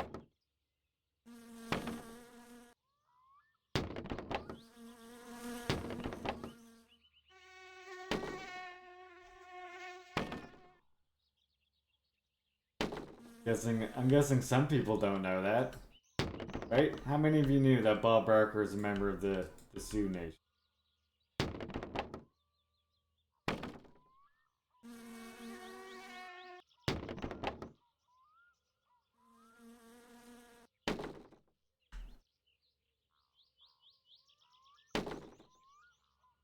Yeah, he lived on reservation for most of his childhood.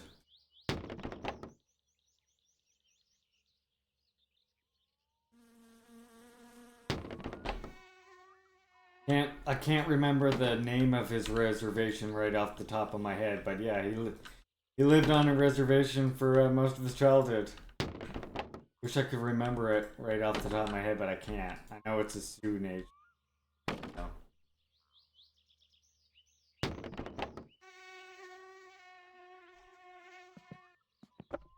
Whole bunch of people don't know that. Of course, that part's just like completely ignored by any mainstream media or news outlet. Right? Of course, that part's left out. They whitewash everybody that they can.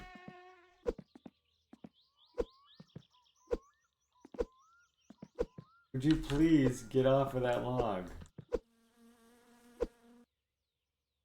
That's annoying when you actually have to do it like that.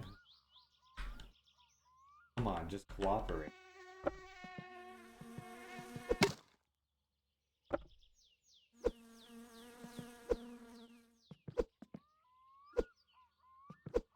And I'm pretty sure the car only needs the battery. We've done all the other work that I can think of. The only problem we may encounter is if we wired something up wrong, but that's not hard to fix. And then, of course, we get a problem with the alignment, which just sucks trying to align your car. Now there is like a trick to it.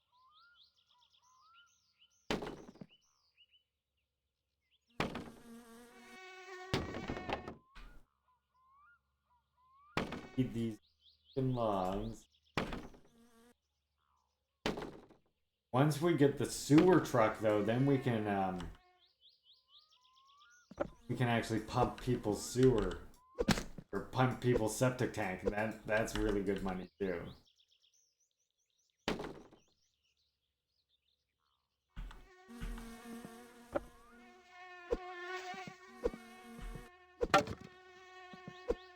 You gotta stand way further back than you expect. We're doing pretty good, but it's still gonna wait.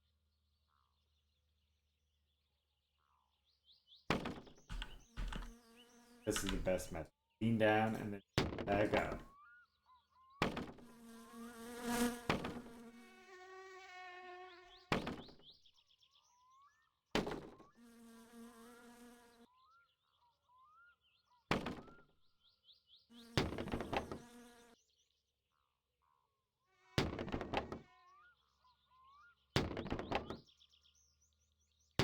Well, no, it's at the top when it stops going up. Still got a ways to go yet. Little ways. But it's starting to get dark.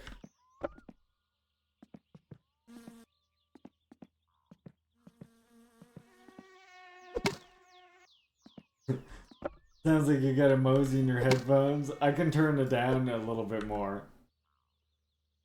If that's helpful. Then it's not as loud. There. There. Then they won't be as noticeable, hopefully.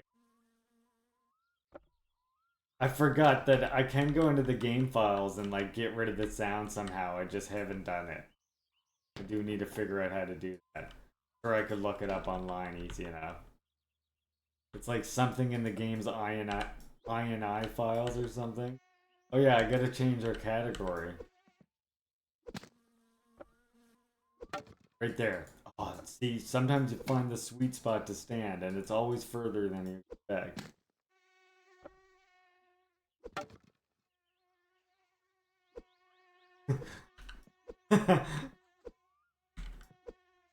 Can you imagine if this had crowd control, Frank? Oh god. This would have some horrifying crowd control options, and you know it. Increase mosquito volume by 25% or something like this.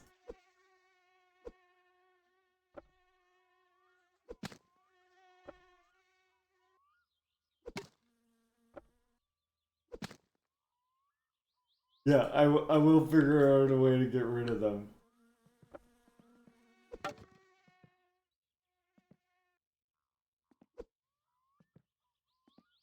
Battery dies for 100 coins. Oh god. Yeah, that would be ridiculous. Pistons explode.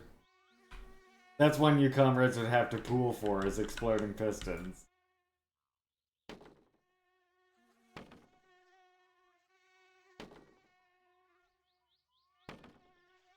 Definitely have to be pooling for exploding pistons.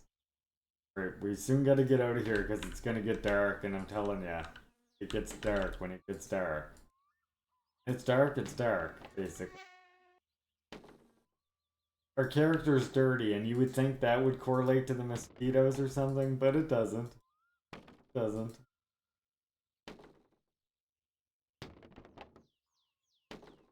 Telling you, this is worth the money.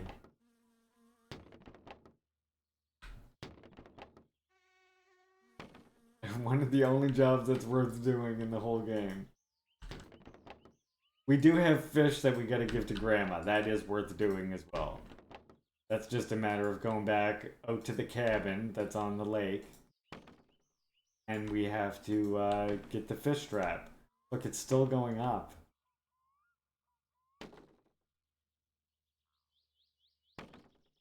God. How many fucking logs do you take? It's gotta be getting there, right? Okay, one more round. I think we got enough light for one more. Where was I standing? It was like this, right?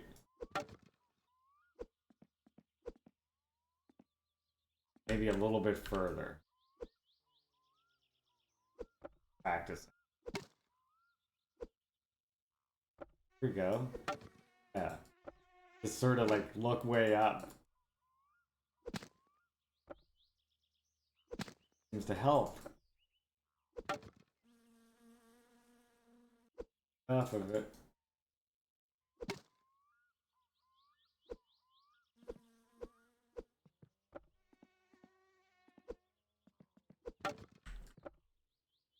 Actually, I don't mind when they fall. If they fall right off like that, I do not mind, because they're easy enough to chop while they're sitting on. Gotta change the goddamn title or the category that we're in. I don't want to waste any daylight, damn it. I feel like we're close to filling this.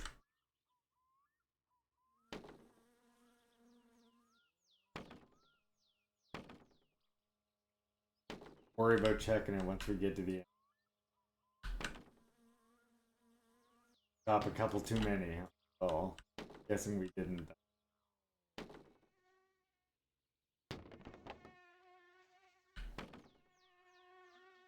Living in capitalist Finland simulator.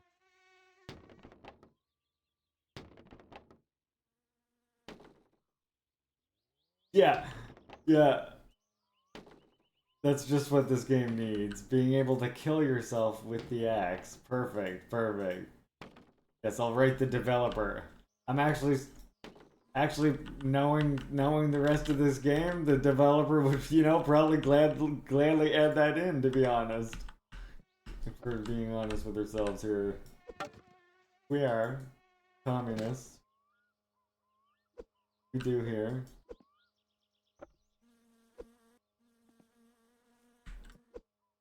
Hey. There you go. Whack.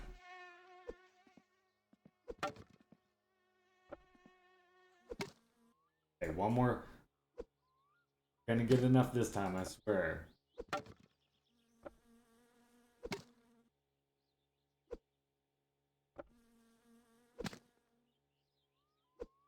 Come on. It's like a contest to see how many get go off of there. Like, it seems like the further back you stand, the harder you seem to whack them. Okay, come on, that's gotta be close, right? This has gotta be fucking near the end. Yeah, we're getting good at throwing.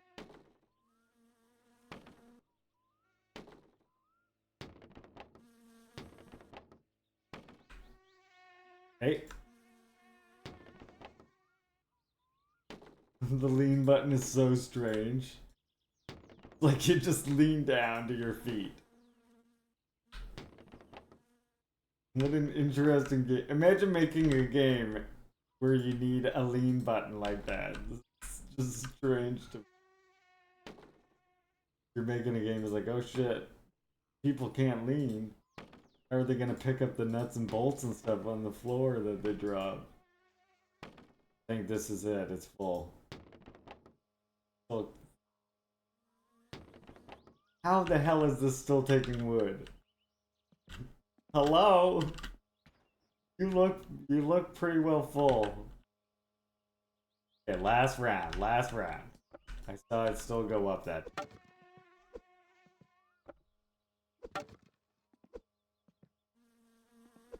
Further away. God damn it. Come on. It's closer. Yeah. Okay, here, right about here was looking good for for one log. Oh wait, you can always do one log.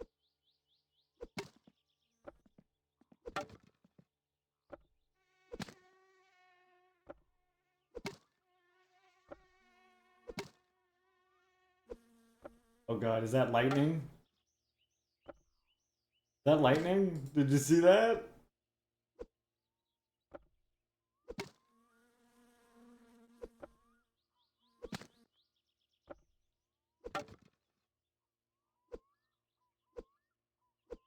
Sure that was like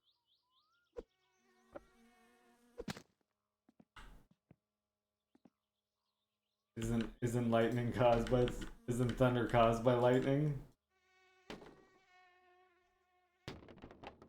I thought I saw a flash of light. No one else saw the flash of light? Me? This has got to be enough.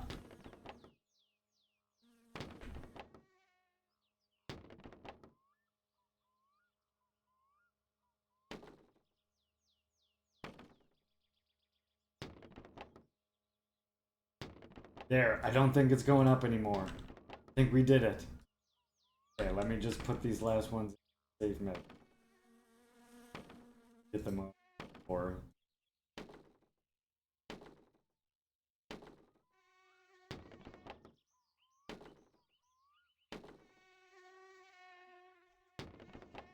did it.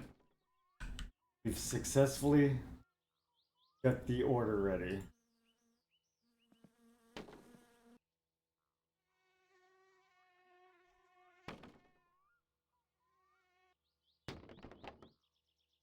Right, it's going up. Alright, we're done. Excellent, we did it in one go. I thought that would take actually a couple days, to be honest.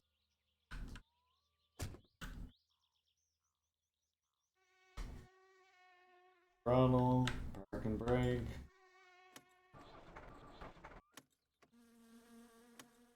Come on.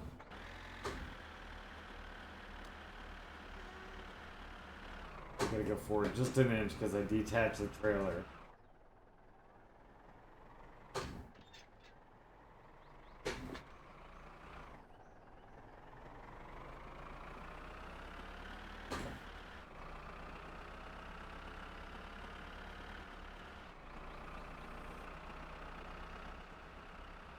Okay, we'll just park it here for now. We'll get our sleep for the night. And then we'll head to the firewood guy and deliver this load.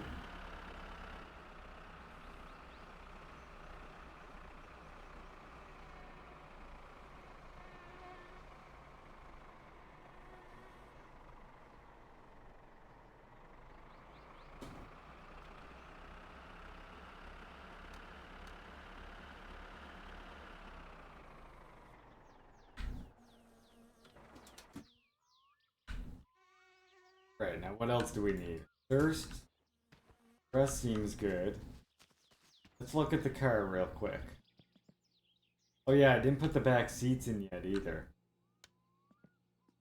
Here's our car. See, we pretty much got it done. I gotta put the back seats in.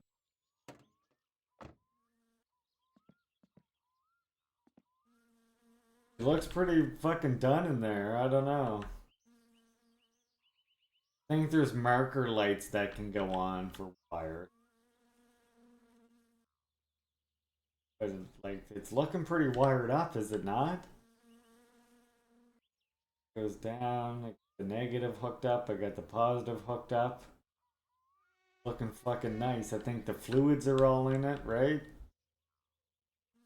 Oh, she's not thirsty.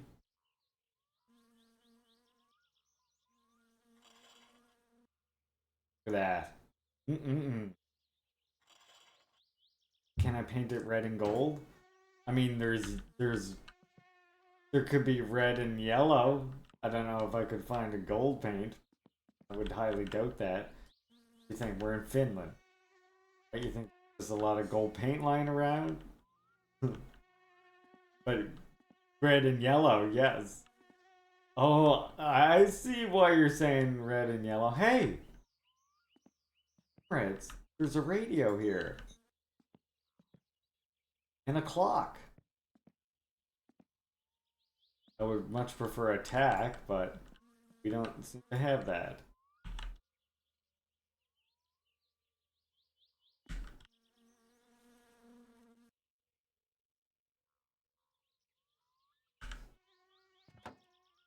Sure.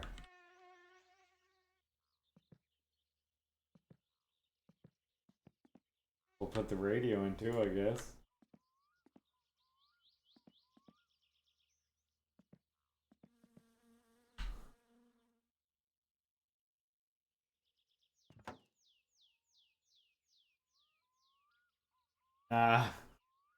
We can't afford a tape deck, Frank.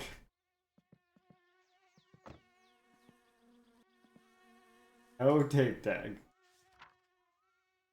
I don't think we can buy one either. Oh! Frank! It's a CD player, it looks like. Yep. We can get a fucking CD player and we can get an amplifier and some subs. Oh shit. Then we'll be cool. Then we'll be cool. That's what we're striving towards. The subwoofers. Most definitely. Subwoofers? Yes.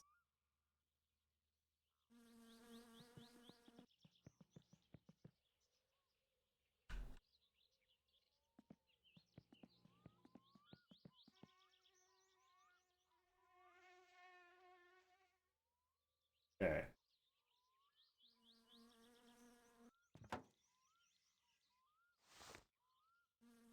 Put my wrench.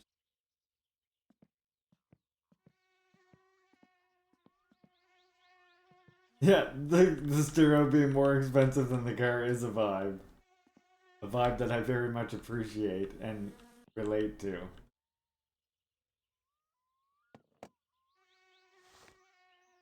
Okay, what are we thinking? 10?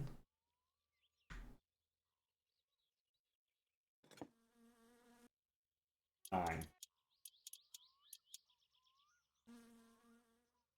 Amazing.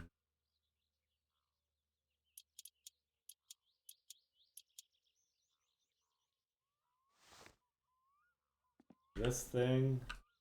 This one.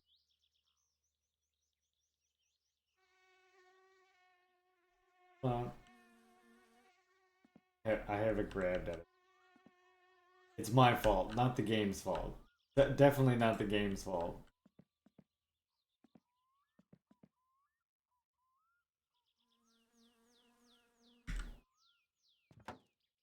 Look at that. And finally, oh, I'm sorry. Don't be upset, calm down. It should be the same size as the back seat, I think.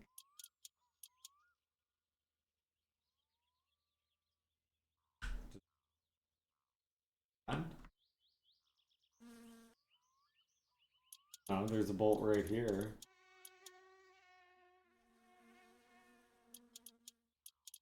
Good thing I realized there's bolts in the back, so there's probably one left.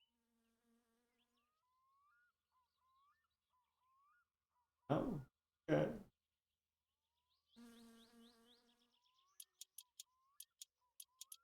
Surprised there isn't one on the other side. Oh my god, I didn't bolt down that seat. Gee. I bet that would have ended tragedy at some. My seat's just sitting here fucking freewheeling it. Yeah, that would have been good. Guess there isn't one in this backside.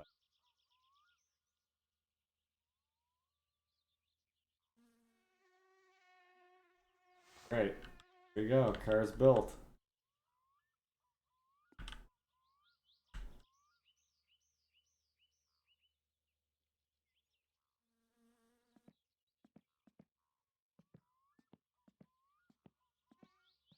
And the next step is we have to buy a battery.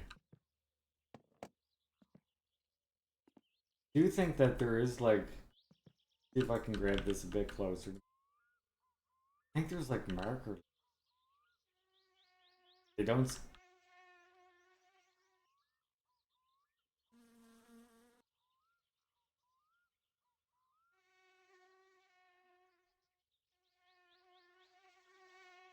I think maybe... Okay, maybe what it is, it's... Smokes. Let's go, smokes.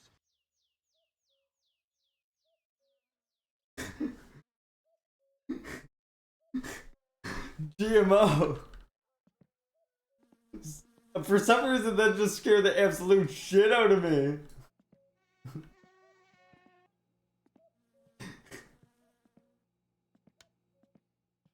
Oh god, why did I do that?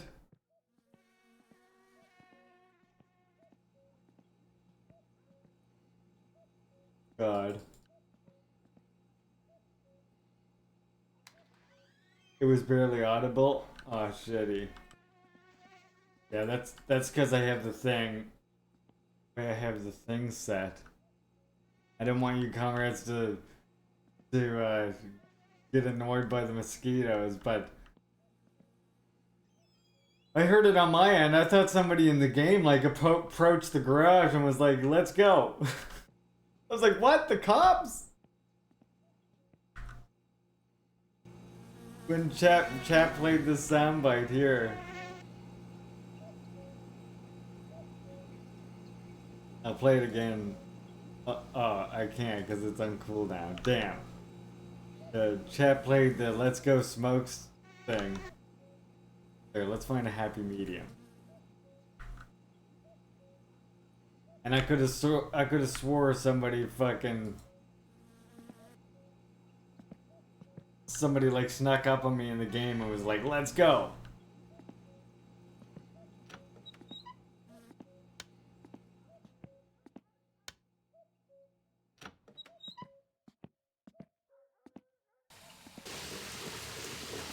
Clean ourselves off. Gotta be clean.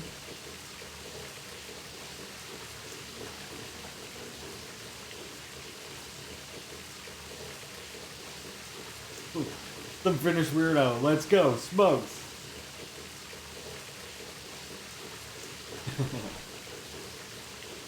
Okay. Look, we're clean.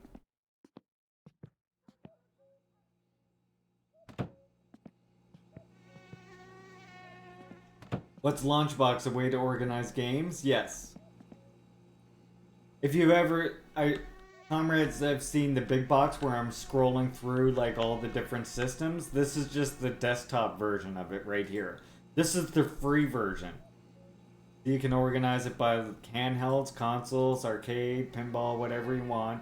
And then, like with MS-DOS games, it knows what settings you have set up for MS-DOS, and it launches a separate instance of MS-DOS for each one. Or like it knows what emulator to point to, or it can integrate with your Steam account. It's really good. I do recommend Launchbox if you have a collection of games from different platforms. I think it integrates with Epic and a couple other ones too. Okay, what else do we need? Thirst and hunger. Okay, first, we'll eat a pizza.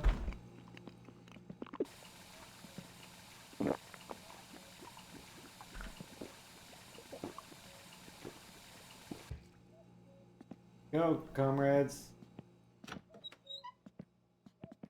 Nearly ready for bed. We just have to have one last little tinkle before bed.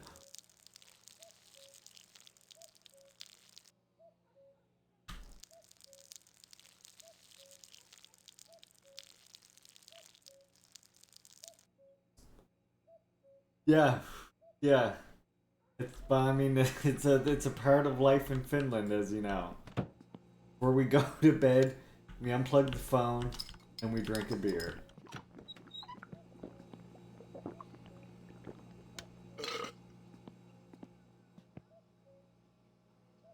Night night.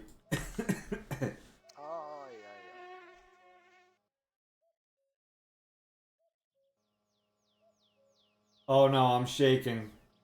I left the front door open, didn't I?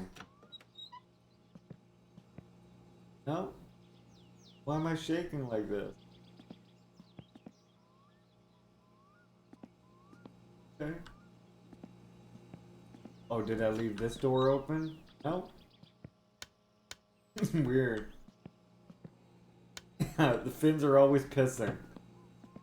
That's the moral story.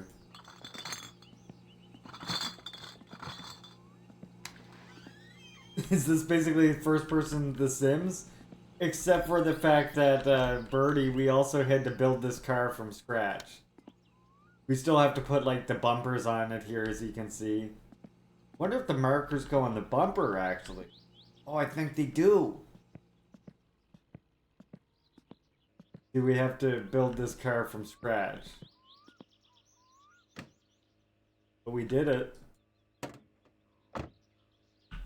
This is our blood and sweat in this engine. Put it together piece by piece. Maybe it's because I drank that beer right before bed. Do you think that maybe is the cause of it? Oh yeah, mud flaps. We gotta get the headlights on. Oh yeah, battery. Let's try and buy a battery and deliver the firewood. That's it. That was the thing. This is enough beer. The beer with us. And we also have a bite to eat. Just want to know, is our uncle still there with the van? No, see, now the van is gone. Well, fuck you, uncle. Suck. Oh, we need more juice containers, too. Wait, is this hunger? It is. Okay, cool. So we can drink these to get our hunger. And we need these empty bottles because we're making alcohol here. So once that alcohol... I think the alcohol is done, actually.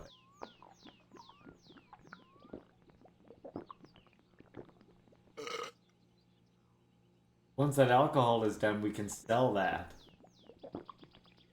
Sorry, I'm gonna have to piss again. As chat pointed out, the Finns are always pissing. Okay.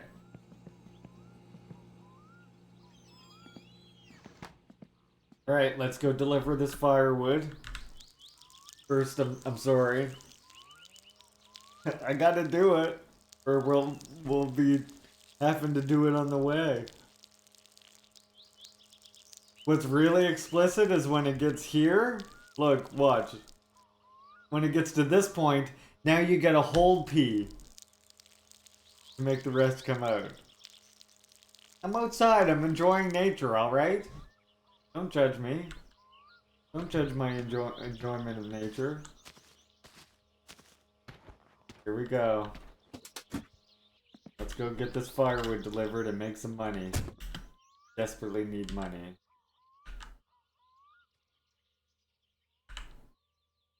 Right there, look. Good. Throttle. Park and brake. Urine maximum. Exactly. Set urine to maximum. Chat. Excuse me?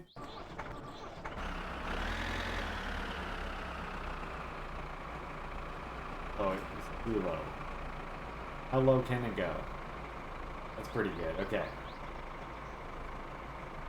Gotta back up a bit or I'm not gonna make it out.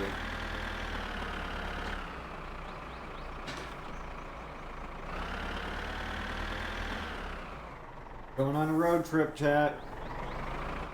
Oh, by the way, this time, of course, we're going to be playing Zelda CDI, as you know. That's obviously going to be a thing that happened. But I'm thinking for our next community challenge, I was going to make it like, the community goes... Oh yeah, wait a sec. Before I get going, let me change the title or the category that we're in. Why are the brakes so tough? Let me change the category we're in right quick. Yeah, we're obviously going to be playing the CDI Zelda games. But I was thinking for after the CDI Zelda games, we do, I'll say, Juche Gang goes to DPRK. And I'll fly you all around DPRK in a plane in Flight Simulator. Easy as shit, I know. Doesn't that sound like a good idea? Okay. We are now playing games. Not gaming after, it's gaming now. I'm gonna call it Juche Gaming Now. So yeah, I'll take you to DPRK, how about that? That'll be the next challenge. But I'll set it for 150,000 labor vouchers for the next one. And we're playing my summer car now. There we go. There. Now my brain feels better that the title, what we're actually doing. Now we can go. Oh, wait.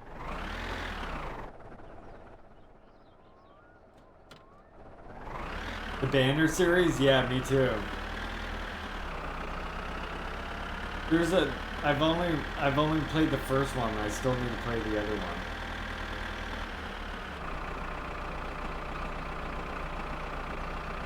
Now what? I was just playing. I was just testing. I was just, yeah, totally on purpose. That was DPRK. See, the thing I like about this seat is, if I was to buy, you know, a racing seat, one of the pre-made ones, you sit much more like down inside of it, like it's a cockpit or a racing seat, right? Where I'm sitting in this Honda Odyssey van, you know, I'm nice and up here, I'm sitting nice and high, I can one-hand it, I got the gears right here, you know, it's nice. I love that emote. Girl Comrade Dan. The second best emotes around. We might only have a few of them, but still contend we have the best thanks to Malma and some others. Especially the Trailer Park Boys emotes. My favorite emotes of all time.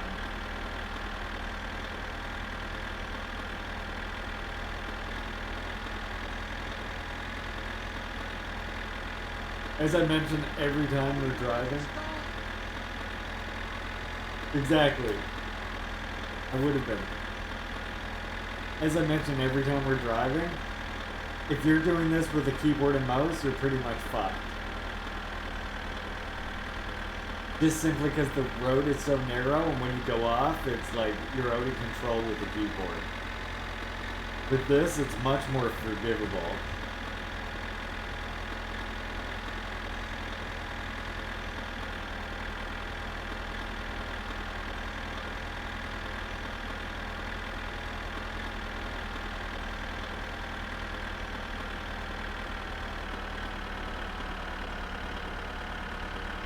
The Stalin soundbite and the... Oh yeah, they were perfectly in time, yes. Yeah, there's feedback. You can see it kind of going here, right? Some games there's more than others. And there's also a shifter down here. So it's also got the clutch as well. Got the full experience, baby. The full firewood driving experience. Oh shit, we picked the worst day to do this. This is gonna be fucking trouble.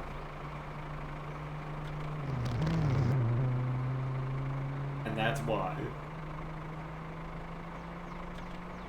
Well, I guess at least we're driving towards them, I guess. And we'll see them coming. So, Saturdays and Sundays, today's Saturday. Today's Saturday, that means that today there's a rally race going on this road. So we're gonna have to be very careful.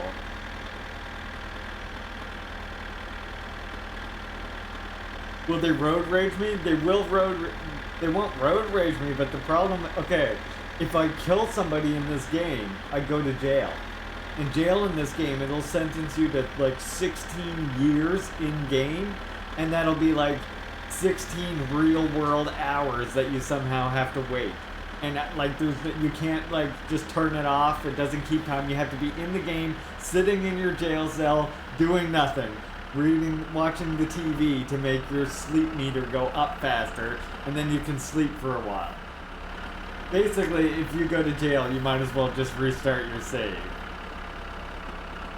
Oh yeah, and of course, if I die, it deletes my save instantly. This is a permadeath game. You can turn permadeath off. But we have permadeath on, so if something happens, we die. What the fuck is up ahead here?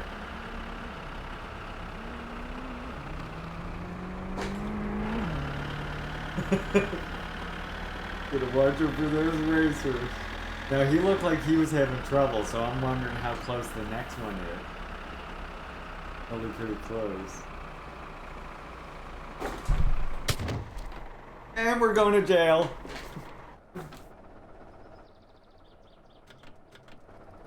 Oh god, oh god, oh god. Well. Well. We're just gonna drive away for now. We'll see how long till we go to jail. Fuck's sakes, I was just saying about that too. He looks sus anyway. I fucking smoked him. Oh shit. Oh shit. Well, we're gonna find out about jail real soon, I think. Oh dear, comrades, oh dear.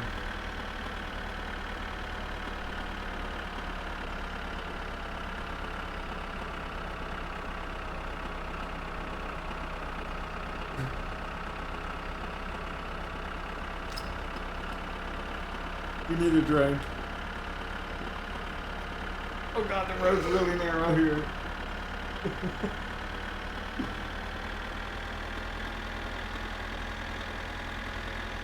Okay. Okay, here's where we deliver the firewood.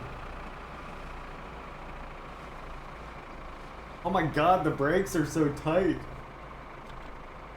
Yeah, I don't know what we're gonna do. We're fucked. We're fucked.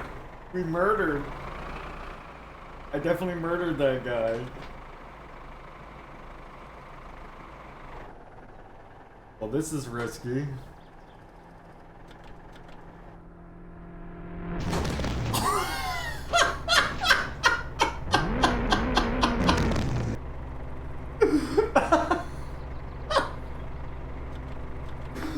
Oh can rock the wheel. Well, buddy, what are you doing here?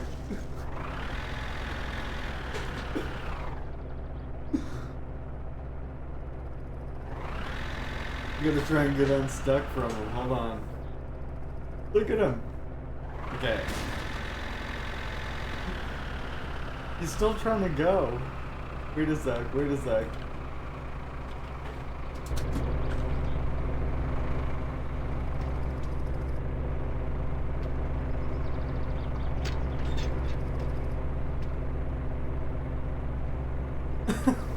Okay.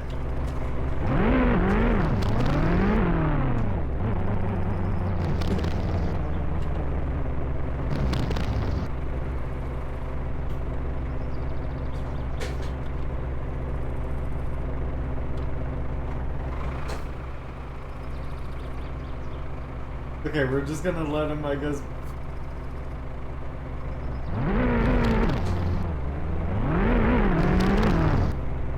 Dude.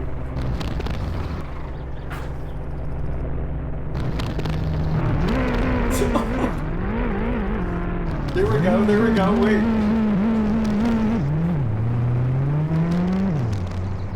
Perfect. Other than my trailer now.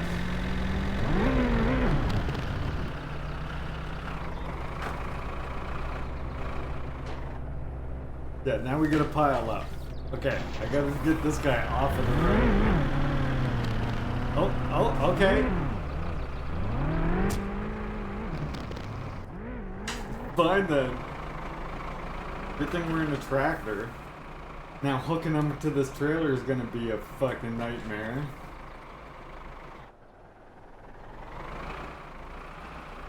Oh my god.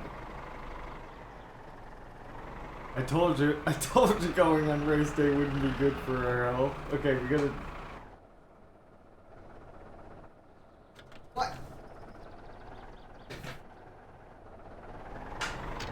There it goes. Okay, now. Let's go boot this a different way. Maybe I can just, like, go in back here. To say that socialism doesn't work is to overlook the fact that it did work, and it works for hundreds of millions of people.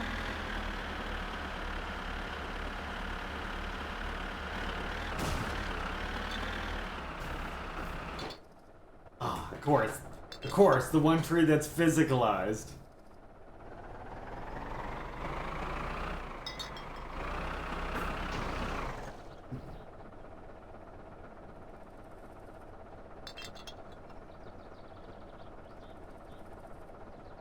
This yard does have a moat, and it's... Oh god.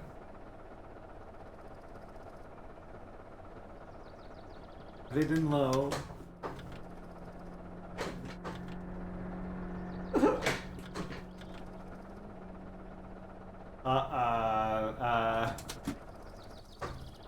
Wait.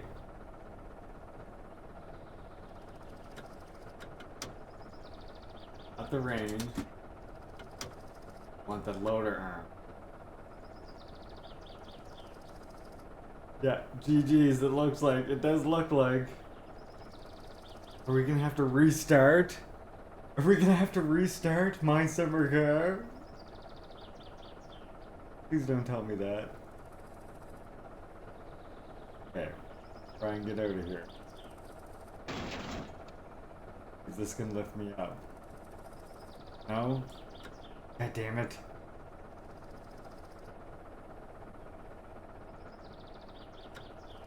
Well.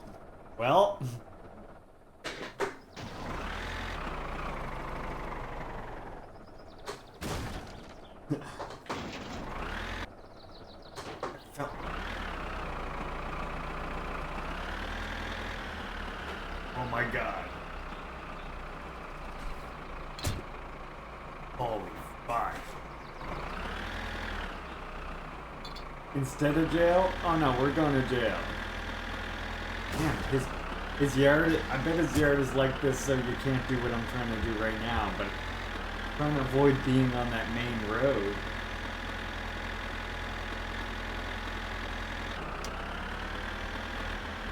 Okay, we try from here. Yeah, look. They've done this on purpose. Definitely done this on purpose. So you can't do what I'm trying to do right here. Can I squeeze through there, do you think?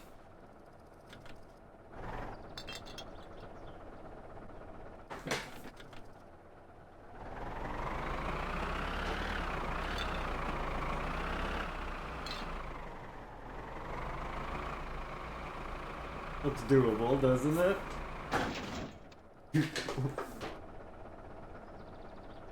Oh yeah, this will be doable, right? Totally. This is totally gonna work. God.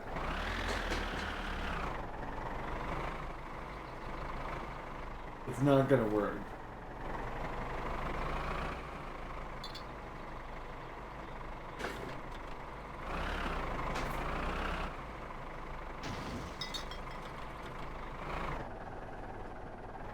Yeah, good customer service right here. That's what we're all about at the firm where I come from. You know? Pride ourselves.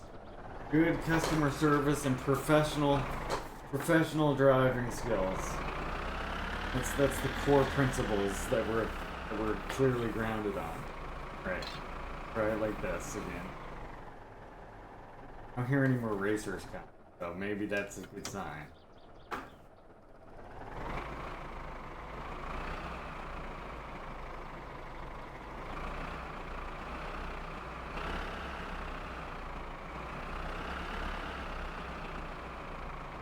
Okay.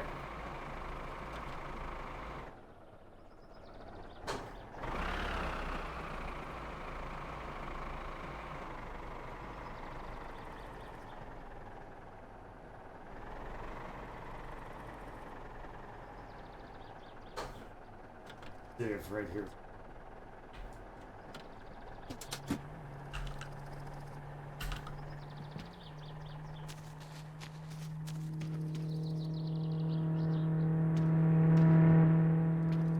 Maybe a little bit back. Yeah, we only killed one person. I call that that's what I call a successful delivery, you know? No one had to die except that one guy. Okay, so now we need to put the things up. It's this one.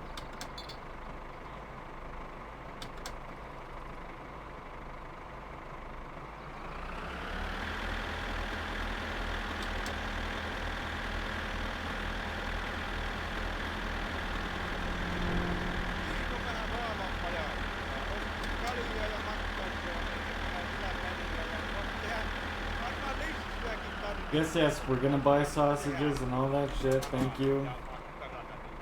Go get her money. Now we got 4,000 bucks. You think a cop is gonna take that for a bribe or what? Bribe a cop?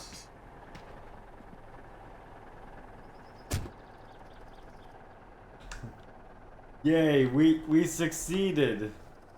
Didn't we? Don't you comrades feel like that was a success? I know I do. I'm not worried about going to jail at all.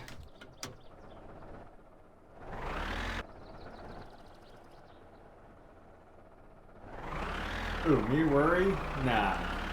It's all good. It's all good. Not to mention the assault on that guy. Tore up that guy's yard, all this shit. He's never calling us for firewood again. And is it just me, or does it feel like my tractor's like leaning severely? It feels like my tractor now has this permanent lean to it.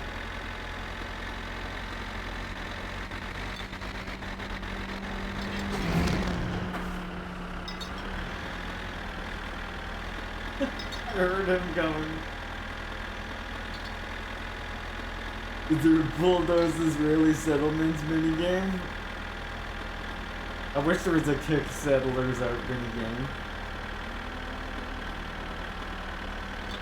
Why do I hear another car? Oh, that wasn't me. Nope. Definitely not the guy I killed. I wouldn't have done that. Definitely would not have been me. Okay.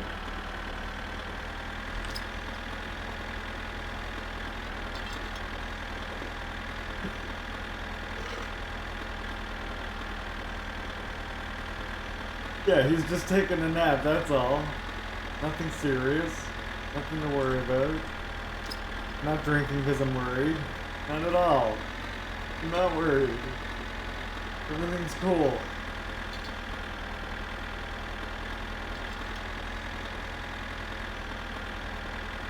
I can't steer and press the drink button. Oh yeah, there'll be a funeral for him, and I'll be going to jail. Rest assured, we're gonna be going to jail. Definitely going to jail.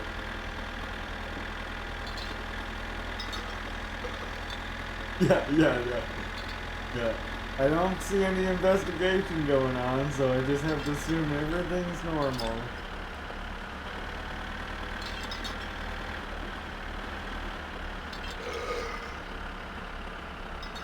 Alright, here's the home road.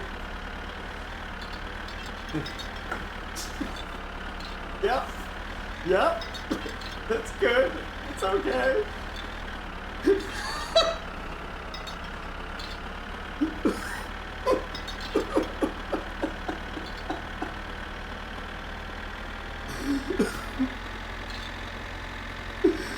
Oh shit, that was one of the roughest turns I think I've ever had.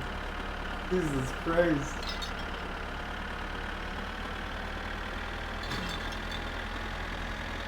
Okay, maybe I shouldn't have drank that last beer. Well, what the fuck. We're on the home road now, right?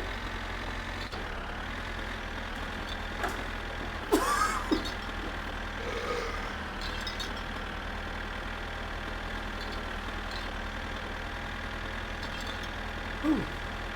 This thing really gives your arm a workout.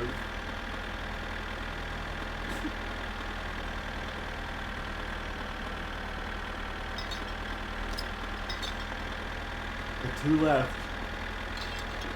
One more to get through before we get home. Can't make it home with any beer left in the case. That would be tragic.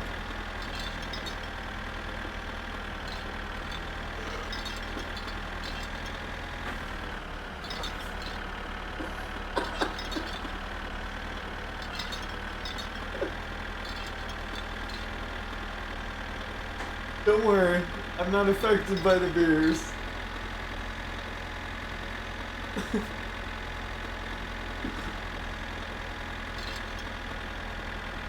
Don't worry, this is normal. It's all good. Alright, you know what we're gonna do? I got a good idea. Got a really good idea. And I think you comrades are gonna approve of this. If we gotta get there. Everyone's saying leave the country? I get the next best thing. I get the next best thing. You know what we'll do? You know what we'll do. Exactly what we'll do. Back to the DPRK, yeah, if only. That's less of an option.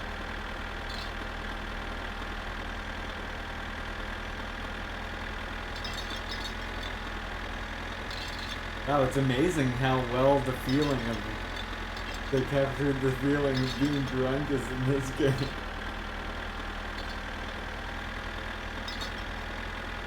Alright, here we go. Ready?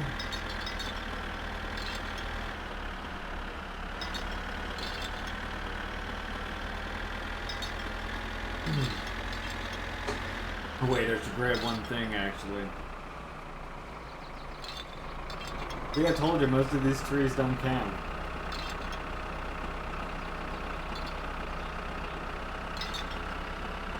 I forgot one thing we need. Okay, remember, the brakes are stiff. Holy shit. Got work done? Yay. Yay, work done. We're drunk. And we might have killed somebody. Yeah, the days the wife works, I do tend to stream a bit longer, that's for sure. Alright. A little bit drunk. Okay, wait. Let's think this over first. Let's get the fuck out of here. Grab the beer.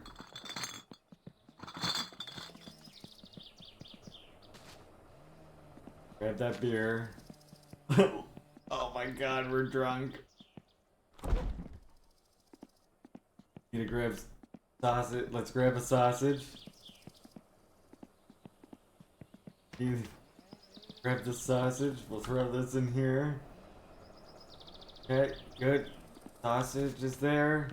What else do we need? Oh, let's grab that big bottle of booze. Now we're gonna need this. Yeah. Big bottle of booze. Need this. Head in there. Good. Hot coffee. We don't need that. We can live without coffee. We can't live without the cigarettes, though. This is the last thing we need. Okay, here we go. Get the fuck out of Dodge.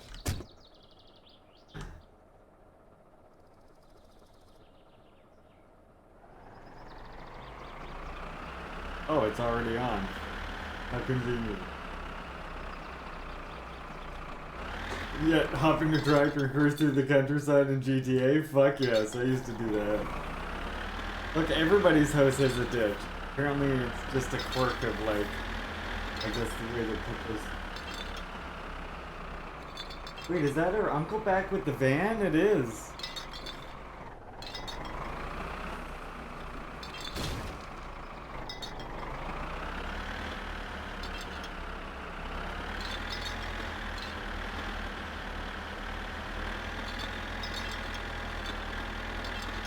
Right.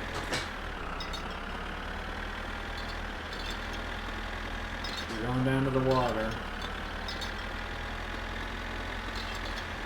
Remember, the brakes, they're stiff. Brakes are stiff. The brakes are stiff. Okay.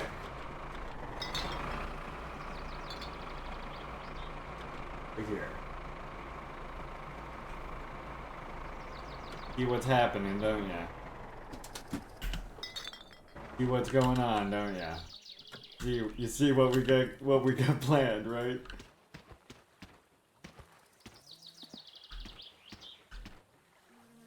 Fucking booze. Get the fuck in there. Cigarettes. We'll get in there. Fucking beer.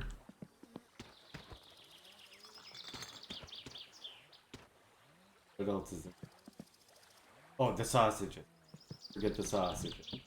Okay, we'll live off fish the rest of the time, comrades.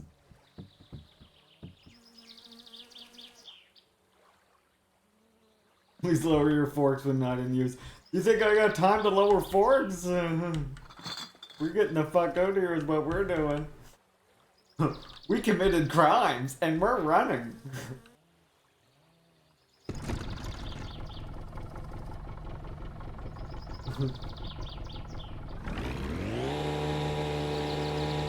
Right. Goodbye, everybody. It was nice having a home for a while there.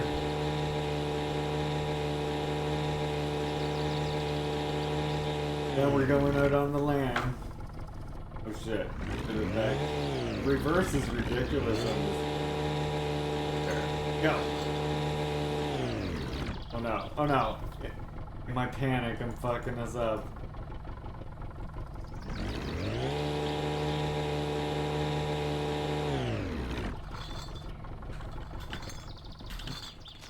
Get the fuck out there!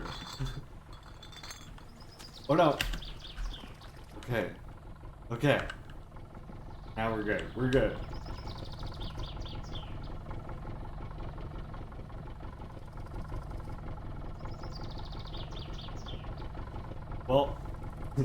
Proof or not, this is how it's happening. This is how it's going down. It's going down like this. We're getting the fuck out of here. Here we go, comrades. We're running. Running from the problems.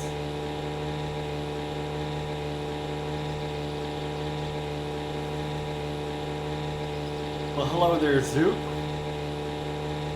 We're running for. Oh god. What's this? What's this?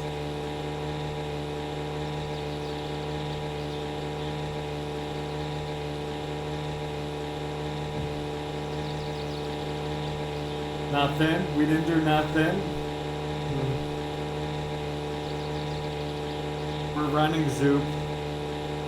It's the Coast Guard. Jesus, this is as fast as she goes.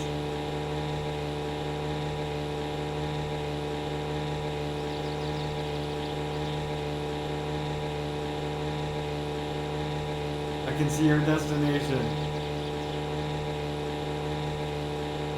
We're gonna lay low there for a night or two and just see what happens. I'm thinking that's our only option, right? And then we'll come back home and hope that the cops, what? Just they'll forget about it, right? Like GTA, like Grand Theft Auto. Yeah, like Grand Theft Auto. After a while of being out of their sights, they'll just go away, and then it'll be all good. Isn't that how it works? Probably. One would have to assume.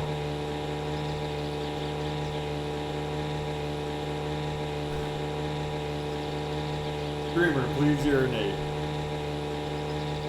Oh, I do need to urinate, you're right. Guess here's as good a place as any.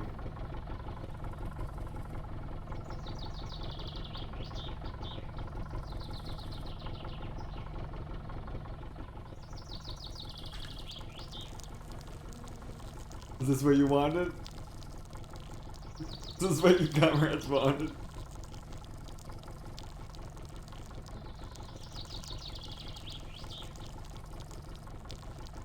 What's hilarious is when it goes to a dribble, and now look, if you hold down P, you squeeze the last of it out. What the fuck?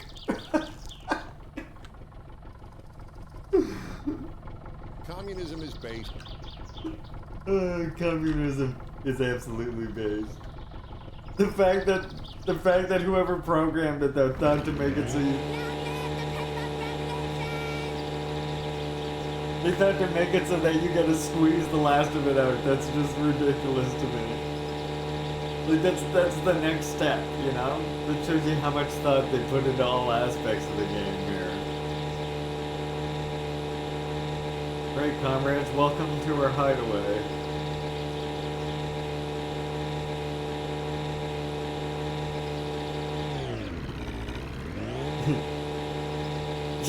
Yeah, common, yeah. Yeah, sure. Blame the video games. Blame the video games for me drinking and driving and running people over with tractors and stuff in real life. I didn't learn that in any game. Come on. Not resembling of any game that exists. It's ludicrous.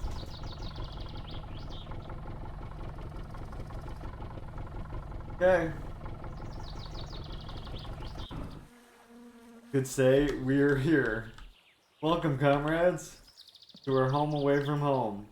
We're gonna have to eat those sausages soon, or they're gonna be going bad. But we'll keep the two-stroke fuel in here in case we get a run for it. Definitely, we're gonna carefully. Oh shit! Okay, I don't even like the way I had. Oh god, no! Please don't tell me I just fucking lost the booze. Got the booze. Thank God. Oh my god.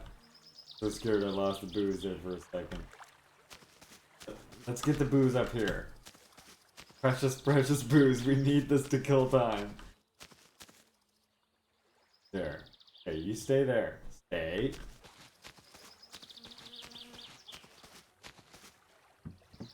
What else do we have? Oh yeah, the cigarette. Also, pretty precious. We can swear Oh, ei jaksa katsoa sun naamaa. if we get too stressed out. That helps. Okay, comrades, we're here. What do you think?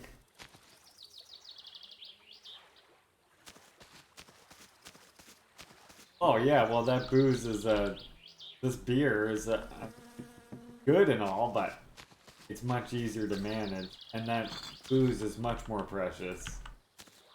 Hey.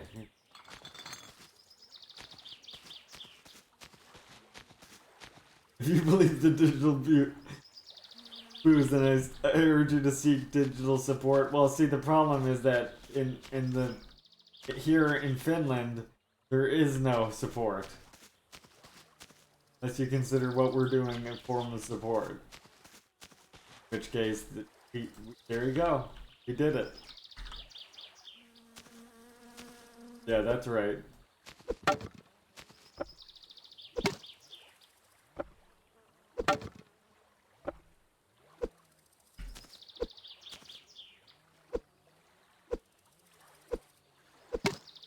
Okay. Don't need many logs here.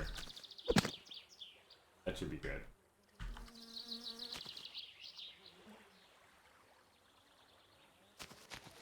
No. Logs in. Now. I put the logs in.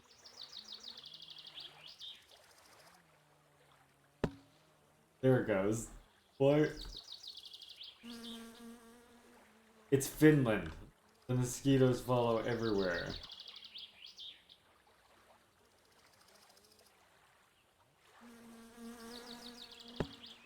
There we go. That's how you do it. Okay.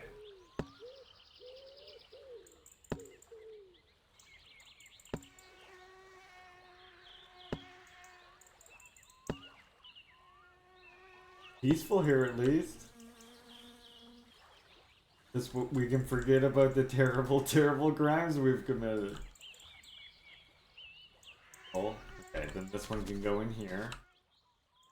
There.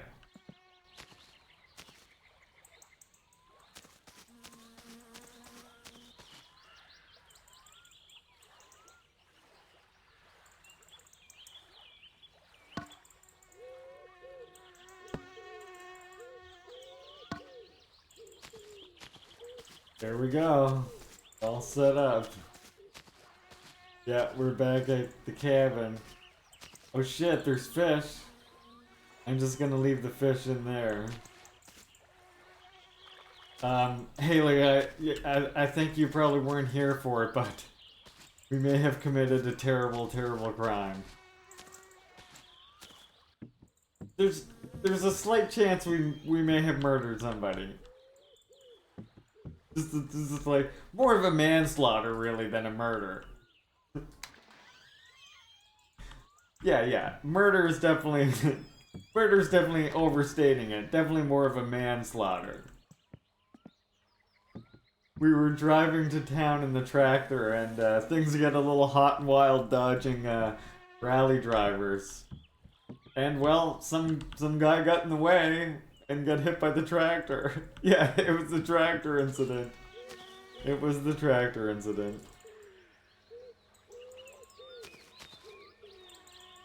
So now what we've done is we've packed up some things and we're gonna hang out here for a night or two, and hopefully that means the cops won't come and take us away. Oh no, what am I becoming? Chat. Oh yeah, the cops come, and the sentence is so long in this game, like, as in you have to spend so many hours trying to get through it in real time, that you might as well just restart your playthrough most of the time. So if we go to jail, it's probably gonna be a restart of building the car all over again, just like if we died actually. Yeah, it's pretty much like the US in real life. You might as well just give up if you go to jail and become a criminal. Hardened criminal. I mean, you know what? I'm honestly wondering I'm half tempted to just. No. Let's not get thoughts like that. Let's not get thoughts of breaking into the bar and stealing the gambling machine. We're not gonna have thoughts of that, right? No. We wouldn't go to the bar and pull the gambling machine out of the bar with her tractor and then break into it, right?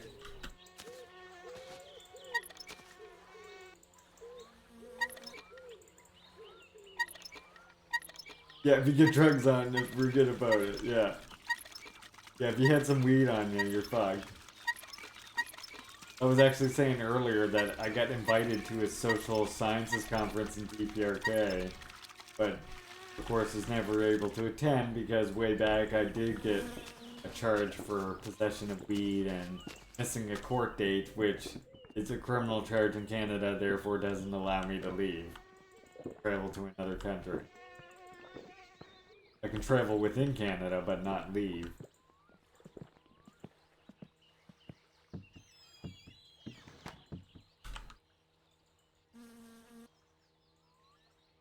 And of course, with weed, they don't give, there's no sort of like general pardon for everybody or anything like that, so you're just fucked. It's fucked. It's fucked. Okay, so now what we're gonna do, we're gonna light up a, we're not even that hungry yet, but why not? We got infinite wood, let's light a fire. And we can sit here, fucking here.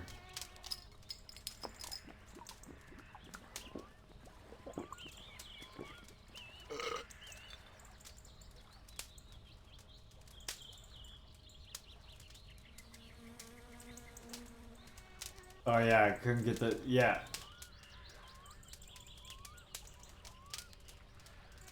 10 years ago he had acid on him, yeah.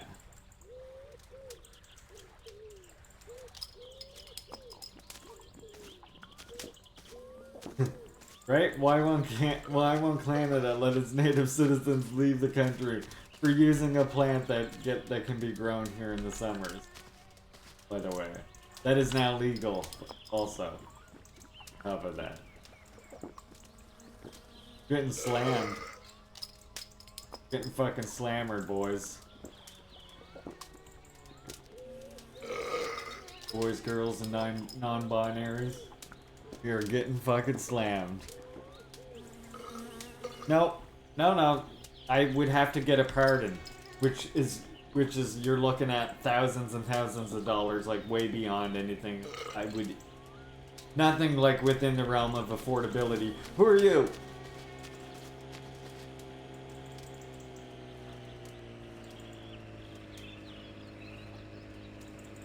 Better keep moving.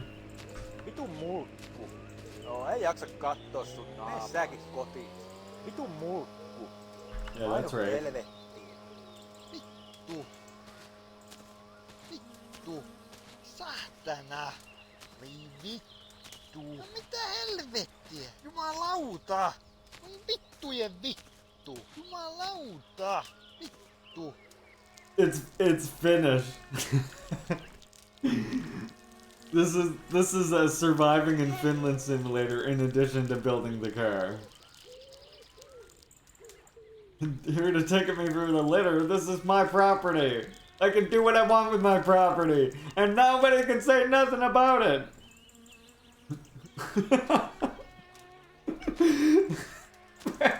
Bro, this is a pee simulator.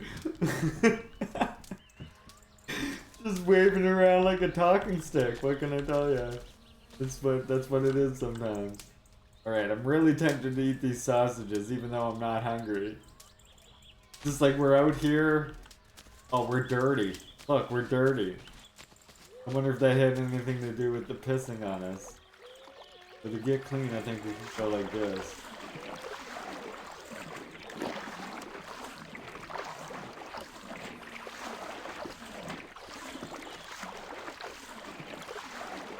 We're getting ourselves clean, don't worry.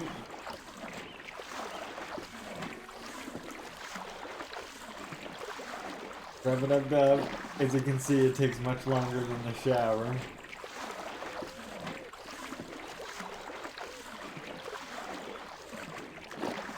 This is also a good way to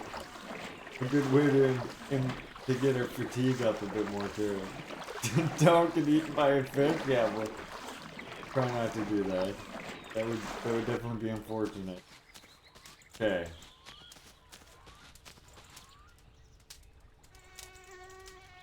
Buckety. Eat the sausage. I drank my beer, and we're gonna go to bed. Then the next day will come, and we're gonna drink the really strong booze. Okay? That's the plan. Then after that, we'll go home. We'll see whatever comes, comes. Whatever will be, as they say. Whatever will be, will be. We're going to bed. Good night.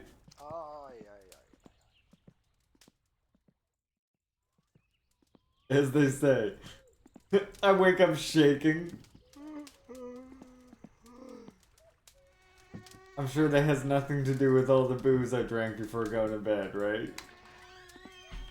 Dear God, what fucking time is it? Where the hell is the clock? Oh yeah, real funny, guys. What is this? What's that, like almost...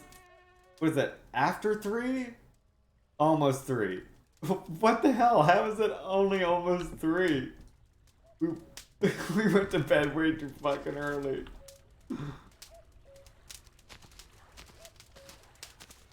Yeah, 3:10. That might be about right.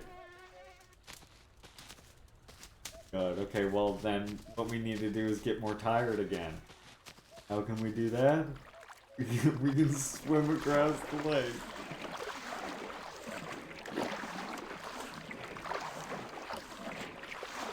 We're gonna swim around and get more tired again. I don't want to drink the booze yet. Yeah, it looks like faintly coming out. Look how dark it is over this way. Actually, you know, that's not that far off. I mean, especially like Twilight. If you ever see just when the sun goes down, you look one way and it's like, oh dear. Wow, we're fatigued.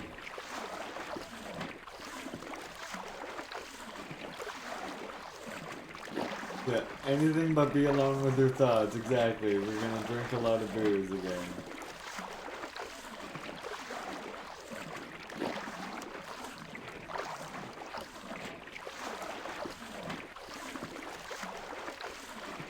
I think it gets darker in Finland. You have to be pretty far north. Like, I know around here you have to... Like, you have to be, like, where? To, like, Labrador, I think, is when it... No, even Labrador, I don't think, is too sunny all year round. I think this is just, like, the way the sun, like, goes around the world. It goes, like, behind the map and takes a long time to come back up. You sleep yet? Is there fatigue? Let's just see if we can go till daylight.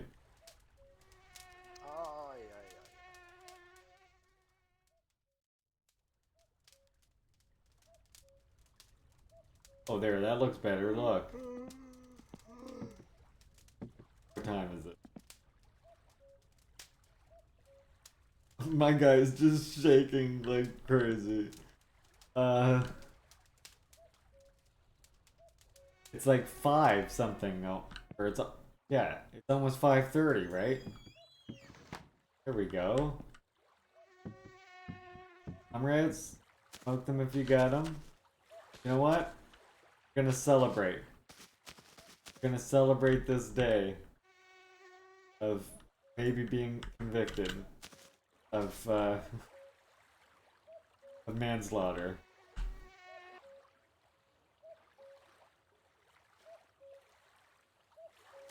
Wanna go over here, grab a fishy.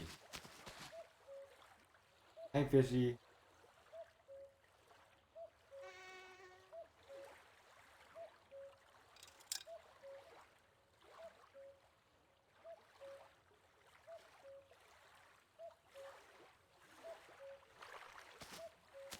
Okay. There.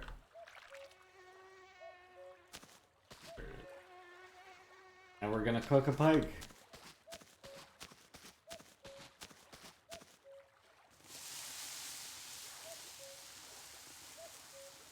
Here we go, comrades. Let's cook a pike. Maybe booze will help us. The shakes. Booze helping with the shakes? Now we're just shaking and like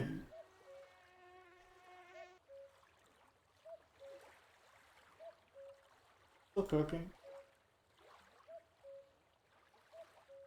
This is the weirdest game. I love it. Isn't it? You haven't even seen the half of it. There's so much more weird shit. I wish I'm scared that we're going to jail. But I mean, even if we go to jail, even if we do go to jail, I will try again. Don't worry. I will try again. I do have another one that's sort of like this, that's really weird too. But instead of in Finland, it takes place in, like, Quebec. And so you live in a trailer. At first, when you start the game, you have to run off a generator power, your entire house setup. And you have to save, like, all kinds of money to, I think, like, $20,000 to have them build a telephone pole in your neighborhood so you can get hooked up to the grid.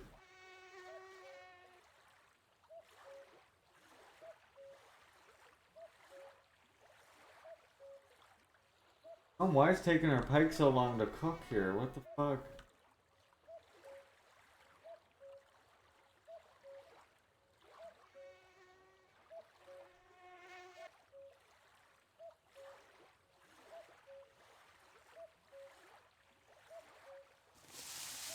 Oh. Oh, there. Taking the sizzling again. I'm gonna celebrate with it. As soon as we eat our pike, then we're gonna drink the booze. Hopefully that will pass most of the day away. And then the next day, whatever comes after drinking the booze, we'll go back home after that. Into the wind. Upwards into the wind.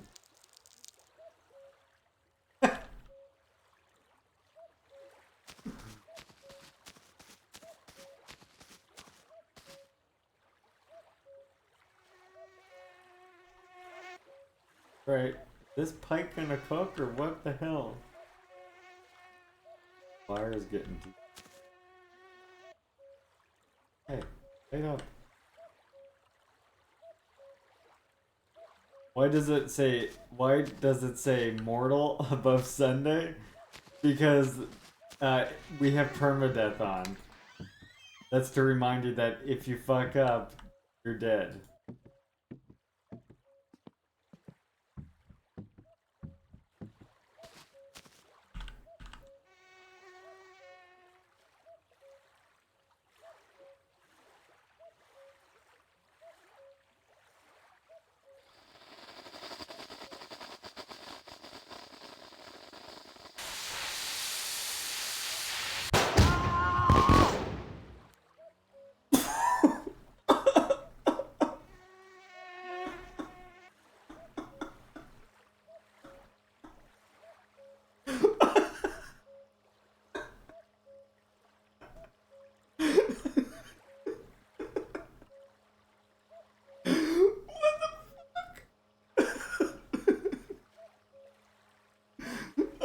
I think I might have blinded myself.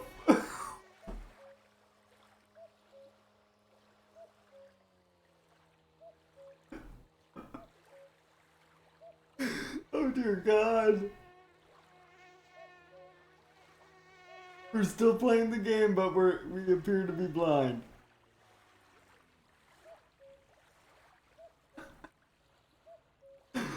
Okay, just wait. I'm gonna look into the light and we're just gonna see if our eyesight's coming back.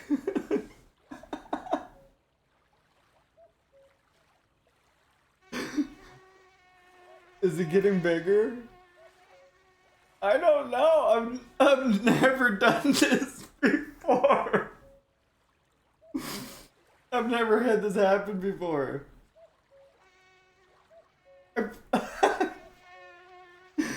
I held on to the fucking firework with my hand like this, and then it went off in my face.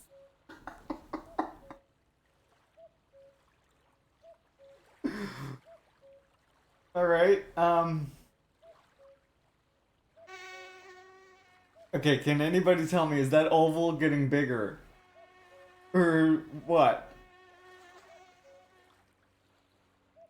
Or do you think we're fucked?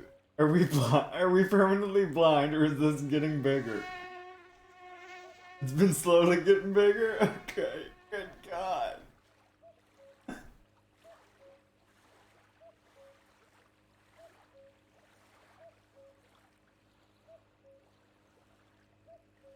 Some people are saying it looks the same, other people are saying it looks bigger. What's that?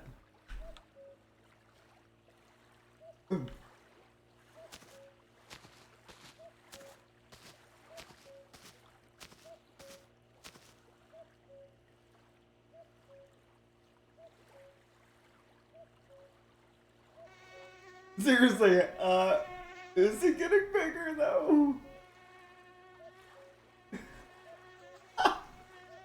Fucking.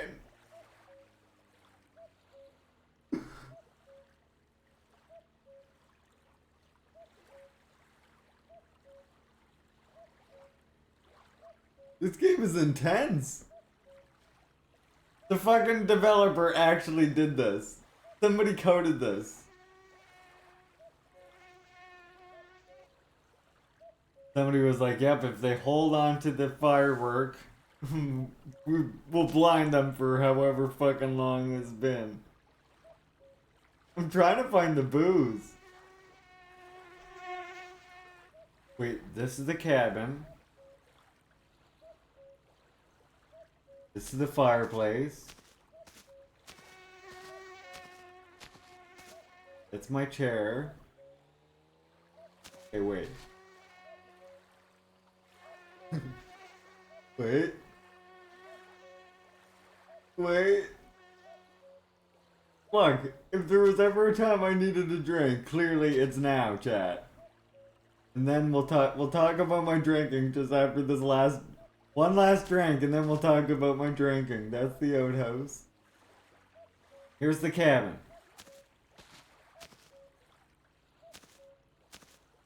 Oh, I see the booze. See the booze.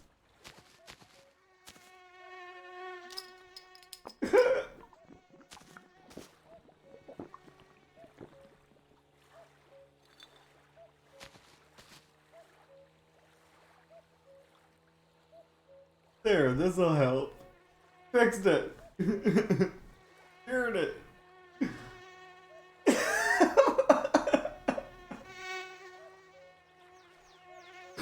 It's totally been fixed. Whoa.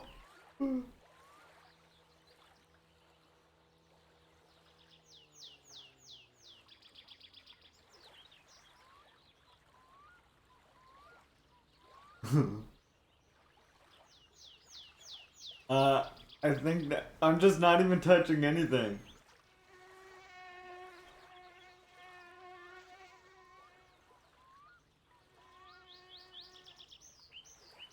How many fatalities have you missed? One random guy and my eyeballs.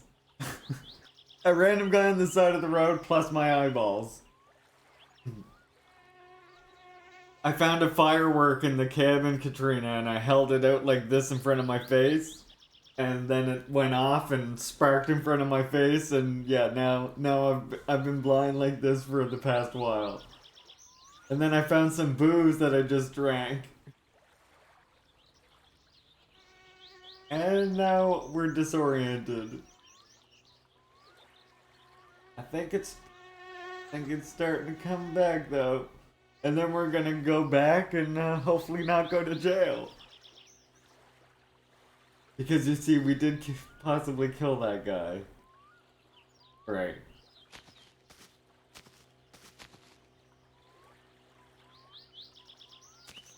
I really thought I would like black out from that booze or something.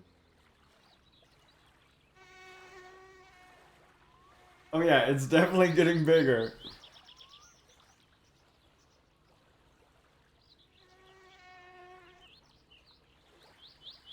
Yeah, maybe if I could get back home now. That's it. We just gotta drive home now, chat. We'll just drive home now. No big deal. We'll just drive home. We'll just drive home. Wait. I think I'm in the boat. Right?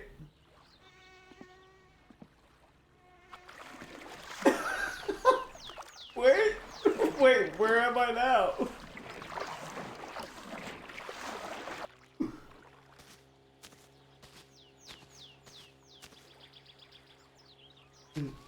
Don't drown. Oh yeah, this is water.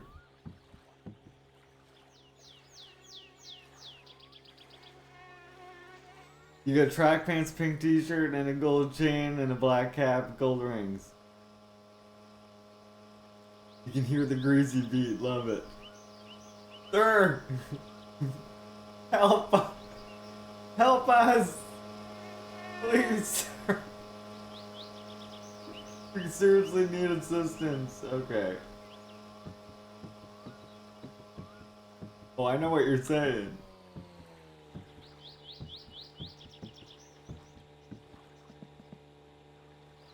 Okay. Okay. Okay.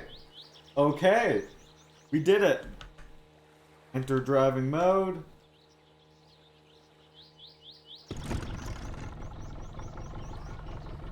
It's good. It's all good.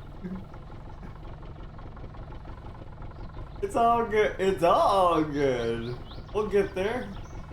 We'll get there like this. Fine. It's a boat, right? I mean, if it was the road, that would be one thing.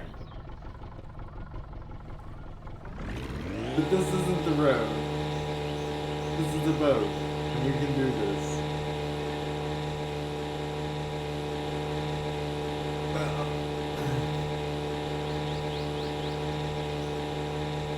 This is the mosquito simulator, yes. This is the game that sets out to punish you. Oh my god, her eyesight is almost back to normal.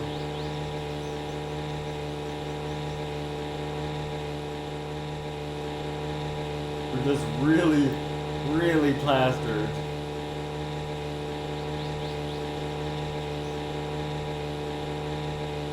Okay, I'm gonna assume now that the cops probably have forgotten all about our crimes. We're gonna be just fine.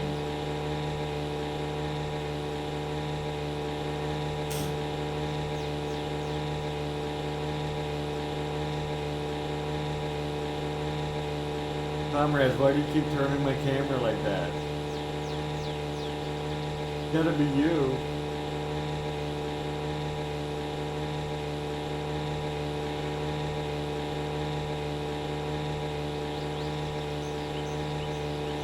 This was easy.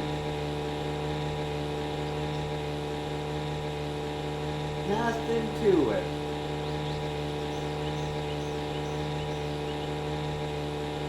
See, I told you, boating drunk? That's doable. Alright, and then when we get back, we need to borrow our uncle's van, and we need to go get a battery for our car. And once we get that, we have one other option I'm thinking for escaping the police. Yeah, totally elite, especially in Finland, right? This is definitely a helpful way to drive a boat.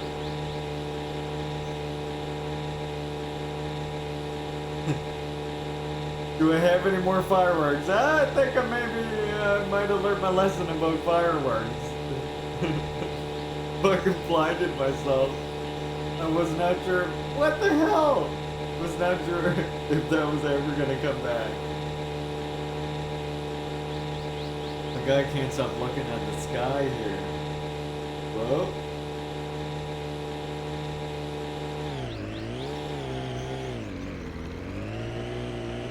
Look at that, pro. Pro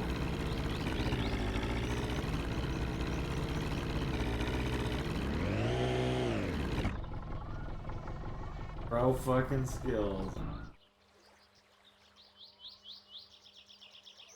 Here. Alright. Now.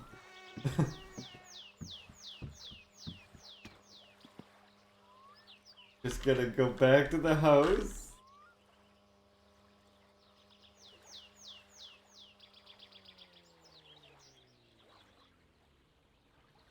Okay. We don't need the door. The door is fine.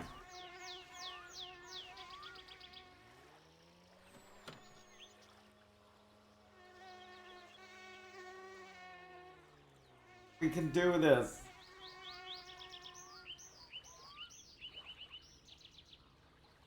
I can't get to the ignition.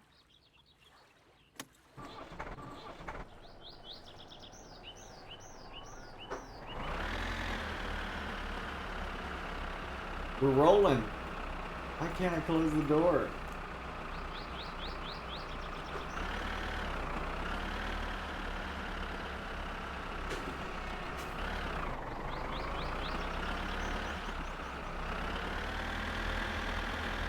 Shit.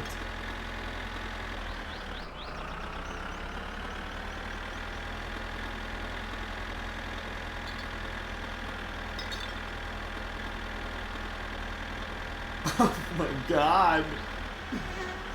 Okay.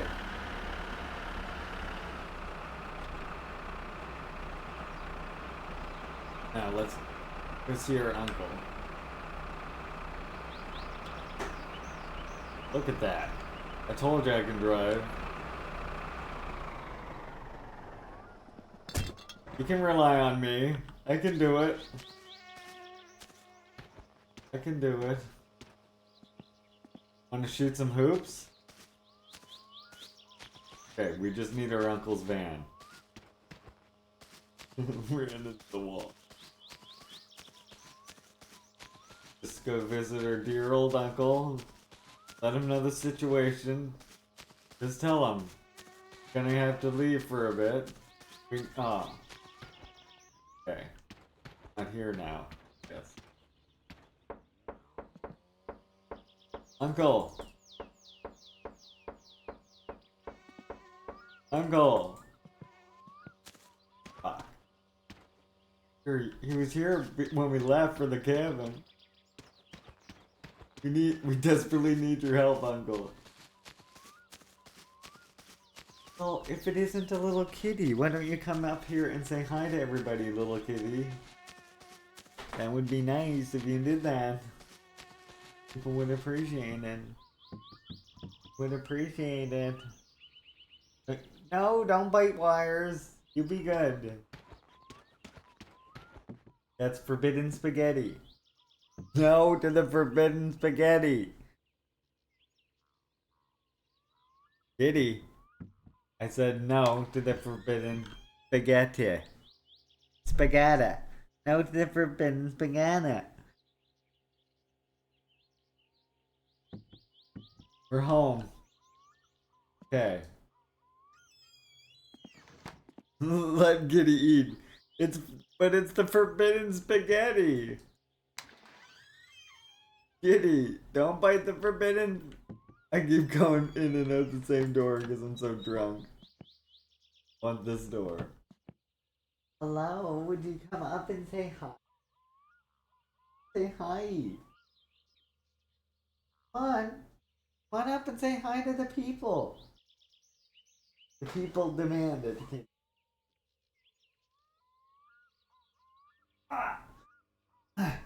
The people and the kitty. It's the kitty. He likes to look up.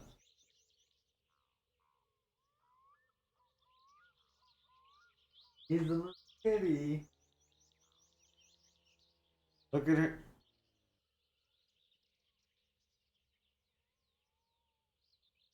Her name's Soda. She's the cutie named Soda. She has a very nice tail, doesn't she? Show everybody your tail. Here. She's brand new.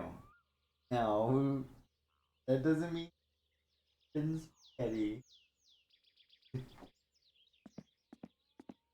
She is an emote on the, or rather, she's a prospective emote on the channel. If we ever, oh god, I left the fridge open. All the sausages are now spoiled. Yep, GMO, that is what she's named after. That is exactly what she's named after. It's Soda. S-O-D-A. How could you not like soda? It's bubbly, it's refreshing. Soda.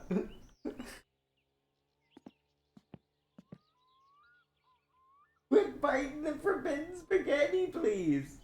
She probably needs me to feed her. That's usually what this means.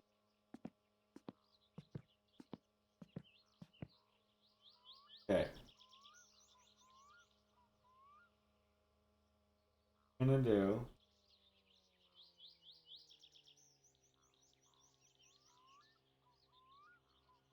Why am I having trouble operating the television?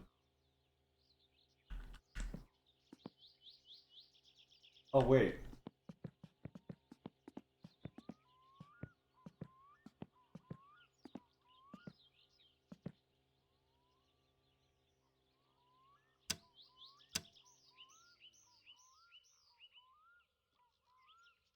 Wait. Uh-oh. Why do we have no power? What the fuck's going on? All the fuses are there.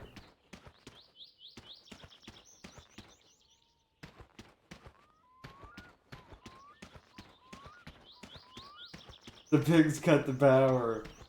Unless, just wait. Let's just check. It may just be the power bill. If it's the power bill, we just have to go to the mailbox. Are you hungry? Are you a hungry kitten? Look at her tail. Oh, be careful with that. Nan's got the good stuff on.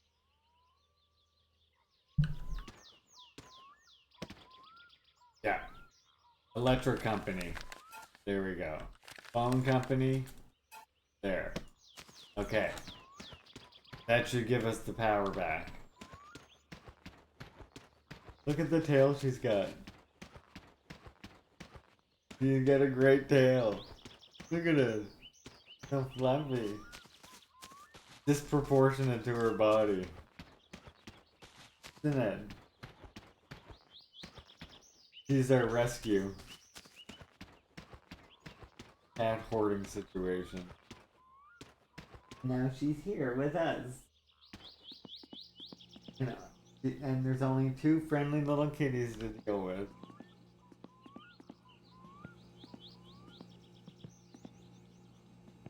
Okay. Now, get the power back on, as you can see.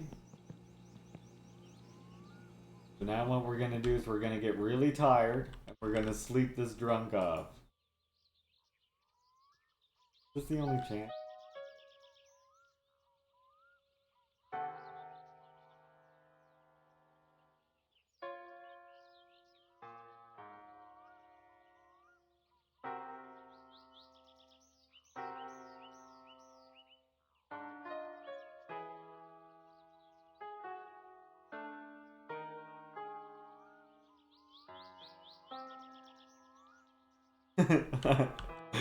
Yeah, I am crawling around on the floor. But look how fast her fatigue goes up. Okay, not that channel. Back to that other channel. There.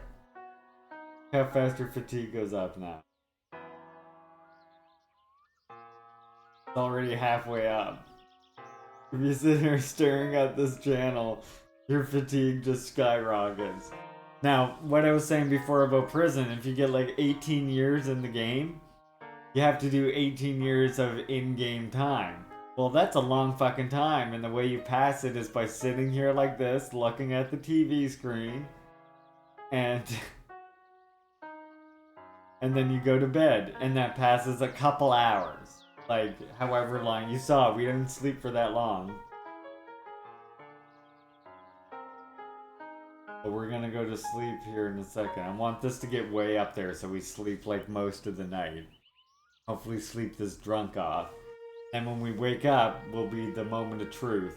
Will the cops come or not? I have the phone unplugged.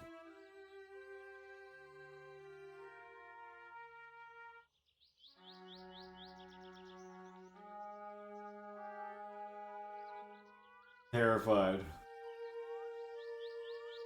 Well, I will say this much. You comrades might want to start, you might want to start betting on what color you want the next car to be. I didn't get arrested yet. Moment of truth is coming up here, Matthew. Gonna go to bed now. Hopefully when we wake up we won't be so drunk.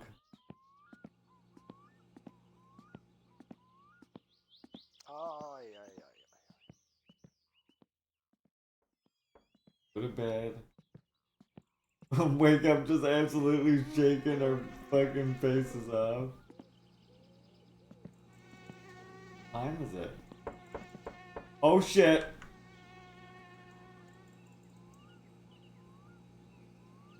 Fuck.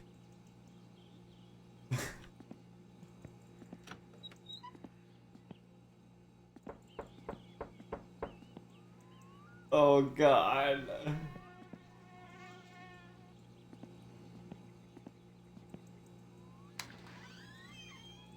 Hyvää päivää. Sinä rötös herra oot jäänyt kiinni nyt.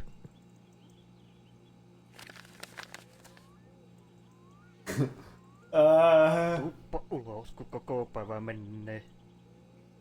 What? What? What did we do?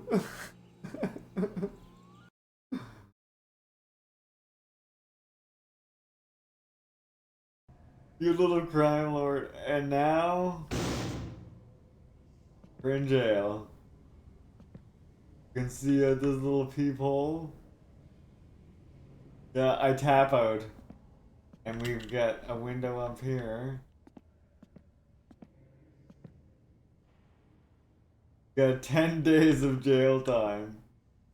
Yeah, that would just be utterly ridiculous. So look. Oh, there's food.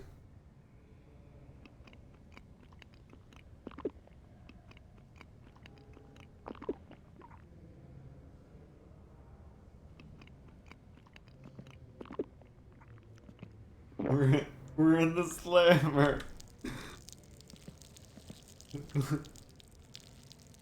I just wanted to build a car, right? I just wanted to build a car. That's all I wanted. Really just wanted to build a car. So we're clearly gonna restart at this point because yeah, there's just I'll show you why, actually. I'm gonna show you exactly why. We're gonna have a smoke because we're in the slammer. So that's what you do. As one does. Got our radio. And we got TV. So you go like this.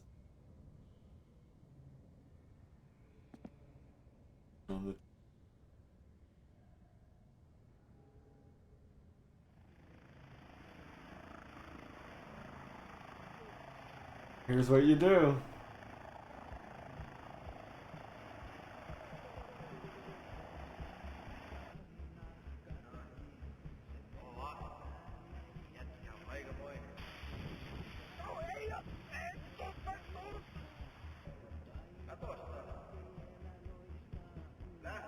Are you hungry?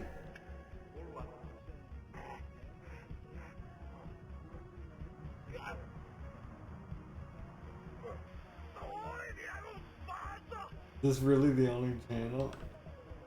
Yeah. Okay, I'll get her some food while you comrades watch this channel, and then we'll see how high my fatigue is, and then you'll see why we will be restarting. I gotta feed her because she wants the forbidden spaghetti. Oh, I gotta turn my plant lights off too.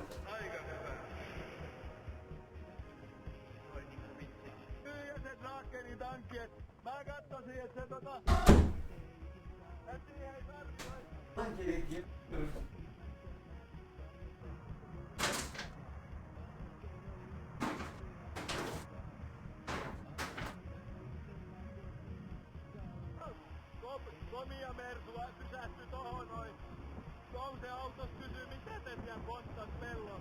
Varmaan kumarretaan teitä, arvon herra. Niin.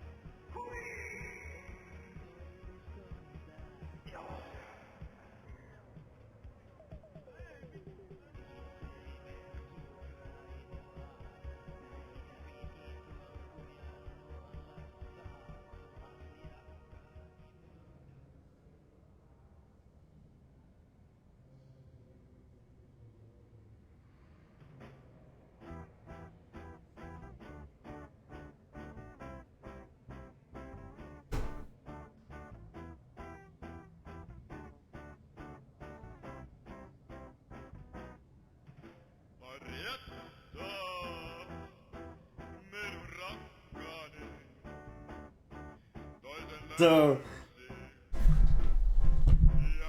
as you can see, look at where our fatigue is right now.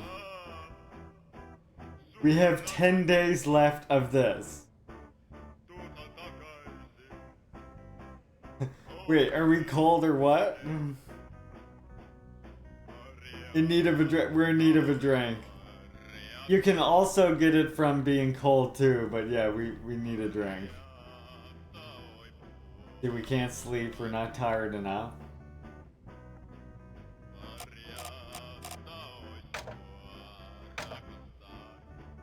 The tape?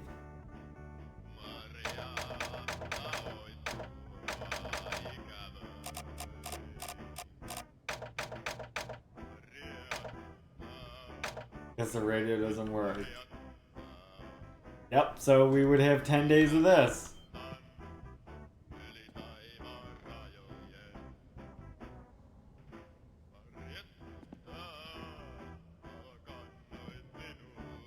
And that's why we're gonna just fucking restart it. We're gonna have one more shot at a playthrough.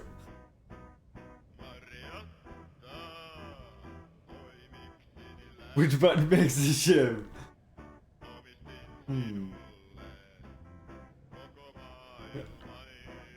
That's a good question.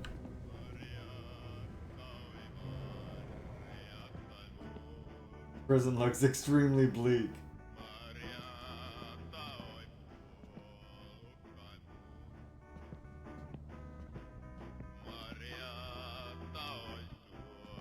This wall is fake. Something. Look, it looks like the outside, but when I lean through that wall... Oh wait. It's just really thick or something. Wonder where this is. Glitch through the wall, glitch through the wall. Damn. Right. Okay, we're trying for our Shawshank Redemption moment here.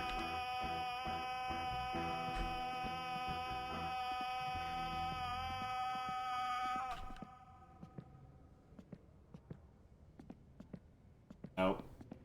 Well, there you go. We're trying again. What color?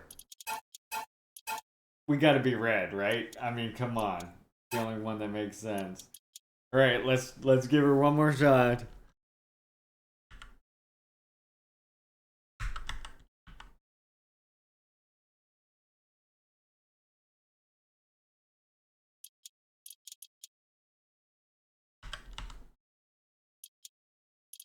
Here we go. Let's begin. Permadeath on.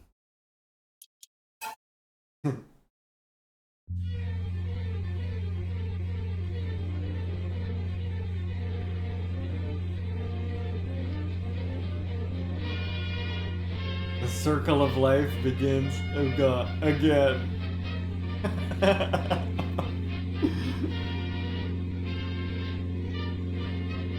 The circle of life begins once more, comrades.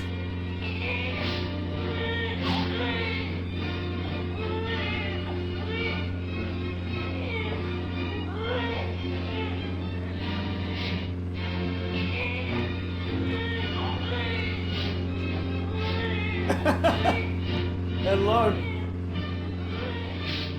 it's the car.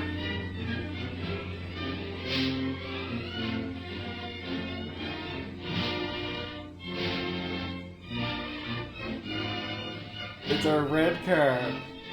DD was born.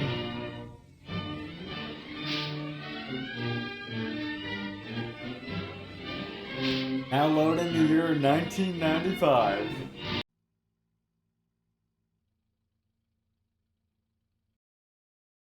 Like nothing ever happened. It's like nothing happened. It's fine. It's all good. We'll just wake up and it'll be all good. See? It's a new life. New chance. New chance to do something good in this world. Don't be lazy. Fix your dad's old car. Uncle's blue van can be loaned. Don't drink alcohol. We will come back when we get bored. Yours, Mom and Dad. There you go. There's the story. Get her booze. And there's the car that we were born in the beginning.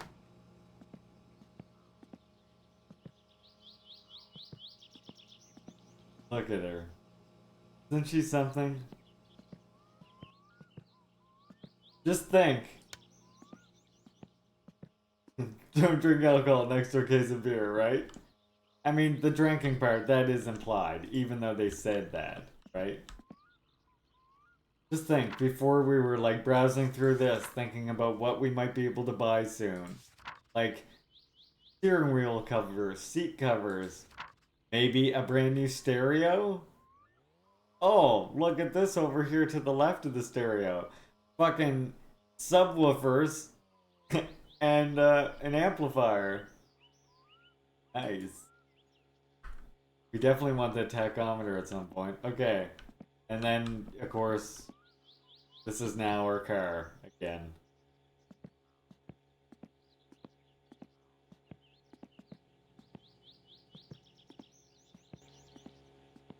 Yeah, that seat. Okay, well, now's as good a time as any. Actually, the frame and stuff isn't gonna matter so much right now. Why don't we do some of the engine first? Yeah, let's do some of the frame while it's daylight. The one thing you'll notice is we don't have tires. You have to get tires. How do we get tires? You'll see. It's tires itself is one of the points of, like, it's one of the checkpoints, like, maybe you'll die, maybe you won't. Try to get tires. Because you see, we have to go to this abandoned house to get free tires. I wish we would steal them off a police car. We have to go to this abandoned, like, mansion thing to get the tires. And unfortunately, there's bees there. And our character is deathly allergic to bees. So what we have to do is go at night so that the bees will be asleep and they will not sting us. Now the problem, of course, with going at night is, as you've probably seen, you've been watching along, is it gets dark as heck. Okay, there. This is... I don't think they're Africanized, but for us they don't need to be. One bee sting and we die instantly. One bee sting is all it takes. Okay, so... yeah, that's what we want. Okay, let's put the subframe in.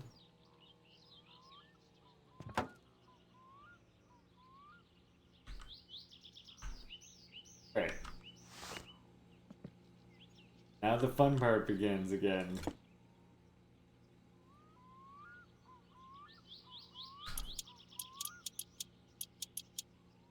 Bolting the fucking car together bit by bit. There's another bolt, right?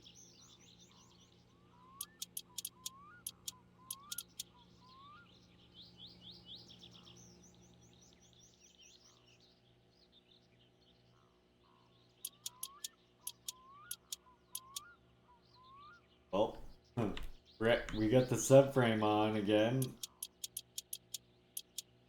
I think get the uncle to show up with the van, which would be nice if we could do that. Jeremiah, yeah, there was murder charges. That's why our car is once again in pieces. As you can see. We're now GDJFC. Fuck went to jail. For a long time. He's not coming out. We lost the character fuck. Now we have to rebuild the fucking car. Putting the steering rack in.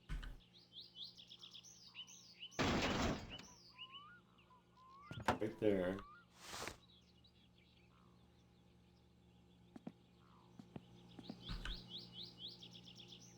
Yeah. Fuck.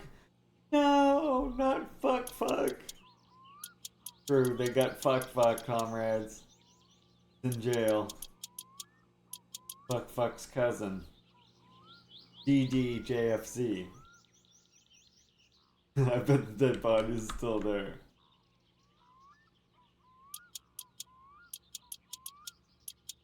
He cleaned up now.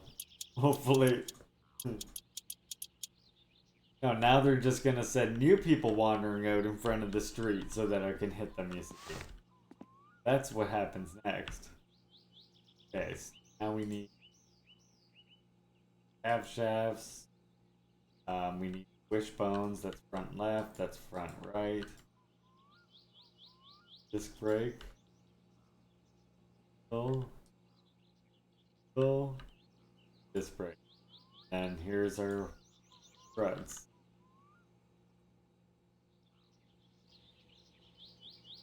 Right.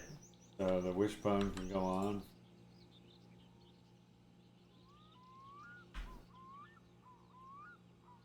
Really? Or you're gonna make it matter if you're upside down or not?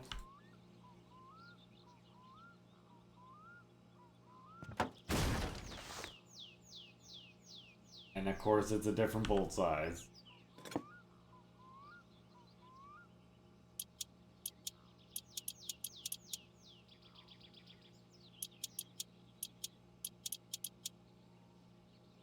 I just want to get the front end.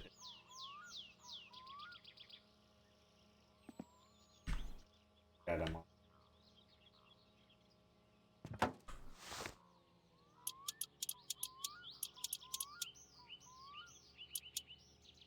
There's the wishbone suspension.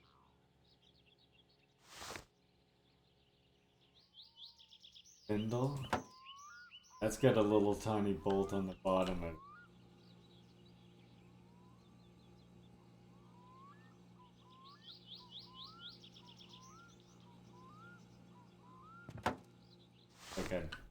Like a little bolt right there.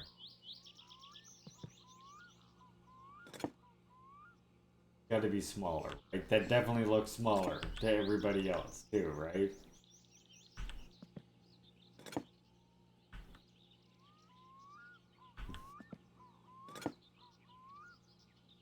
This better be a fucking real small bolt. I'm gonna be pissed if it's somehow bigger.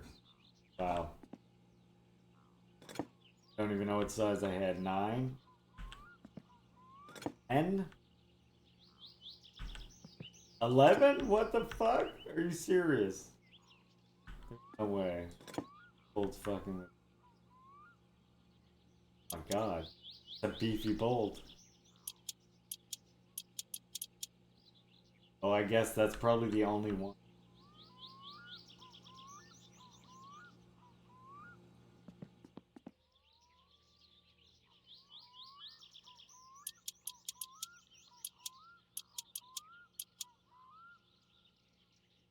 Look at that. Nothing to it, comrade. Nothing to it.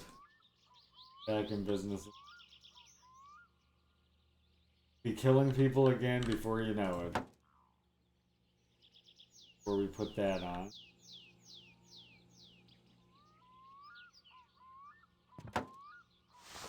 That's a big bolt.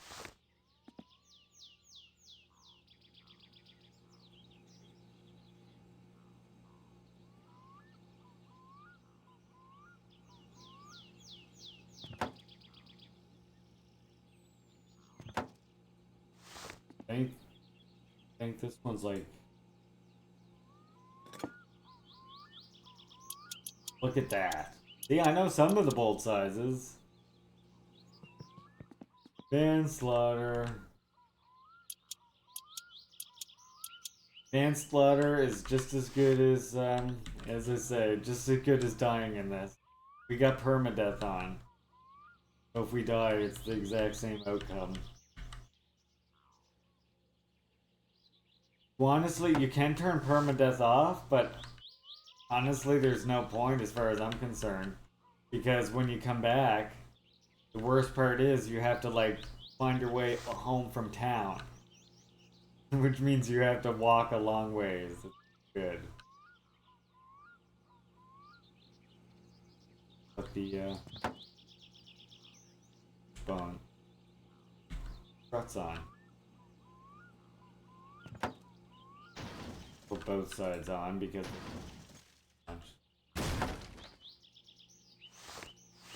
stabilizes them.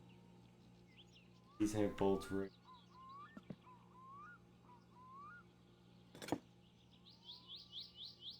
What fucking size these? Gonna guess around a 10. But 13? 12.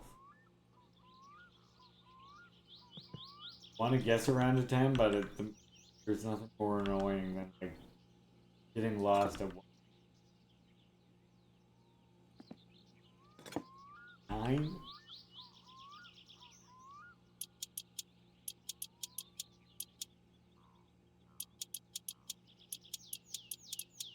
And up top is a different size bolt.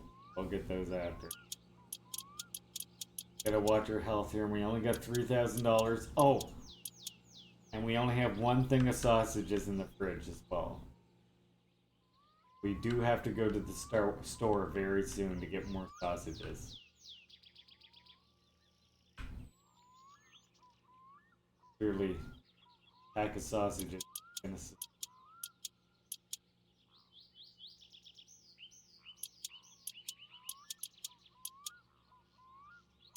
I think up above it's a smaller.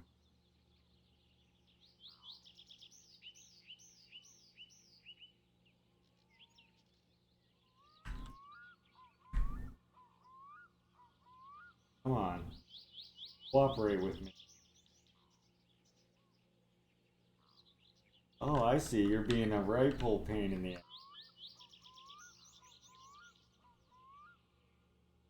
I can like target at some.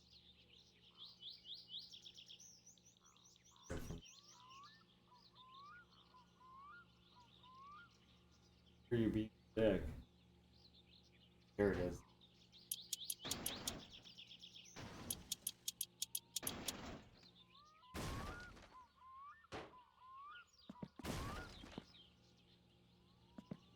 Make that sound. That is ridiculous. Right, in the steering column.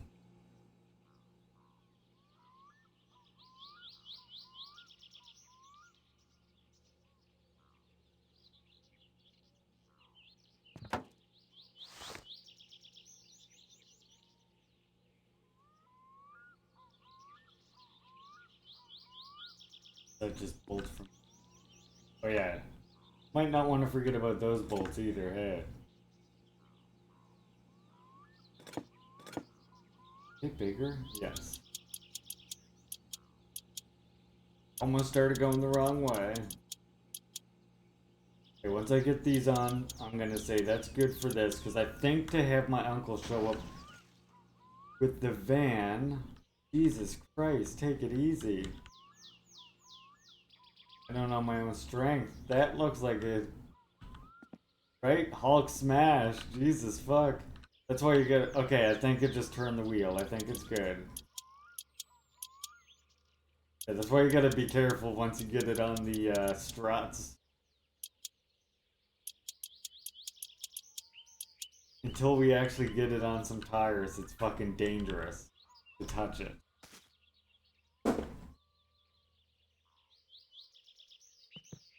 Okay, so we're gonna leave it here for a second. I do want to get this one bolt in. That looks scary the way that is, but I'm gonna assume that's okay. Okay, that's fine. Sure, it's fine. There we go. See, that fixed it. I know what I'm doing. Definitely know what I'm doing.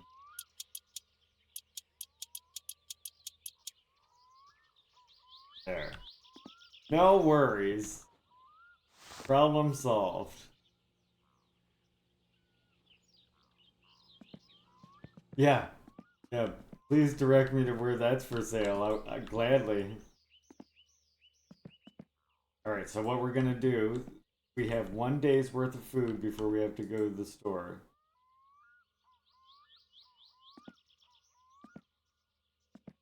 I don't know, Falcon. I have to try and figure out with the wife when she's busy, so when I would have time to do that. But yeah, I want to do that for sure. Wait, I want the gearbox. I want the block.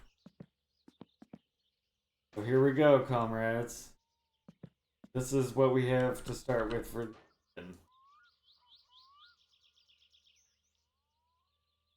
Excellent. Well, I will make an announcement at some point of what I will be showing in the theater. Most definitely. Don't worry about the head gasket yet. First, let's get the can.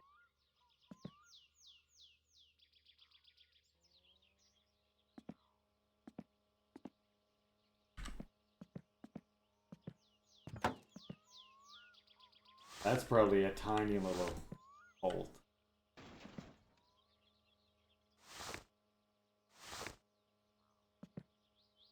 A T-72 for under 6,000 US dollars?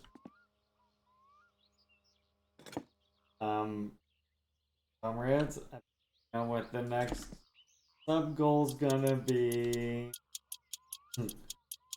Buy a Juche Gang T-72. That's the next sub goal, yep. It'll have to be really high, mind you. And we need to put the crankshaft in it.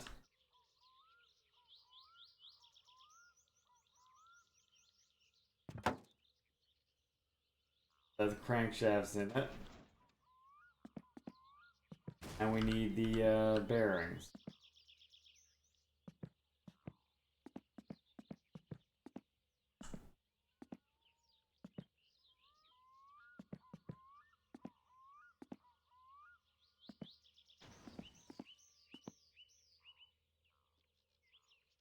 Easy.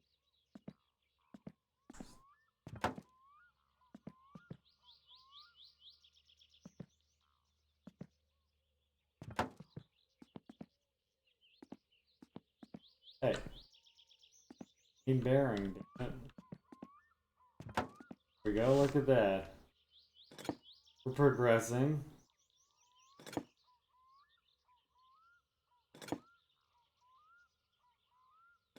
Christ, these ones are deceptively big.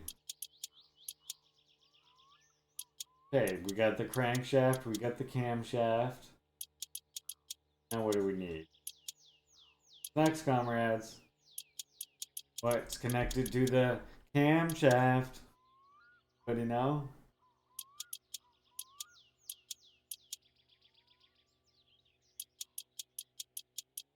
Somebody knows what's connected to the shaft.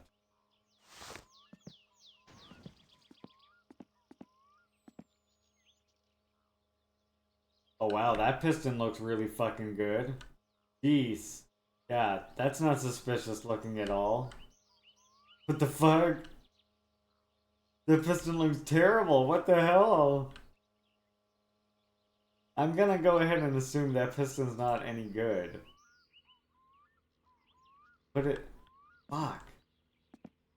That does not look good at all. That means we might have to stop at the store on the way to Uncle's.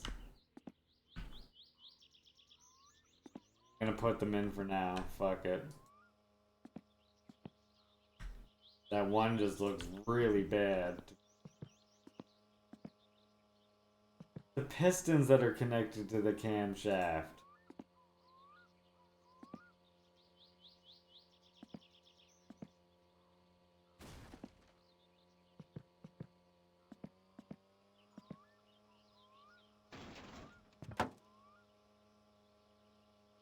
What are you doing out there? I swear that car is making noise out there. Piston 4. Put you.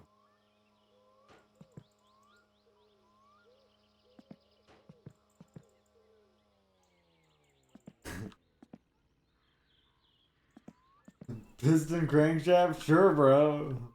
Rick and Morty. Well, look, now you're learning.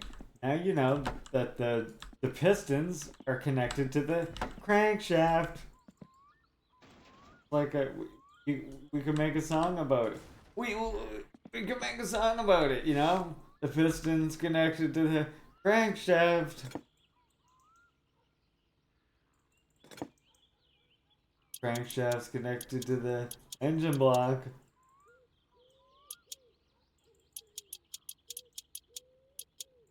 Look at that. Beautiful pistons are now in. We're doing it, chap. We're doing it. We're making a car. That's how you make a car. Put your camshaft inside your engine block. Put your crankshaft inside your engine block. You attach the pistons and the bearings to that. Bernie Sanders. Oh, beautiful. Look at that. Okay? And now, take this gasket that I already had. That can go on there. See, doesn't that look right? The cylinder heads now. Goes on there. Nothing to it. Easy peasy. Now we're gonna put the rockers on top of this. You know, the rockers go on the rockers go on the cylinder head. You can remember now. But don't forget the gasket. You definitely need a gasket between the cylinder head.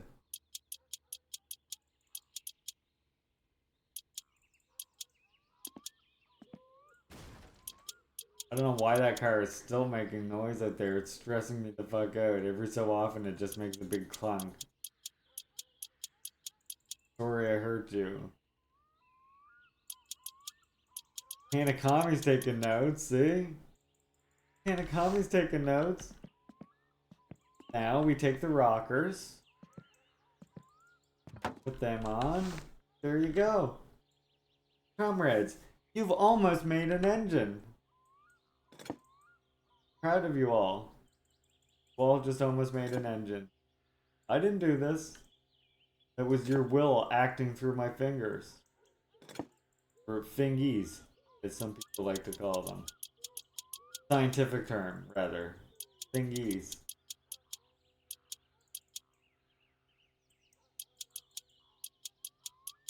Look, it's a beautiful piece of work is what we've done. Built this. Look at that. Rockers. Rockers on. Alright, before we get too carried away with the front of it. That's the flywheel. This side. Gotta do some doohickeys to this thing here, see?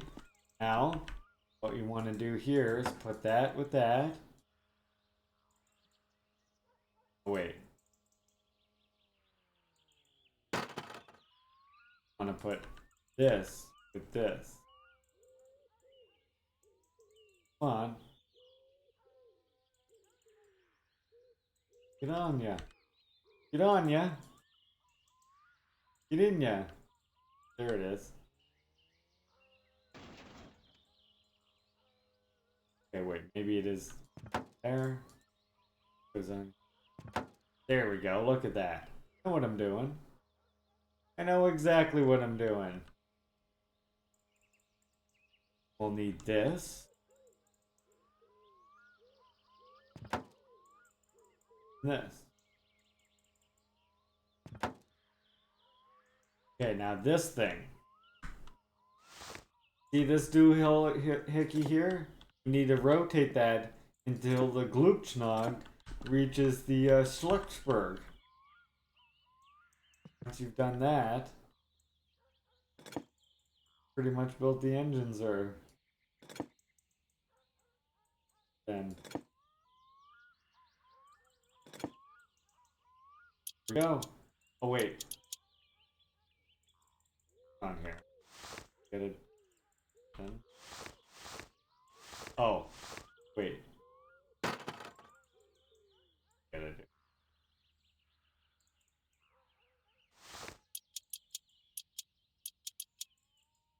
Oh yeah, okay. Here it is. See? Gotta line up. Gotta turn.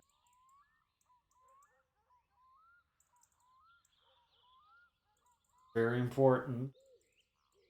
In your real car too. If you don't line these two notches up, your car just won't run. Like worst thing to do. Okay. Now that locks it in place. There you go, see? Nothing to it. Does this go on, or does it feel like that's a whole different side? This needs.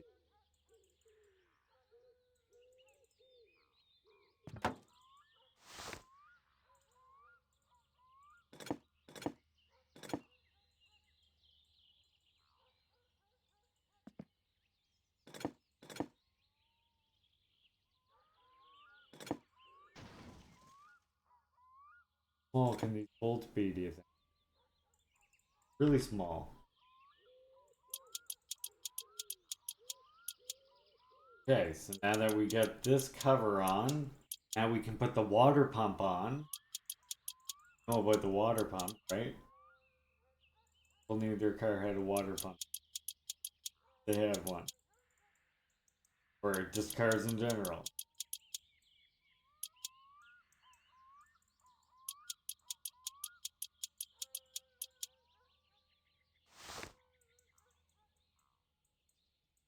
Pump, right? Put that sucker right into there. Of course, it's a different fucking wrench size again.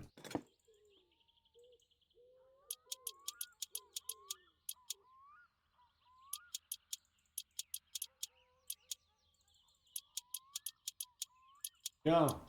Water pump. Now your car can pump water. Ask me where the water's coming from, but it's to pump water. Rest assured.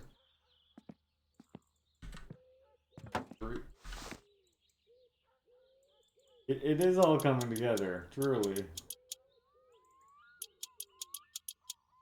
There's the cover. Starting to look like an engine.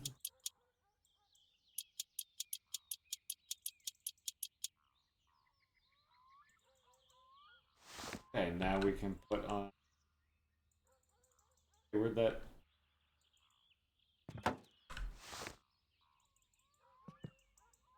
That's definitely bigger, right? That's definitely a bigger bolt. It's gotta be. Look at it.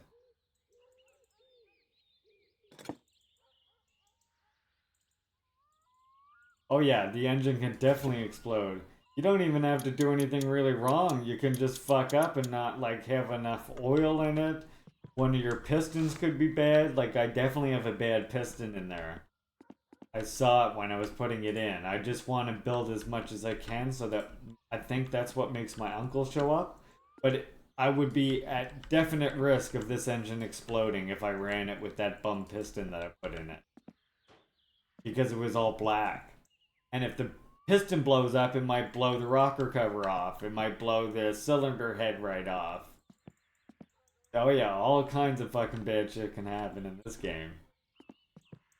It's a barrel of fun. Truly, truly is. A lot of fun. Look, when I told you, comrades, I like to punish myself and like hurt myself in games, I'm not lying. It's a serious sickness. It's a problem, alright? I got problems. And you comrades facilitate it, especially when we play crowd control games. Like, oh yeah, yeah. Hurt me in the game. Cause me chaos, please. Like it. I like it like that. Sorry. Sorry if I'm getting anybody excited. Oh, nice. Perfect. I definitely need a pop. Thank you. By the way, comrades, if any of you happen to...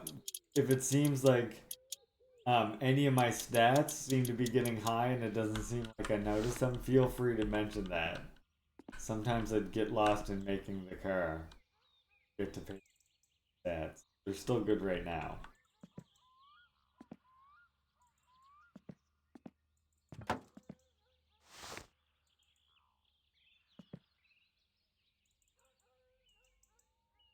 Look at this beauty. Is it resembling an engine to anybody yet? Looking familiar?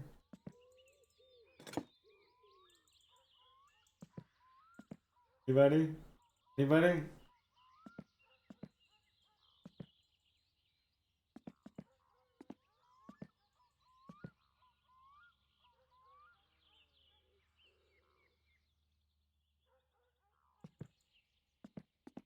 No, I've never actually looked up a tutorial for how to build this engine. Just know from helping out with friends and shit. Definitely want the starter now.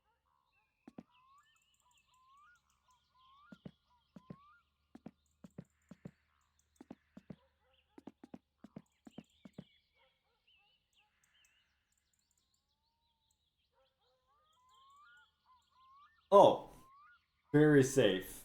Very safe. Yes. I recommend anybody get inside of it, definitely.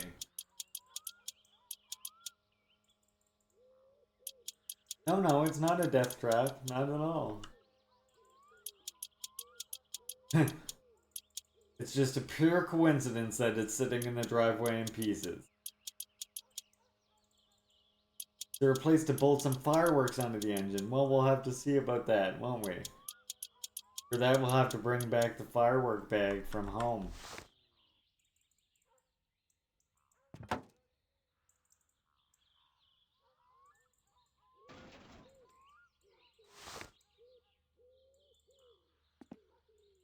That engine out there, or that car out there, is definitely still banging around.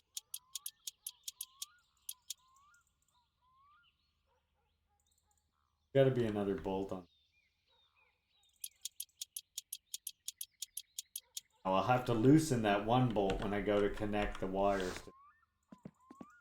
For now, we want to bolt it up. Look at that. This is a car.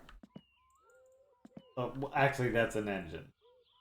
Sorry, I got excited. Way ahead of myself there. I'm looking for it right here, the rocker car. See, there we go. Now, does it look more familiar?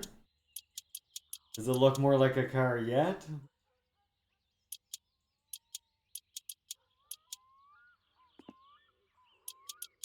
Now that it's got its hat on? Look, it's got its hat on. You recognize it with its hat on. Car hat. No, comrades, the car hat. Don't forget the car hat whenever you're building an engine. One thing I recommend is not forget the car hat. Vital piece of the engine. Car hat. Goes on now.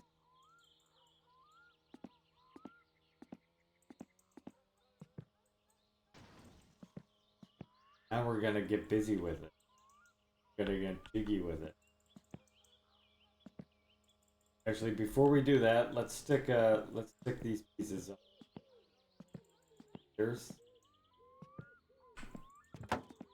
carburetor.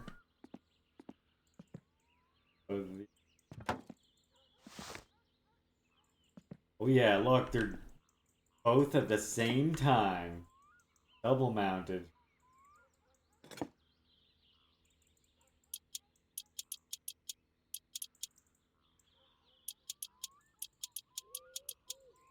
Oh, your carburetor, that's what brings, in case you don't know,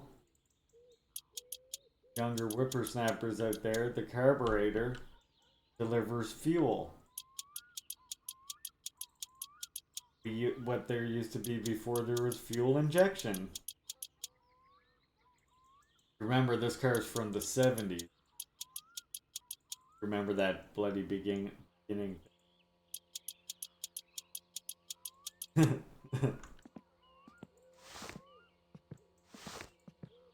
Yep. Two at the same time. Great. There's that's good. That's looking good. Great.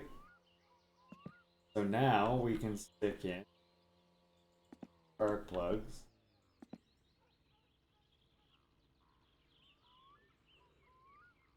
We can stick the oil pan.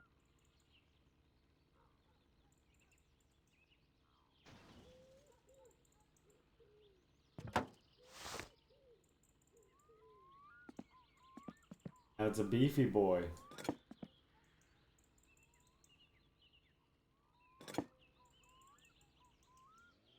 Don't tell me these bolts are... Wow. How many people would have guessed that these bolts are smaller? They seem they would be bigger to me.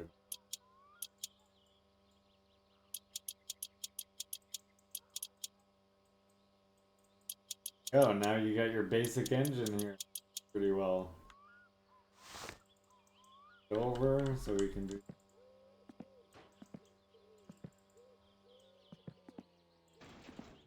Oh, nice.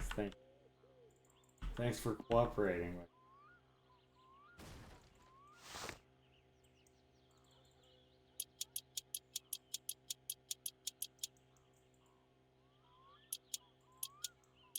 Right. Then we're gonna put the gearbox on. Thirst is up there. Okay, once it's red, you still have a while left.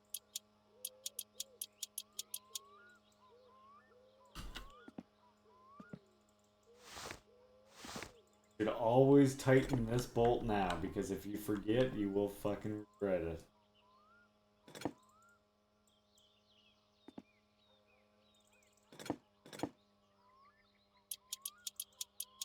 Don't want to forget that bolt.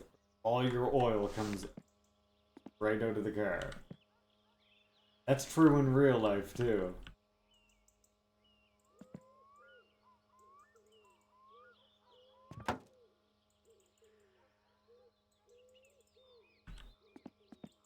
I'm gonna be too heavy to lift it. Oh yeah, the engine block goes on.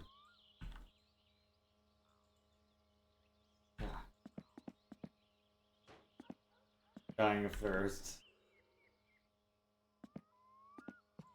Okay, we'll address the thirst in a second. First, we have to satiate the car gods. Oh, wait. Let me forget. You almost let me forget, chat. You do that. Imagine not telling me about this little inspection cover. That almost let me down just now. Failing to remind me about the inspection cover. Come on, vital component of the engine right there.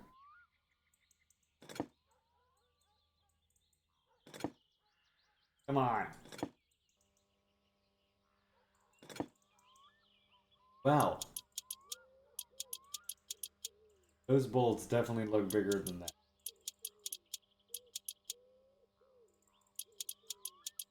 Smaller bolts. Just used to real small bolts.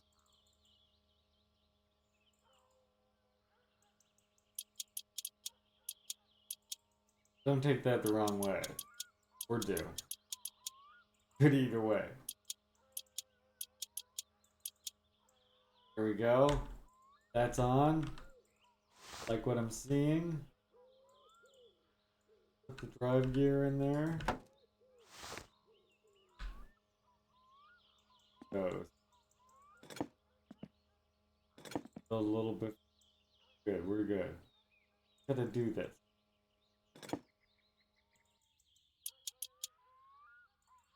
Got the eye of the tiger. Thrill of the fight. Something, something of our rivals. See, that's look like lightning again to me.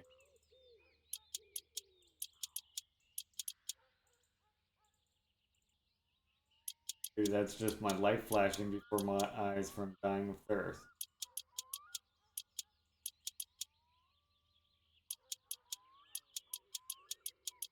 Okay, this is fine. Fine, this is fine. Wrong. Oh, don't worry. It's alright. We're good. We're good. Fix this.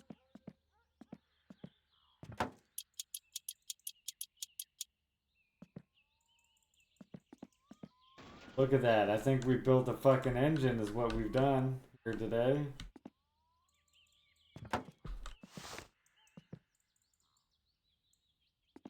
Keeps sounding like someone else is walking around in here with me.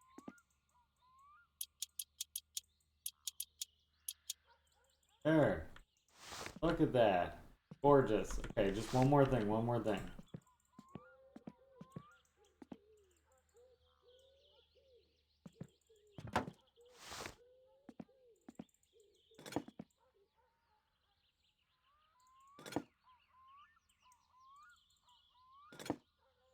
That's a small bolt. Okay.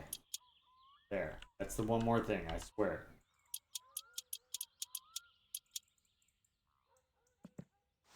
There we go, look at that. Pretty much cleared the shelf. We pretty much built the engine.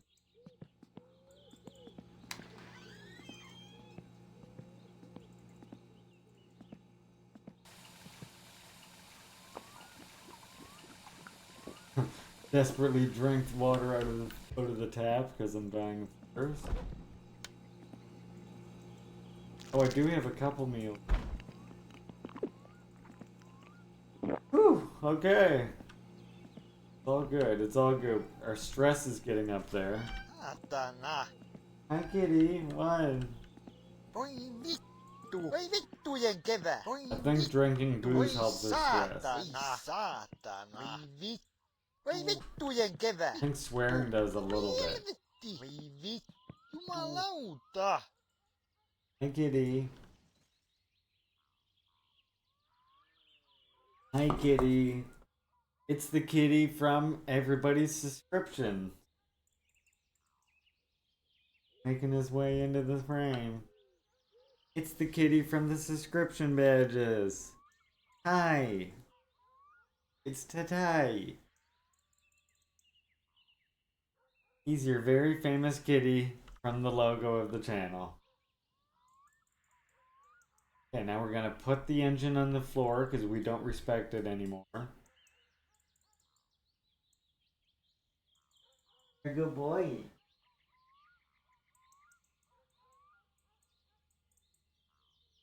Okay.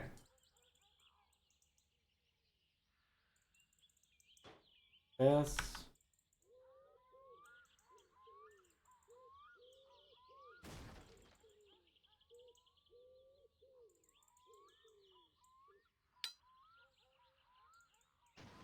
No, wait.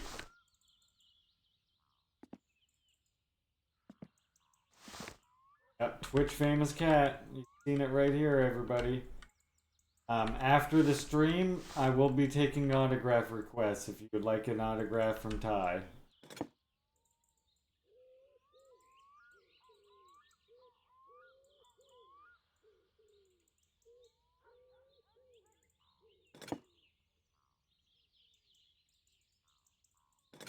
Autograph Ty graphs. That in there.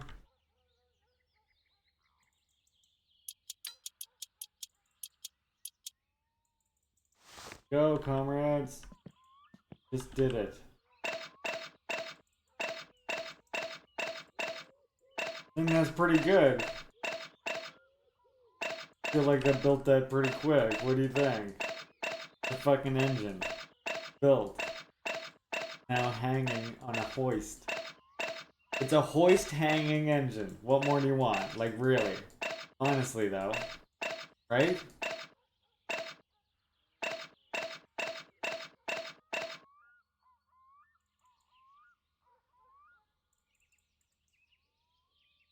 Put it like this so that it's ready to go on the car. And we just need to pull the car in and then we can lower the engine down into it.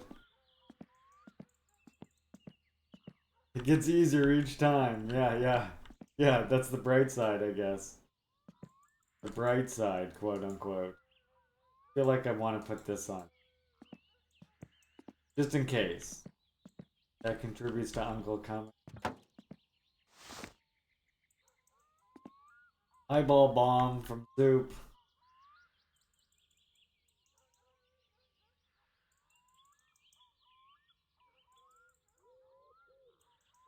Where the hell do you... Oh, there you go.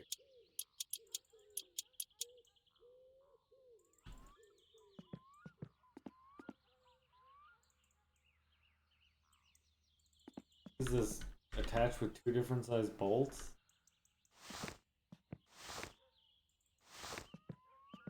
We're going, Zoop. Really? Two different size bolts.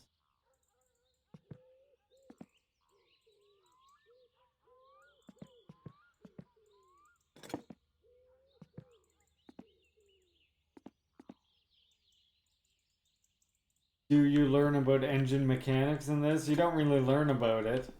If you know about engine mechanics, though, it'll definitely help you in this part. Say that much.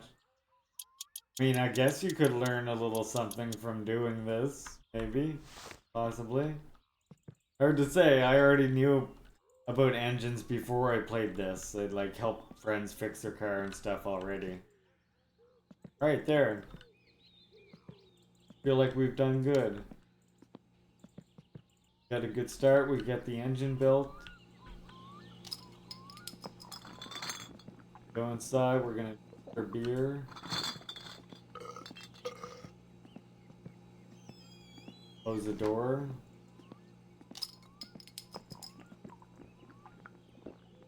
What do we got? Stress. Don't have any cigarettes for help with their stress. I mean, I wouldn't say you're fucked, because, like, Birdie, I could teach you how to do it, or you could just follow a tutorial online. Honestly, if you just follow a, like, step-by-step tutorial to build the car, it's not that bad.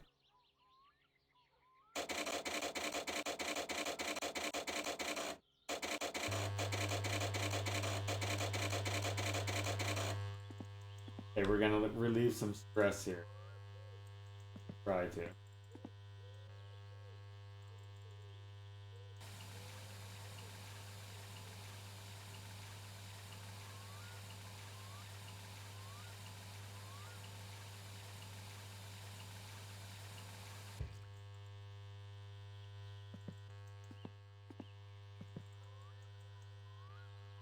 Alright, it's gonna be a while for this to heat up.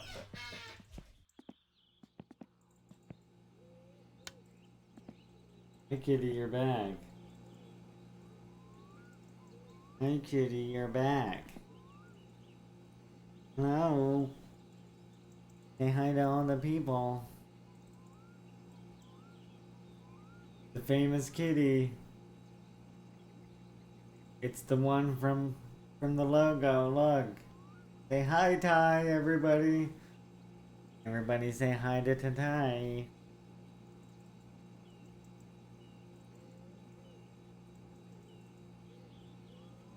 Good boy.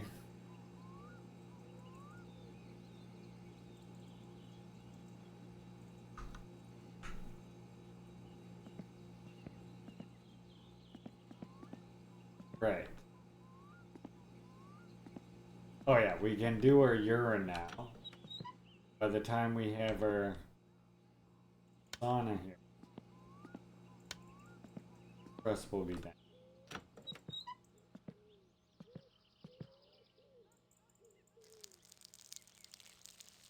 Oh, kitty.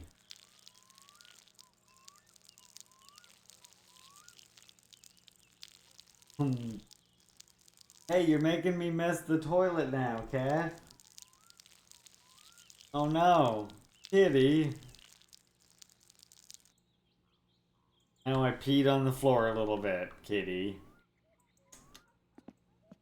Distracting me. Where are you going anyway? Where are you going? What do you... What's your butt? What's your butt?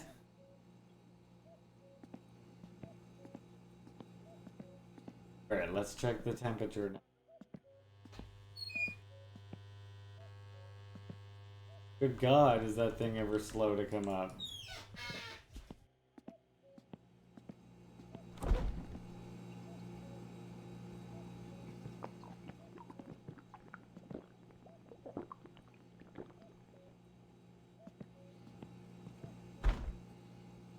Anything in her pantry?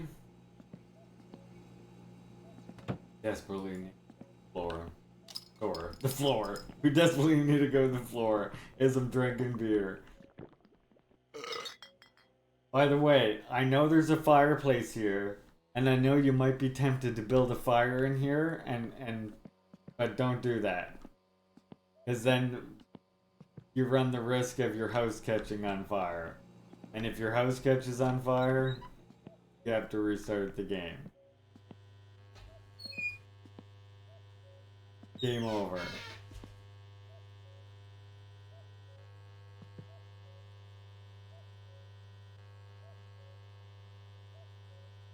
We need the sauna to get hotter. Hi, kitty.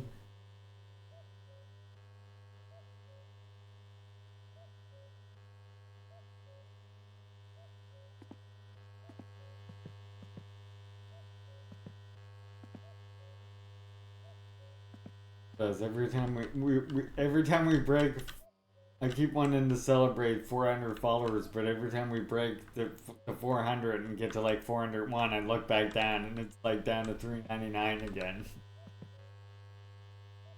Wait, you don't want Juche knowledge? Yes. And it's actually a thermometer. We need it to get hotter in here. Trying to get it nice and hot in here. Relieve some stress. This is one way you can relieve stress if you don't have cigarettes.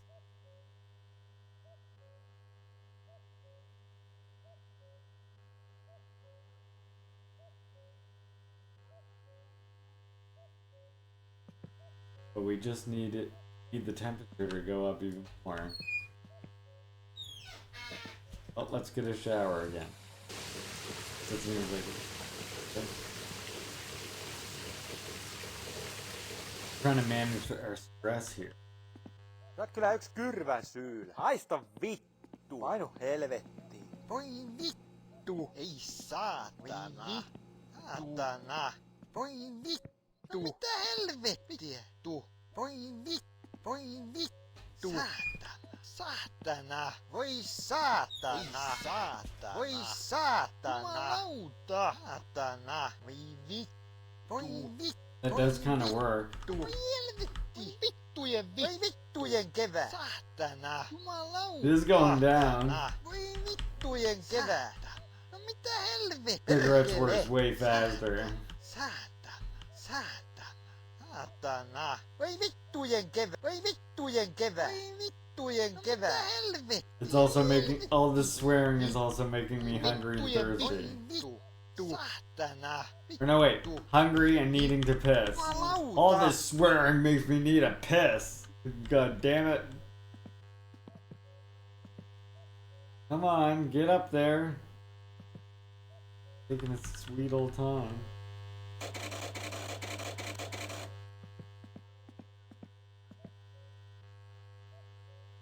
Here we go. Now we're starting to get. Take the dipper. What's happening? You know what's happening here.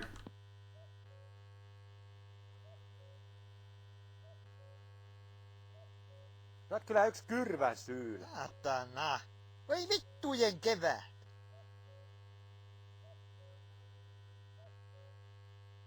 Voi saatana. Saatana.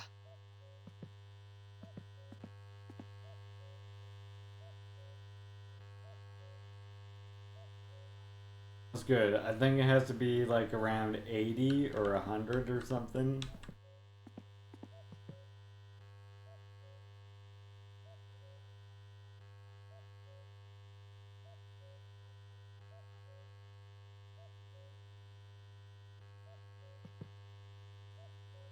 Rising faster now. Let's do one test. Get state.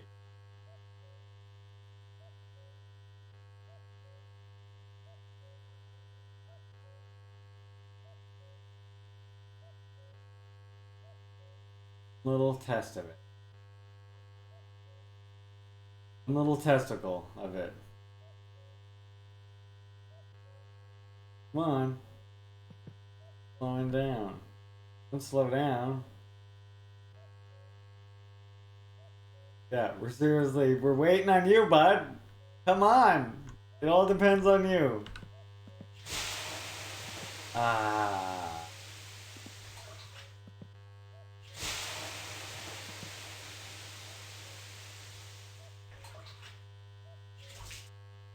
I missed.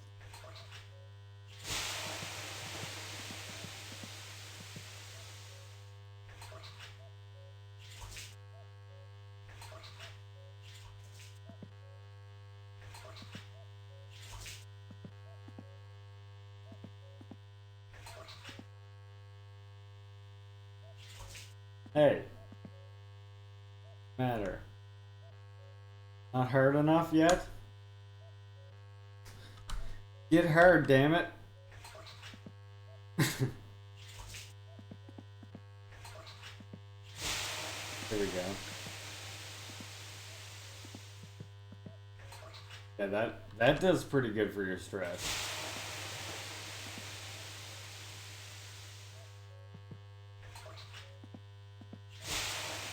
There we go, look at that. Stress free for a nice sauna.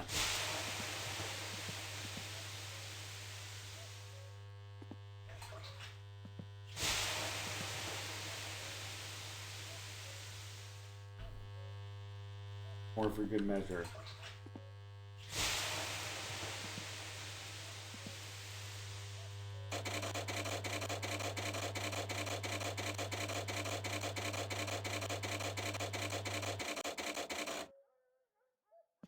Go.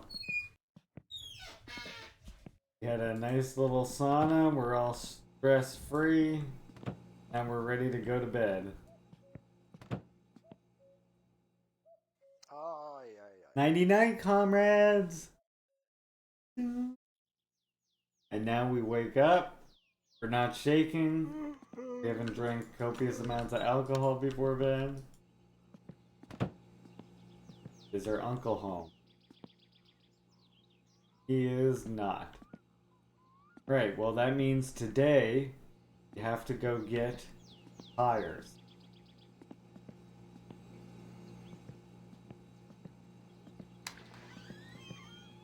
Okay?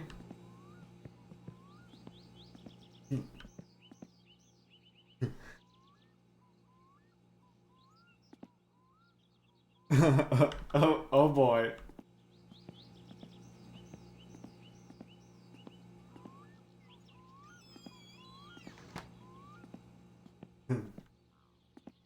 Shoot made a clip.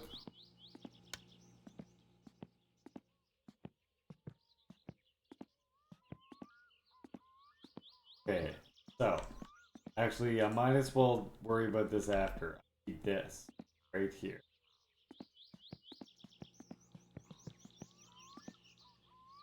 Like this. Still early in the morning. Okay, I think maybe we can get the back wheels and stuff on right quick before we gotta go. And we'll have to head out.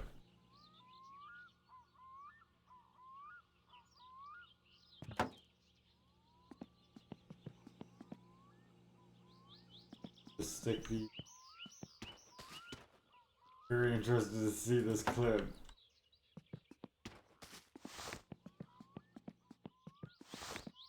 Okay. That...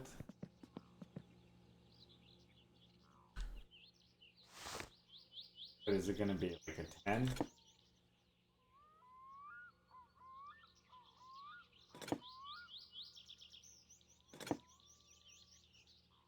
It was a 12.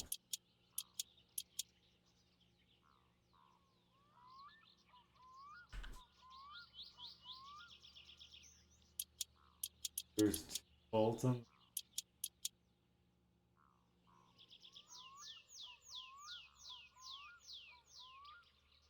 We get this on, and then when we come back with the tires will be just ready to go on.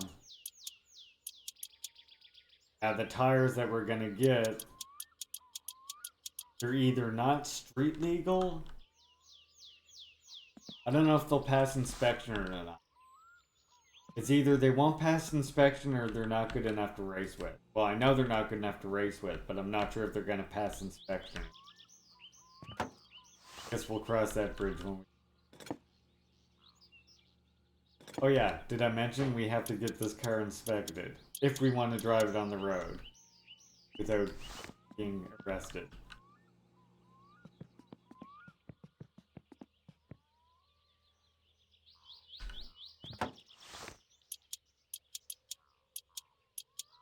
Okay, now we just need the coil springs and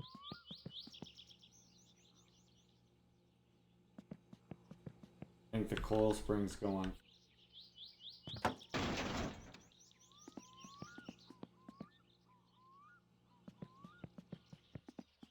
And I think box.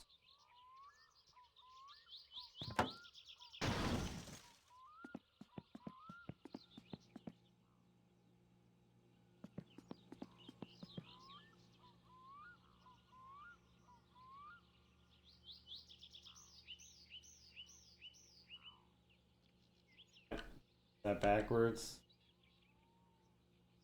Oh no, this just goes right here. Now underneath it's got like little tiny bolts. Ooh.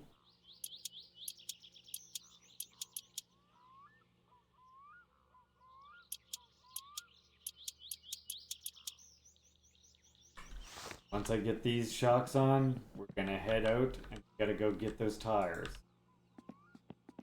I mentioned, we're deathly allergic to bees.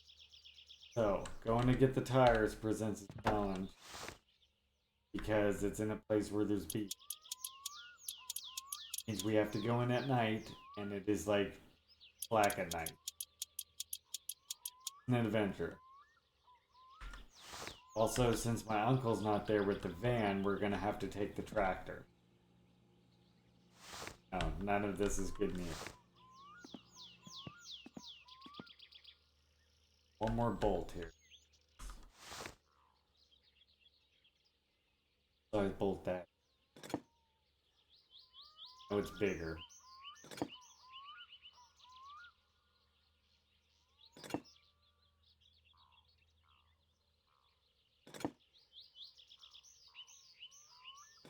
Holy shit. What kind of bolt is this? Big one. Here, there. Shocks are in. There, chassis of the car is done. I just need to stick some up. I fear no bee. I fear the bee. I'm the one that fears the bee. Deathly afraid of the bee.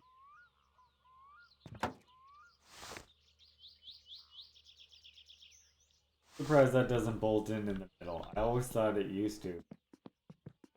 It's not. Clutch line.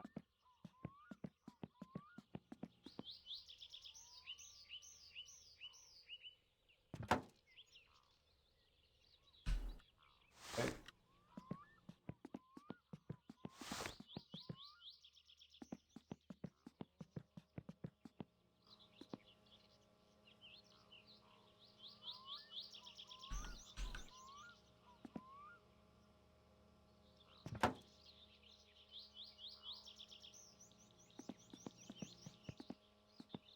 Yes, let the bee puns commence, chat. Let the bee puns commence. Okay, so we're back to, we got the master cylinder on. We just need brake masters. We're trying to stay out of trouble. This new life has been going better so far, but to be fair, we haven't left our house yet. So anything could happen once we actually go out into the greater world.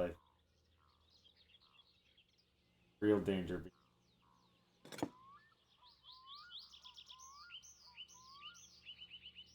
This has got to be smaller. This definitely bolts look way smaller, right? Everybody agrees. Okay, good. As you can see, chat unanimously just voted that these are smaller. We're right. Vindicated in our rightness.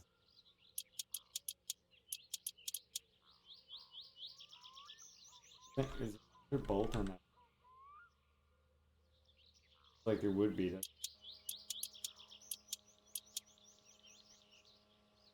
What are these? Bill?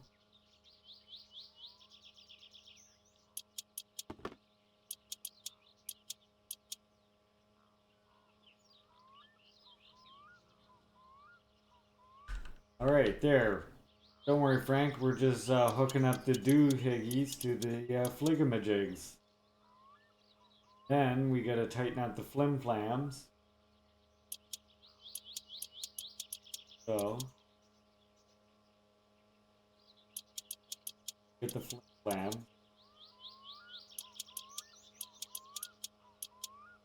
If I considered becoming a criminal in game? Well, we kind of went that route last game. Let's just say we learned a lesson about crime not paying something yet. May have been some sort of lesson like that to be gleaned from it. I'm not sure exactly.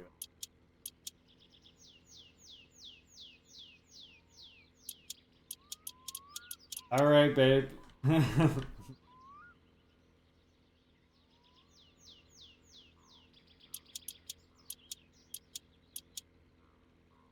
Can you do this playthrough as a straight edge? I mean, no booze?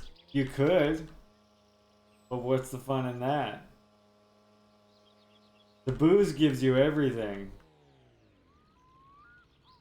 Oh, there's another bolt right.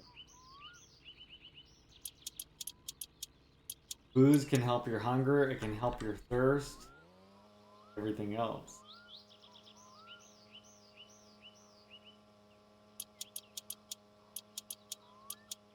Right, here we go, we got the car all built.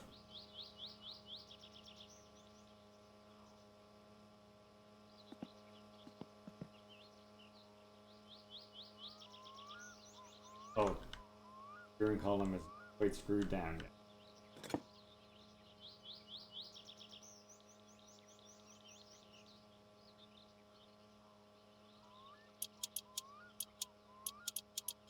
There we go.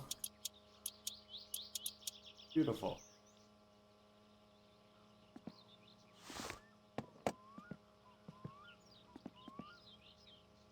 Right.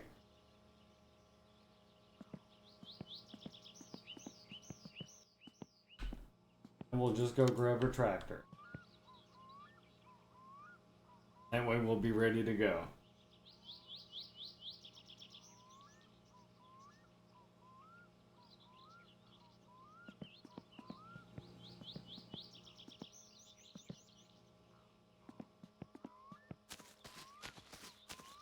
Grab her tractor and bring it back up here. Double check to make sure Uncle's not here.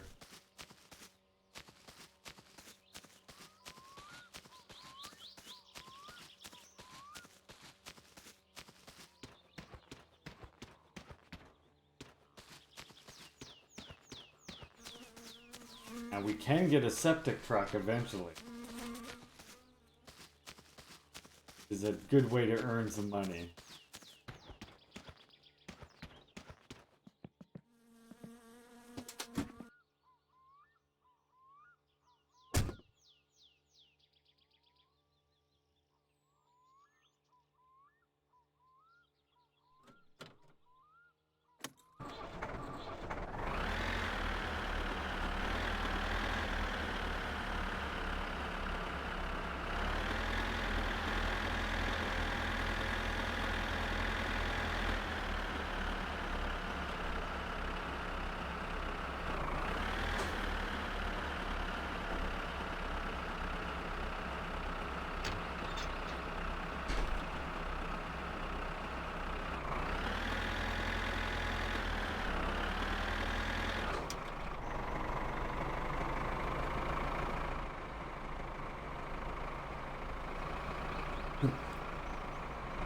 Any tractor fans in chat? Get the tractor back.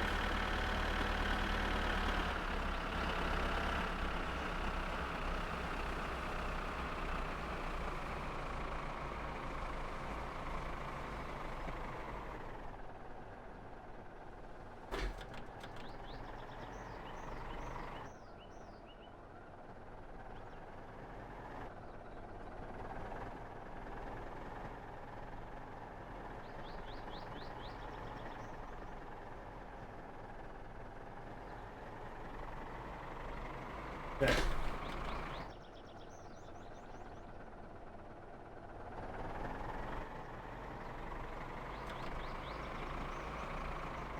Here we go.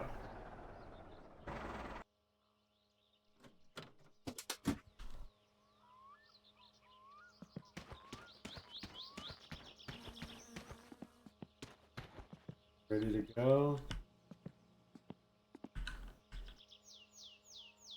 We just flashlight.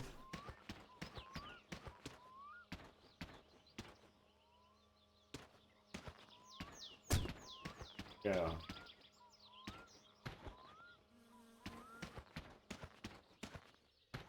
You're a fan of heavy loading machinery? I mean, me too. I do love myself some heavy loading machine.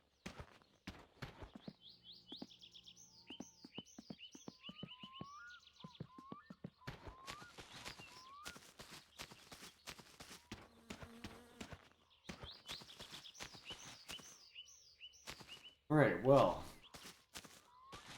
to make supper here for the wife and I, so we're gonna raid Hildy Beast.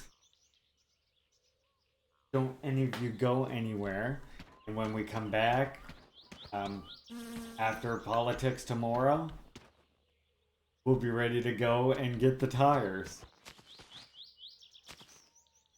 So make sure you make sure you come back tomorrow after politics. First, though, during the day, well, I'll show you in a second. Well, let's turn off some of these lights. And I'll show you how you have to save this game. Yeah, we definitely need to go to the store when we come back.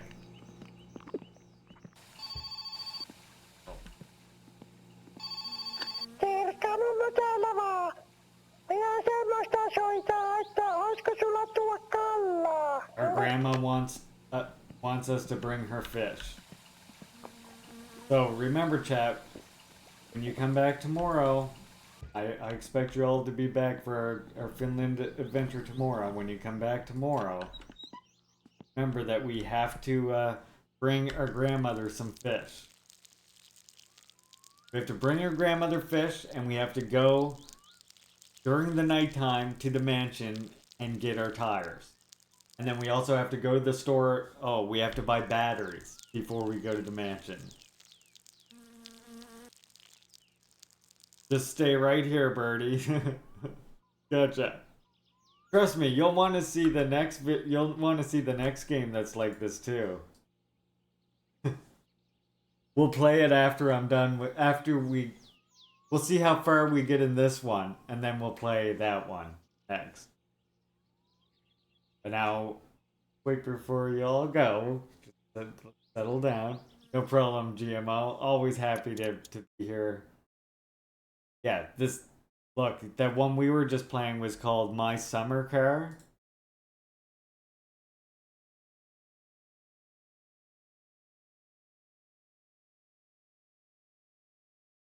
Which is this one right here.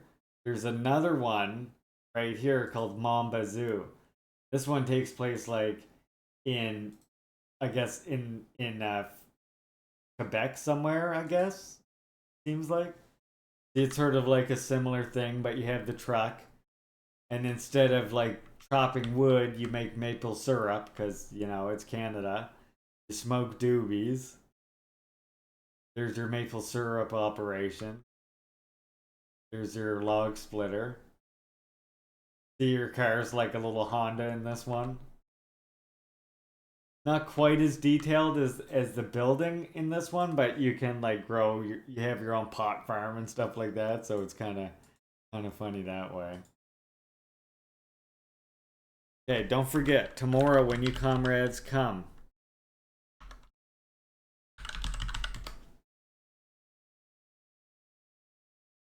We are going to be reading Chapter 1, How to Cast a God into Hell. This is Stalin, History and Critique of a Black Legend. So if you happen to want to catch up, we're just about to begin Chapter 1. There's the link there. And you can get it anytime you come in my chat by just typing the exclamation mark and reading. Frank again made this great raid message. So make sure you make use of that. By the way, if you do appreciate and support my work, I do ask if you are able to support my work by throwing me a little bit here or there if you're able to. And if not, I appreciate you spending your time with me. And thank all you comrades for spending the day with me, whether it's for the politics part or whether it's for the gaming part. Very much appreciated. Tomorrow will be another long stream. In the morning, we'll be doing our morning cartoons. We're working on The Leader, which is the Chinese cartoon about Karl Marx. We'll watch a Juche lessons pre-credits. And then we will read that next chapter of Stalin, History and Critique of a Black Legend. After that, we can do some more My Summer Car if you comrades wish. Or we can play something else. Thank you, comrades, everyone, for coming. Thank you for the gift subs today, by the way, Falcon. Very much appreciate that, comrade. Means an absolute ton to me. Make sure you spam that message in Hildebeest's chat. She is a fantastic comrade, also up north here where I am. Bye, comrades.